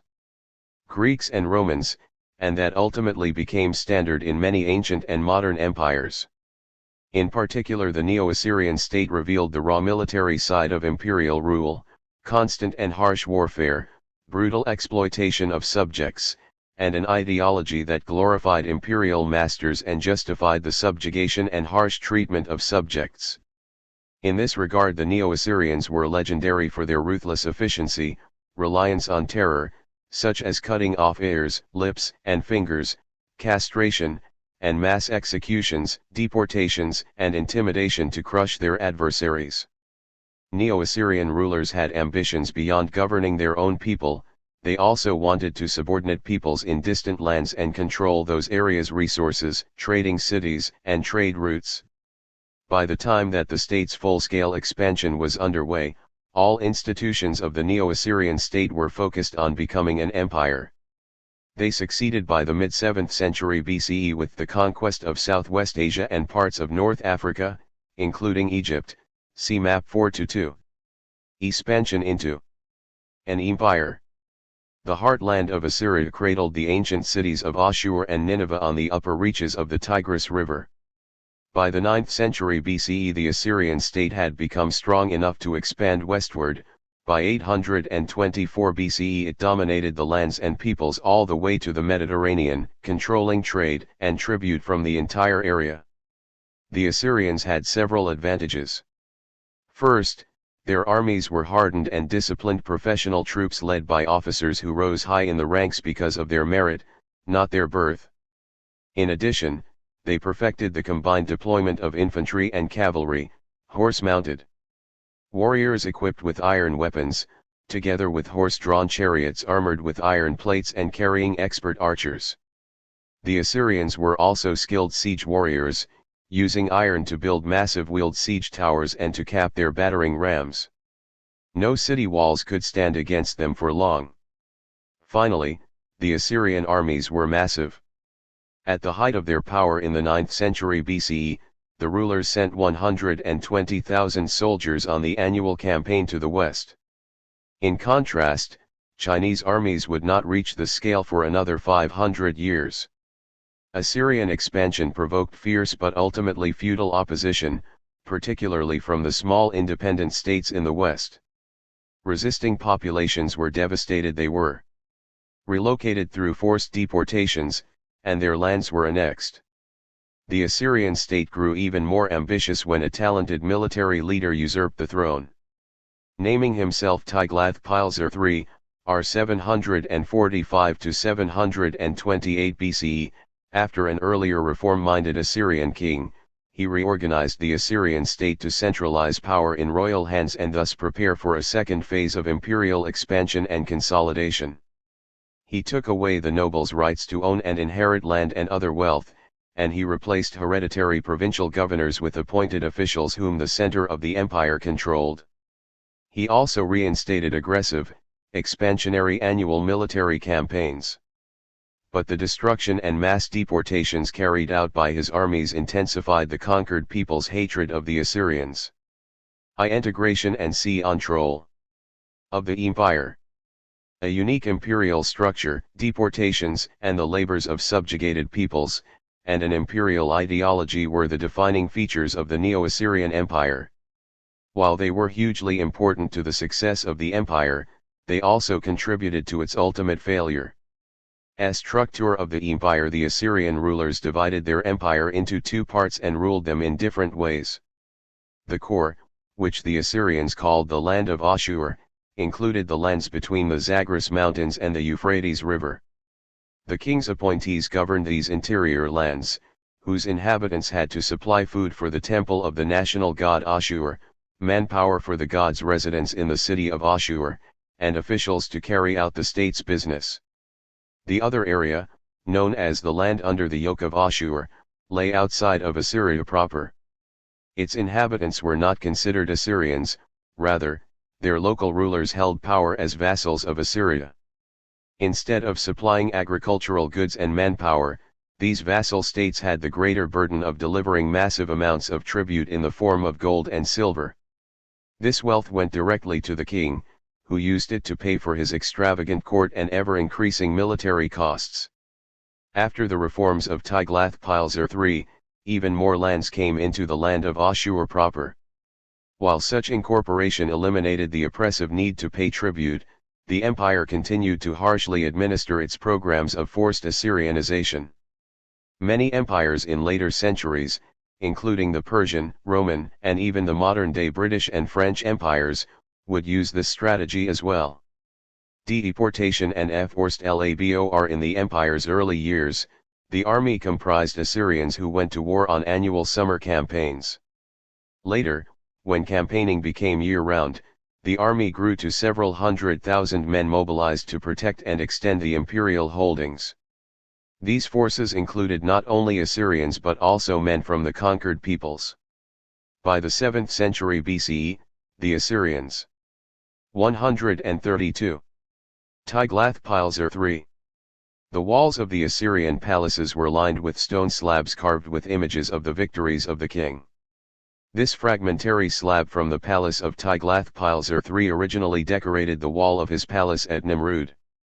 It shows the inhabitants and their herds being forced to leave after the defeat of their town by the Assyrians. Below is Tiglath-Pileser III, shaded by his royal umbrella, in his war chariot. Capture of an Egyptian city. This stone panel from the palace in Nineveh shows warriors scaling walls with ladders during Ashurbanipal's campaign against Egypt, mid-7th century BCE. 133. The Neo-Assyrian Empire. How was the Neo-Assyrian Empire different from earlier territorial kingdoms? Assigned different ethnic groups to specialized military functions, Phoenicians from the Levant provided ships and sailors for battle in the Mediterranean, Medes from the Iranian plateau served as the king's bodyguards, and charioteers from Israel subdued rebellious western provinces. To accomplish its goals, the Assyrian state needed huge labor forces for agricultural work and for enormous building projects. Since so many Assyrians served in the army, the state recruited most agricultural and construction workers from conquered peoples. Over 3 centuries the Neo-Assyrian state relocated more than 4 million people, a practice that not only supported its stupendous work projects but also undermined local resistance efforts. Assyrian ideology and propaganda. The Neo-Assyrian Empire put forth an imperial ideology to support and justify its system of expansion, exploitation, and inequality. An ideology is the dominant set of ideas of a widespread culture or movement. Even in the early stages of expansion, Assyrian inscriptions and art expressed a divinely determined destiny that drove the regime to expand westward toward the Mediterranean Sea. According to the ideology, the national god Ashur commanded all Assyrians to support the forcible growth of the empire, whose goal was to establish and maintain order and keep an ever-threatening cosmic chaos at bay. Only the god Ashur and his agent, the king, could bring universal order. The king conducted holy war to transform the known world into the well-regulated land of Ashur, intensifying his campaign of terror and expansion with elaborate propaganda. This propaganda, based on a detailed historical record of countless military and political victories, proclaimed that Assyria's triumph was inevitable. Its main focus was the nobles, whom the king and the empire relied on for support. The rulers devised three mutually reinforcing types of propaganda campaigns. First, they used elaborate architectural complexes to stage ceremonial displays of pomp and power, as in Egypt and China. Second, they made sure that different types of texts glorified the king and the empire. These texts were recited at state occasions, inscribed on monuments, written in annals about the king's military campaigns and achievements, and buried at propitious places in public buildings, where only the eyes of Ashur could view them. See primary source, the banquet stele of Ashur-Nazirpal II. Third, state officials placed images glorifying the king and the Assyrian army on palace walls. These images depicted the army's force, showing all who resisted being smashed into submission, their towns burned, their men killed, impaled on stakes, or flayed, and their women and children deported along with any male survivors. The commitment to accurately depict the regime's triumphal events was evident not only on palace walls but also in a uniquely Assyrian literary form called annals, historical records, usually arranged chronologically. Constituting a milestone in human history, these documents illustrate how communication and writing promoted the formation of organized states. Court scribes inscribed the annals in cuneiform on stone slabs, tablets, and clay cylinders, detailing each campaign in the yearly report of the king's achievements. These written compositions, like the images, never gave any indication that the Assyrians did or could lose a battle. Assyrian Othniel Structure and population. The Assyrians' iron-fisted rule rested on a rigid social hierarchy. Alone at the top was the king, who as the sole agent of the god Ashur conducted war to expand the land of Ashur. Below were the state's military elites, handsomely rewarded through gifts of land, silver, and exemptions from royal taxes. Over time, they became the noble class and intimates of the king, replacing the older landed elites who lost their resources after Tiglath-Pileser III reorganized the empire's land holdings. Elites often controlled vast estates that included both the land and the local people who worked it. The throne and the elites owned the most populous part of the society, the peasantry, in which various. The Annals of Ashurbanipal. This baked clay faceted cylinder carries a portion of the Annals of Ashurbanipal. It was found at Nineveh along with thousands of other tablets preserved in his famous library. The Annals of Ashurbanipal were detailed, almost novelistic accounts of his military and civic achievements. Unlike earlier annals, there is first-person discourse, indirect discourse, flashbacks, and lively description of events and places. 134. The banquet stele of Ashur-Nazirpal II. 102, when Ashur-Nasir-apli, king of Assyria, consecrated the joyful palace, the palace full of wisdom, in Kalish, and invited inside Ashur, the great lord, and the gods of the entire land, 1,000 fat oxen, 1,000 calves and sheep of the stable, 14,000. Sheep which belong to the goddess Ishtar my mistress, 200 oxen which belong to the goddess Ishtar my mistress, 1,000.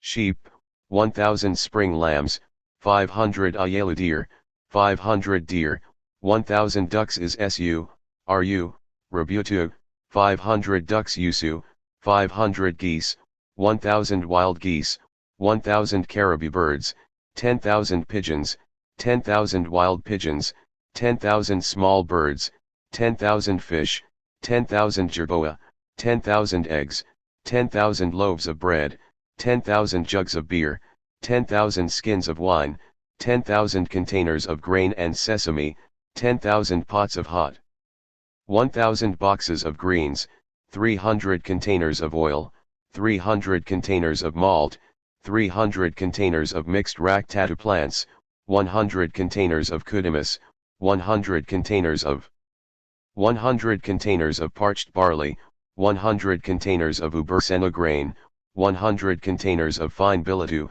100 containers of pomegranates, 100 containers of grapes, 100 containers of mixed zamrus, 100 containers of pistachios, 100 containers of 100 containers of ionians, 100 containers of garlic, 100 containers of kunit bus, 100 bunks bays of turnips, 100 containers of benbenu seeds, 100 containers of gidyu, 100 containers of honey, 100 containers of ghee, 100 containers of roasted absu seeds, 100 containers of roasted suyu seeds, 100 containers of karkartu plants, 100 containers of tayatu plants, 100 containers of mustard, 100 containers of milk, 100 containers of cheese, 100 bowls of miso.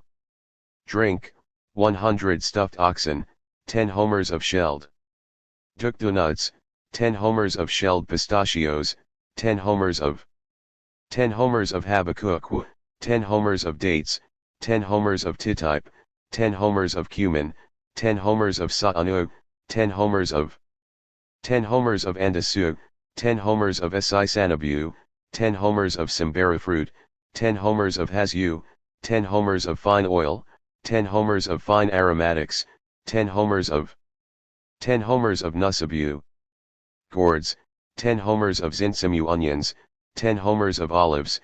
When I consecrated the palace of Kalich, 47,074 men and women who were invited from every part of my land, 5,000 dignitaries and envoys of the people of the land Suhu, Hindanu, Patanu, Hutti, Tyre, Sidon, Gergamu, Maladu, Hubushkia, Gilzanu, Kumu, and Musasiru, 16,000 people of Kalich, and 1,500 Zarik, of my palace, all of them altogether 69,574 including those summoned from all lands and the people of Kalich for 10 days. I gave them food, I gave them drink, I had them bathed, I had them anointed.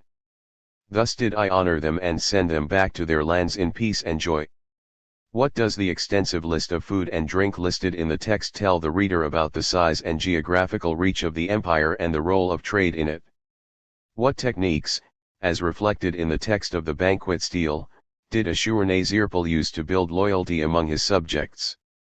Source: Assyrian Royal Inscriptions, Part 2, from Tiglath-Pileser I to Ashurnasirapli II, compiled and translated by Albert Kirk Grayson, Volume 2 of Records of the Ancient Near East, edited by Hans Godek, Wiesbaden, Otto Harasowitz, 1976, pages 175 to 76.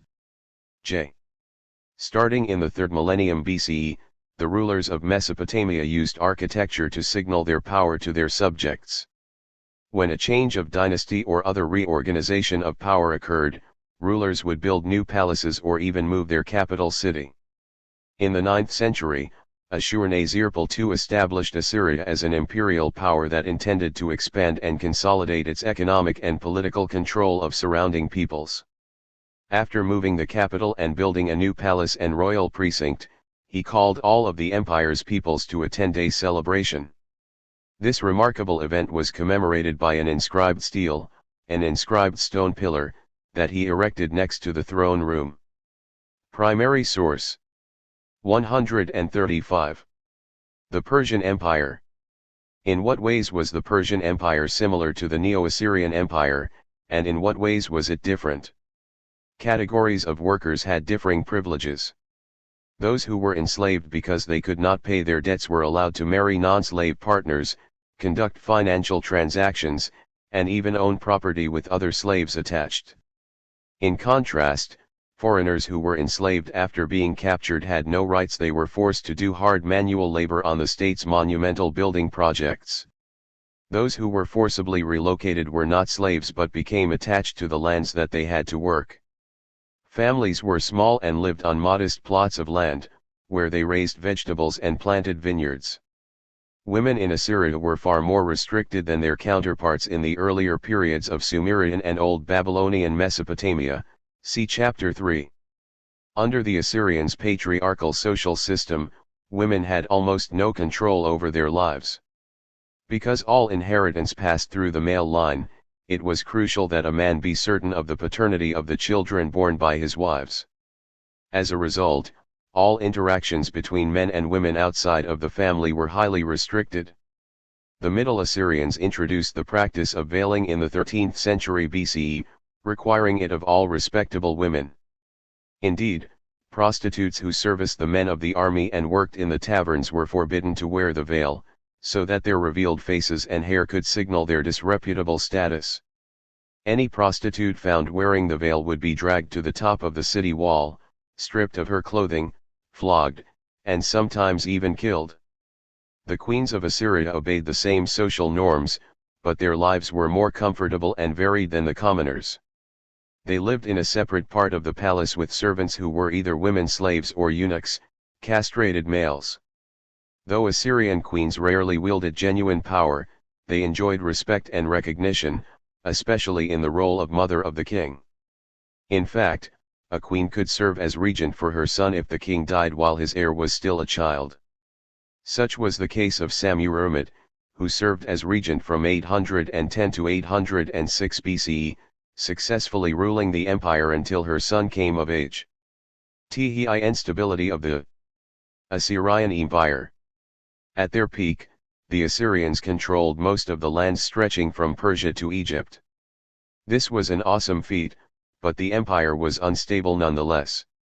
Assyrian commanders had to position occupying armies far and wide to keep subjects in line, and as the propaganda machine ramped up, so did discontent among the nobility. When subject peoples rose up, they often used the same types of iron weapons on which their tormentors had relied.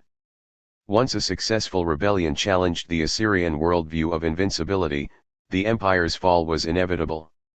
Although successor states temporarily filled the Assyrian political vacuum, the 3 millennia-long culture of Mesopotamia was dead.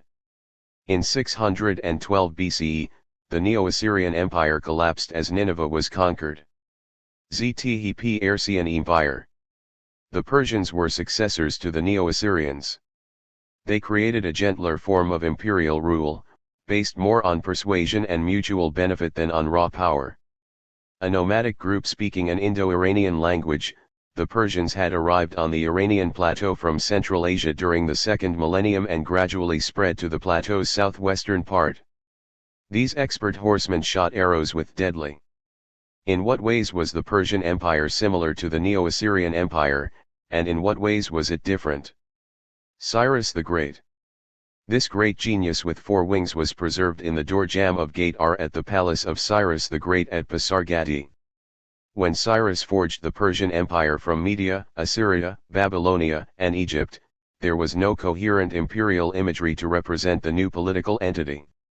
His court artists borrowed freely from the realms that he had brought into his empire.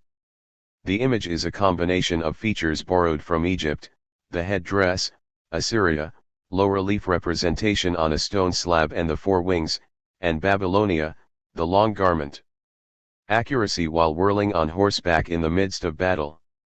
After Cyrus the Great, r. 559 to 529 BCE, united the Persian tribes, his armies defeated the Lydians in southwestern Anatolia and took over their gold mines, land, and trading routes. He next overpowered the Greek city-states on the Aegean coast of Anatolia. Further conquests set the stage for a vast multicultural empire that spread from Europe to South Asia. Because their ancestors were pastoralists, the Persians had no urban tradition to draw on. Instead, they adapted the ideologies and institutions of the Babylonians, see chapter 3, and the Assyrians, modifying them to fit their own customs and political aims.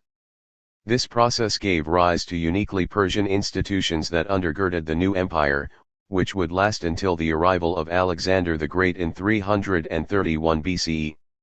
The integration of a multicultural empire. Cyrus, the founder of the Persian Empire, traced his ancestry back to a legendary king and used that heritage to legitimate his empire building. From their base on the Iranian plateau, over the next 200 years the Persian rulers developed an enormous empire that reached from the Indus Valley to northern Greece and from Central Asia to the south of Egypt. See map 4-3. Cyrus presented himself as a benevolent ruler who claimed to have liberated his subjects from the oppression of their own kings.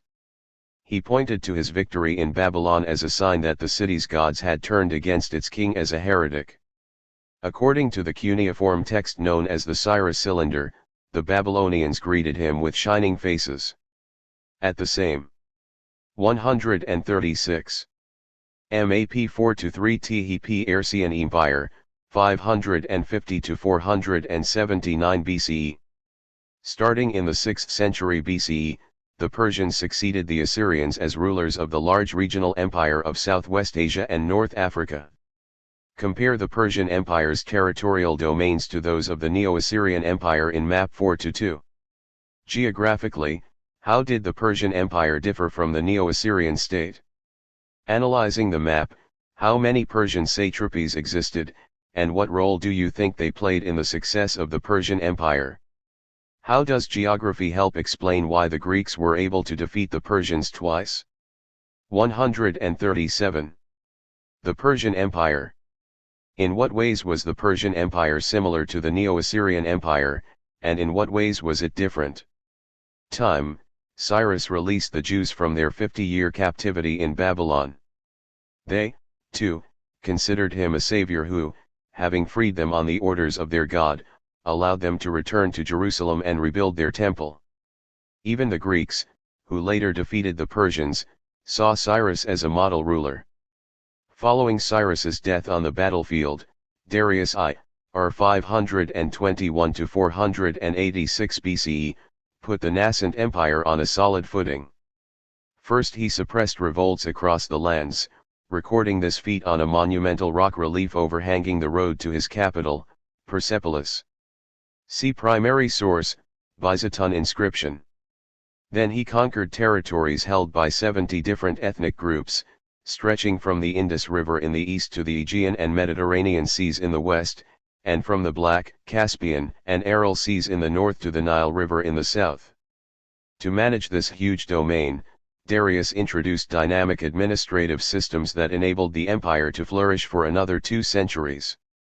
Its new bureaucracy combined central and local administration to make best use of the strengths of local tradition, economy, and rule rather than forcing Persian customs on subject people via rigid central control, as the Assyrians had done. This empire was both centralized and multicultural. The Persians believed that all subject peoples were equal, the only requirement was to give the king their loyalty and pay tribute, which was considered an honor, not a burden. Although local Persian administrators used local languages, in time Aramaic, a dialect of a Semitic language long spoken in Southwest Asia, became the empire's official language because many of its literate scribes came from Mesopotamia. They wrote Aramaic on parchment or papyrus in an alphabetic script, and its use spread quickly. Much like Tiglath-Pileser III of Assyria, Darius understood that he could not expand the empire without reorganizing and centralizing. To bring the wealth of the provinces to the imperial center, he established a system of provinces, or satrapies, each ruled by a satrap, a governor, who was a relative or a close associate of the king. The local bureaucrats and officials who administered the government worked under close monitoring by military officers, central tax collectors, and spies, the so-called eyes of the king, who enforced the satrap's loyalty. Further, Darius established a system of fixed taxation and formal tribute allocations. When needed, he also instituted economic reforms. Moreover, He promoted trade throughout the empire by building roads, establishing a standardized currency including coinage, and introducing standard weights and measures. Zoroastrianism, ideology y. And s authil structure. Like the Assyrians, the Persians established their ideology of kingship on religious foundations. They believed that the supreme god, Ahura Mazda, appointed the monarch as ruler over all people and lands of the earth and charged him with maintaining a perfect order from which all would benefit. Unlike their Mesopotamian neighbors, the Persians drew their religious ideas from their pastoral and tribal roots, which reflected the same traditions of warrior and priestly classes as those preserved in the Vedic texts of the Indus Valley, see Chapter 3. Zoroaster, also known as Zarathustra, who most likely taught sometime after 1000 BCE in eastern Iran, was responsible for crystallizing the region's traditional beliefs into a formal religious system. The eastern tribes of the Iranian plateau spread the ideas of Zoroastrianism to the Iranian peoples living in the west, and Zoroastrianism ultimately became the religion of the entire empire. The main source for the teachings of Zoroaster is the Avesta, a collection of holy works initially transmitted orally by priests and then written down in the 6th century CE. It has much in common linguistically with the Vedic texts of the people of the Indus Valley. Zoroaster's teachings tried to wean the Iranian faithful away from their earlier animistic beliefs that led them to see all objects, alive and dead, as possessing life and vitality. In a radical change, Zoroaster promoted belief in the god Ahura Mazda, who had created the world and all that was good. Though rare, monotheism also existed during this time in Judah. It had briefly been the official religion of Egypt, when Akhenaten imposed worship of Aten, the sun. Persians came to believe that the universe was dualistic. Ahura Mazda was good and capable only of good, whereas his adversary, Ahiram, was deceitful and wicked. The Persians saw these two forces as engaging in a cosmic struggle for control of the universe. Unlike the fatalistic religions of Mesopotamia, Zoroastrianism treated humans as capable of choosing between good and evil. Their choices had consequences, rewards or punishments in the afterlife. Strict rules of behavior determined the fate of each individual. For example, because animals were good, they deserved to be treated well. Intoxicants, widely used in tribal religions, were forbidden. Also, there were strict rules for treatment of the dead. For example, to prevent death from contaminating the sacred elements of earth, fire, and water, it was forbidden to bury, burn, or drown the deceased. Instead, people left corpses out for beasts and birds of prey to devour. Persian kings enjoyed absolute authority. In return, they were expected to follow moral and political guidelines that reflected Zoroastrian notions of ethical behavior.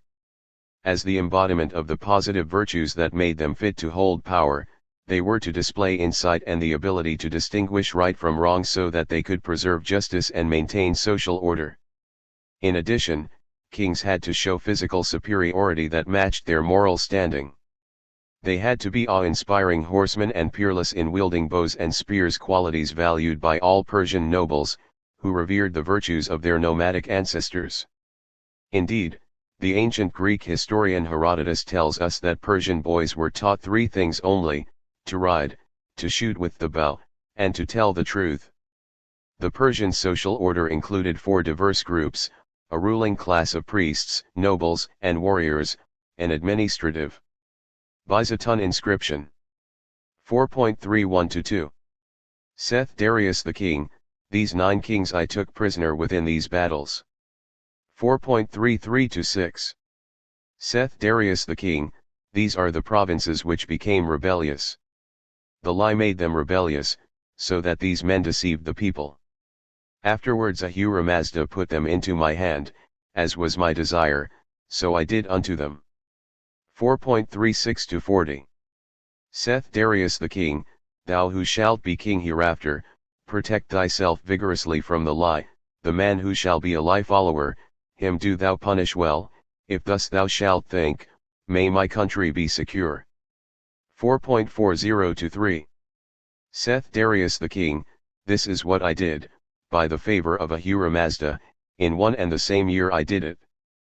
Thou who shalt hereafter read this inscription, let that which has been done by me convince thee, do not thou think it a lie.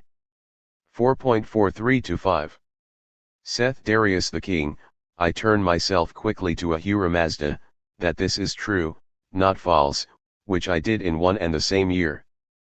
4.52-6 Saith Darius the king, now let that which has been done by me convince thee, thus to the people impart, do not conceal it, if this record thou shalt not conceal, but tell it to the people, may Ahura Mazda be a friend unto thee, and may family be unto thee in abundance, and may thou live long. 4.57-9 Saith Darius the king, if this record thou shalt conceal, and not tell it to the people, may Ahura Mazda be a smiter unto thee, and may family not be to thee. 4.59-61 Saith Darius the king, this which I did, in one and the same year by the favor of Ahura Mazda I did, Ahura Mazda bore me aid, and the other gods who are.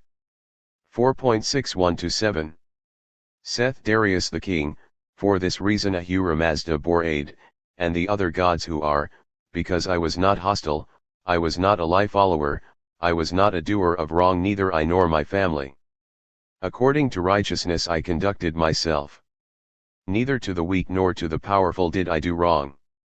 The man who cooperated with my house, him I rewarded well, whoso did injury, him I punished well.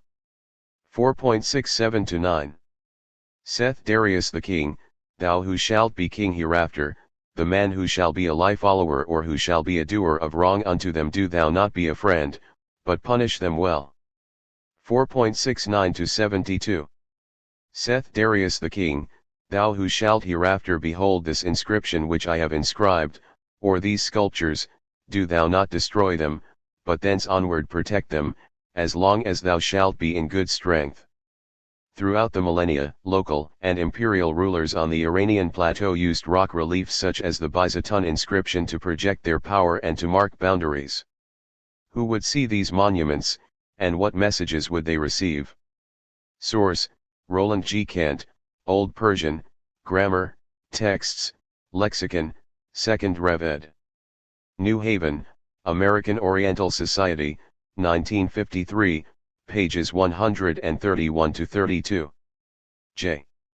To commemorate his consolidation of power over the Persian state, Darius I commissioned a pictorial relief of himself as victor high above the main road leading from Mesopotamia to Ecbatana, the modern city of Hamadan, in western Iran. The images are surrounded by a long text inscribed in three languages: Old Persian, Akkadian, and Elamite. This is the earliest Old Persian inscription. It is a version of cuneiform script that Darius devised especially for this occasion. Primary source: Darius's relief at Byzantine. At Byzantine, high above the royal road through the Zagros Mountains, Darius carved a relief commemorating his victories over Gamada, the false Smerdis, and 9 rebel kings. The kings are roped together at the neck, and Gamada lies under Darius's feet. Above the rebels is a winged disc, probably representing the god Ahura Mazda. Darius had his scribes develop a version of cuneiform script to represent Old Persian.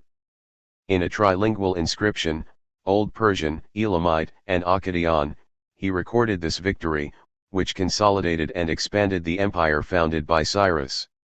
This inscription provided the key for deciphering Babylonian cuneiform. 139. The Persian Empire. In what ways was the Persian Empire similar to the Neo-Assyrian Empire, and in what ways was it different?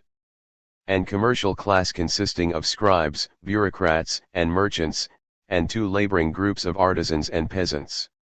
Each group had a well-defined role. Priests maintained the ritual fire in temples, nobles administered the state by paying taxes and performing appropriate duties, warriors protected and expanded the empire, bureaucrats kept records, merchants secured goods from distant lands, artisans rendered raw materials into symbolic form, and peasants grew the crops and tended the flocks that fed the imperial machine. Surrounding the king was the powerful Persian hereditary nobility, whose support was crucial. These men had vast land holdings and often served the king as satraps or advisors. Also close to the king were wealthy merchants who directed trade across the vast empire. The king's obligations to them involved taking his wives only from their families and exempting them from certain taxes. To consolidate his hold on the throne, though, Darius reduced the aristocrats' political power. By controlling all appointments, he essentially made the nobles his puppets. However, he let them keep their high status in a society in which birth and royal favor counted for everything. Royal gifts solidified the relations between king and nobles, reinforcing the king's place at the top of the political pyramid. In public ceremonies he presented gold vessels, elaborate textiles, and jewelry to reward each recipient's loyalty and demonstrate dependence on the crown. Most gifts were made from gold and silver obtained through tribute, and they reminded the recipients of their continual obligation to the ruler. Any kind of failure would result in the withdrawal of royal favor. Should such failures be serious or treasonous, the offenders faced torture and death. Worksn. Imperial identity. Persian power begot large-scale road building and a system of rapid and dependable communication. A key unifying element was the royal road, which followed age-old trade. Panel from the Palace of Darius. The Palace of Darius at Susa was elaborately decorated with glazed bricks. This panel shows human-headed winged lions in a heraldic seated posture. Above them is a winged disc with tendrils and a human bust. This symbol, which borrows from Assyrian and Egyptian imagery, is thought to represent the Zoroastrian god Ahura Mazda. Persian water-moving technique. The Persians perfected the channeling of water over long distances through underground channels called qanats. This technique, an efficient way to move water without evaporation, is still used today in hot, arid regions. In this example near Yazd, in central Iran, the domed structure leading to the underground tunnel is flanked by two brick towers called bajur, an ancient form of air conditioning that cools the water using wind, bad in Persian. 140. Persepolis. In the highland valley of Fars, the homeland of the Persians, Darius and his successors built a capital city and ceremonial center at the site of Persepolis. On top of a huge platform, there were audience halls, a massive treasury, the harem, and residential spaces. The building was constructed of mud brick. The roof was supported by enormous columns projecting the images of bulls. The king and his courtiers.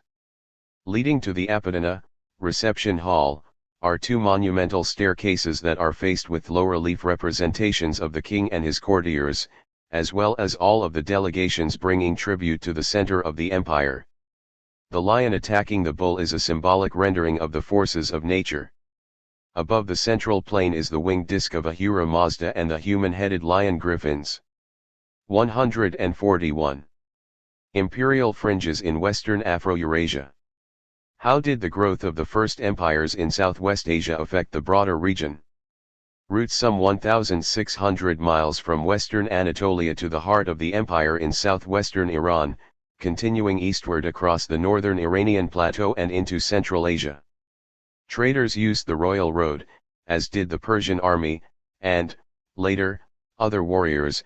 Subjects took tribute to the king, and royal couriers carried messages to the satraps and imperial armies. As the Assyrians had done, the Persians placed way stations with fresh mounts and provisions along the route. In addition to the royal road, the Persians devised other ways to connect the far reaches of the empire with its center. Darius oversaw the construction of a canal more than 50 miles long linking the Red Sea to the Nile River. One of the Persians' most ingenious contributions was the invention of qanats, underground tunnels through which water flowed over long distances without evaporating or being contaminated. Later adopted by many cultures, this type of system moves water across arid lands even today. Laborers from the local populations toiled to build these feats of engineering as part of their civic obligation. Until Cyrus's time, the Persians had been pastoral nomads who lacked traditions of monumental architecture, visual arts, or written literature or history. Cyrus began to define a Persian court style, but Darius was most responsible for promoting visual and physical expressions that were uniquely Persian. The vast capital at Persepolis expressed this new imperial identity. On the highland plain near Cyrus's capital at Pasargati, Darius built an immense complex that complemented the administrative center at Susa in the lowlands. Skilled craftsmen from all over the empire labored on the complex, blending their distinct cultural influences into a new Persian architectural style. Darius erected his city, designed for celebrations and ceremonies, on a monumental terrace covering more than 30 acres. Into the cliffs behind it, he and his successors cut their eternal resting places from the rock. Persepolis was also an important administrative hub, where archaeologists have found more than 30,000 cuneiform tablets detailing the workings of the bureaucracy of the great empire. The Persians used monumental architecture with grand columned halls and huge open spaces to provide reception rooms for thousands of representatives bringing tribute from all over the empire, and as a way to help integrate subject peoples by connecting them to one central, imperial authority. In the royal palace, 3 of the columned halls stood on raised platforms accessed via processional stairways that were lined with elaborate images of subjects bringing gifts and tribute to the king. This was a highly refined program of visual propaganda, with the carved images showing the Persian Empire as a diverse society of obedient peoples. The carvings on the Great Stairway of Persepolis offer a veritable ethnographic museum frozen in stone. Each group brings distinctive tribute. The Armenians present precious metal vessels, the Lydians from Anatolia carry gold armlets and bowls, the Egyptians offer exotic animals, and the Sogdians from Central Asia lead proud horses. Gateway figures and protective relief images copied from the palaces of Assyria represent the grandeur of the occasion and the power of the king. Z imperial fringes in Western Afro-Eurasia. A very different world emerged on Afro-Eurasia's western edges, well beyond the reach of the Neo-Assyrian and Persian empires. Although their powerful neighbors affected them, these Western people retained their own languages, beliefs, and systems of rule. Their communities were smaller than those in Southwest Asia, and their compactness and intimacy enabled them to project a unique kind of power and influence. Emigrations and Ufiva. Beginning around 1200 BCE, demographic upheavals and migrations propelled new waves of Indo-European speaking peoples inhabiting the Danube River basin in Central Europe to become dynamic historical actors. Previously this area's dynamism had come from the outside, from the imperial centers of Southwest Asia and Egypt, but 2 key factors reversed this trend. These were a rapid rise in population and the development of local natural resources including metallurgy in a new metal, iron. By the end of the 2nd millennium BCE, this surplus population, armed with its new metal weapons, moved in large groups back down the Danube into southeastern Europe, the Aegean, and the eastern Mediterranean. Advancing even into Southwest Asia, the invaders brought turmoil to the peoples living there. These huge movements weakened the power of empires and regimes in the region, increased the value of mobility and communication as peoples vied for resources, and opened new frontiers for the development of smaller, more innovative communities. The ultimate blow to imperial states from the fringe was military. Armed invasions caused the collapse of even the most highly developed societies in the region. The first to fall were the Hittites, who had once dominated the central lands of what is today Turkey, see Chapter 3, because they could not retain power in the face of violence and social chaos. How did the growth of the first empires in Southwest Asia affect the broader region? Result was general upheaval as the center of political, military, and technological power moved to the fringes. Once the invaders reached the Mediterranean, they mainly used boats for transportation. These dynamic communities are sometimes known as the Sea Peoples. The Egyptians knew them as the Peliset, and only by marshalling all the resources of their land did the pharaohs manage to repel them. Outside Egypt, states and kingdoms suffered heavily from their ravages. The Sea Peoples settled along the southern coast of the Levant, where they became known as the Philistines. From 1100 to 900 BCE, a long economic downturn further unsettled the major kingdoms as well as the coastal cities of the eastern Mediterranean and the Aegean islands. During this time societies began to decline, artistic representation and large-scale construction declined, urban centers ceased to develop, trading and shipping ebbed, and writing, record-keeping, and much else disappeared. Societies now comprised smaller, technically simpler, impoverished, illiterate, and more violent rural communities. In the Mediterranean, the Sea People's intrusion shook the social order of the Minoans on the island of Crete and of the Mycenaeans in mainland Greece, see Chapter 3. Agricultural production declined, and local populations moved to other islands in the Aegean and to southwestern Anatolia. As the palace-centered bureaucracies and priesthoods of the second millennium BCE vanished, more violent societies emerged that relied on the newcomers' iron weapons. This was the culture of warrior heroes described in the Iliad, an epic poem about the Trojan War composed centuries after the events it relates. It was based on oral tales passed down and embellished for generations. The Greeks told these stories about a hazily recalled war that may have occurred around 1200 BCE at Troy, a city in Anatolia, during a time of seismic political and social upheaval. See primary source, War in Homer's Iliad. For the long-established kingdoms and states of Southwest Asia and the Mediterranean, these rapid transformations were destructive and traumatic. But they were also creative because they shattered traditional ways of doing things, wiping the social slate clean. In fact, violent change and the emergence of new powers at the margins were the first steps toward completely new patterns of human relations. Persia and the Greeks. Of the different small-scale societies that emerged in Persia's shadow, the Greeks offer the best example of the energy and dynamism of these communities. In areas of contact with the Persian Empire, Greek-speaking people in different cities sometimes cooperated with the Persians, even borrowing their ideas, but sometimes strongly resisted them. In 499 BCE, some Greek city-states and others in the eastern Mediterranean revolted against the Persians, who claimed control over the Greek islands and mainland from their base in Anatolia. During the 5-year struggle, some Greek communities sided with the Persians and suffered condemnation by other Greeks for doing so. On the mainland, farther away from the contact zone, most Greek cities resisted the Persian king's authority.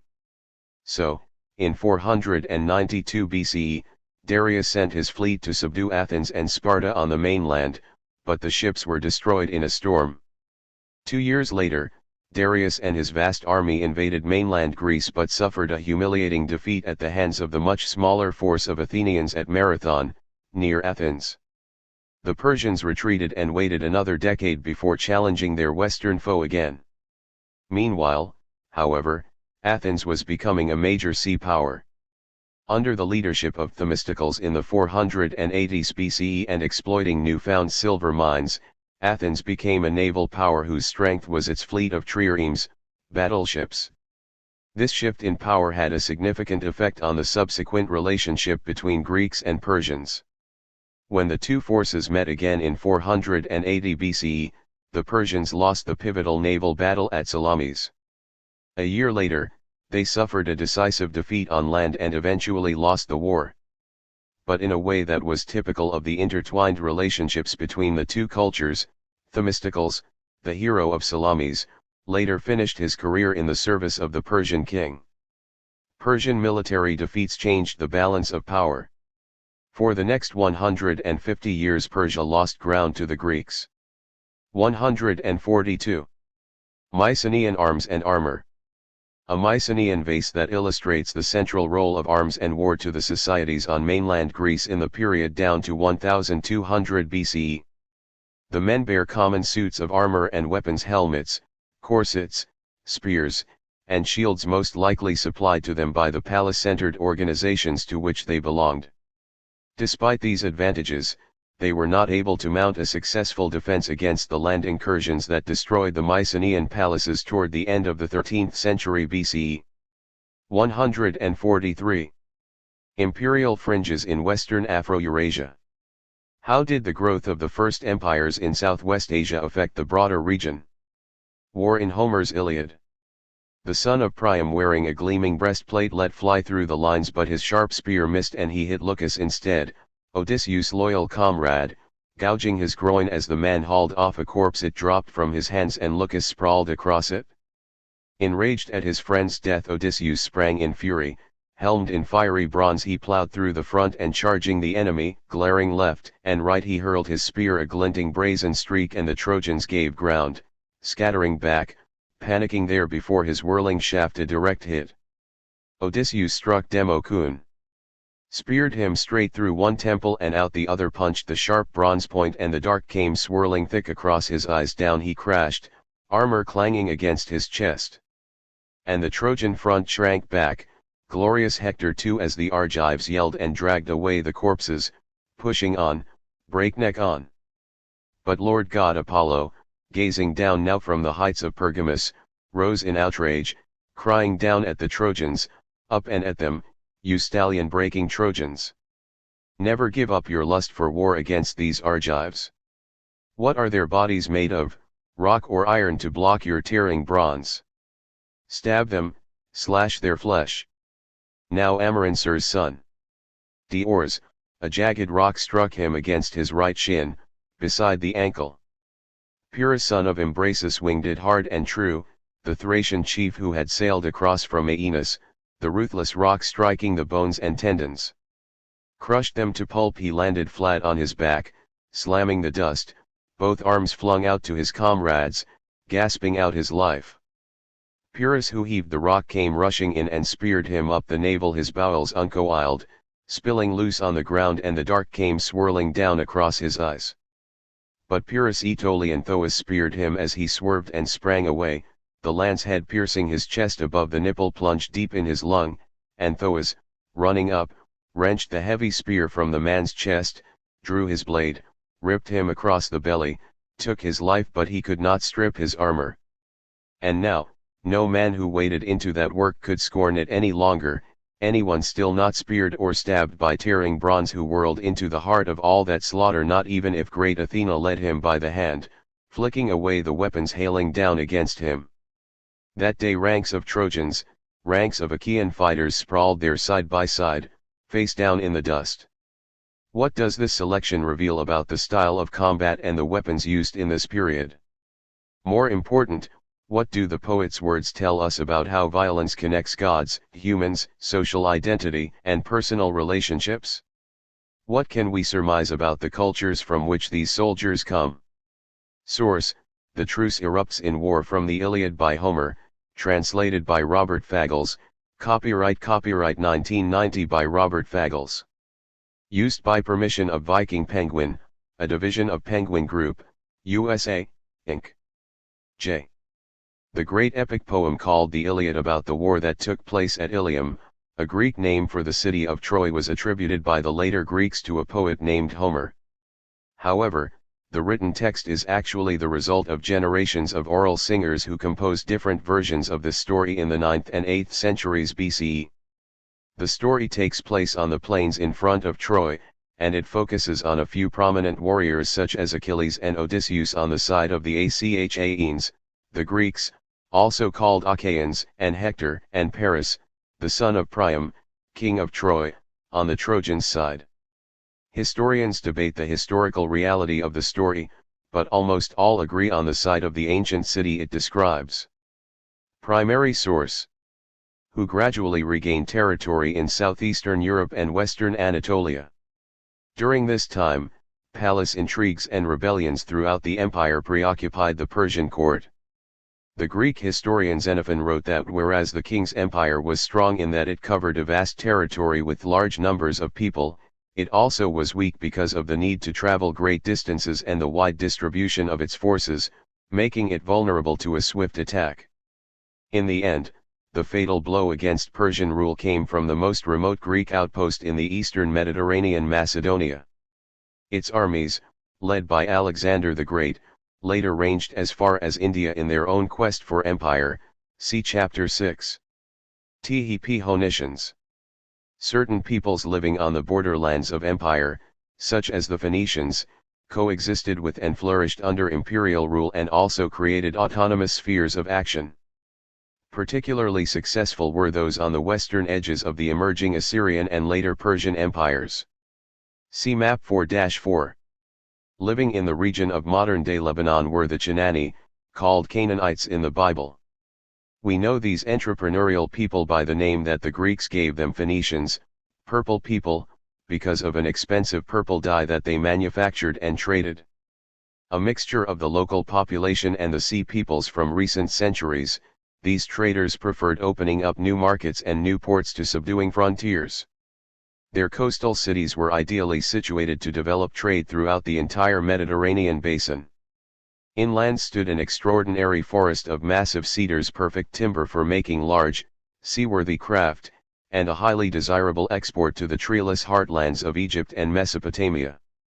The innovations in shipbuilding and seafaring outlined earlier enabled the Phoenicians to sail as far west as present-day Morocco and Spain, carrying huge cargoes of such goods as timber, dyed cloth, glassware, wines, textiles, metal ingots, and carved ivory. Their trading colonies all around the southern and western rims of the Mediterranean, including Carthage in modern-day Tunisia on the North African coast, became full-scale ports that shipped goods from interior regions throughout the Mediterranean. During the 8th and 7th centuries BCE, the Assyrians expected the Phoenicians to supply the empire with special commercial services and, in return, allowed them autonomy in their business activities. The Assyrian kings signed treaties requiring the Phoenicians to pay tribute with luxury goods in return for their relative political autonomy. As the Phoenician merchants sent out waves of ships to other ports full of goods from the east, they brought back exotic luxuries for the Assyrian elites to enjoy. At the same time, Greek merchants established colonies on the northern rim of the Mediterranean. The competition and interaction of the two groups facilitated the transmission across the Mediterranean of many ideas from the advanced cultures of Southwest Asia. The Phoenicians absorbed Mesopotamian religious and cultural elements such as gods, laws, units of measurement, and science, but the Phoenicians themselves developed an innovation that revolutionized communication and commerce, the alphabet. Introduced in the 2nd millennium BCE in the western Levant, this new method of writing arrived in the West in 800 BCE, probably through Greek traders working in Phoenician centers. The alphabet allowed educated men to communicate directly with one another, dramatically reducing the need for professional scribes. THIRD-Israelites and Jodar. To the south of the mountains of Lebanon, the homeland of the Phoenicians, another minor region extended to the borderlands of Egypt. In this narrow strip of land between the Mediterranean Sea to the west and the desert to the east, an important micro-society emerged, one that was to happen.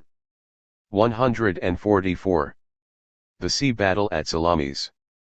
A modern artist's reconstruction of the sea battle at Salamis, in which the Greek ships led by Athens defeated a large invading fleet commanded by King Xerxes of Persia. The trireme, so called because of its 3 banks of oars, was the state-of-the-art battleship of the time. Drawing on their long experience of sailing on the Mediterranean and using the fleet of triremes built under Themistocles, the Athenians gained a critical victory over the Persians and asserted ascendancy over the eastern Mediterranean. 145. Imperial fringes in Western Afro-Eurasia. How did the growth of the first empires in Southwest Asia affect the broader region? Impact on world history that was out of proportion to its population and the geographic size of its homeland. The impact of the Phoenicians, to the north, was to spread the new form of the city-state, seaborne commerce based on markets and trade, and efficient means of communication attached to these, above all the alphabet. The Israelites, to the south, were less oriented to the Mediterranean and to seafaring. Their hybrid society mixed their local culture with social, economic, and religious forms typical of Southwest Asia and Egypt. Israelites. We do not know much that is certain about Israelite origins. Their own later stories emphasized primal origins in Mesopotamia to the east, and origins of the patriarch Abraham from Ur on the Euphrates. Later stories emphasized connections with Egypt of the pharaohs to the west and the mass movement of a captive Israelite population out of Egypt under Moses. All that scholars can state with reasonable certainty is that material signs of a local regional culture began to emerge in the area of present-day Israel between 1200 and 1000 BCE, culminating with the emergence of a state in the form of a kingdom centered at Jerusalem under King David, ca 1000 to 960 BCE. The kingdom that David and his successor Solomon, ca 960 to 930 BCE, established around Jerusalem, centered on the great temple that Solomon built in the city, did not last long. Because of internal disputes, it fragmented immediately after Solomon's reign into a tiny northern kingdom, Israel, and a small southern one, Judah. Monotheism and prophets within the microstate founded by David and Solomon, profound religious and cultural changes took place. A single great temple in Jerusalem now outranked all other shrines in the land. Especially among the educated upper classes linked to the temple, an absolute priority focused on one God, Yahweh, over other regional deities. For a long time, however, this emphasis was relative, what modern scholars call henotheism, the ascendancy and power of one God over other spirits and deities that still exist. Gradually, however, there was a move to true monotheism, the acceptance of only one God to the exclusion of all others. What little evidence there is indicates that this process was in place by the 700s and 600s BCE, when Yahweh was so dominant compared to the few remnant deities that he was mostly unchallenged. This road to monotheism, however, did not take place without quarrels and resistance, because it was the Phoenician alphabet. Left, the first alphabet was written on clay tablets using the cuneiform script. It was developed by Phoenician traders who needed a script that was easy to learn and could represent their form of West Semitic language. This tablet was found at the port town of Ugarit, Ras Shamra, in Syria and is dated to the 14th century BCE. Right, the forms of the letters in the Phoenician alphabet of the first millennium BCE are based on signs used to represent the Aramaic language. These Phoenician letters were then borrowed by the ancient Greeks. Our alphabet is based on that used by the Romans, who borrowed their letter forms from the later Greek inscriptions. Contentious process centered on prophetic figures. The prophets were freelance religious men of power who found themselves in opposition to the formal power of the kings and priests of the temple in Jerusalem. The most ferocious of these charismatic religious figures, men like Isaiah, ca 720s BCE, Ezra, ca 600s BCE, and Jeremiah, ca 590s BCE, were central to the formation of an exclusive monotheistic religion and culture. They did not shrink from threatening divine annihilation for groups that opposed the new idea of one temple, one God, and one moral system to the exclusion of all others. On one occasion, the prophet Ezra thundered, "Whoever will not obey the law of your God and the law of the king, let judgment be rigorously executed upon him, be it death, banishment, confiscation of property, or imprisonment." Ezra 7:26 New English Bible. The moral preaching, exhortations, and threats of these men marked the high point of a long and difficult battle to defeat the divine diversity to which many people were accustomed. But prevail they did. They were part of a movement to enforce belief in a single, all-powerful God and his strict social and moral codes that governed the daily lives of all members of the community. These laws came to be enshrined in the Torah, a series of books that encapsulated the 146 laws governing all aspects of life, including family and marriage, food, clothing, sex, and worship. The whole of it was formulated as a contract between all these people and their one and only God. They alone were his people. The monotheism of the Israelites was to have far-reaching and long-lasting historical consequences, in part because Jewish peoples scattered far and wide throughout Afro-Eurasia and in part because of its influence in Christianity and Islam. ZF Foundations of Vedic Culture in South Asia, 1500 to 400 BCE. In South Asia, it was language and belief systems that brought people together. As we have noted, people were on the move in greater numbers and covering longer distances in this era. In doing so, they created new mechanisms of integration, and not all were political. The Indo-European speaking peoples who gradually entered South Asia through the passes in the Hindu Kush mountains eventually occupied the whole of what are today Pakistan, Bangladesh, and northern India, see Chapter 3. Here their populations expanded and created a flourishing culture. Unlike societies in Mesopotamia and Egypt, the rulers in this region did not have previous polities to draw on. Floods and earthquakes had weakened the earlier Harappan urban centers in the Indus River Valley, see Chapter 2, and its peoples had died out several centuries before the nomads streamed in from the northwest. Social and religious culture. Like the Persians, the new migrants lacked an urban tradition. They did, however, bring many of the cultural traits of Indo-European communities from the inner Eurasian steppelands and Central Asia. The rituals that the early Vedic Aryan settlers valued so much included sacrificing cattle, horses, and sheep to numerous gods and gathering together at festivities to sing hymns, make animal sacrifices, burn ghee, clarified butter, for the gods, and share a meal. Priests conducted these ceremonies, receiving payment in cows. Moreover, as part of their rituals they composed rhymes, hymns, and explanatory texts called Vedas, wisdom, knowledge. The Vedas were initially passed on orally, and although the newcomers did not develop a writing system for at least 800 years, the Vedas became their most sacred religious works. They were eventually written down in Sanskrit. How did South Asia become more integrated despite the absence of an imperial state? The Indo-European speaking migrants encountered indigenous people who either lived in agricultural settlements or were herders like themselves. The migrants allied with some of the inhabitants, who showed them how to live in their new environment. They made enemies of others, fighting with them for territory and dominance. In their interaction with people of different cultural practices and languages, the Vedic migrants kept their own language and religious rituals but also absorbed the local vocabulary and deities. Allies and defeated enemies who became part of their society had to accept Vedic culture, a culture that had originated in the steppes but changed in the South Asian environment. By the middle of the 1st century BCE, the Vedic peoples covered all of what is now northern India, and their language and rituals had become dominant. Even though the Vedic migrants changed the social and cultural landscape of the region, they did not give it greater political coherence by creating a single, unified regional kingdom. See Map 4-5. This world grew more integrated only through a shared culture. Its inhabitants followed basic principles expressed in the Vedas. Material see culture. Initially, the material culture of Vedic society was rudimentary. Even chiefs and elite warriors enjoyed few luxuries.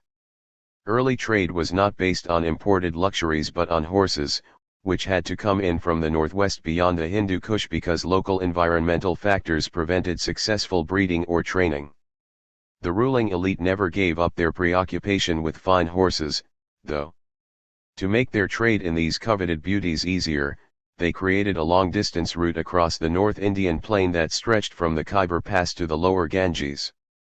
Settlement and communication lifted Vedic communities from their rustic ways. As the Vedic people entered the fertile river basins, they gradually gave up their roaming inclinations, settling down as cultivators of the land and herders of animals instead. Their turn to agriculture was fairly smooth because they learned plowing from local farmers and had access to excellent iron ore. In fact, the iron plow was crucial for tilling the Ganges plain and transforming the Deccan Plateau into croplands. In the drier north, the Vedic people grew wheat, barley, millet, and cotton. In the wet lowlands, they cultivated rice paddies. Farmers also toiled to produce tropical crops such as sugarcane and spices, pepper, ginger, and cinnamon. Over time, the Vedic people transformed a sparsely populated region into a crowded domain. As farming became the dominant way of life and urban settlements stretched out across the region, trade blossomed via river and land routes. Trade between settlements developed as the agricultural surpluses grew, and grain traveled to towns to feed their residents. Artisans pressed sugarcane into sugar in the cities, and merchants sold the finished product back to people in the agricultural villages. Splintered Stat Es. The region's social and economic integration offered a stark contrast to its continuing political disintegration. In the process of fanning out from the Punjab, the region of the 5 tributaries of the Indus River, and settling along the Ganges River, the Vedic peoples created small regional governments and chieftainships. And as much as they fought with the indigenous peoples, they fought even more fiercely among themselves. Such aggression reinforced the importance of warriors and of the gods of war, Indra, and fire, Agni. The elite warriors battled one another and the farmers for land and other resources, just as in the Mycenaean societies, the tribal societies of the Iranian plateau, and Zhou China. Their chieftainships eventually became small kingdoms with inhabitants bound to each other through lines of descent from a common ancestor. They traced their family descent or lineage through blood ties, alliances via marriage, and, in many cases, invented family relations. The earliest Vedic society had 2 main lineages, the lunar lineage and the solar lineage. Each had its own creation myth, ancestors, language, and rituals. The lineages included many clans. A clan is a social group comprising many households, claiming descent from a common ancestor, in which seniority determined one's power and importance. The Vedic people absorbed many of the indigenous peoples' clans into their own lineages. Clans that adopted the Vedic culture became part of the lineage, through marriage or made-up ties, and were considered insiders. In contrast, clans that had other languages and rituals were considered uncivilized outsiders. As the Vedic society expanded, the clans of the solar lineage usually stayed together in the same area. In contrast, the clans of the lunar lineage split into many branches, some migrated east to the Ganges River Valley and others south to the northern Deccan Plain. Though separated by distance, the clans maintained their relationship through marriage. Within kin-bound clan structures, each member had a well-defined place in the political and social order. Once urban society and states arose, these lineages no longer underpinned the social structure, but they lived on in 2 major epics that recounted tales of the Vedic people. The Mahabharata relates the last phase of the lunar lineage, and the Ramayana focuses on a hero of the solar lineage. Later rulers continued to draw on the memory of these 2 ancient lineages, legitimizing their regimes by claiming blood links with them. Castes in a stratified society. When the Vedic peoples first spread out across South Asia, their herding societies were all quite similar. But as they settled down and created state structures, they became more complex and varied. Thus, the rise of settled agriculture after 1000 BCE led to a greater divide between those who controlled land and those who worked it. As these divisions hardened, the Vedic peoples created a unique social system based on rigid class distinctions. Later, in the 14th century, the Portuguese called these rigid class differences castes, a term that has served ever since to describe the specific lineages representing social, political, and economic differences in South Asia. See Chapter 5 for more discussion. Dominant clan members became Kshatriyas. Originally the warrior class. Foundations of Vedic culture in South Asia, 1500 to 400 BCE. How did South Asia become more integrated despite the absence of an imperial state? They had power and controlled the land. Meanwhile, lesser clan members became Vaishya, householders who worked the land and tended livestock. As rice production expanded and labor-intensive paddy cultivation took hold, many households hired laborers and used slaves. These people came from outside the Vedic lineages and were known as Shudras, the small ones. They constituted the lowest caste. In time, the Vedic social system gave rise to 4 castes, known as Varna. The Kshatriyas controlled the land and were the ruling caste, the Vaishyas were agrarian commoners, and the Shudras were servants and laborers. A 4th caste, the priests or Brahmans who performed rituals and communicated with gods, was above the Kshatriyas. Some of them still functioned as priests for the chiefs, and some were sages who lived as ascetics, individuals who deny themselves comforts, in forests, where they discussed philosophical questions with their students. Their ability to communicate with the heavens, the most coveted of skills, placed them at the top of the social pyramid. Indeed, the Brahmans guided a society in which the proper relationship with the forces of nature as represented by the deities constituted the basis of prosperity. As agriculture became ever more important, Brahmans acted as agents of Agni, the god of fire, to purify the new land for cultivation. See primary source, becoming a Brahmin priest. Thus, as the Vedic peoples settled down, they created stratified societies that bore little resemblance to those of their egalitarian, pastoral ancestors. In time, powerful monarchies arose around hereditary kings who ruled with councils of elders. Kings also had help from the Brahmans, who transformed social rules and practices into formal legal codes. Much later, c. 100 BCE, 100 CE, one or several sages, using the name Manu, Sanskrit for human being, becoming a Brahmin priest. One Satyakama, the son of Gabala, addressed his mother and said, "I wish to become a Brahmacharan religious student, mother. Of what family am I?" 2. She said to him, "I do not know, my child, of what family thou art. In my youth when I had to move about much as a servant waiting on the guests in my father's house I conceived thee. I do not know of what family thou art.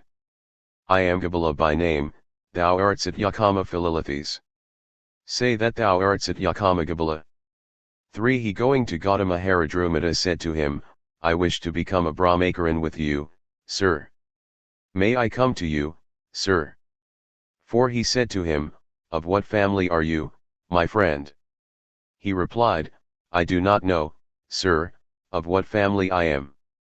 I asked my mother, and she answered, in my youth when I had to move about much as a servant, I conceived thee. I do not know of what family thou art. I am Gabala by name, thou art Satyakama, I am therefore Satyakama Gabala, sir." 5. He said to him, "No one but a true Brahmana would thus speak out. Go and fetch fuel, friend, I shall initiate you. You have not swerved from the truth." Having initiated him, he chose 400 lean and weak cows, and said, "Tend these, friend." He drove them out and said to himself, "I shall not return unless I bring back 1,000. He dwelt a number of years in the forest, until the cows became 1,000. Satyakama became a well-known Brahmin teacher after his study. Judging from this story, was he born a Brahmin? At that time, how did the rishis and their disciples survive in the forest areas when thinking and studying? Source: The Upanishads, translated by F. Max Muller, Volume 1 of Sacred Books of the East, edited by F. Max Muller, 1900, reprint, New Delhi, Motilal Banarsidass, 1981, pages 60 to 61. J. When the Vedic people became farmers, many of them started to question the validity of sacrificing cows, the draft animals valued for their use in cultivation. Around the 7th century BCE, some thinkers abandoned Vedic rituals and chose to live simply in forests as they debated the meaning of life and the structure of the universe. Those sages were Brahmin Rishi, highly respected priests. However, not every one of the famous Brahmans was born a Brahmin. Primary source. Gathered these laws into a single text, see chapter 8. These legal books both guided the king and regulated the behavior of his subjects. Vedic worlds. A Vedic culture, transmitted from generation to generation by the Brahmin caste, unified what political rivalries had divided. Belief in Indra and other gods, a common language, Sanskrit, and shared cultural symbols linked the dispersed communities and gave the Vedic peoples a collective sense of destiny. Though Sanskrit was a language imported from Central Asia, the people used it to transmit the Vedas orally. By expressing the people's sacred knowledge in the beautiful rhythms and rhymes of Sanskrit, the Vedas effectively passed on their culture from one age to the next. As the priests of Vedic society, the Brahmans were responsible for memorizing every syllable and tone of the Vedic.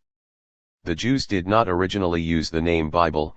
Instead, a common term was Tanakh, an acronym derived from the Hebrew titles of the text's three major parts: 1.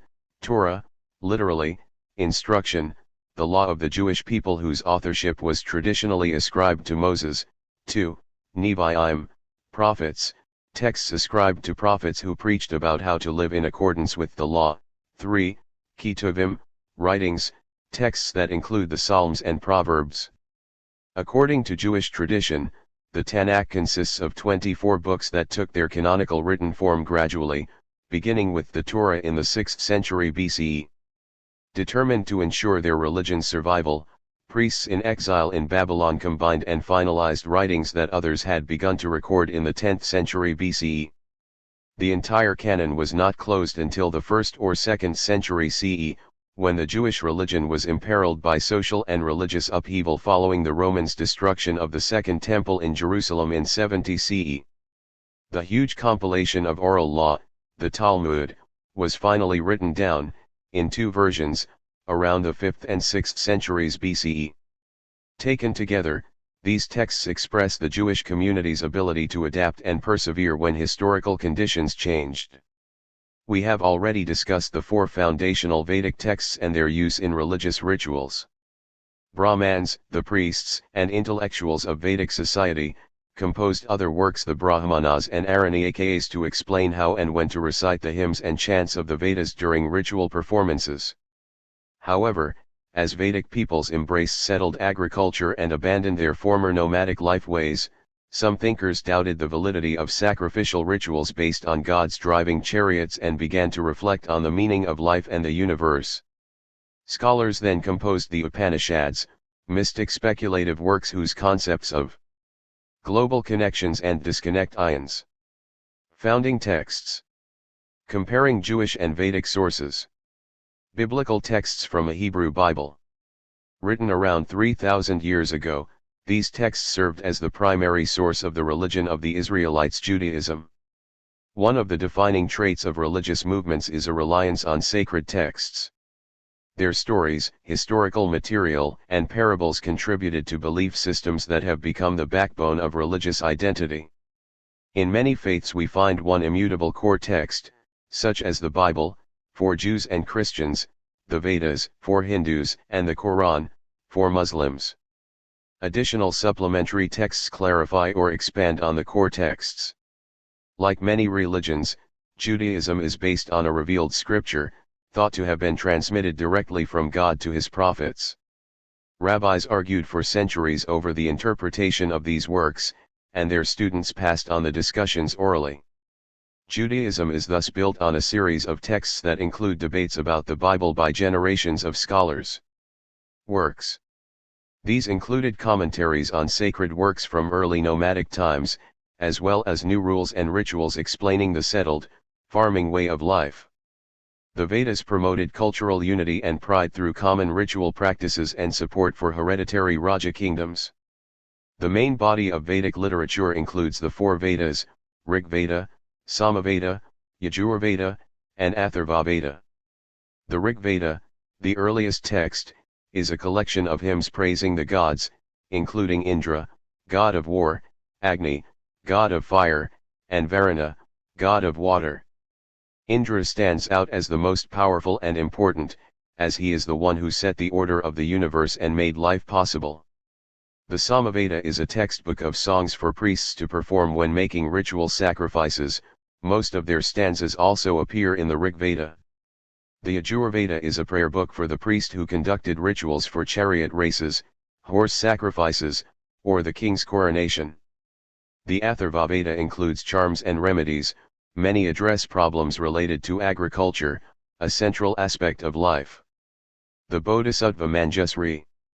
This text was written in 967 at one of the great monasteries of northeastern India. It is an example of how Buddhists copied foundational texts onto palm leaves. Life and death, time and space, geography and the cosmos laid the foundations for most, if not all, of South Asia's later schools of thought, including Buddhism and Jainism. Vedic literature, both hymns and rules for rituals, long remained an oral tradition. Even after Buddhists started to write down texts in the late 1st millennium BCE, Brahmans resisted the temptation to make copies of the Vedas, fearing they would lose exclusive control of their sacred works. Sometime after the beginning of the Common Era, they may have started copying Vedic passages onto palm leaves to aid their memory. When Brahmanism was reborn as Hinduism during the first millennium CE, a host of new deities became objects of cults of worship and gave rise to new genres of Sanskrit literature, such as Puranas, stories of the past, and epics. The Vedas are still the final authority of Hinduism, though most Hindus find their contents incomprehensible and of little relevance. In both Jewish and Vedic traditions, the pressures of a changing world created a new relationship among oral culture, texts, and interpretation. Though they abandoned their old systems of religious practice, Jewish and Vedic worshippers continued to interpret sacred texts as they made sense of their lives, passing from religions of oral tradition to those of the written word. Although the Vedic period left no impressive buildings and artifacts, it created a wealth of thinking about cosmology and human society. In this way, it laid the religious foundations for coming generations. See Global Connections and Disconnect Ions, founding texts comparing Jewish and Vedic sources. During the middle of the first millennium BCE, thinkers, mostly Brahmin ascetics dwelling in forests, felt that the Vedic rituals no longer provided satisfactory answers to the many questions of a rapidly changing society. The result was a collection of works known as the Upanishads, or the supreme knowledge, which expanded the Vedic cultural system. Taking the form of dialogues between disciples and a sage, the Upanishads explored questions of deep concern at that time. Out of these dialogues came a set of lessons that offered insights into the ideal social order, and a script and eventually a canon to be shared beyond local communities. The Upanishads teach that people are not separate from each other but belong to a cosmic universe called Brahma. While the physical world is always changing and is filled with chaos and illusion, Atman, the eternal being, exists in all people and all creatures. Atman's presence in each living being makes all creatures part of a universal soul. While all living beings must die, the Atman guarantees eternal life, ensuring that souls are reborn and transmigrate into new lives. This cycle continues with humans as they are either reborn as humans or as other living creatures, like cows, insects, or plants. Only when humans reach a permanent union with Brahma, which is the highest level of achievement, are they able to break the cycle of birth and rebirth. Living an ascetic life, separated from the pleasures and comforts of this world, and engaging in meditation enable individuals to transcend the physical world, merge their souls with Brahma, and experience eternal life and happiness. These unique Vedic views of life and the universe were passed along as principles of faith, bringing spiritual unity to the northern half of South Asia. Unlike the societies of Southwest Asia and North Africa, here in the kingdoms of the Indus Valley and the Ganges plain the common Vedic culture rather than larger political units was the unifying bond. The early Zhou Empire in East Asia, 1045 to 771 BCE. Around the same time that Western Afro-Eurasian societies experienced periods of upheaval and reconsolidation, the political and social map of East Asia featured invasion and to what extent was the Zhou state similar to contemporary Southwest Asian empires? Warfare. The small Zhou state, based in the Shaanxi region, initially swore allegiance to the Shang and allied with them in their fight against nomadic incursions on the western borderlands. But the Zhou eventually turned against the Shang, assembling superior military forces to defeat them in about 1045 BCE. See Map 4-6. Integration through dynastic institutions. When the Zhou took over from the Shang, China was not yet a fully integrated empire. Like Vedic South Asia, China under the Zhou dynasty was initially split into regional powers. As we will see, though, China's local administration, first developed in the Shang dynasty, gave it greater unity. Moreover, the Zhou copied the Shang's unifying dynastic structure. A patrimonial state centered on ancestor worship in which the ruler's power passed down through genealogies of 152 Zhou chariots. After swearing allegiance to the Shang, the Zhou assembled superior military forces in the northwest, in part by emulating Shang chariots. The Zhou subsequently used their own chariots and archers to defeat the Shang in about 1045 BCE. The regional lords who owed allegiance to the Zhou king distinguished themselves in the aristocratic hierarchy by using chariots for travel and battle. Male ancestors reaching back to the gods. A genealogy is a history of the descent of a person or family from a distant ancestor. On such a foundation, notably absent in Vedic South Asia, an integrated and remarkably lasting dynasty structure developed. As the Zhou adopted the local political organization of the Shang, they began an extended process of integration. Bit by bit, regional aristocracies subordinated themselves to a single ruler. It was a balancing act between a dynastic central ruler and powerful local lords, however. Using cultural symbols and the art of statecraft rather than religion, the Zhou peoples established a dynasty that had broad geographic influence but limited power over its regional states. This was integration, but not quite unification. Zhou succession and political foundations. The nature of early Chinese political successions differed from that of Southwest Asia, where outsiders invaded and took power. Instead, in China, the northwestern Zhou peoples gradually took over from the Shang. For many years, the Zhou and the Shang lived side by side, trading and often allying to fend off raiders from the far west.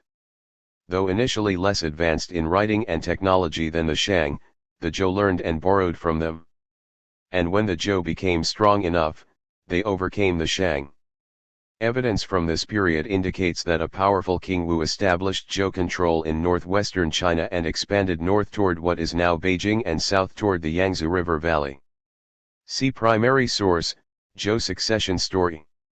This king held the allegiance of the lords of older states and of new lords whom he appointed in annexed areas. Rewarding his relatives and key followers with lands that they could pass on to their descendants was an important means of controlling strategic areas. Often, the new colonies consisted of a garrison town, where the Zhou colonizers lived, surrounded by fields containing the local inhabitants, the farmers. As under the Shang, Zhou regional lords had to supply military forces as needed, pay tribute, and appear at the imperial court to pledge their continuing allegiance to the king. T'He mandat of heaven. And the justification of power. The Zhou rulers justified their takeover of Shang wealth and territories by claiming moral superiority. To accomplish this, they developed an ideology that supported a morally correct transfer of power, which they called the mandate of heaven. At first the mandate was a religious compact between the Zhou people and their supreme god in heaven, literally, the sky god, but it evolved into a fundamental Chinese political doctrine. The Zhou argued that since worldly affairs were supposed to align with those of the heavens, heavenly powers conferred legitimate rights to rule on their chosen representative. The ruler was then duty-bound to uphold heaven's principles of harmony and honor. Any ruler who failed in this duty, who let instability creep into earthly affairs, or who let his people suffer would lose his mandate. Under this system, it was the prerogative of spiritual authority to withdraw support from any wayward dynasts and find another, more worthy agent. Thus the Zhou sky god legitimate regime change. In using this creed to justify their takeover, the Zhou rulers had to acknowledge that any group of rulers, themselves included, could be ousted if they lost the mandate of heaven because of improper practices.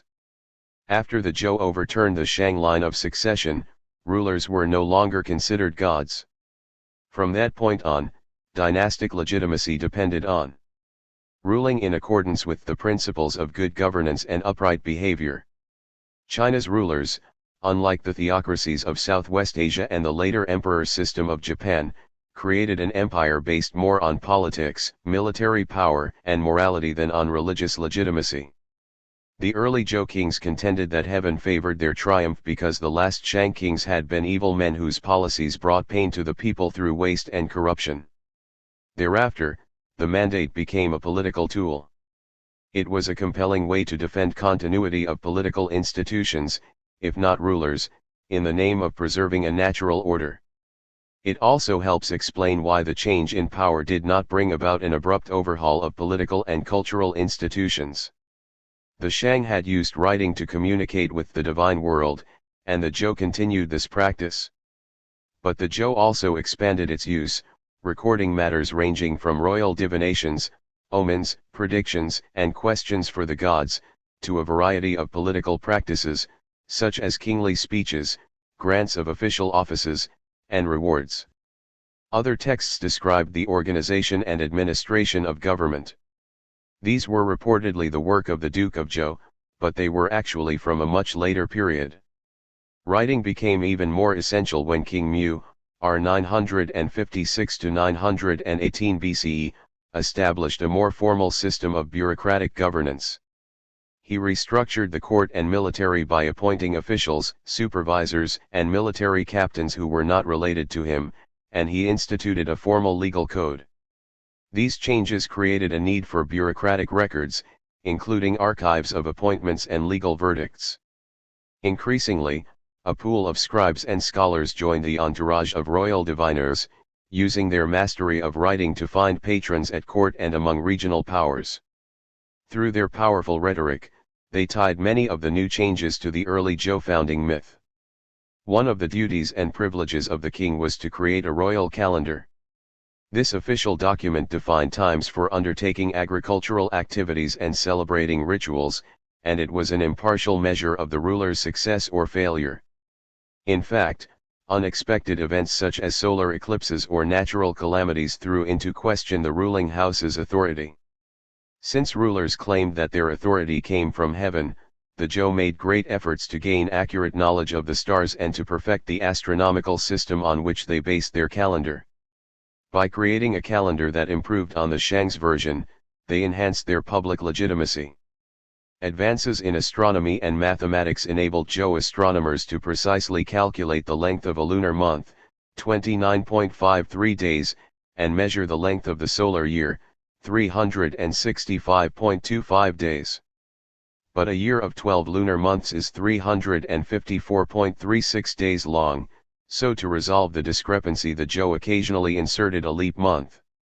Scribes dated the reigns of kings by days and years within a repeating 60-year cycle, which was said to match the cosmological interaction between heaven and earth. Zhou legitimacy also derived indirectly from Shang material culture, that is, the use of bronze ritual vessels, statues. 154. Zhou succession story. After he had completed the conquest of the Shang people, in the second year, King Wu fell ill and was despondent. The two lords, the Duke of Shao and Taikung Wang, said, "For the king's sake let us solemnly consult the tortoise oracle." But the Duke of Zhou, King Wu's younger brother, named Tan, said, "We must not distress the ancestors, the former kings." The Duke of Zhou then offered himself to the ancestors, constructing 3 altars within a single compound. Then he made this announcement to the great king, to King Qi, and to King Wen, his great-grandfather, grandfather, and father, and the scribe copied down the words of his prayer on tablets. "Your chief descendant so-and-so, King Wu's personal name is tabooed, has met with a fearful disease and is violently ill. If you 3 kings are obliged to render to heaven the life of an illustrious son, then substitute me, Tan, for so-and-so's person. I am good and compliant, clever and capable. I have much talent and much skill and can serve the spirits." Then he divined with 3 tortoises, and all were auspicious. He opened the bamboo receptacles and consulted the documents, and they too indicated an auspicious answer. The Duke of Zhou said to the king, "According to the indications of the oracle, you will suffer no harm." The king said, "I, the little child, have obtained a new life from the 3 kings. I shall plan for a distant end. I hope that they will think of me, the solitary man." After the Duke of Zhou returned, he placed the tablets containing the prayer in a metal-bound casket. The next day the king began to recover. Later, King Wu died and was succeeded by his infant son, King Cheng. The Duke of Zhou acted as regent and was slandered by King Wu's younger brothers, whom he was eventually forced to punish. In the autumn, when a plentiful crop had ripened but had not yet been harvested, heaven sent great thunder and lightning accompanied by wind. The grain was completely flattened and even large trees were uprooted. The people of the land were in great fear. The king and his high ministers donned their ceremonial caps and opened the documents of the metal-bound casket and thus discovered the record of how the Duke of Zhou had offered himself as a substitute for King Wu. The king grasped the document and wept. "There is no need for us to make solemn divination about what has happened," he said. "In former times the Duke of Zhou toiled diligently for the royal house, but I, the youthful one, had no way of knowing it. Now heaven has displayed its terror in order to make clear the virtue of the Duke of Zhou. I, the little child, will go in person to greet him, for the rights of our royal house approve such action." When the king came out to the suburbs to meet the Duke of Zhou, heaven sent down rain and reversed the wind, so that the grain all stood up once more. The two lords ordered the people of the land to right all the large trees that had been blown over and to earth them up. Then the year was plentiful. Qin Tiang. How does the passage demonstrate the Zhou's reliance on male ancestor worship? What do the direct speeches tell us about the place of divination in Zhou politics? Source, translated in Burton Watson, Early Chinese Literature, New York, Columbia University Press, 1962, pages 35 to 36. J. Chinese lore often glamorized the early Zhou dynasty as an era of sage rulers such as King Wu and the Duke of Zhou, Zhou. The Shangshu, Book of History, account, however, shows that the transition of power from the founder, King Wu, to the Duke of Zhou was fraught with difficulty, as was often the case in early states. It reveals how the Duke of Zhou tried simultaneously to protect his reputation as regent to King Wu's young son and to preserve Zhou rule. This document also represents one of the first major efforts in Chinese history to provide a historical narrative of events. Primary source: ornaments and weapons. As the Zhou emulated the Shang's large-scale production of ceremonial bronzes, they developed an extensive system of bronze metalworking that required a large force of tribute labor. Many of its members were Shang, who were sometimes forcibly transported to new Zhou towns to produce the bronze ritual objects. Such continuity with old ways was very useful to the Zhou, who revered their predecessors and conducted elaborate rituals to underscore the importance of inheritance and thereby justify their power. Ancestor worship was a critical component of political life, which celebrated the resilient influence of the past on the present. Social and economic transformation. As the Chinese social order became more integrated, it also became more class-based. Directly under the Zhou ruler and his royal ministers were the hereditary nobles, divided into 5 ranks. These regional lords had land holdings of different sizes. They all owed allegiance to the Zhou king, and they all supplied warriors to fight in the king's army and laborers to clear land, drain fields, and do other work. They periodically appeared at court and took part in complex rituals to reaffirm their allegiance to the king. Below the regional lords were high officers at the Zhou court, as well as ministers and administrators who supervised the people's work. A military caste of aristocratic warriors stood at the bottom of the noble hierarchy. Occupational groups and family structures. Initially, most of the population worked as farmers on fields owned by great land-holding families. Some commoners were artisans, such as those who produced valuable bronze ritual vessels, or weavers who spun delicate silk textiles. Over time, an elaborate ladder of occupational strata arose. This system. 156. Zhou wine vessel and sword. Under the Zhou, bronze metallurgy depended on a large labor force. Many workers initially came from Shang labor groups, who were superior to the Zhou in technology. The use of bronze, such as for this wine vessel and sword, exemplified dynastic continuity between the Shang and Zhou. 157. Divided people by function: landholders who produced grain, growers of plants and fruit trees, woodsmen, breeders of cattle and chickens, artisans, merchants, weavers, servants, and those with no fixed occupation. The central government apparently controlled how each group did its work. For example, telling landholders what crops to plant, when to harvest, and when to irrigate. Although reports of these efforts may overstate the government's reach, the Chinese state clearly played a major role in uniting the region's diverse peoples in ways that none of Eurasia's other great regimes did. One important method of integration was the political and legal use of family structures. In their patrilineal society, the Zhou established strict hierarchies for both men and women. Both art and literature celebrated the son who honored his parents. Men and women had different roles in family and ceremonial life.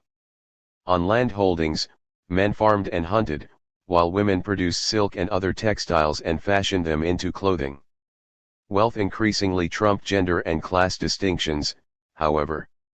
In particular, rich women high in the Zhou aristocracy enjoyed a greater range of actions than other women.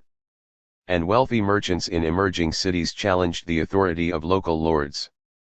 Technological development. What has been remarkable about China throughout history is how its integration progressed in small steps, not in a single, triumphal bound. Zhou achievements likewise were incremental, rooted in a transformation of the countryside as both princes and peasants began expanding the agrarian frontier inland. Wooden and, much later, iron plows enabled farmers to break the hard sod of lands beyond the river basins, and over time cultivators learned the practice of field rotation to prevent soil nutrients from being exhausted. A great advance occurred in the middle of the first millennium BCE as regional states organized local efforts to regulate the flow of the main rivers. They built long canals to promote communication and trade, and they dug impressive irrigation networks to convert arid lands into fertile belts. Some of these systems remain in use today. This slow agrarian revolution enabled the Chinese population to soar, reaching perhaps 20 million by the late Zhou era. Under the Zhou dynasty, landowners and rulers organized the construction of dikes and irrigation systems to control the floodplain of the Yellow River and Wei River Valley surrounding the capital at Xianyang, present-day Xi'an. For centuries, peasants labored over this floodplain and its tributaries, building dikes, digging canals, and raising levees as the waters flowed to the sea. When their work was done, the bottom of the floodplain was a latticework of rich, well-watered fields, with carefully manicured terraces rising in gradual steps to higher ground. This enormous undertaking was the work of many generations. Eventually, irrigation works grew to such a scale that they required management by powerful territorial rulers. The Zhou dynasty centered in the Wei River Valley, and their skilled engineers. The engineers also designed canals that connected rivers and supported commerce and other internal exchanges. Tens of thousands of workers spent countless days digging these canals, paying tribute in the form of labor. As we have seen, other dynasties in Afro-Eurasia also produced massive building works through forced labor. Increasingly, the canals linked China's two bread baskets, the wheat and millet fields in the north, and the rice fields in the south. And as with the Yellow River in the north, engineers controlled the Yangtze River in the south. So wealthy was China that its influence even reached the distant steppe lands to the north and west. Nomads in mountainous areas or on the Zhou frontiers, who often fought with the Zhou ruler and his regional lords, now depended on trade with the fertile heartlands. In return for their pastoral produce, the Zhou received textiles, metal tools and weapons, and luxury items. Limits and decline of Zhou. At its center, the Zhou state had great influence, but its power elsewhere was limited. Unlike Assyria and Persia, it never evolved into a regional power. The dynasty relied instead on culture, its bronzes, and statecraft, the mandate of heaven, to maintain its leadership among competing powers and lesser principalities. Rather than having absolute control of an empire, the Zhou state was first among many regional economic and political allies. The Zhou dynasty ruled over a much larger territory than the Shang did, but it was not highly centralized. Instead, it expected regional lords, who in this regard resembled Persian satraps, to hold provinces in line. Military campaigns continued to press into new lands or to defend Zhou holdings from enemies. Rulers attempted to keep neighbors and allies in line by giving them power, protecting them from aggression, and continuing the tried and true method of intermarriage between dynastic family members and local nobles. However, as a result of the Zhou's ruling methods, their subordinates had more than autonomy, they also had genuine resources that they could turn against the dynasts at opportune moments. The power of the Zhou royal house over its regional lords declined in the 9th and 8th centuries BCE. In response, the Zhou court at its impressive capital at Xianyang introduced ritual reforms with grandiose ceremonies featuring larger, standardized bronze vessels. Yet even this move could not reverse the regime's growing political weakness in dealing with its steppe neighbors and internal regional lords. For the most part, the Zhou court became a theater state, hoping that impressive rituals would conceal its lack of military might. The facade began to crumble as wars, social dislocations, and changes in land holding shook the system's social and political foundations. The Zhou dynasts managed to cling to their authority until 771 BCE, when northern steppe invaders forced them to flee their western capital. The Zhou dynastic period, like the Shang, was later idealized by Chinese historians as a golden age of wise kings and officials. In fact, the Zhou model of government, culture, and society became the standard for later generations. As a result, a tradition emerged in China of upholding political continuity and social stability. The regime's legitimacy was seen as resting on the moral bonds between ruling families, who were at the top of a carefully managed social pyramid, and those in the orderly layers beneath them. Though the Mesopotamian and Persian superpowers were capable of greater expansion during this period, China was sowing the seeds of a more durable state.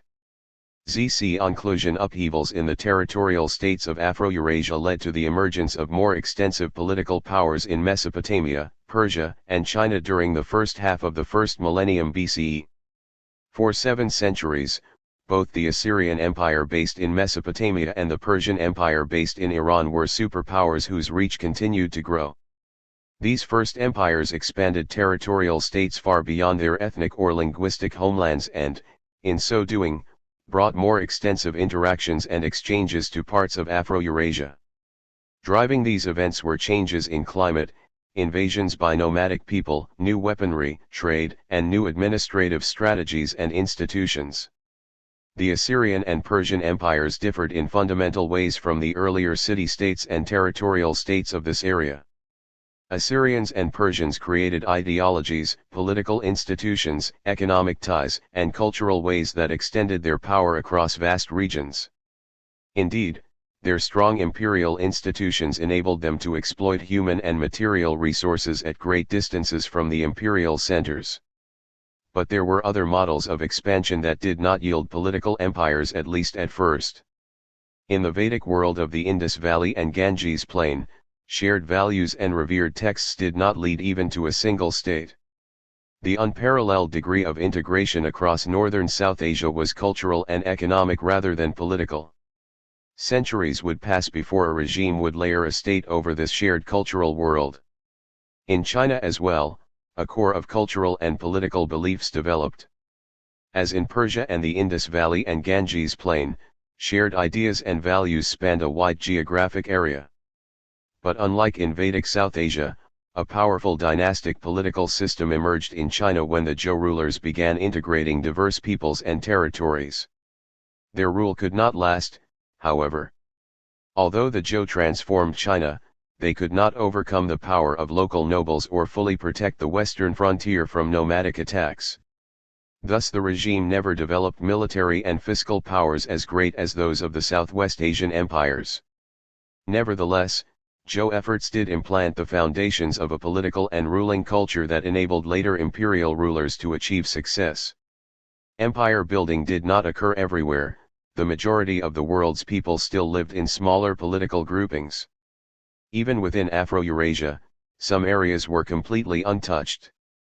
And even where the Assyrian and Persian rulers. 158.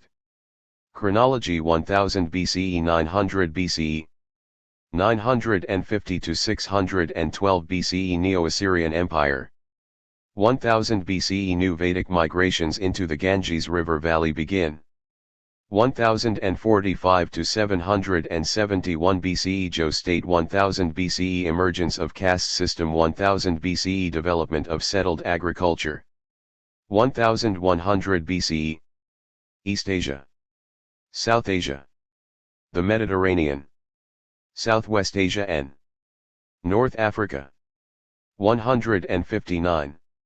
Study questions.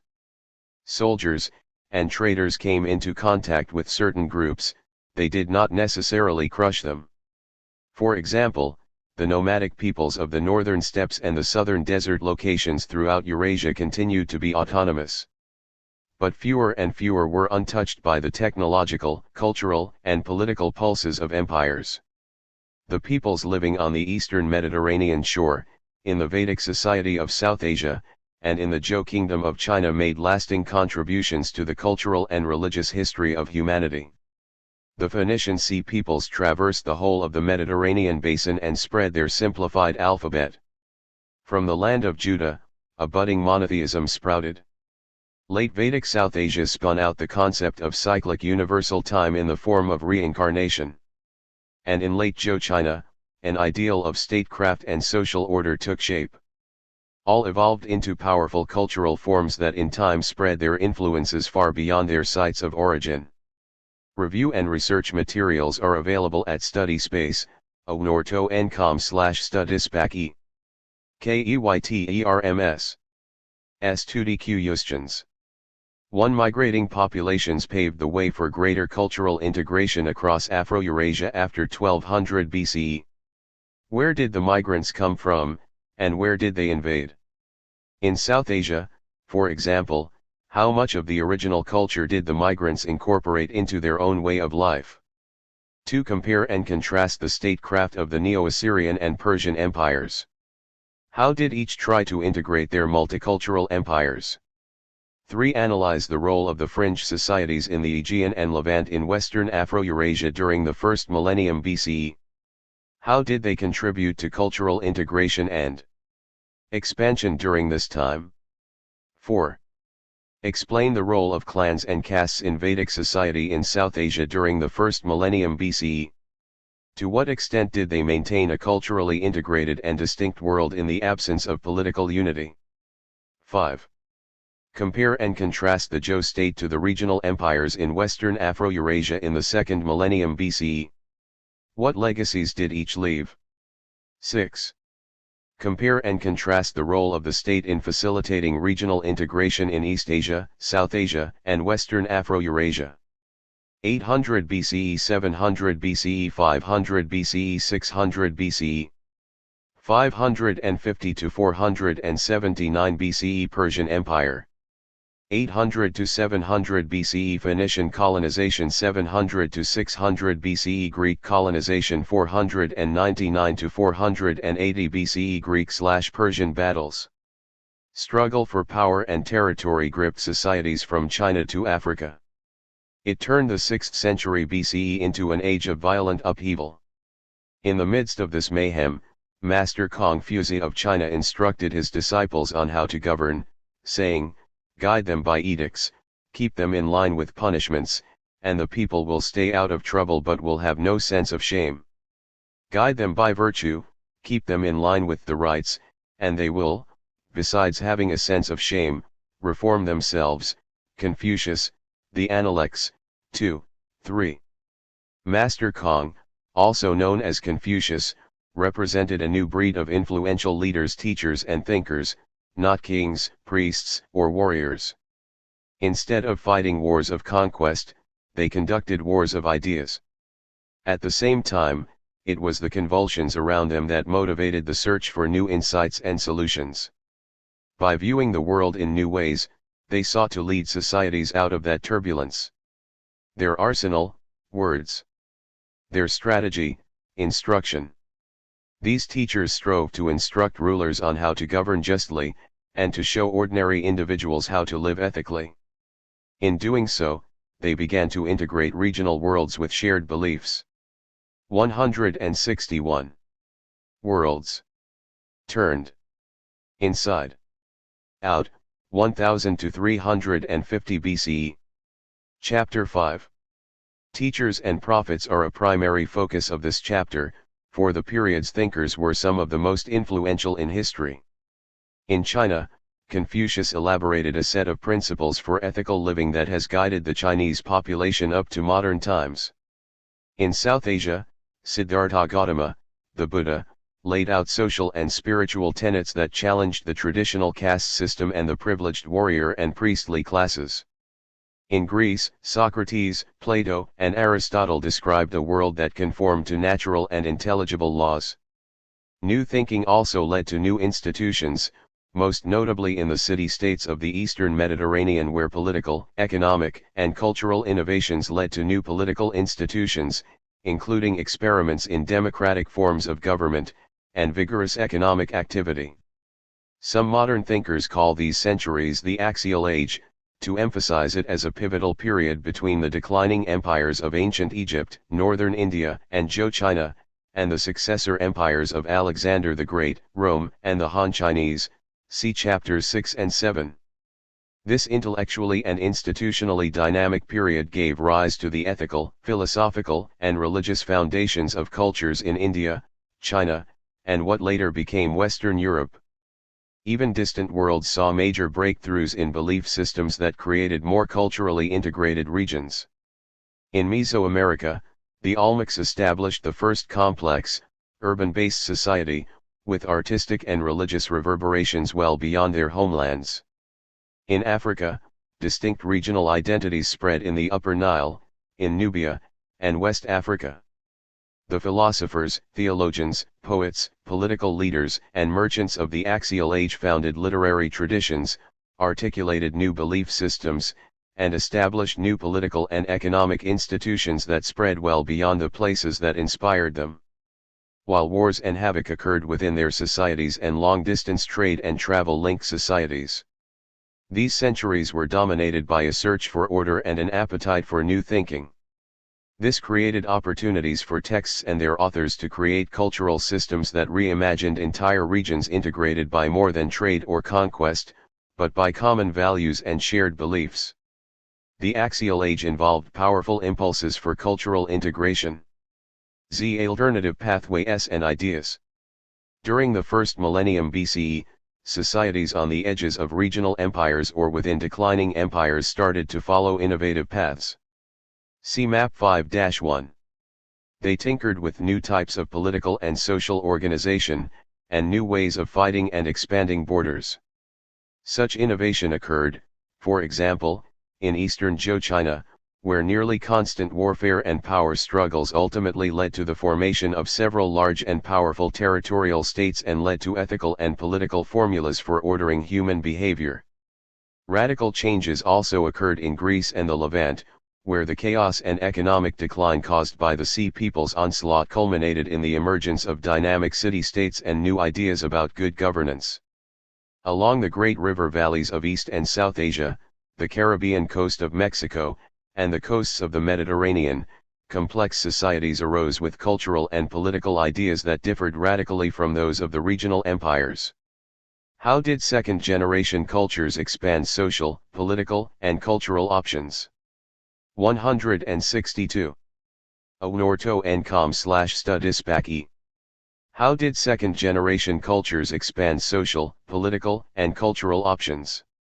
In what ways did scholars propose ending the warfare and chaos of China's Spring and Autumn and Warring States periods? How did political and social transformations encourage new beliefs and dissident thinkers in South Asia? How did cultural integration occur in the Andes and Mesoamerica in the absence of political unity?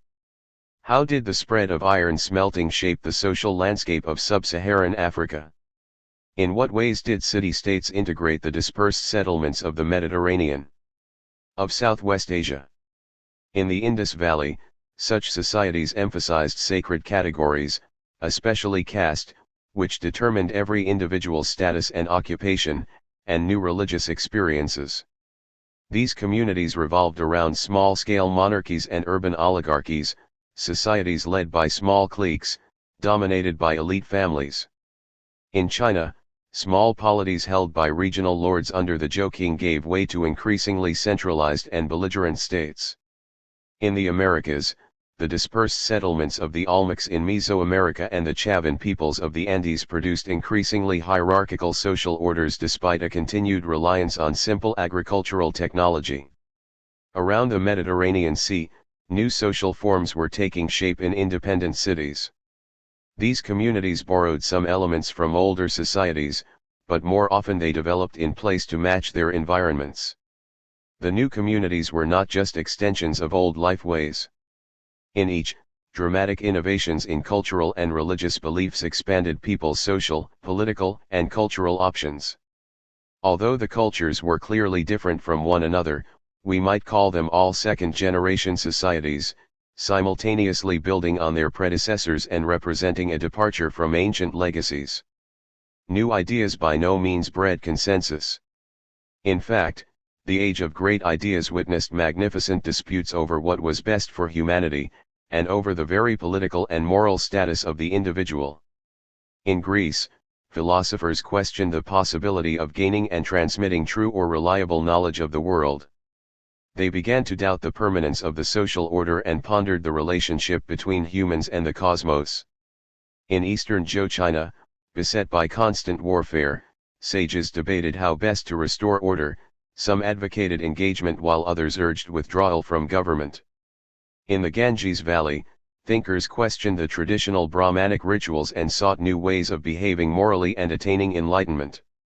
Whereas many Greek philosophers endorsed skepticism for its own sake, thinkers in Eastern China and in the Ganges Valley at main themes. Age of violent warfare spreads across Afro-Eurasia. Innovative societies arise worldwide. Teachers and prophets reshape people's views of the world. Focus on innovative societies. China multi-state system emerges from warfare, revolutionizing society and thought. Confucius and the 100 Masters outline the ideals of governing and living. South Asia's small monarchies and urban oligarchies emerge after the Vedic peoples' migrations and rule over societies organized around a caste system. Dissident thinkers like Mahavira and the Buddha challenge Brahmin priests and the caste system. The Americas' Olmecs and Chavan peoples produce increasingly hierarchical societies and connect villages via trade. Large-scale common cultures emerge. Storylines. Worlds turned inside out. Sub-Saharan Africa expansion of the Sahara Desert and population explosion cause people to coalesce in a few locations. Early signs of a Sudanic common culture appear across the region. The Mediterranean world independent city-states emerge from social destruction and facilitate revolutionary principles in rulership, commerce, and thought. Thinkers like Democritus, Plato, and Aristotle challenge conventions and encourage public discourse about the role of the individual in society and the way the universe works. 165. Alternative pathways and ideas. How did second-generation cultures expand social, political, and cultural options? The time of the Buddha sought ultimate truths that would yield a unitary vision of state and society. Eastern China. Altogether critical for the appearance of new ideas, radical thinkers like Confucius, and the notion of starting anew in China was the utter destruction of the old political order. In short, political degeneration preceded widespread political and intellectual innovation.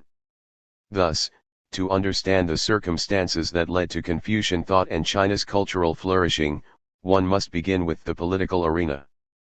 The starting point is the emergence of the Eastern Zhou dynasty, centered on Luoyang, a period in Chinese history known as the Spring and Autumn period, 722 to 481 BCE, which in turn ended with the Warring States period, 403 to 221 BCE, when 7 major regional states consolidated their power into territorial states. The result was a multi-state system that fostered revolutionary developments in agriculture, government, politics, and society, and during which scholar officials assumed great political and social importance. The Spring and Autumn period.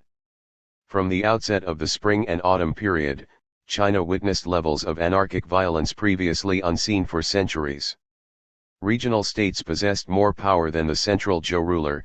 They forged alliances and created new administrative units in the countryside to conscript men and to collect taxes. Even though the major states competed for power and land, they still nominally accepted the Zhou rulers' authority. In effect, China's fractured political system inverted the normal pattern. Here, strong central states did not dominate weaker satellites. Instead, the central states were a buffer zone between the large peripheral states to which they were forced to swear allegiance. They became the battlefields on which larger states fought for dominance. Growing political anarchy coincided with technological breakthroughs. As new smelting techniques to remove impurities from iron spread across China, bronze weaponry gave way to stronger iron swords and armor. Zhou kings tried hard to monopolize iron production and stockpile weapons, but to no avail. The spread of cheaper and more lethal weaponry shifted influence from the central government to local authorities. In what ways did scholars propose ending the warfare and chaos of China's spring and autumn and warring states periods? In fact, the regional states became so powerful that they undertook large-scale projects that earlier had been feasible only for empires. While constructing dikes and drainage and irrigation systems, they brought greater areas of land under cultivation. New canals linked rivers, and the networks spurred transformation. For example, in 486 BCE the lord of the Wu state began to build what would eventually become the 1,000-mile-long Grand Canal, linking the Yellow River in the north with the Yangtze River in the south. Stretching several hundred miles, Wu's canal functioned as an artificial Nile, promoting greater integration of the various states' economies. Like all the grand infrastructure projects of this era, it owed its existence to the back-breaking labor of peasants working off their tax obligations to regional lords. Warring States period. At the beginning of the Warring States period, 7 large territorial states dominated the Zhou world, and several smaller states on the Central Plain remained within the major powers.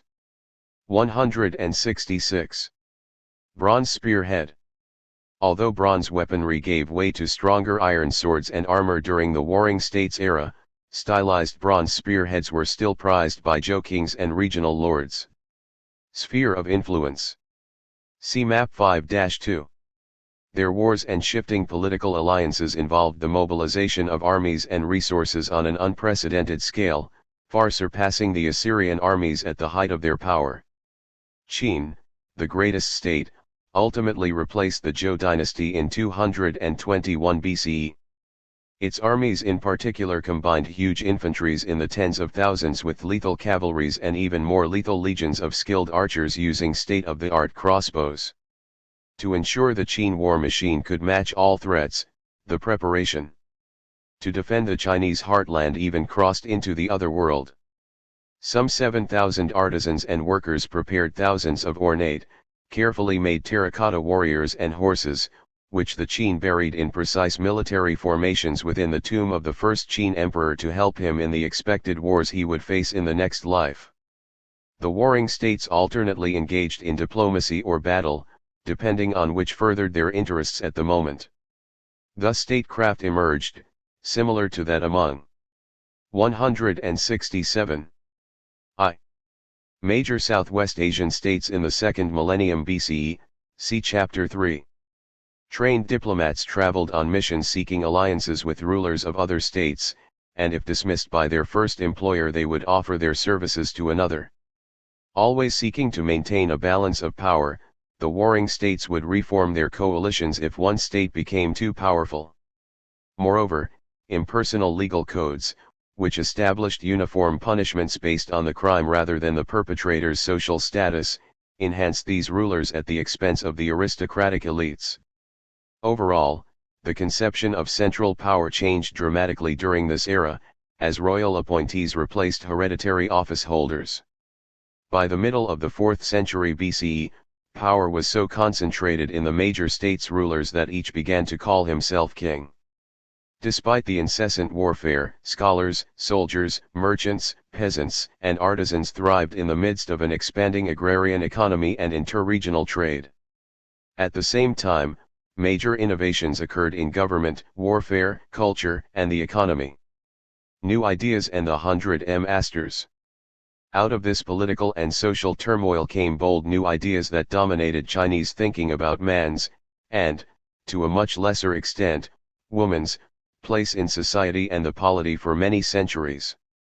Often it was the losers among the political elites, seeking to replace their former advantages with status gain through new types of service, who sparked this intellectual creativity. Important teachers emerged, each with disciples. The most prominent of the 100 masters of the age was Confucius, 551 to 479 BCE. Others either expanded on Confucian thought or formulated opposing ideas about human nature and the role of government. Their philosophies constitute the 100 schools of thought. See Confucius. Confucius left no writings, but his followers compiled and transmitted his teachings after his death. The Analects, Confucius's ethical teachings and cultural ideals, had an extraordinary influence on many leading scholar officials who came after him. In his effort to persuade society to reclaim the lost ideals of the early Zhou, Confucius proposed a moral framework stressing correct performance of ritual, li, responsibility and loyalty to the family, xiao, and perfection of moral character to become a superior man, junzi, that is, a man defined by benevolence and goodness rather than by the pursuit of profit. Confucius believed that a society of such superior men would not need coercive laws and punishment to achieve order. He taught these concepts to anyone who was highly intelligent and willing to work, whether noble or humble, thus any man could gain the education to become a gentleman of the ruling class. This was a dramatic departure from past centuries, when only nobles were believed capable of ruling. Nonetheless, Confucius's distinctions between gentlemen rulers and commoners continued to support a social hierarchy, although an individual's position in that hierarchy might rest now on education rather than on birth. Qin warriors. Terracotta warriors were buried with the Qin emperor in the expectation that they would join in his military campaigns in the next life. For such battles the emperor was to have at his disposal over 8,000 soldiers, 130 chariots with 520 horses, and 150 cavalry horses to accompany his soul as he passed from this world to the next, intimidating his rivals along the way. These reproduced warriors and horses were quite modest in number, but they symbolically evoked the massive scale of the Qin armies above ground. In the real world, the Qin mobilized millions of peasants in the northwest for their military campaigns and complemented them with hundreds of thousands of horses to produce the most devastating military force yet seen on earth before the famed Roman legions. 169. One competing school of thought, later called Moism, derived from the teachings of Mozi, also known as Mod, c. 479 to 438 BCE. This writer and craftsman builder believed that each man should feel obligated to all other people, not just to his own family and friends. Thus he emphasized practical concerns of good government, promoting social order, ensuring material benefits for its people, and supporting population growth. He opposed wars of conquest, arguing that they wasted life and resources and interfered with productivity and the fair distribution of wealth, but he recognized the need for strong urban defenses to keep out marauders. His utilitarian philosophy appealed mainly to city dwellers. Laozi and Zhuangzi. Another key philosophy was Daoism, which diverged sharply from Confucius and his followers by scorning rigid rituals and social hierarchies. Its ideas originated with a master Laozi, Old Master, who if he actually existed may have been a contemporary of Confucius. His sayings were collected in the Dao Jing, or the Book of the Way and its Power, c. 3rd century BCE. His book was then elaborated by Master Zhuangzi, c. 369 to 286 BCE. Daoism stressed the Dao, the way, of nature and the cosmos. The best way to live was to follow the natural order of things. Its main principle was Wuwei, doing nothing. What mattered was spontaneity, non-interference, and acceptance of the world as it is, rather than attempting to change it through politics and government. In Laozi's vision, the ruler who interfered least in the natural processes of change was the most successful. Zhuangzi focused on the enlightened individual living spontaneously and in harmony with nature, free of society's ethical rules and laws and viewing life and death simply as different stages of existence. See primary source, Warring Ideas, Confucianism versus Daoism on the Foundations of Government. Sunzi and Hanfei Legalism, or Statism, another view of how best to live an orderly life, grew out of the writings of Master Sun, Sunzi, 310 to 237 BCE, toward the end of the Warring States period. He believed that men and women were innately bad and therefore required moral education and authoritarian control.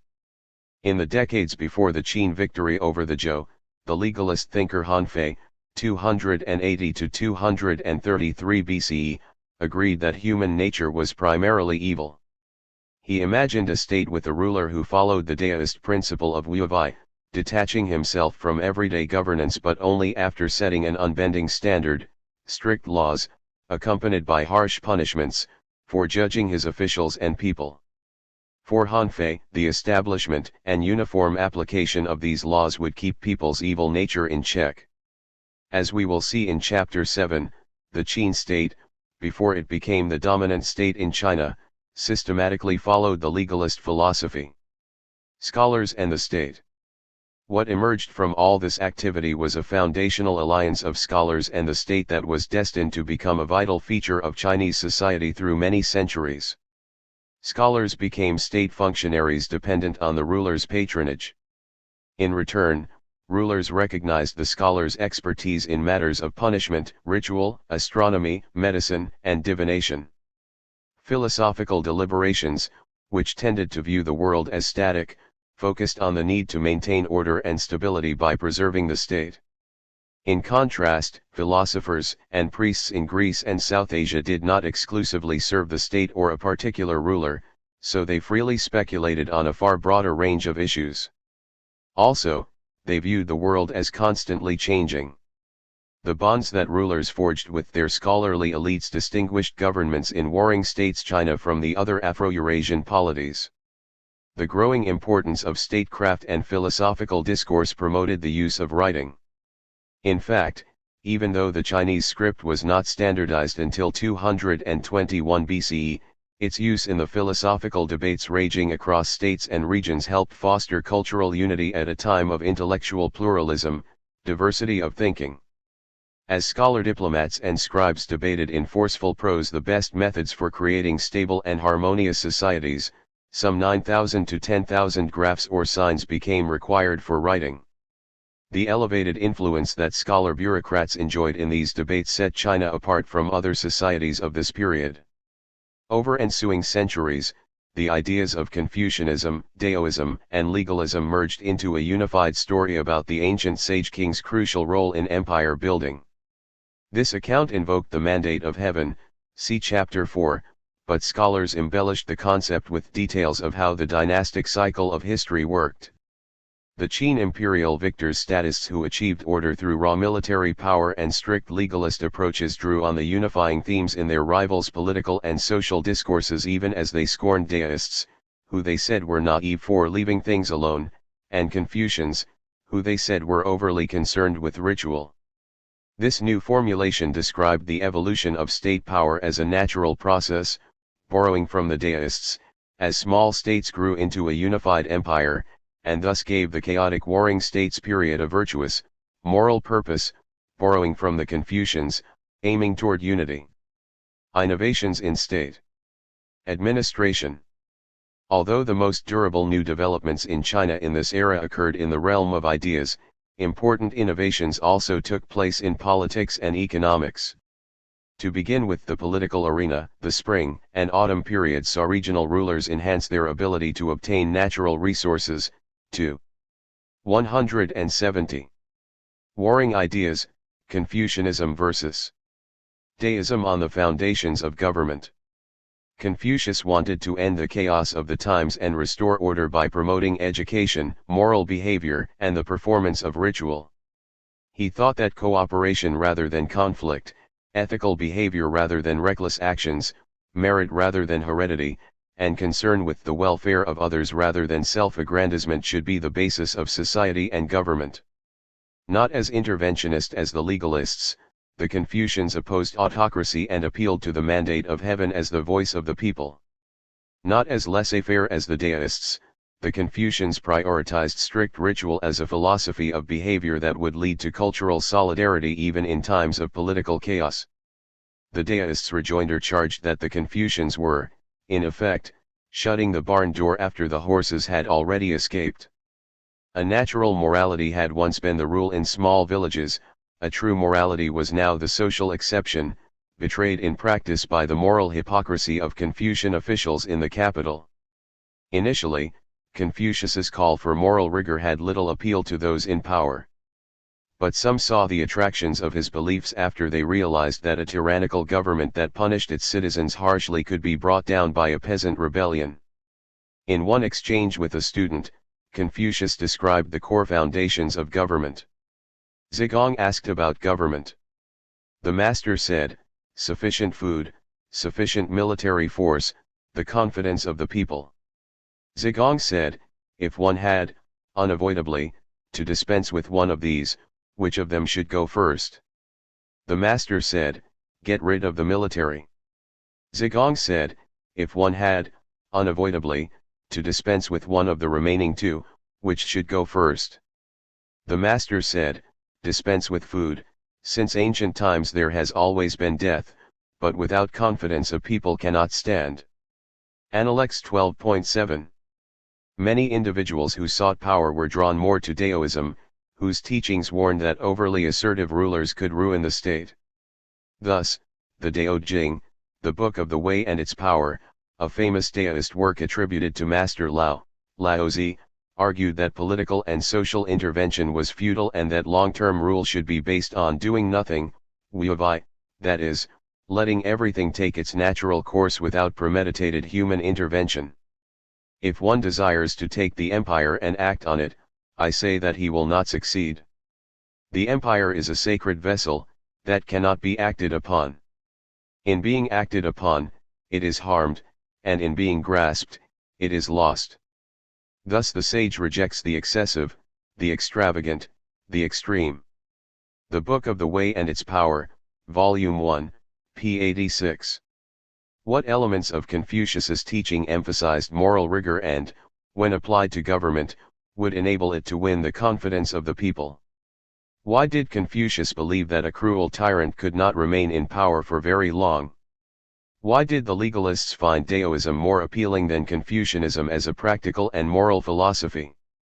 Source: excerpts from Analects and the Book of the Way and Its Power from Sources of Chinese Tradition, Volume 1, eds. William Theodore de Berry and Irene Bloom, copyright 1999 Columbia University Press. Reprinted with the permission of the publisher. J. Though both Confucians and Daoists viewed the world of political power as perilous, their competing teachings offered regional Chinese rulers a choice in political philosophies. Primary source: recruit men for their armies, and to oversee conquered areas. This trend continued in the Warring States period, as the major states created administrative districts with stewards, sheriffs, and judges and a system of registering peasant households to facilitate tax collection and army conscription. The officials were drawn from the Shi, who under the Western Zhou had been knights but were now bureaucrats in direct service to the ruler.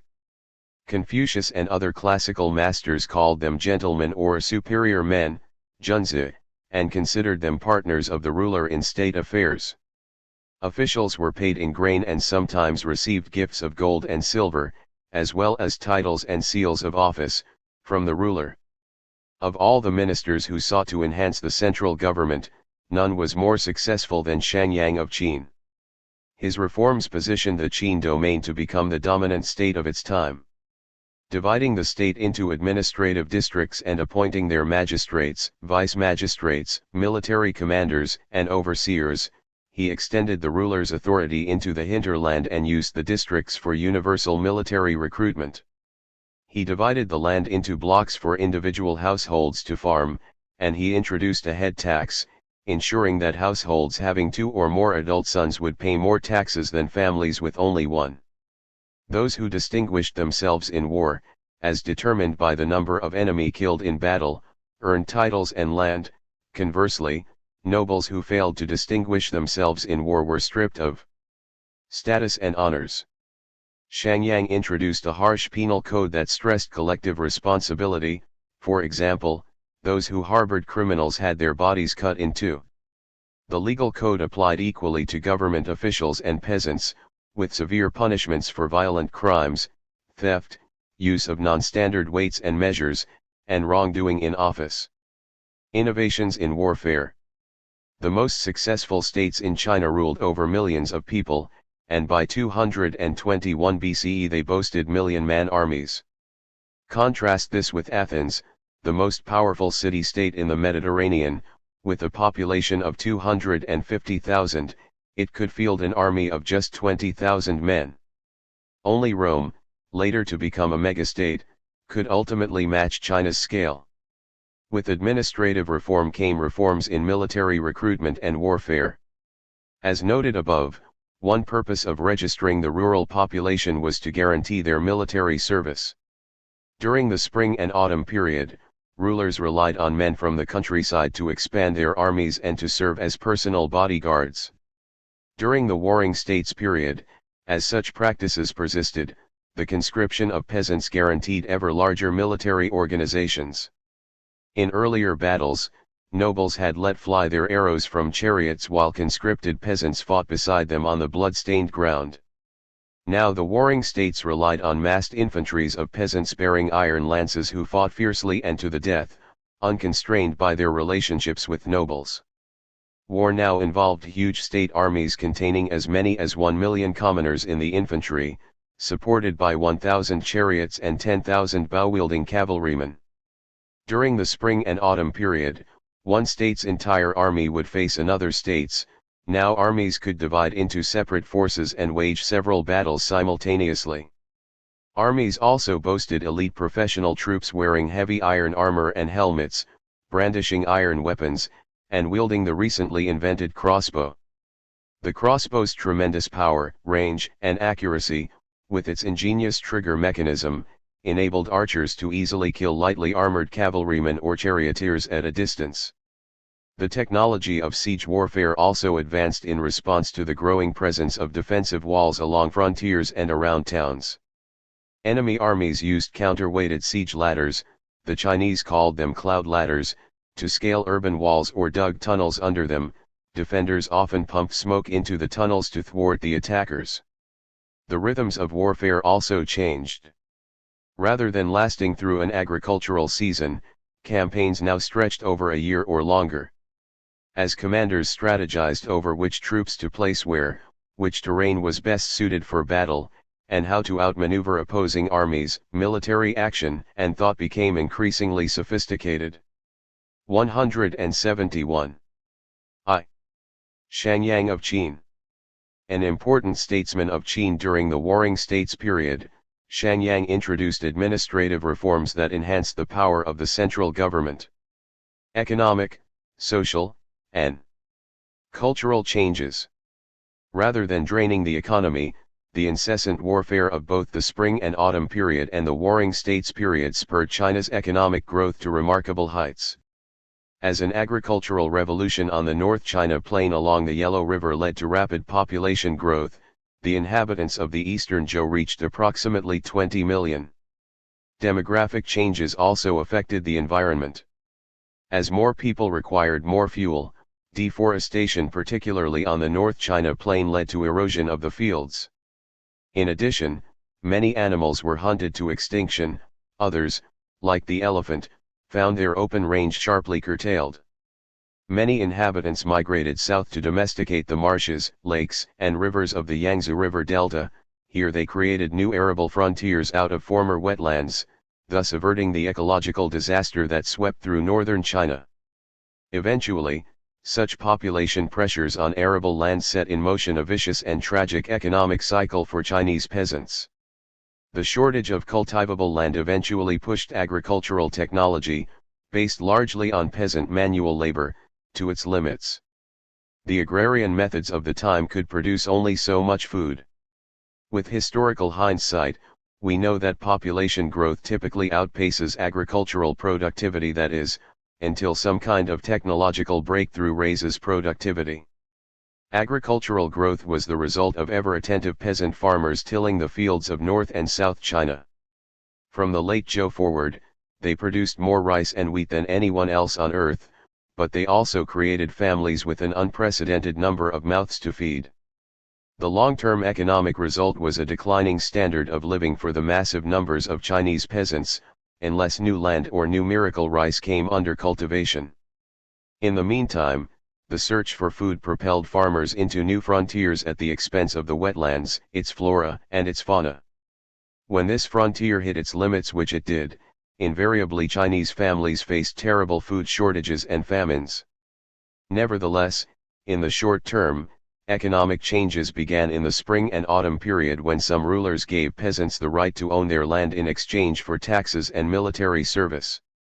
Because the peasants now could enjoy the benefits of their own labor, their productivity increased. Innovations in agricultural technologies also raised productivity, through crop rotation, millet and wheat in the north, rice and millet in the south, and the use of iron plowshares harnessed to oxen to prepare fields. With larger harvests and advances in bronze and iron casting came trade in surplus grain, pottery, and ritual objects, the beginning of a market economy. Grain and goods traveled along roads, rivers, and canals.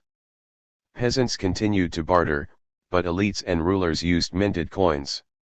Early bronze coins had a variety of shapes, some resembling spades. Private traders and merchants also emerged during this time. During the Warring States period, these changes continued. The new bargain with the peasants, private ownership of 172. Knife coin. Zhou dynasty coins, like the later Han coin shown here, were made of bronze and produced in a variety of shapes, some resembling spades and knives, depending on the region. Each of the warring states had its own currency. Pendant. Gender relations became more inflexible because of male-centered kinship groups. Relations between the sexes were increasingly ritualized and were marked by heavy moral and legal sanctions against any behavior that appeared to threaten the purity of powerful lineages. This pendant depicts two women who formed a close relationship with each other in the inner chambers of their homes. Land in exchange for taxes and military service undergirded the economies of all the warring states, as did a strong emphasis on the military. Infrastructure benefited directly, as roads and walls, forts, and towers rose to defend against invading armies. In addition, rulers and administrators applied their keen military organizational skills to public projects, undertaking irrigation projects, building canals and dikes, and draining low-lying lands to open more acreage for agriculture. Military conscripts worked on these municipal projects when they were not needed for fighting. Economic growth helped the rulers attain a high level of cultural sophistication, as reflected in their magnificent palaces and burial sites. At the same time, social relations became more fluid as commoners gained power and aristocrats lost it. In Qin, for example, peasants who served in the ruler's army were rewarded for killing enemy soldiers. Their military success could win them land, houses, slaves, and a change in status. Officials also received lands and gifts that enhanced their status and wealth. Officials, ministers, and diplomats traveled far and wide during this period, but peasants had to keep toiling in their fields and villages, leaving them only to fight in the ruler's army. While class relations had a revolutionary fluidity, gender relations became more rigid for elites and non-elites alike as male-centered kinship groups grew. The resulting separation of the sexes and male domination within the family affected women's position. An emphasis on monogamy, or at least the primacy of the first wife over additional wives and concubines, also emerged. Relations between the sexes became increasingly ritualized and constrained by moral and legal sanctions against any behavior that appeared to threaten the purity of authoritarian male lineages.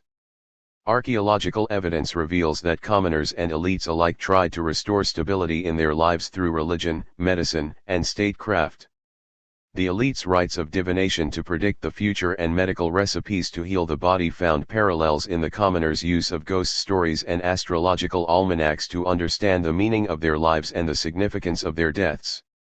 Elites recorded their political discourses on wood and bamboo slips, tied together to form scrolls. They also prepared military treatises, arts of persuasion, ritual texts, geographic works, and poetry in this way. Social changes were evident as well, as in commoners purchasing bronze metalwork, whereas previously only rulers and aristocrats could afford to do so. Even with the endless cycles of warfare and chaos, or perhaps because of them, many foundational beliefs, values, and philosophies for later dynasties sprang forth during the Spring and Autumn and Warring States periods. By the middle of the first millennium BCE, China's political activities and innovations were affecting larger numbers of people, spread over a much broader area, than comparable developments in South Asia and the Mediterranean. The New Worlds of South Asia. As in China, violence and warfare in South Asia provided the setting for vibrant cultural and intellectual insight. Following their migration into the Indus River Valley around 1500 BCE, the Vedic peoples fought with the indigenous population and with each other as they established and enlarged new states. Around 1000 BCE, they expanded eastward into the mid-Ganges plain, where they created new polities. At the same time that scholar officials in Zhou China were theorizing about how to govern and make economic and social innovations, the Vedic peoples were also forging new political institutions, economic activities, and ways of viewing the natural and supernatural. How did political and social transformations encourage new beliefs and dissident thinkers in South Asia? Chinese calendar. This Han period calendar for 63 BCE is formed from 16 slips of wood with handwritten characters, each begins with day 1, day 2, and so on. The calendar is to be read from right to left. Worlds. Vedic warriors and upper-class intellectuals drove these transformations. THIRD of Neopolities. Political and social transformations began around 600 BCE, after the Vedic peoples had spread into the mid-Ganges plain. This was a monsoon region where abundant rainfall made the land suitable for cultivating rice, whereas the best Indus Valley crops were wheat and barley. The migrants cleared land by setting fire to the forests and using iron tools fashioned from ore mined locally to remove what was left of the jungle. Between 1000 and 600 BCE, settlements and towns evolved into small territorial states. As in China, it was a time of constant feuding. See Map 5-3. It was also a time of new thinking, especially Buddhism and its challenge to the authority of Vedic sacrifices and Brahmanical leadership. Two major kinds of states appeared in the mid and lower Ganges plain, those ruled by hereditary monarchs, and those ruled by an elected elite, or oligarchies. An oligarchy is a clique of privileged rulers. As described in Chapter 4, the South Asian oligarchies were led by warriors and officials called collectively as a class the Kshatriya. Both the rulers of the kingdoms and citizens of the Kshatriya republics assumed the title Raja, usually translated as king. But in the oligarchic communities, which were ruled collectively, each adult freeborn male head of a family was called a Raja. Still, the Kshatriya oligarchy alone controlled the land and other resources. While there were ties between rulers and ruled, it was clear that a small minority oversaw the large majority. How did the potentates get their power? There were a number of social ladders, upward through military ranks, marriage upward, and accumulation of land. Rulers often blended all three strategies, carefully sequencing them as they accumulated power. For instance, the Rajas in kingdoms often came from low status clans that gained power through military strength. Such Rajas would elevate their status by marrying women from high-status clans. Expansion of the caste system. Though the kingdoms and oligarchic cities had different political structures, they shared many social features, including the caste system, one of increasing stratification in which each caste rank defined an individual's political power, economic activity, and social status. The traditional vertical scheme of Brahmans first, scholars and priests, followed by Kshatriyas second, warriors, Vaishyas third, commoners, and Shudras fourth, laborers and servants, expanded in an economy centered on farming by extended families. But the largest group to expand was the laboring caste, as agriculture flourished.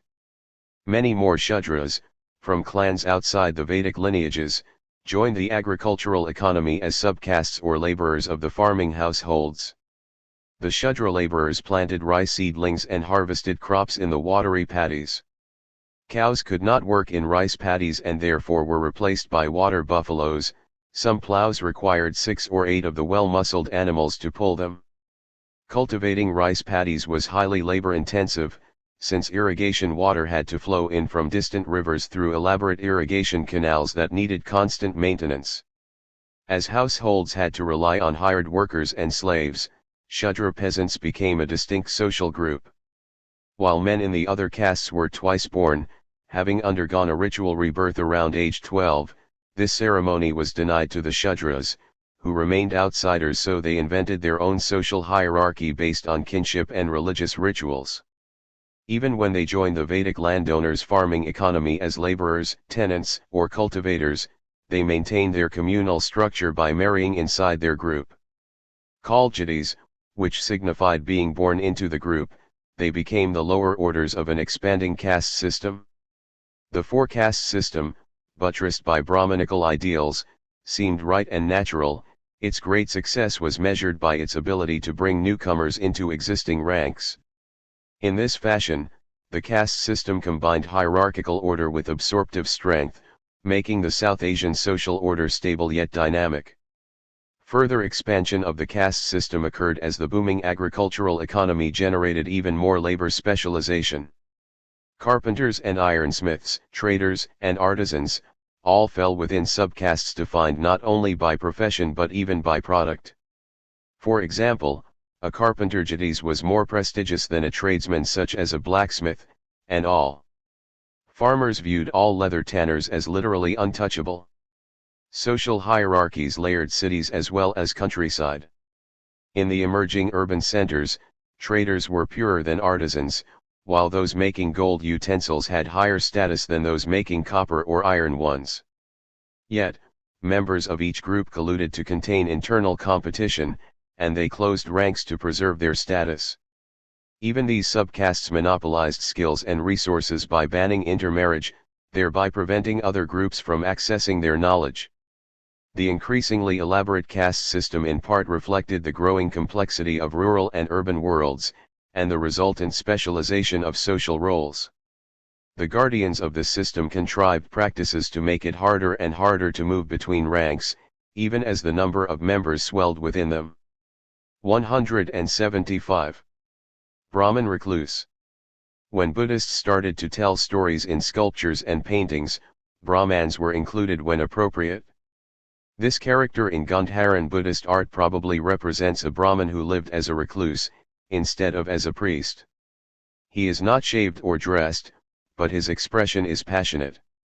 Neucidas and an expanding economy. Supported by rice agriculture, cities began to emerge on the Ganges plain around 500 BCE. These cities became centers of commercial exchange. Some, such as Shravasti and Rajagriha, also thrived as artisanal centers. Others in the northwest, like Taxila, on the border between present-day Pakistan and Afghanistan, engaged in trade with Afghanistan and the Iranian plateau. Life in the new cities in northern India grew as their commercial activities flourished, but they followed scant planning. Alleys leading from the main streets zigzagged between houses built with pebbles and clay. Although development was haphazard, civic authorities showed great interest in sanitation. The many squares dotting each city had garbage bins, and dirty water drained away in deep sink wells underground. Streets were graded so that rainfall would wash them clean. Because most cities of this period have been continuously inhabited, they are difficult sites for archaeologists to explore. Taxila, destroyed in the 5th century CE, is an exception. Excavated in the 20th century, it sheds light on urban life in early South Asia. Taxila did not have the well-planned streets and water drainage of a center like Mohenjo-Daro, a rather opulent Indus-city. See Chapter 2. Taxila's building materials were simpler. But civic consciousness produced a hygienic and healthy urban environment. City officials arranged to have garbage taken out of town and dirty water routed to sink wells.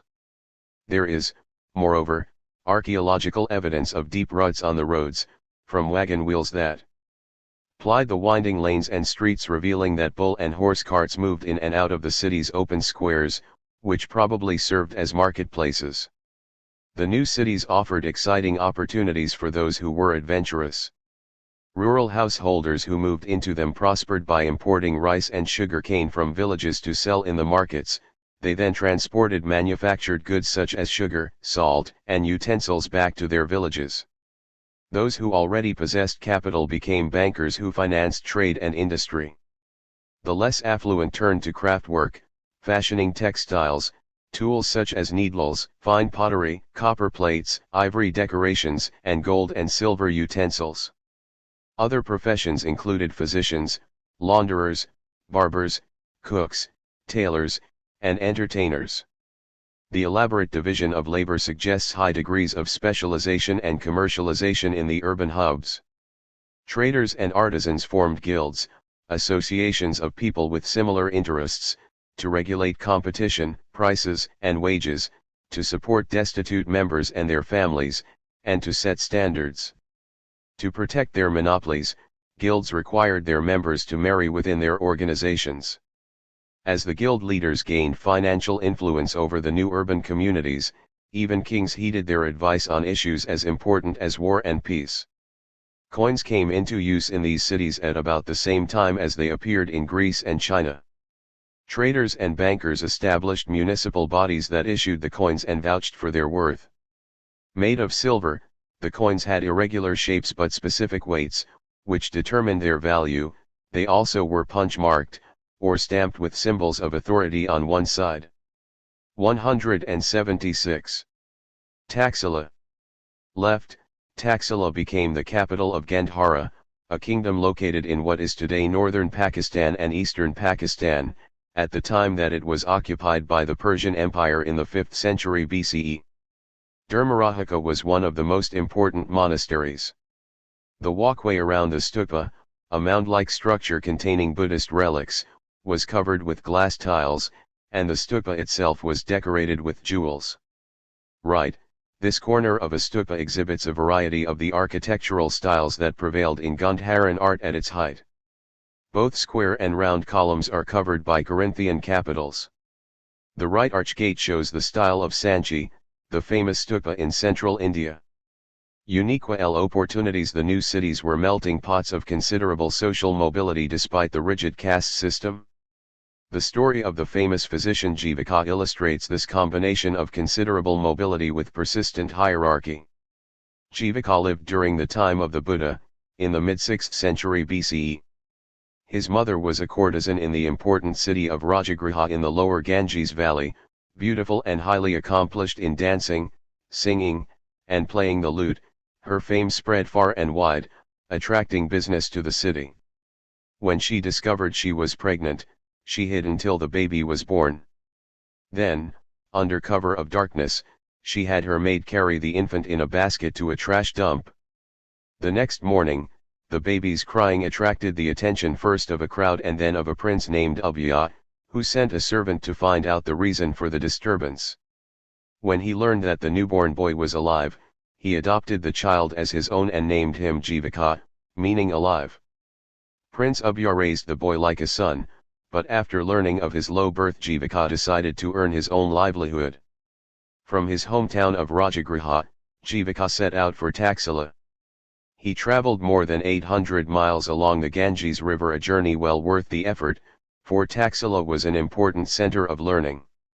There, Jivaka received the best training available in medicine, and after he returned to Rajagriha his knowledge and skill soon earned him a brilliant reputation throughout northern India. The opportunities that the new cities provided for social mobility did not ensure success for everyone. Many who lost their land and livelihood entered cities in search of work, and some fared better than others. As a whole, people had more material wealth, but their lives were far more uncertain.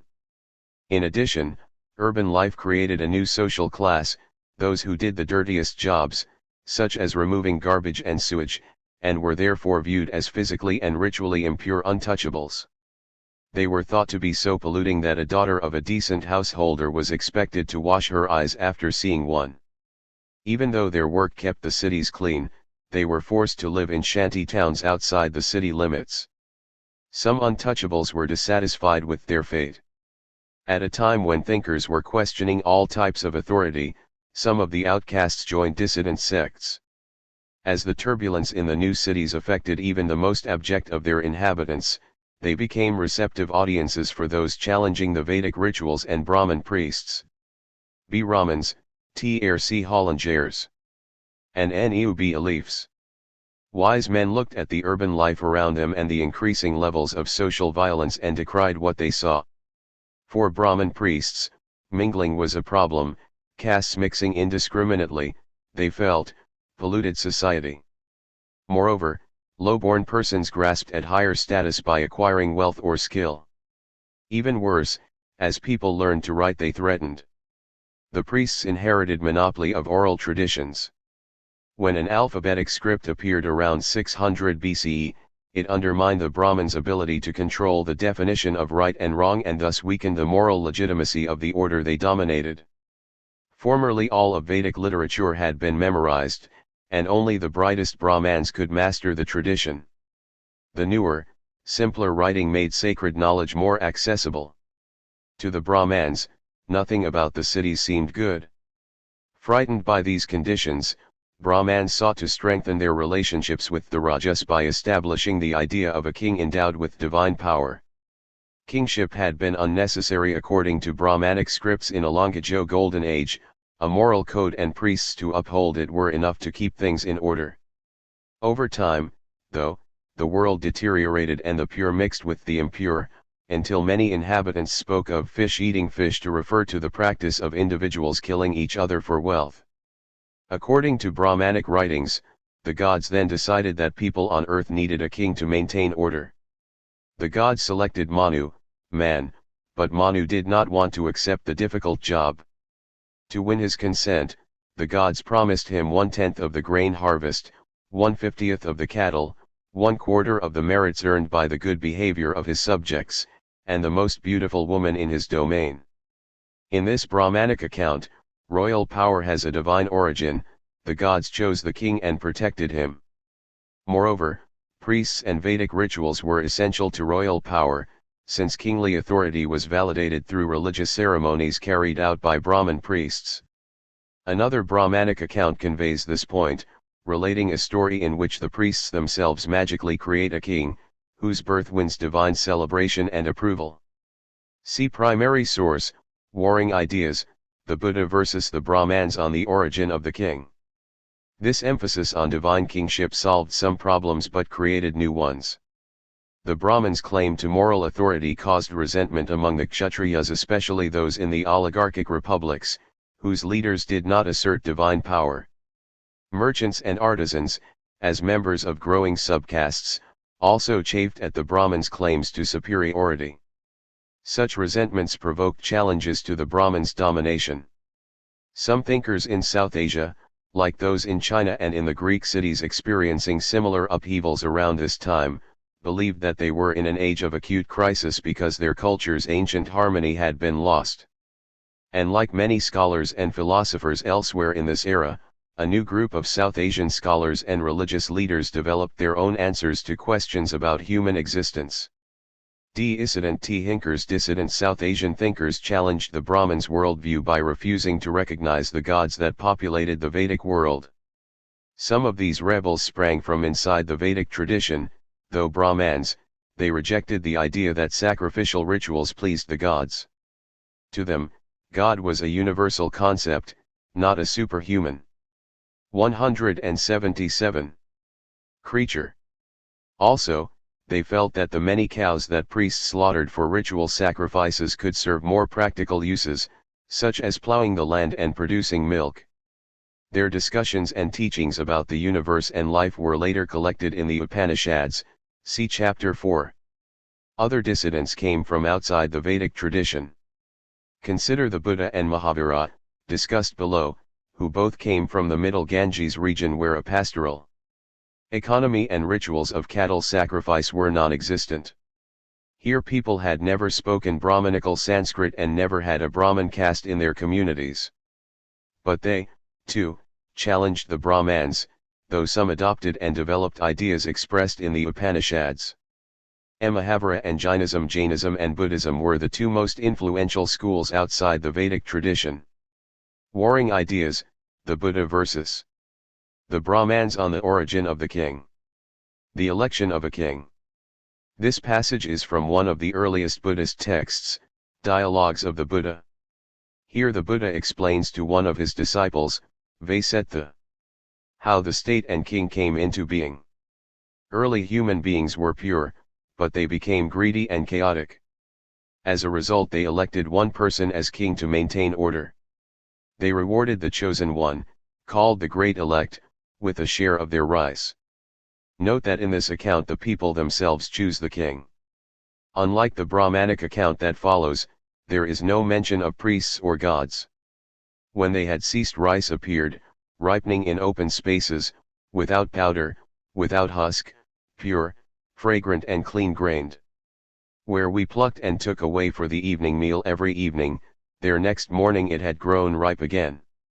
Where we plucked and took away for the morning meal, there in the evening it had grown ripe again. There was no break visible.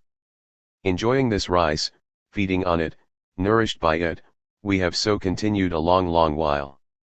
But from evil and immoral customs becoming manifest among us, powder has enveloped the clean grain, husk too has enveloped the clean grain, and where we have reaped is no regrowth, a break has come, and the rice stubble stands in clumps.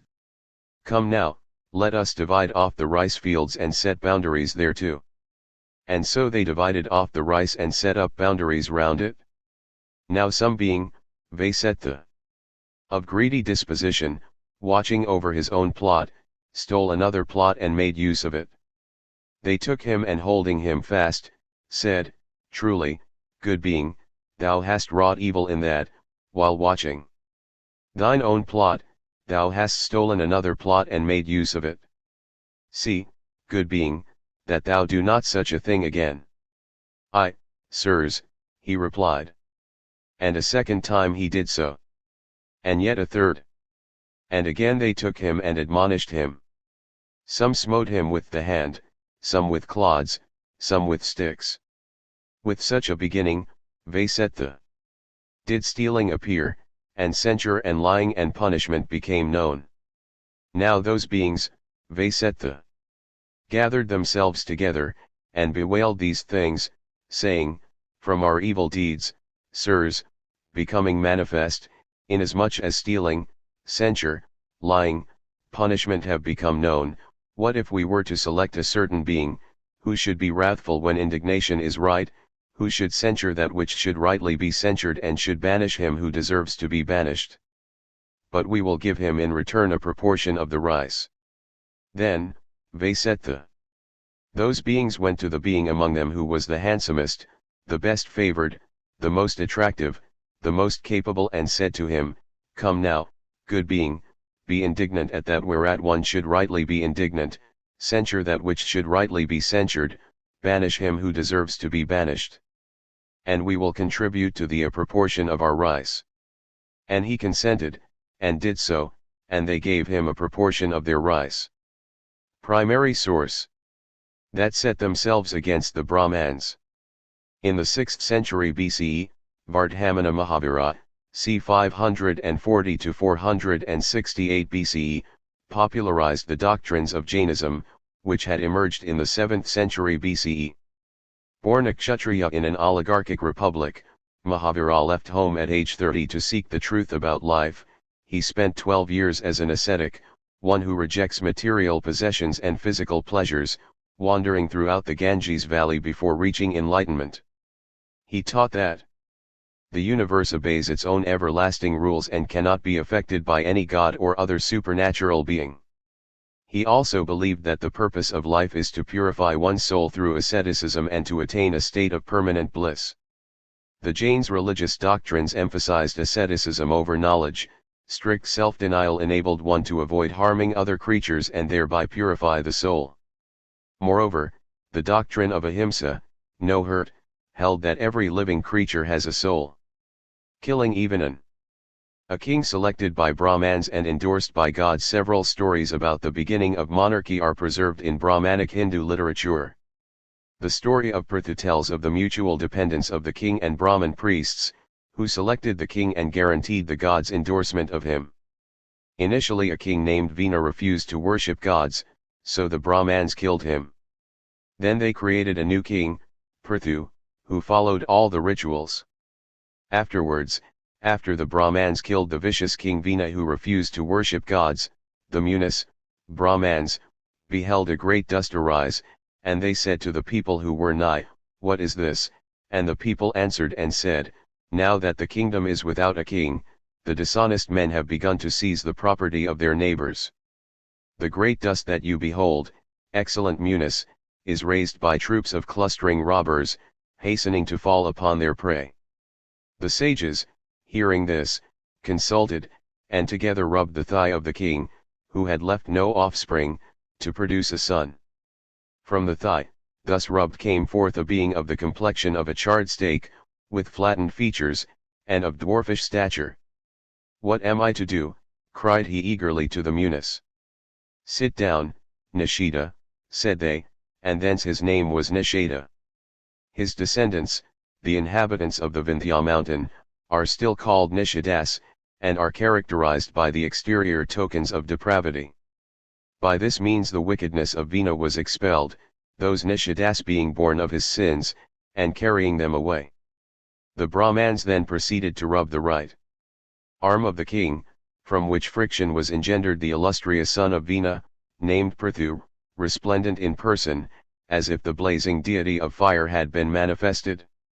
There then fell from the sky the primitive bow of Mahadeva, named Ajagava, and celestial arrows, and panoply from heaven. At the birth of Prithu all living creatures rejoiced, and Vina, delivered by his being born from the hell named Put, ascended to the realms above. The seas and rivers, bringing jewels from their depths, and water to perform the ablutions of his installation, appeared. The great parent of all, Brahma, with the gods and the descendants of Angaras, the fires, and with all things animate or inanimate, assembled and performed the ceremony of consecrating the son of Vina. Beholding in his right hand the mark of the discus of Vishnu, Brahma recognized a portion of that divinity in Prithu, and was much pleased, for the mark of Vishnu's discus is visible in the hand of one who is born to be universal emperor, Chakravarti. One whose power is invincible even by the gods. After the Vedic peoples migrated into the mid-Ganges plain, rice cultivation and feuding characterized their society. How does the Buddha's story about the election of the first king reflect this social history? How does the Brahman story underscore the role of the priests in upholding the monarchy? Why do you suppose the Brahmin priests were so concerned that the king worship gods and follow traditional rituals? Source: Dialogues of the Buddha, Part 3, Volume 4 of Sacred Books of the Buddhists, translated by T. W. Rhys David and C. A. F. Rhys David, London, Oxford University Press, 1921, pages 87 to 88, Vishnu Purana, translated from Sanskrit by H. H. Wilson, 1st ed. 1840, 3rd ed. Calcutta, Punthai Pustak, 1961, pages 83 to 84. J. And would lead one to an unfavorable rebirth and further away from permanent bliss. Therefore, believers had to watch every step to avoid inadvertently becoming a murderer. Since land could not be cultivated without killing insects, the extreme nonviolence of Jainism excluded the peasants. Instead, it became a religion of traders and other city dwellers. Mahavira's followers originally transmitted his teachings orally, but 1,000 years after his death they wrote them down. The strictly nonviolent doctrine, though originally intended only for followers of Jainism, has profoundly affected the inhabitants of South Asia down to modern times. Buddha and Buddhism. The most direct challenge to traditional Brahmanic thinking came from Siddhartha Gautama, c. 563 to 483 BCE, usually called the Buddha, or the Enlightened One. He was a contemporary of Mahavira as well as of Confucius. The Buddha not only objected to Brahmanic rituals and sacrifices but also denied their elaborate cosmology, a branch of metaphysics devoted to understanding the order of the universe, and the preference for kingship that kept the priestly class in power. His teachings provided the peoples of South Asia and elsewhere with alternatives to established traditions. In this respect, Buddhism in South Asia functioned much like Confucianism in China. See Global Connections and Disconnect Ions, Prophets and the Founding Texts, comparing Confucius and the Buddha. The Buddha came from a small Kshatriya, or warrior, community in the foothills of the Himalayas. In this oligarchic republic, his father was one of the Rajas. Dismayed at the misery and political carnage of his age, Siddhartha left home at age 29 in search of truth and enlightenment. Traveling through the Ganges region, he lived as a beggar and then as a hermit, and finally, according to legend, meditated for 49 days until he understood how to eliminate suffering from the world. His wanderings and ascetic life led him to create a new credo, which his teachings expressed as the Four Truths. 1. Life, from birth to death, is full of suffering. 2. All sufferings are caused by desires. 3. The only way to rise above suffering is to renounce desire. And 4. Only through adherence to the Noble Eightfold Path can individuals rid themselves of desires and the illusion of separate identity and thus reach a state of contentment, or nirvana. The elements of the Eightfold Path represent wisdom, right views and right intentions, ethical behavior, right conduct, right speech, and right livelihood, and mental discipline, right effort, right thought, and right meditation. Because these principles were simple and clear, the Four Truths had a powerful appeal. This teaching also represented a dramatic shift in thinking about humanity and correct behavior. Like the teachings of Mahavira, the Buddha's doctrines left no space for the supernaturals to dictate human lives, a theme stressed in classical Brahmanic thinking. Buddha's logical explanation of human suffering and his guidelines for renouncing desire appealed to many people, for it set forth tenets by which its followers strove to live virtuously. Those who accumulated enough merits could be reborn in heaven. In contrast, wasting merits by indulging in desires could mean failing to reach heaven, or even sliding to hell. Buddhism's appeal becomes more understandable in the context of reincarnation of the soul, a concept initiated in the Upanishads and widely accepted by the people of South Asia. If life itself is suffering, and if death leads simply to rebirth into another life, then the cycle of time brings endless suffering. Attaining nirvana, a state reached only after accumulating many merits, was the sole means of achieving liberation from life's troubles. Like other dissident thinkers of this period, the Buddha delivered his message in a vernacular dialect of Sanskrit that all could understand. His many followers soon formed a community of monks called a Sangha, gathering. The 180. The Buddha's footprints. Before his followers came to regard Buddha as a god, they were reluctant to make an idol of him. The footprints were an early representation of Buddha.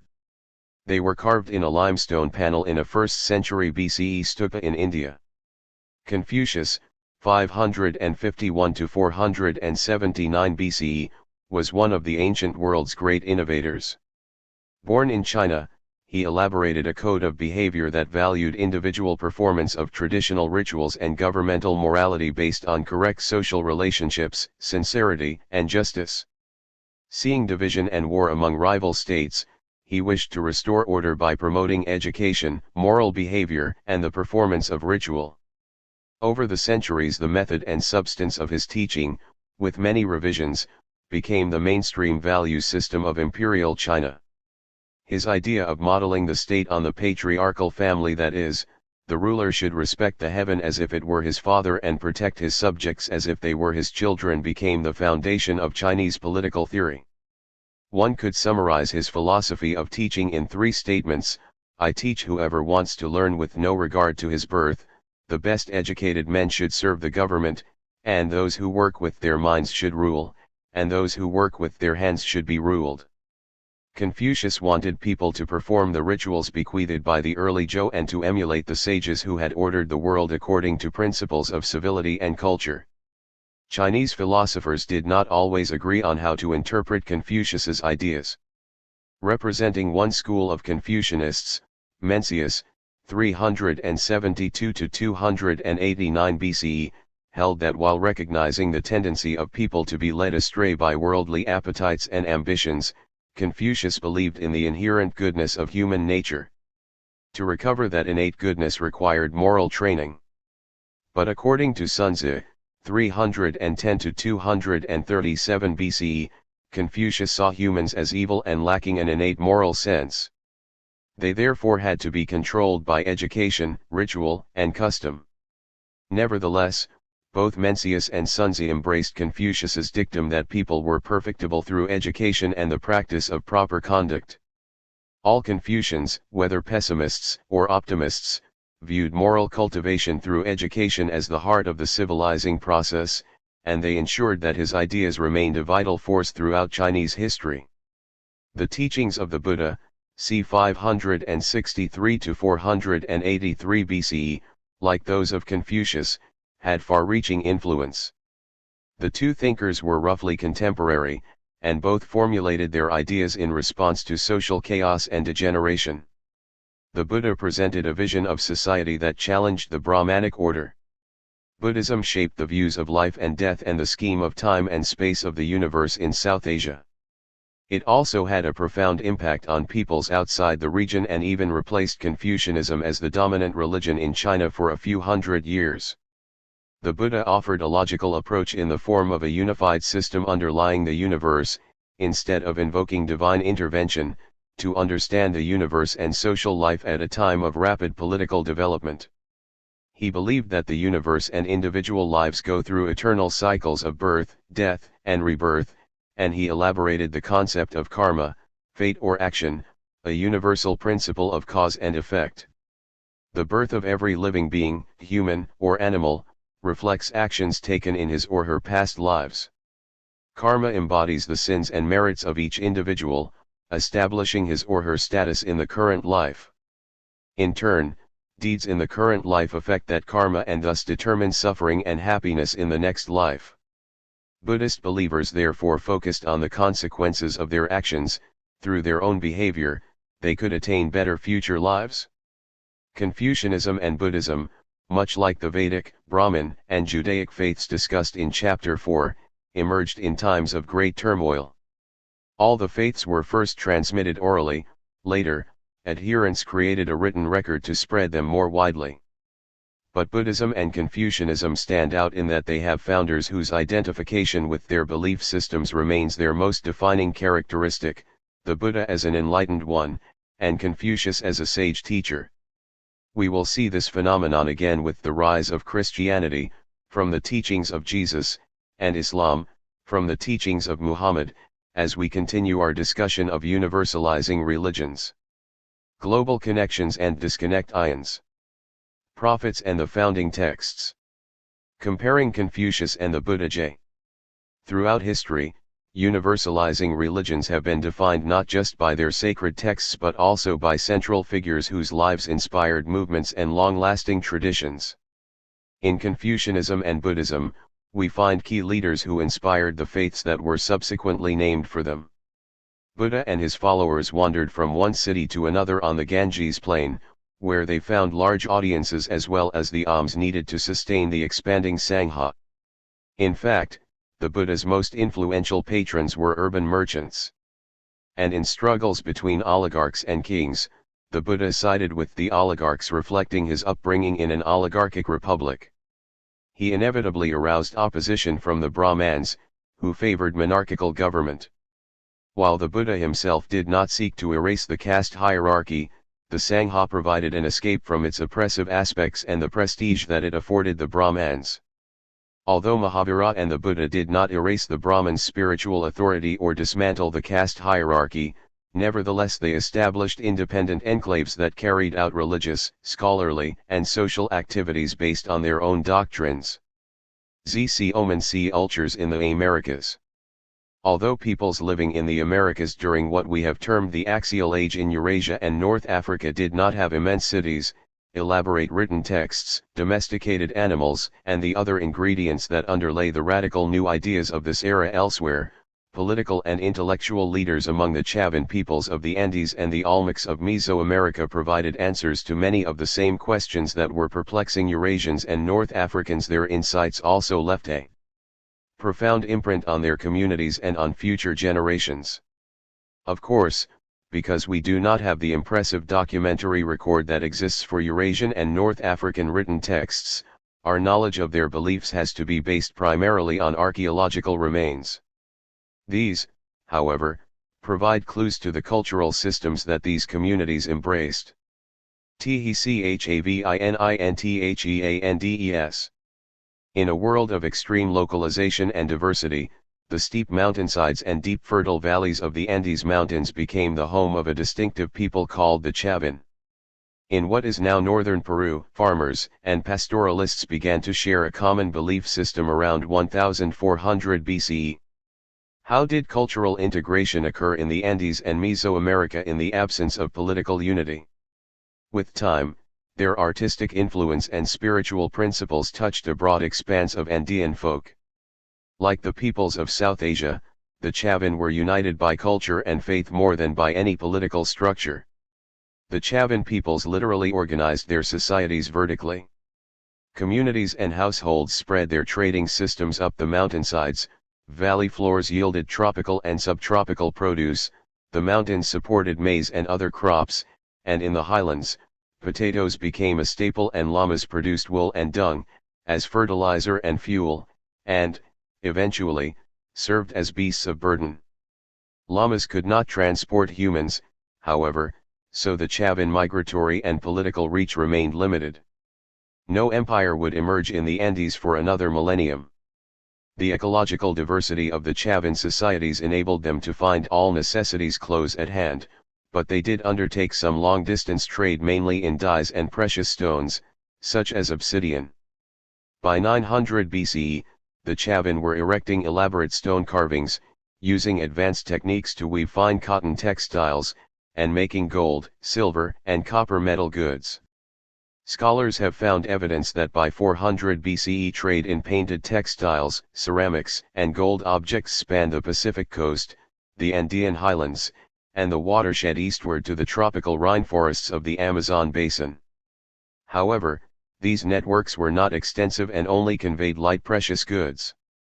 What unified the fragmented Chavin communities was a shared artistic tradition reflecting devotion to powerful deities. Their spiritual capital was the central temple complex of Chavin de Huántar, in modern Peru's northeastern highlands. The temple boasted a U-shaped platform whose opening to the east surrounded a sunken, circular plaza. From its passageways and underground galleries, priests could make dramatic entrances during ceremonies. The priests took hallucinogenic drugs, which believers felt enabled them to become jaguars, the region's most dangerous predator, and to commune with the supernatural. Pilgrims brought tribute to Chavin de Huántar, where they worshipped and feasted together.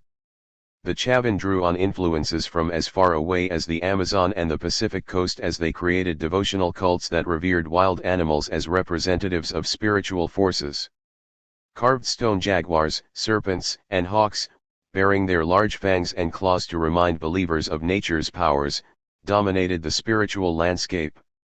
The smiling god at Chavin de Huántar, El Lanzan, shaped from a slab of white granite 15 feet high, had a human form but a fanged, cat-like face, hair of writhing snakes, feet ending with talons, and hands bristling with claws. This supernatural image dominated an awe-inspiring stage, dimly lit from above so that his face would glow from the reflection of polished mirrors, The god stood over a canal, and the vibrations and deep rumbling sounds of the rushing water below conveyed a sense of spiritual forces.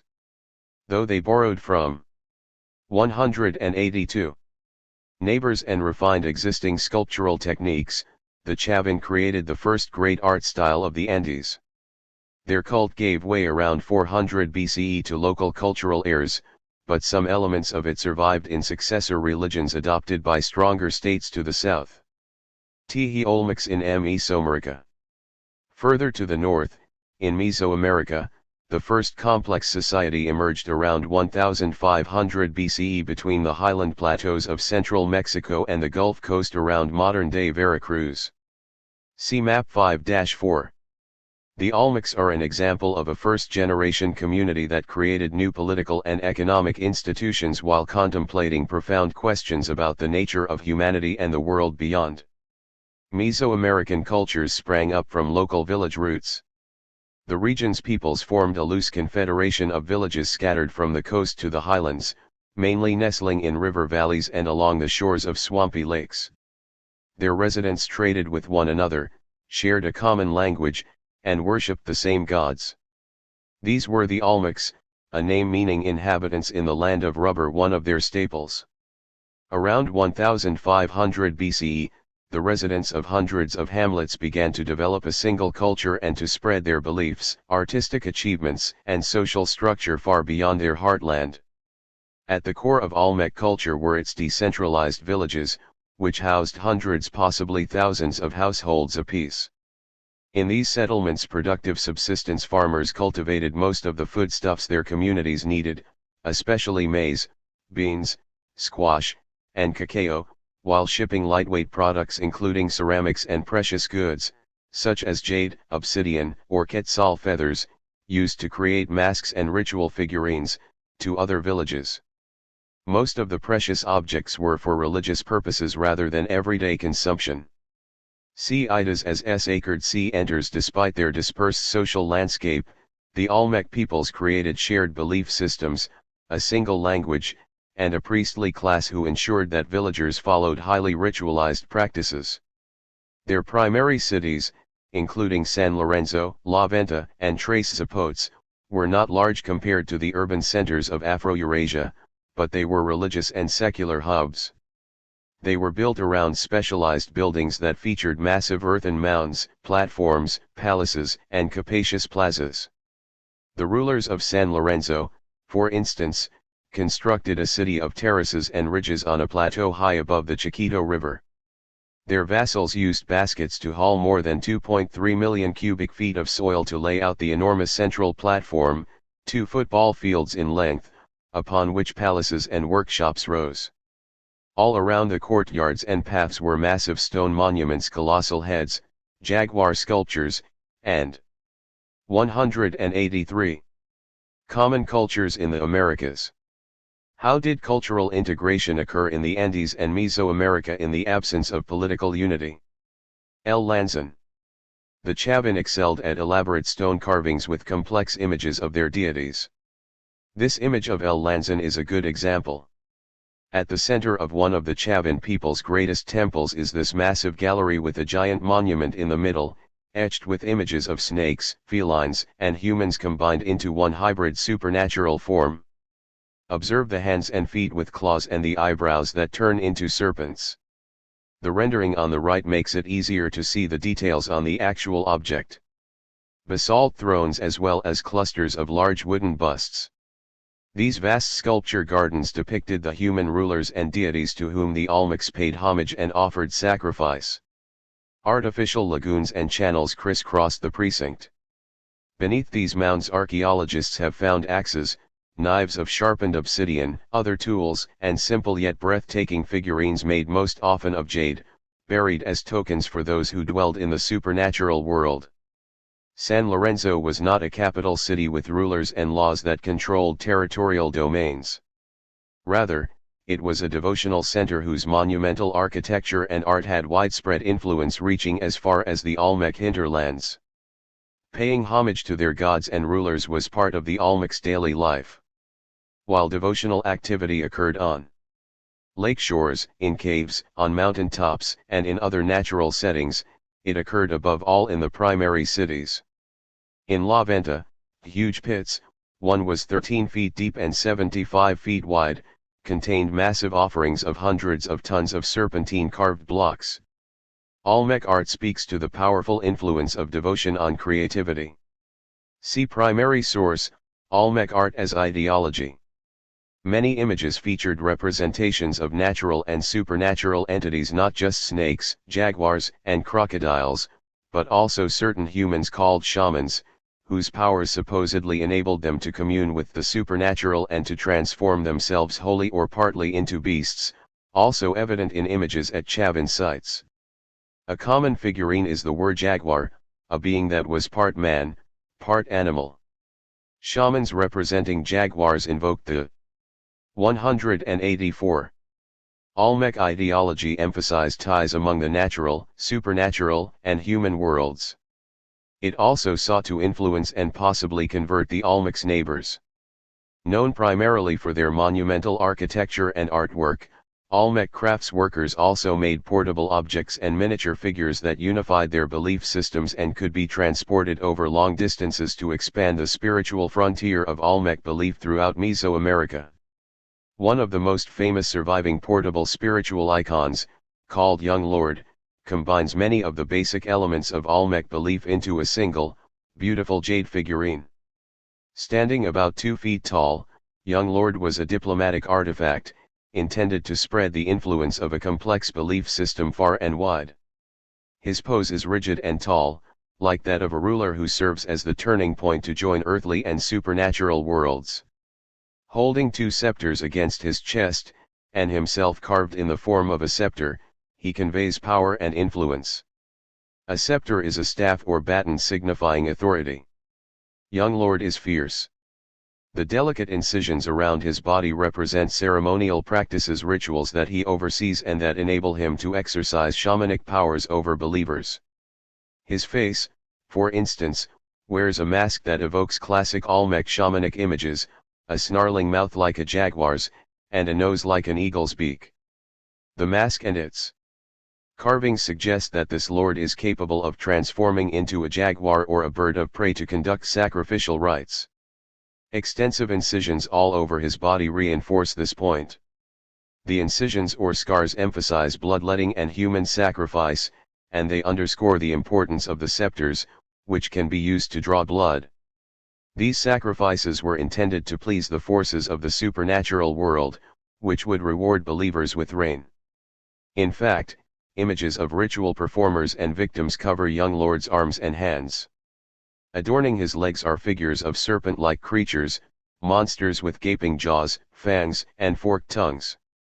The statue as a whole is divided horizontally into 3, signifying the 3 layers of the cosmos: the supernatural, the terrestrial, and the underworld, which Young Lord has the power to travel among as he brings messages to believers and non-believers alike. This is a powerful image, one meant to drive home the authority of Olmec rulers to their subjects and neighbors. What wild beings do the carvings on Young Lord represent? What characteristics of each one would have led the Olmecs to use them as symbols? What do the symbols reveal about spiritual aspects of Olmec society? 186. Olmec rain god, a jaguar-like being, to bring rainfall and secure the land's fertility. Indeed, the Olmec's ceremonial life revolved around agricultural and rainfall cycles. Evidence of a shared iconography throughout the heartland suggests an integrated culture that transcended ecological niches. See Idas as athletic hubs. The Olmec's major cities were not just devotional centers but also athletic hubs, where victorious teams paid homage to their deities. Intricate ball courts had room on the sidelines for fans to applaud and jeer at the sweating contestants, who struggled to bounce hard rubber balls off parallel side walls and their bodies and into a goal. Noble players, bearing helmets and heavy padding, could touch the 6-pound rubber ball only with their elbows, hips, knees, and buttocks, and they were honored when they knocked the ball through the stationary stone hoop. Massive sculptures of helmeted heads carved out of volcanic basalt suggest monuments to famous ball players. At La Venta, a huge mosaic made out of green stone served as an elegant ball court. At its center was a portal that was thought to open into the other world. Olmec archaeological sites are filled with the remains of game equipment and trophies, some of which were entombed with dead rulers so they could play ball with the gods in the other world. Ritual ball games, for all their entertainment value, were integral to Olmec devotional culture. It was in honor of the powerful rain god that players struggled to win. What added to the thrill of the ball court was that they were dangerous places associated with water and agricultural fertility, for an equally important aspect of devotional culture was human sacrifice. Indeed, it is likely that athletics and sacrifice were blended in the same rituals. Many monuments depict a victorious and costumed ball player, sporting a jaguar headdress or a feathered serpent helmet, atop a defeated, bound human, though scholars are not sure whether the losers were literally executed. Rainmaking rites also included human sacrifice, which involved executing and dismembering captives. At El Manati, offering sites alongside a spring and a boggy lakeshore have yielded the bones of children slaughtered for the gods. Across the Olmec's artistic landscape are representations of human victims fed to the gods and to the rulers who embodied them. Emin, nature, and Time the Olmec cosmology assumed a relationship between the natural and supernatural worlds, with the latter dictating the motions of the former.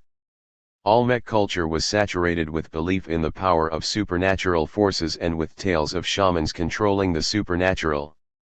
But the Olmecs were hardly a simple, superstitious folk. In fact, their conviction that the supernatural pervaded the natural world drove them to systematically observe the natural world so that they could discover godly meanings. There was no hard and fast line between what we now call faith and science. The way that rulers reckon time reflects this belief system, for they were convinced that the gods defined calendric passages, thus the seasons and crucial rainfall patterns. Priests, charting celestial movements, devised a complex calendar that marked the passage of seasons and generations. As in China and Mesopotamia, a cultural flowering encouraged priests and scholars to study and accurately chart the rhythms of the terrestrial and celestial worlds. A world of social distinctions, daily labor kept Olmecs busy. The vast majority worked the fertile lands as part of household units, with children and parents toiling in the fields with wooden tools, fishing in streams with nets, and hunting turtles and other small animals.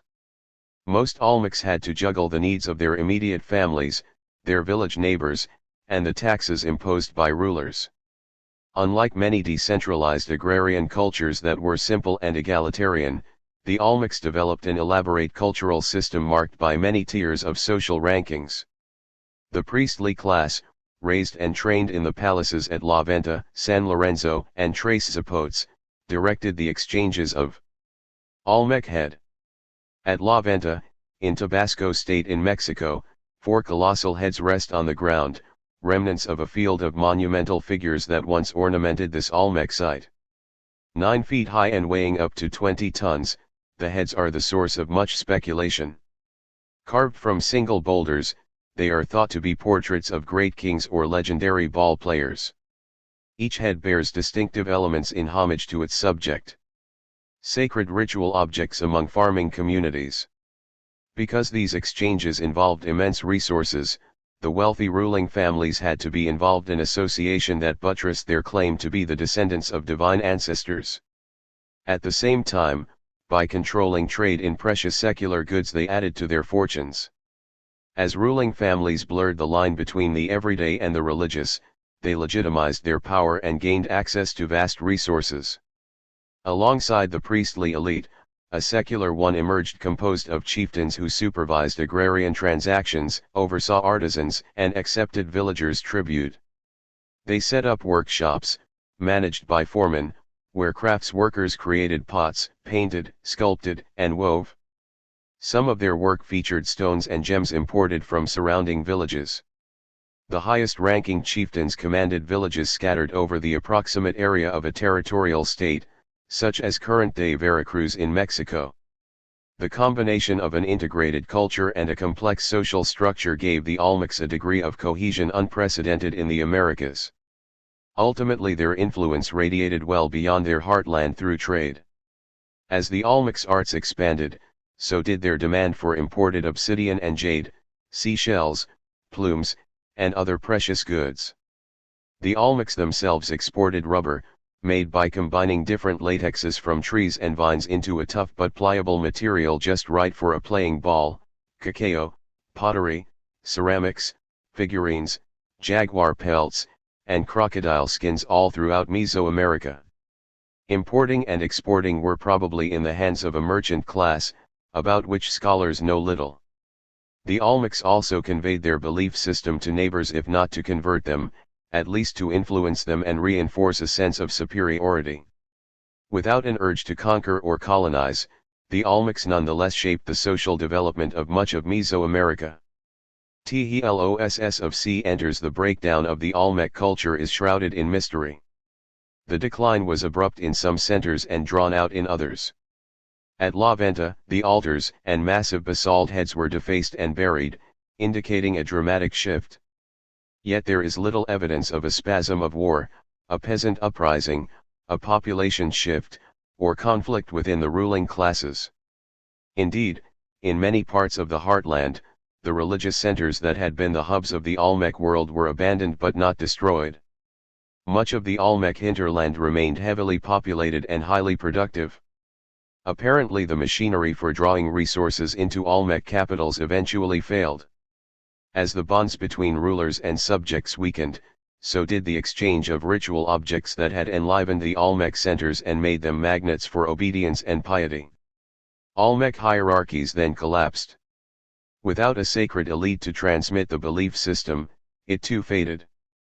What was left of the Olmec heritage passed on to other Mesoamericans, especially those of the central plateaus and the tropical lowlands of the Yucatan Peninsula. ZC Oman C ultures in Sub-Saharan Africa. In Africa, too, widespread common cultures emerged in this era in a number of favorable locations. Yet to understand these communities it is essential first of all to describe the climate and geography of Africa, because these forces played a critical role in cultural formation. Climatically, Africa's most significant historical development at this time was the continued desiccation of the northern and central landmass. How did the spread of iron smelting shape the social landscape of sub-Saharan Africa? 187. Common cultures in sub-Saharan Africa. How did the spread of iron smelting shape the social landscape of sub-Saharan Africa? The Las Limas Monument. The Wur Jaguar was an important figure in the pantheon of Olmec deities. This sculpture represents a youth holding a limp Wur Jaguar baby. We do not know what these figures represented exactly. Most likely they refer to spiritual journeys. Some have argued that this monument harkens to child sacrifice. And the sprawl of the Great Sahara Desert as its primary geographical and population barrier. See Map 5-5. Large areas that had once supported abundant plant and animal life, including human settlements, now became sparsely populated. As a result, the African peoples began to coalesce in a few locations. Most important was the Nile Valley, which may have held more than half of the entire population at this time. THFRZ1s. Climatic change divided Africa from the equator northward to the Sahara Desert into 4 zones. The first zone was the Sahara itself, which never completely emptied out despite its extreme heat and aridity. Its oases supported pastoral peoples, like the ancestors of the modern Tuareg tribal communities, who raised livestock and promoted contacts between the northern and western parts of the landmass. South of the Sahara was the Sahel, literally the coast, Arabic Sahil, of the great ocean of sand. In time, some of Africa's great commercial cities, like Timbuktu, would arise here, but in the first millennium BCE no city of great size made an appearance. The next zone was the Sudanic savanna, an area of high grasslands stretching from present-day Senegal along the Atlantic Ocean in the west to the Nile River and the Red Sea in the east. Many of West Africa's kingdoms emerged there because the area was free of the tsetse fly, which was as lethal to animals as to humans, killing off horses, and goats. The fourth zone comprised the western and central African rainforests, a sparsely populated region characterized by small-scale societies. 188. Although there was contact across the Sahara, Africa below the Sahara differed markedly from North Africa and Eurasia. It did not develop a plough agriculture, instead, its farmers depended on hoes. Also, except in densely populated regions, land was held communally and never carried as much value as labor. African peoples could always move into new locations. They had more difficulty finding workers to turn the soil. Distinctive and widespread common cultures that would characterize certain parts of sub-Saharan Africa from 1000 CE onward were only beginning to emerge during the first millennium BCE. In the savanna, millet and sorghum were the primary food crops. In the rainforests, yams and other root crops predominated. Relatively large populations inhabited the Sudanic savanna, the sole area for which substantial historical records exist. Here, in fact, a way of life that we can call Sudanic began to crystallize. These peoples were not completely dependent on their feet to get around, as were their counterparts in the Americas. They had domesticated several animals, including cattle and goats, and even possessed small horses. Although their communities were scattered widely across Africa, they had much in common. For example, they all possessed a cosmology dominated by a high god, polities led by sacred kings, and burial customs of interring servants alongside dead rulers to serve them in the afterlife. These peoples were skilled cultivators and weavers of cotton, which they had domesticated. Archaeologists and historians used to believe that the Sudanic peoples borrowed their institutions, notably their sacred kingships, from their Egyptian neighbors, but linguistic evidence and their burial customs indicate that the Sudanic communities developed these practices independently. Nubia, between Sudanic Africa and Pharaonic Egypt. One of the most highly developed locations of common culture in sub-Saharan Africa was Nubia, a region lying between the first Nile cataract, a large waterfall, and the last, near where the Blue and White Niles come together. From at least the 4th millennium BCE onward, peoples in this region had contact with both the northern and southern parts of the African landmass. It was one of the few parts of sub-Saharan Africa known to the outside world. The Greek poet Homer described its inhabitants as the remotest nation, the most just of men, the favorites of the gods. The first of the important Nubian states was Kush. It flourished between 1700 and 1500 BCE between the first and third cataracts and had its capital at Kerma. Because of its close proximity to Egypt, it adopted many Egyptian cultural and political practices, even though it was under constant pressure from the northern powerhouse. Its successor states had to move farther south, up the Nile, to keep free from the powerful Egyptians. The kingdom's capitals were repeatedly uprooted and relocated upriver. Nubia's historical connection to Egypt was obvious. It was Egypt's corridor to sub-Saharan Africa, a source of ivory, gold, and slaves, and an area that Egyptian monarchs wanted to dominate. The Egyptians called the region Kush, the name that later historians gave to the various regimes that flourished there. To the Egyptians, Kush was a land and the Kushites a people to be exploited. It was not a location that the Egyptians wished to reside in. Their chroniclers best described the Egyptian view of the territory and the people, referring to it repeatedly as miserable Kush. The best known of the Egyptian conquerors was Ramses II, who left his 189. Common cultures in sub-Saharan Africa. How did the spread of iron smelting shape the social landscape of sub-Saharan Africa? The Temple of Ramses II. The Temple of Ramses II at Abu Simbel was constructed during the reign of Ramses II between 1304 and 1237 BCE. It was cut out of the rock and featured 4 colossal statues of the king, each of which was 20 meters high. When the Aswan High Dam was built in the 1960s, the monument had to be cut into large stone slabs and moved to higher ground so that it would not be submerged under the waters of Lake Nasser, which the high dam formed. Imprint on Nubian culture with his magnificent monuments at Abu Simbel. Historians have long stressed such connections with Egypt, but only recently have scholars determined just how deeply the Nubian peoples were influenced by the cultures of sub-Saharan Africa. Building on the foundations of earlier kings that had ruled Nubia, the Meroe kingdom arose in the 4th century BCE and flourished until 300 CE. Its rulers were influenced by the pharaonic culture, adapting hieroglyphs, erecting pyramids in which to bury their rulers, viewing their kings as divine, and worshipping the Egyptian god Amun. However, Meroe was equally a part of the Sudanic savanna lifeway, as evidenced by the distinctiveness of the language and the determination of its inhabitants to retain political autonomy from Egypt, including, if necessary, moving farther south out of the orbit of Egypt and more into the orbit of Sudanic polities. Although they called their kings pharaohs, the influential leaders of Meroe selected them from among the many members of the royal family, attempting to ensure that their rulers were men of proven talents. In addition, the Nubian states had close commercial contacts with other merchants and commercial hubs in Sudanic Africa. Meroe soon became a thriving center of production and commerce.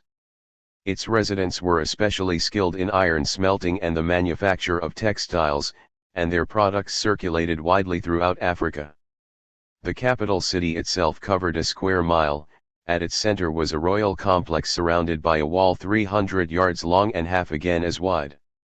The city featured monumental and highly decorated buildings that were constructed, according to local custom, not of stone but of mud bricks.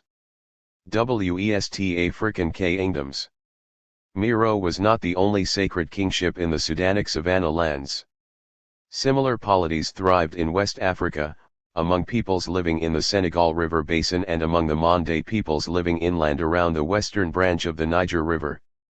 They established settlements at such places as Jen and Gao, which eventually became large trading centers. Here, artisans smelted iron ore and wove textiles, and merchants engaged in long-distance trade. Even more spectacular was the Nok culture, which arose in the 6th century BCE in an area that is today the geographical center of Nigeria. Though slightly south of the savanna lands of West Africa, it was, and still is, in regular contact with that region. At Tariga, near the present-day village of Nok, early iron smelting occurred in 600 BCE. Tariga may well have been the first place in Western Africa where iron ores were smelted. Undeniably, iron working was significant for the Nok peoples, who moved from using stone materials directly to iron, bypassing bronze and copper. They made iron axes and hoes, iron knives and spears, and luxury items for trade. Iron working had spread east toward Egypt and Nubia and south to the Congo River by 300 BCE. This region in West Africa was also home to the Bantu-speaking peoples destined to play a major role in the history of the landmass. Around 300 BCE, small Bantu groups began to migrate southward into the equatorial rainforests, where they cleared land for farming. From there, some moved on to southern Africa.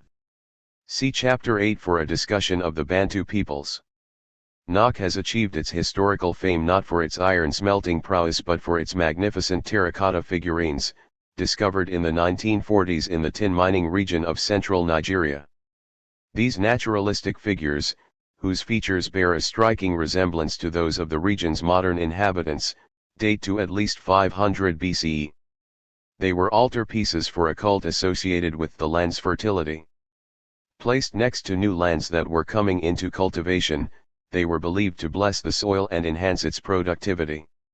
See primary source, Reconstructing the History of Preliterate African Peoples. Although most sub-Saharan African communities lived in small-scale dispersed communities, in several locations, notably Nubia and West Africa, larger, common cultures based on shared beliefs and political institutions arose. The ability of these societies to produce more food and sustain larger settled communities ultimately caused the sub-Saharan population to triple in this period. As in the Americas, these lifeways proved durable. Warring ideas in the Mediterranean world. The widespread migrations that convulsed southern Europe and southwest Asia around 1200 BCE, see Chapter 4, also brought marauding armed bands into the well-settled regions of the Mediterranean. The combined impact of large population movements and social destruction radically transformed social organizations and cultures throughout the region. Thus, the first millennium BCE in the Mediterranean was a time of political, economic, and social changes, all of which stimulated new thinking and saw the creation of new political and economic institutions, just as in Eastern Zhou-China and Vedic South Asia, see map 5-6. In what ways did city-states integrate the dispersed settlements of the Mediterranean? 190. Reconstructing the history of pre-literate African peoples. Traditionally, historians have relied on written records and thus have had difficulty reconstructing the history of pre-literate societies. Sources that now aid in understanding pre-literate African groups include art, pottery, linguistic analysis, oral traditions, and many other elements. Here are two such vital historical sources. The first is Noctericottas. Discovered in the central region of modern-day Nigeria, the figurines probably were created in the Common Era but are part of a vibrant culture that dates back to the 5th century BCE. The second source, Kush burial pyramids, comes from the sub-Saharan kingdom of Meroe, by no means a pre-literate society but one that has many important non-written sources. Meroe flourished for nearly a millennium from around the 4th century BCE to the 4th century CE. Its predecessor kingdoms, referred to as the kingdoms of Kush, were located between the First and Third Nile cataracts. The First Kingdom of Kush existed between 1700 and 1500 BCE.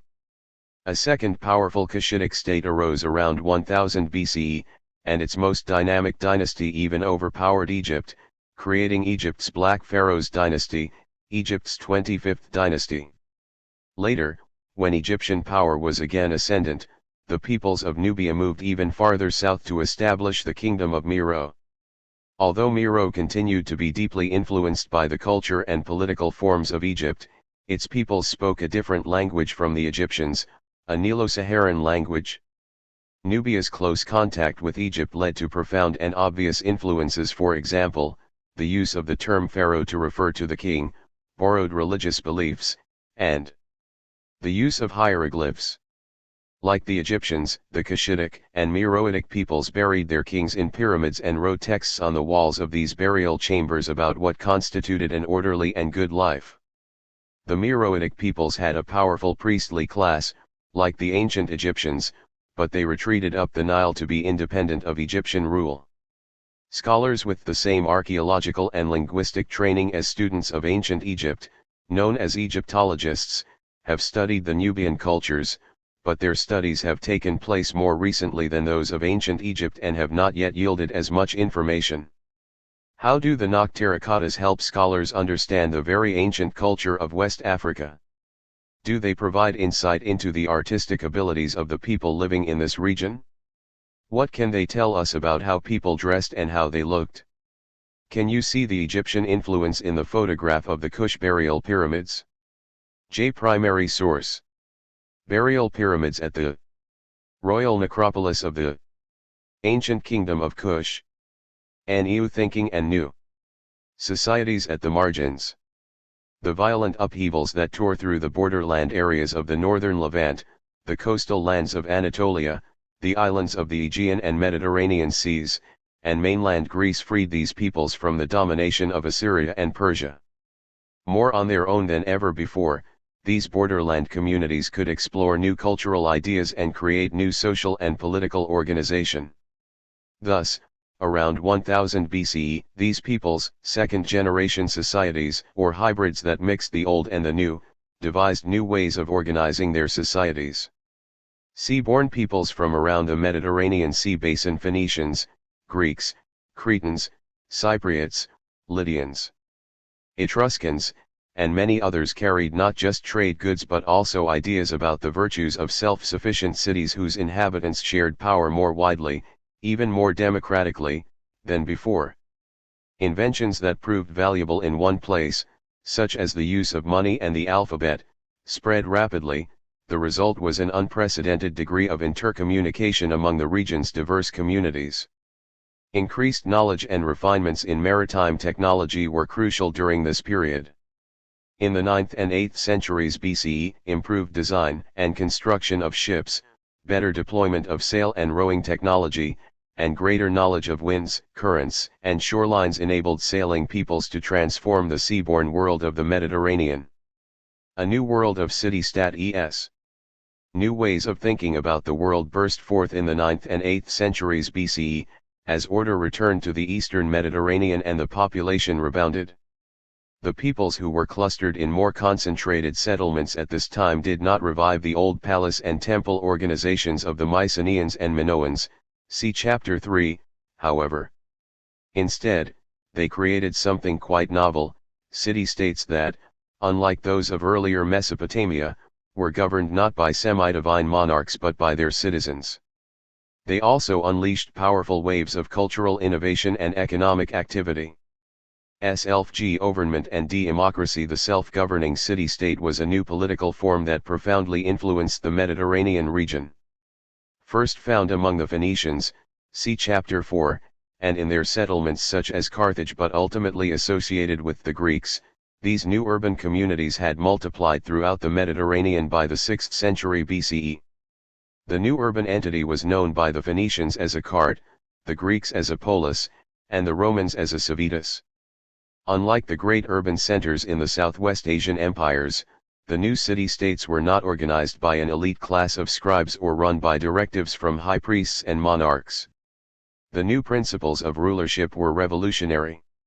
Ordinary residents, or citizens, of these cities such as Athens, Thebes, Sparta, or Corinth among the Greeks, Sari and Tarquinia among the Etruscans, Rome and Praeneste among the early Latins, Carthage and Gadur, modern-day Cadiz in Spain, among the Western Phoenicians governed themselves and selected their leaders.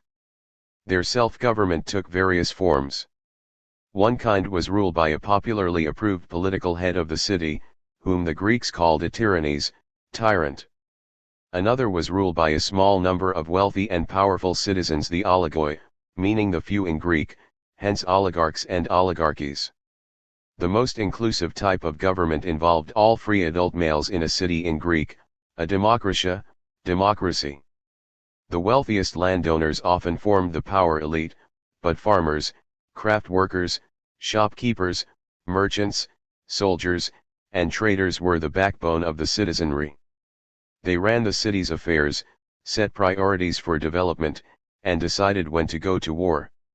The new cities of the Mediterranean basin became communities of adult male citizens, other free persons, including women, who could not vote or hold office, foreign immigrants, and large numbers of unfree persons, including slaves and people tied to the land who could not vote or fight for the polis. Those enjoying full citizenship rights, the adult freeborn males in each community, decided what tasks the city-state would undertake and what kind of government and laws it would adopt. Consequently, the cities differed markedly from one another. Families as foundational units. The small family unit, or household, was the most important social unit. In fact, thinkers like Aristotle regarded the state as a natural outgrowth of the household. To Aristotle, the household embodied the fundamental power relationships found in cities, where free men and citizens were lords over their wives and children, and masters of their slaves. The free adult male was fully entitled to engage in the city's public affairs. In contrast, adult women of free birth remained enclosed within the private world of the family and had no standing to debate policy in public, vote, or hold office. Women who did carry on intelligent conversations with men in public about public matters were criticized. Spartan women were a partial exception to these rules, and their unusual behavior, such as exercising in the nude in public, as did men, or holding property in their own right, evoked humor and hostility from men in the other Greek city-states. 193. Warring ideas in the Mediterranean world. In what ways did city-states integrate the dispersed settlements of the Mediterranean? Hetaira. The painting on this vase by the artist Oitos is of a companion woman called by the Greeks an hetaira putting on a sandal. Proper Greek women were protected and kept within their households, they were modest and always fully clothed. Women who were so bold as to be out in public, talking and otherwise associating with men like the woman portrayed here were deemed immoral. The artist therefore had no problem portraying this hetaira in the nude. See competition and armed war. Because there were no centralized governments to control residents' actions and thoughts, the city-states were freewheeling and competitive places, sometimes bloodily so. Their histories relate violent rivalries between individuals, social classes, and other groups. Among the larger Greek city-states, only Sparta avoided most of this internal strife, achieving greater calm by means of rigorous social discipline and military organization that cut off the city from many external influences. The Spartans rejected coined money and chattel slavery, see below, thereby avoiding the corruption of cities with more mercantile interests. However successful it was as a military state, Sparta seemed to the other Greeks to be a very unusual polis. Competition for honor and prestige was a value that shaped behavior in the city-states. This extreme competitive ethic found a benign outlet in organized sporting events. Almost from the moment that Greek city-states emerged, athletic contests sprang up both on a small scale as an essential part of each city's life and in centralized events in which all Greeks could participate.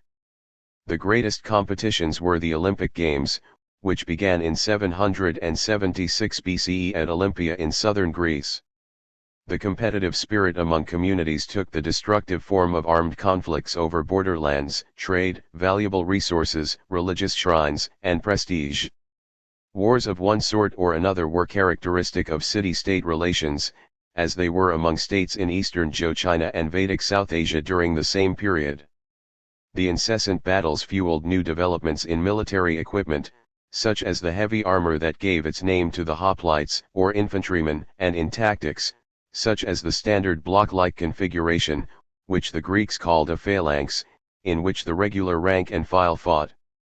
These wars were so destructive that they threatened to destabilize the city-states world. The bigger the states and the more resources they had, the more likely they were to engage in warfare, even to the detriment of their own people. The most famous conflict was the Peloponnesian War, 431 to 404 BCE, between Athens and Sparta. It dragged on for decades, eating away the resources of the two great polities and their allies.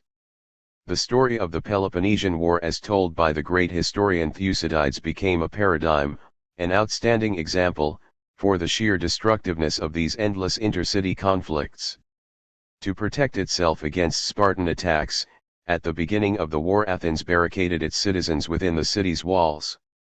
An immediate result was a disease epidemic brought to Athens harbor by ships coming from Africa. Now known from DNA analysis to be typhoid fever, the epidemic wiped out a large part of the city's population and destroyed the basic humanity of its citizens toward each other. Every state was forced to take sides in the war. Sometimes, as in the case of the island of Corcyra, this led to savage internal wars in which the supporters of each side massacred each other, a terrible situation that led to a complete inversion of normal values. What was once called cowardly, says Thucydides, was now called brave. After 3 decades of this kind of war, Sparta finally won, but only at the cost of destroying its own traditional social order. In the end, everyone lost. Economic innovations n. Population movement. Economic innovations, the alphabet, coins, and the central marketplace, facilitated trade among the fragmented Mediterranean communities. As a result, the city-states enjoyed accelerated economic growth in the 9th and 8th centuries BCE. Even more spectacular was the speed with 194 hoplites. Most battles between Greek city-states took place on land between massed formations of infantrymen, or hoplites, hoplon meaning shield. Serving the community in this way defined one's right to citizenship or membership in the city. Since hoplites wore the same armor and contributed equally to the battle line, the nature of hoplite warfare helped to define the democratic ethos of the individual citizen, which they established colonies wherever they found resources and trade. The city-state's superior military technology, developed and tested in conflicts among themselves, enabled them to defeat local resistance. Moreover, Through trade and colonization, the Mediterranean peoples acquired as slaves the inhabitants of frontier communities to the north. The slaves' labor further contributed to the city-state's wealth and growth. Free markets and amoni based economies. Without a top-down bureaucratic and administrative structure, residents of the new cities had to devise other ways to run their affairs. They developed open trading markets and a system of money that enabled buyers and sellers to know the precise value of commodities so that exchanges were efficient. The Greek historian Herodotus, who journeyed widely in the mid-5th century BCE, observed that the new city-states had at their center a marketplace, agora, a large open area where individuals bought and sold commodities. He found no such great open public commercial spaces in Egypt or Babylonia. Soon most transactions required money rather than barter or gift exchange. Coins also bought services, perhaps at first to hire mercenary soldiers. In the absence of large bureaucracies, the Mediterranean cities relied on money to connect the producers and buyers of goods and services. By the end of the 5th century BCE, the Greek city-states were issuing a striking variety of coins, and other peoples such as the Phoenicians, Etruscans, and Persians were also using them. During the same period, money developed independently and saw common use in Vedic South Asia and Eastern China. Trade and colonization. The search for silver, iron, copper, and tin drove the first traders westward across the Mediterranean. By about 500 BCE, the Phoenicians, Greeks, and others from the eastern Mediterranean had planted new city-states around the shores of the western Mediterranean and the Black Sea. Once established, these colonial communities became completely independent, and they transformed the coastal world. City-based life became common from southern Spain and western Italy to the Crimea on the Black Sea. With amazing speed, seaborne communications spread a Mediterranean-wide urban culture that bolstered the region's wealthy and powerful elites. Found among the local elites of Tartessos in southern Spain, the Gallic chiefs in southern France, and the Etruscan and Roman nobles of central Italy, the new aristocratic culture featured similar public displays of wealth, richly decorated chariots, elaborate armor and weapons, high-class dining ware, elaborate houses, and public burials. From one end of the Mediterranean to the other. 195. Warring ideas in the Mediterranean world. In what ways did city-states integrate the dispersed settlements of the Mediterranean? The agora. The agora, or central open marketplace, was one of the core defining features of Mediterranean city-states. At its center, each city had one of these open-air plazas, the heart of its commercial, religious, social, and political life. When a new city was founded, the agora was one of the first places that the colonists measured out. The large, rectangular, open area in this picture is the agora of the Greek colonial city of Cyrene, in modern-day Libya. As well as to the Black Sea, the city-state communities developed a culture founded on alphabetic scripts, market-based economies, and private property. See Hattle's Slavery. The explosion of buying and selling produced an ethos in which everything that the city dwellers needed, even human beings, took on a monetary value.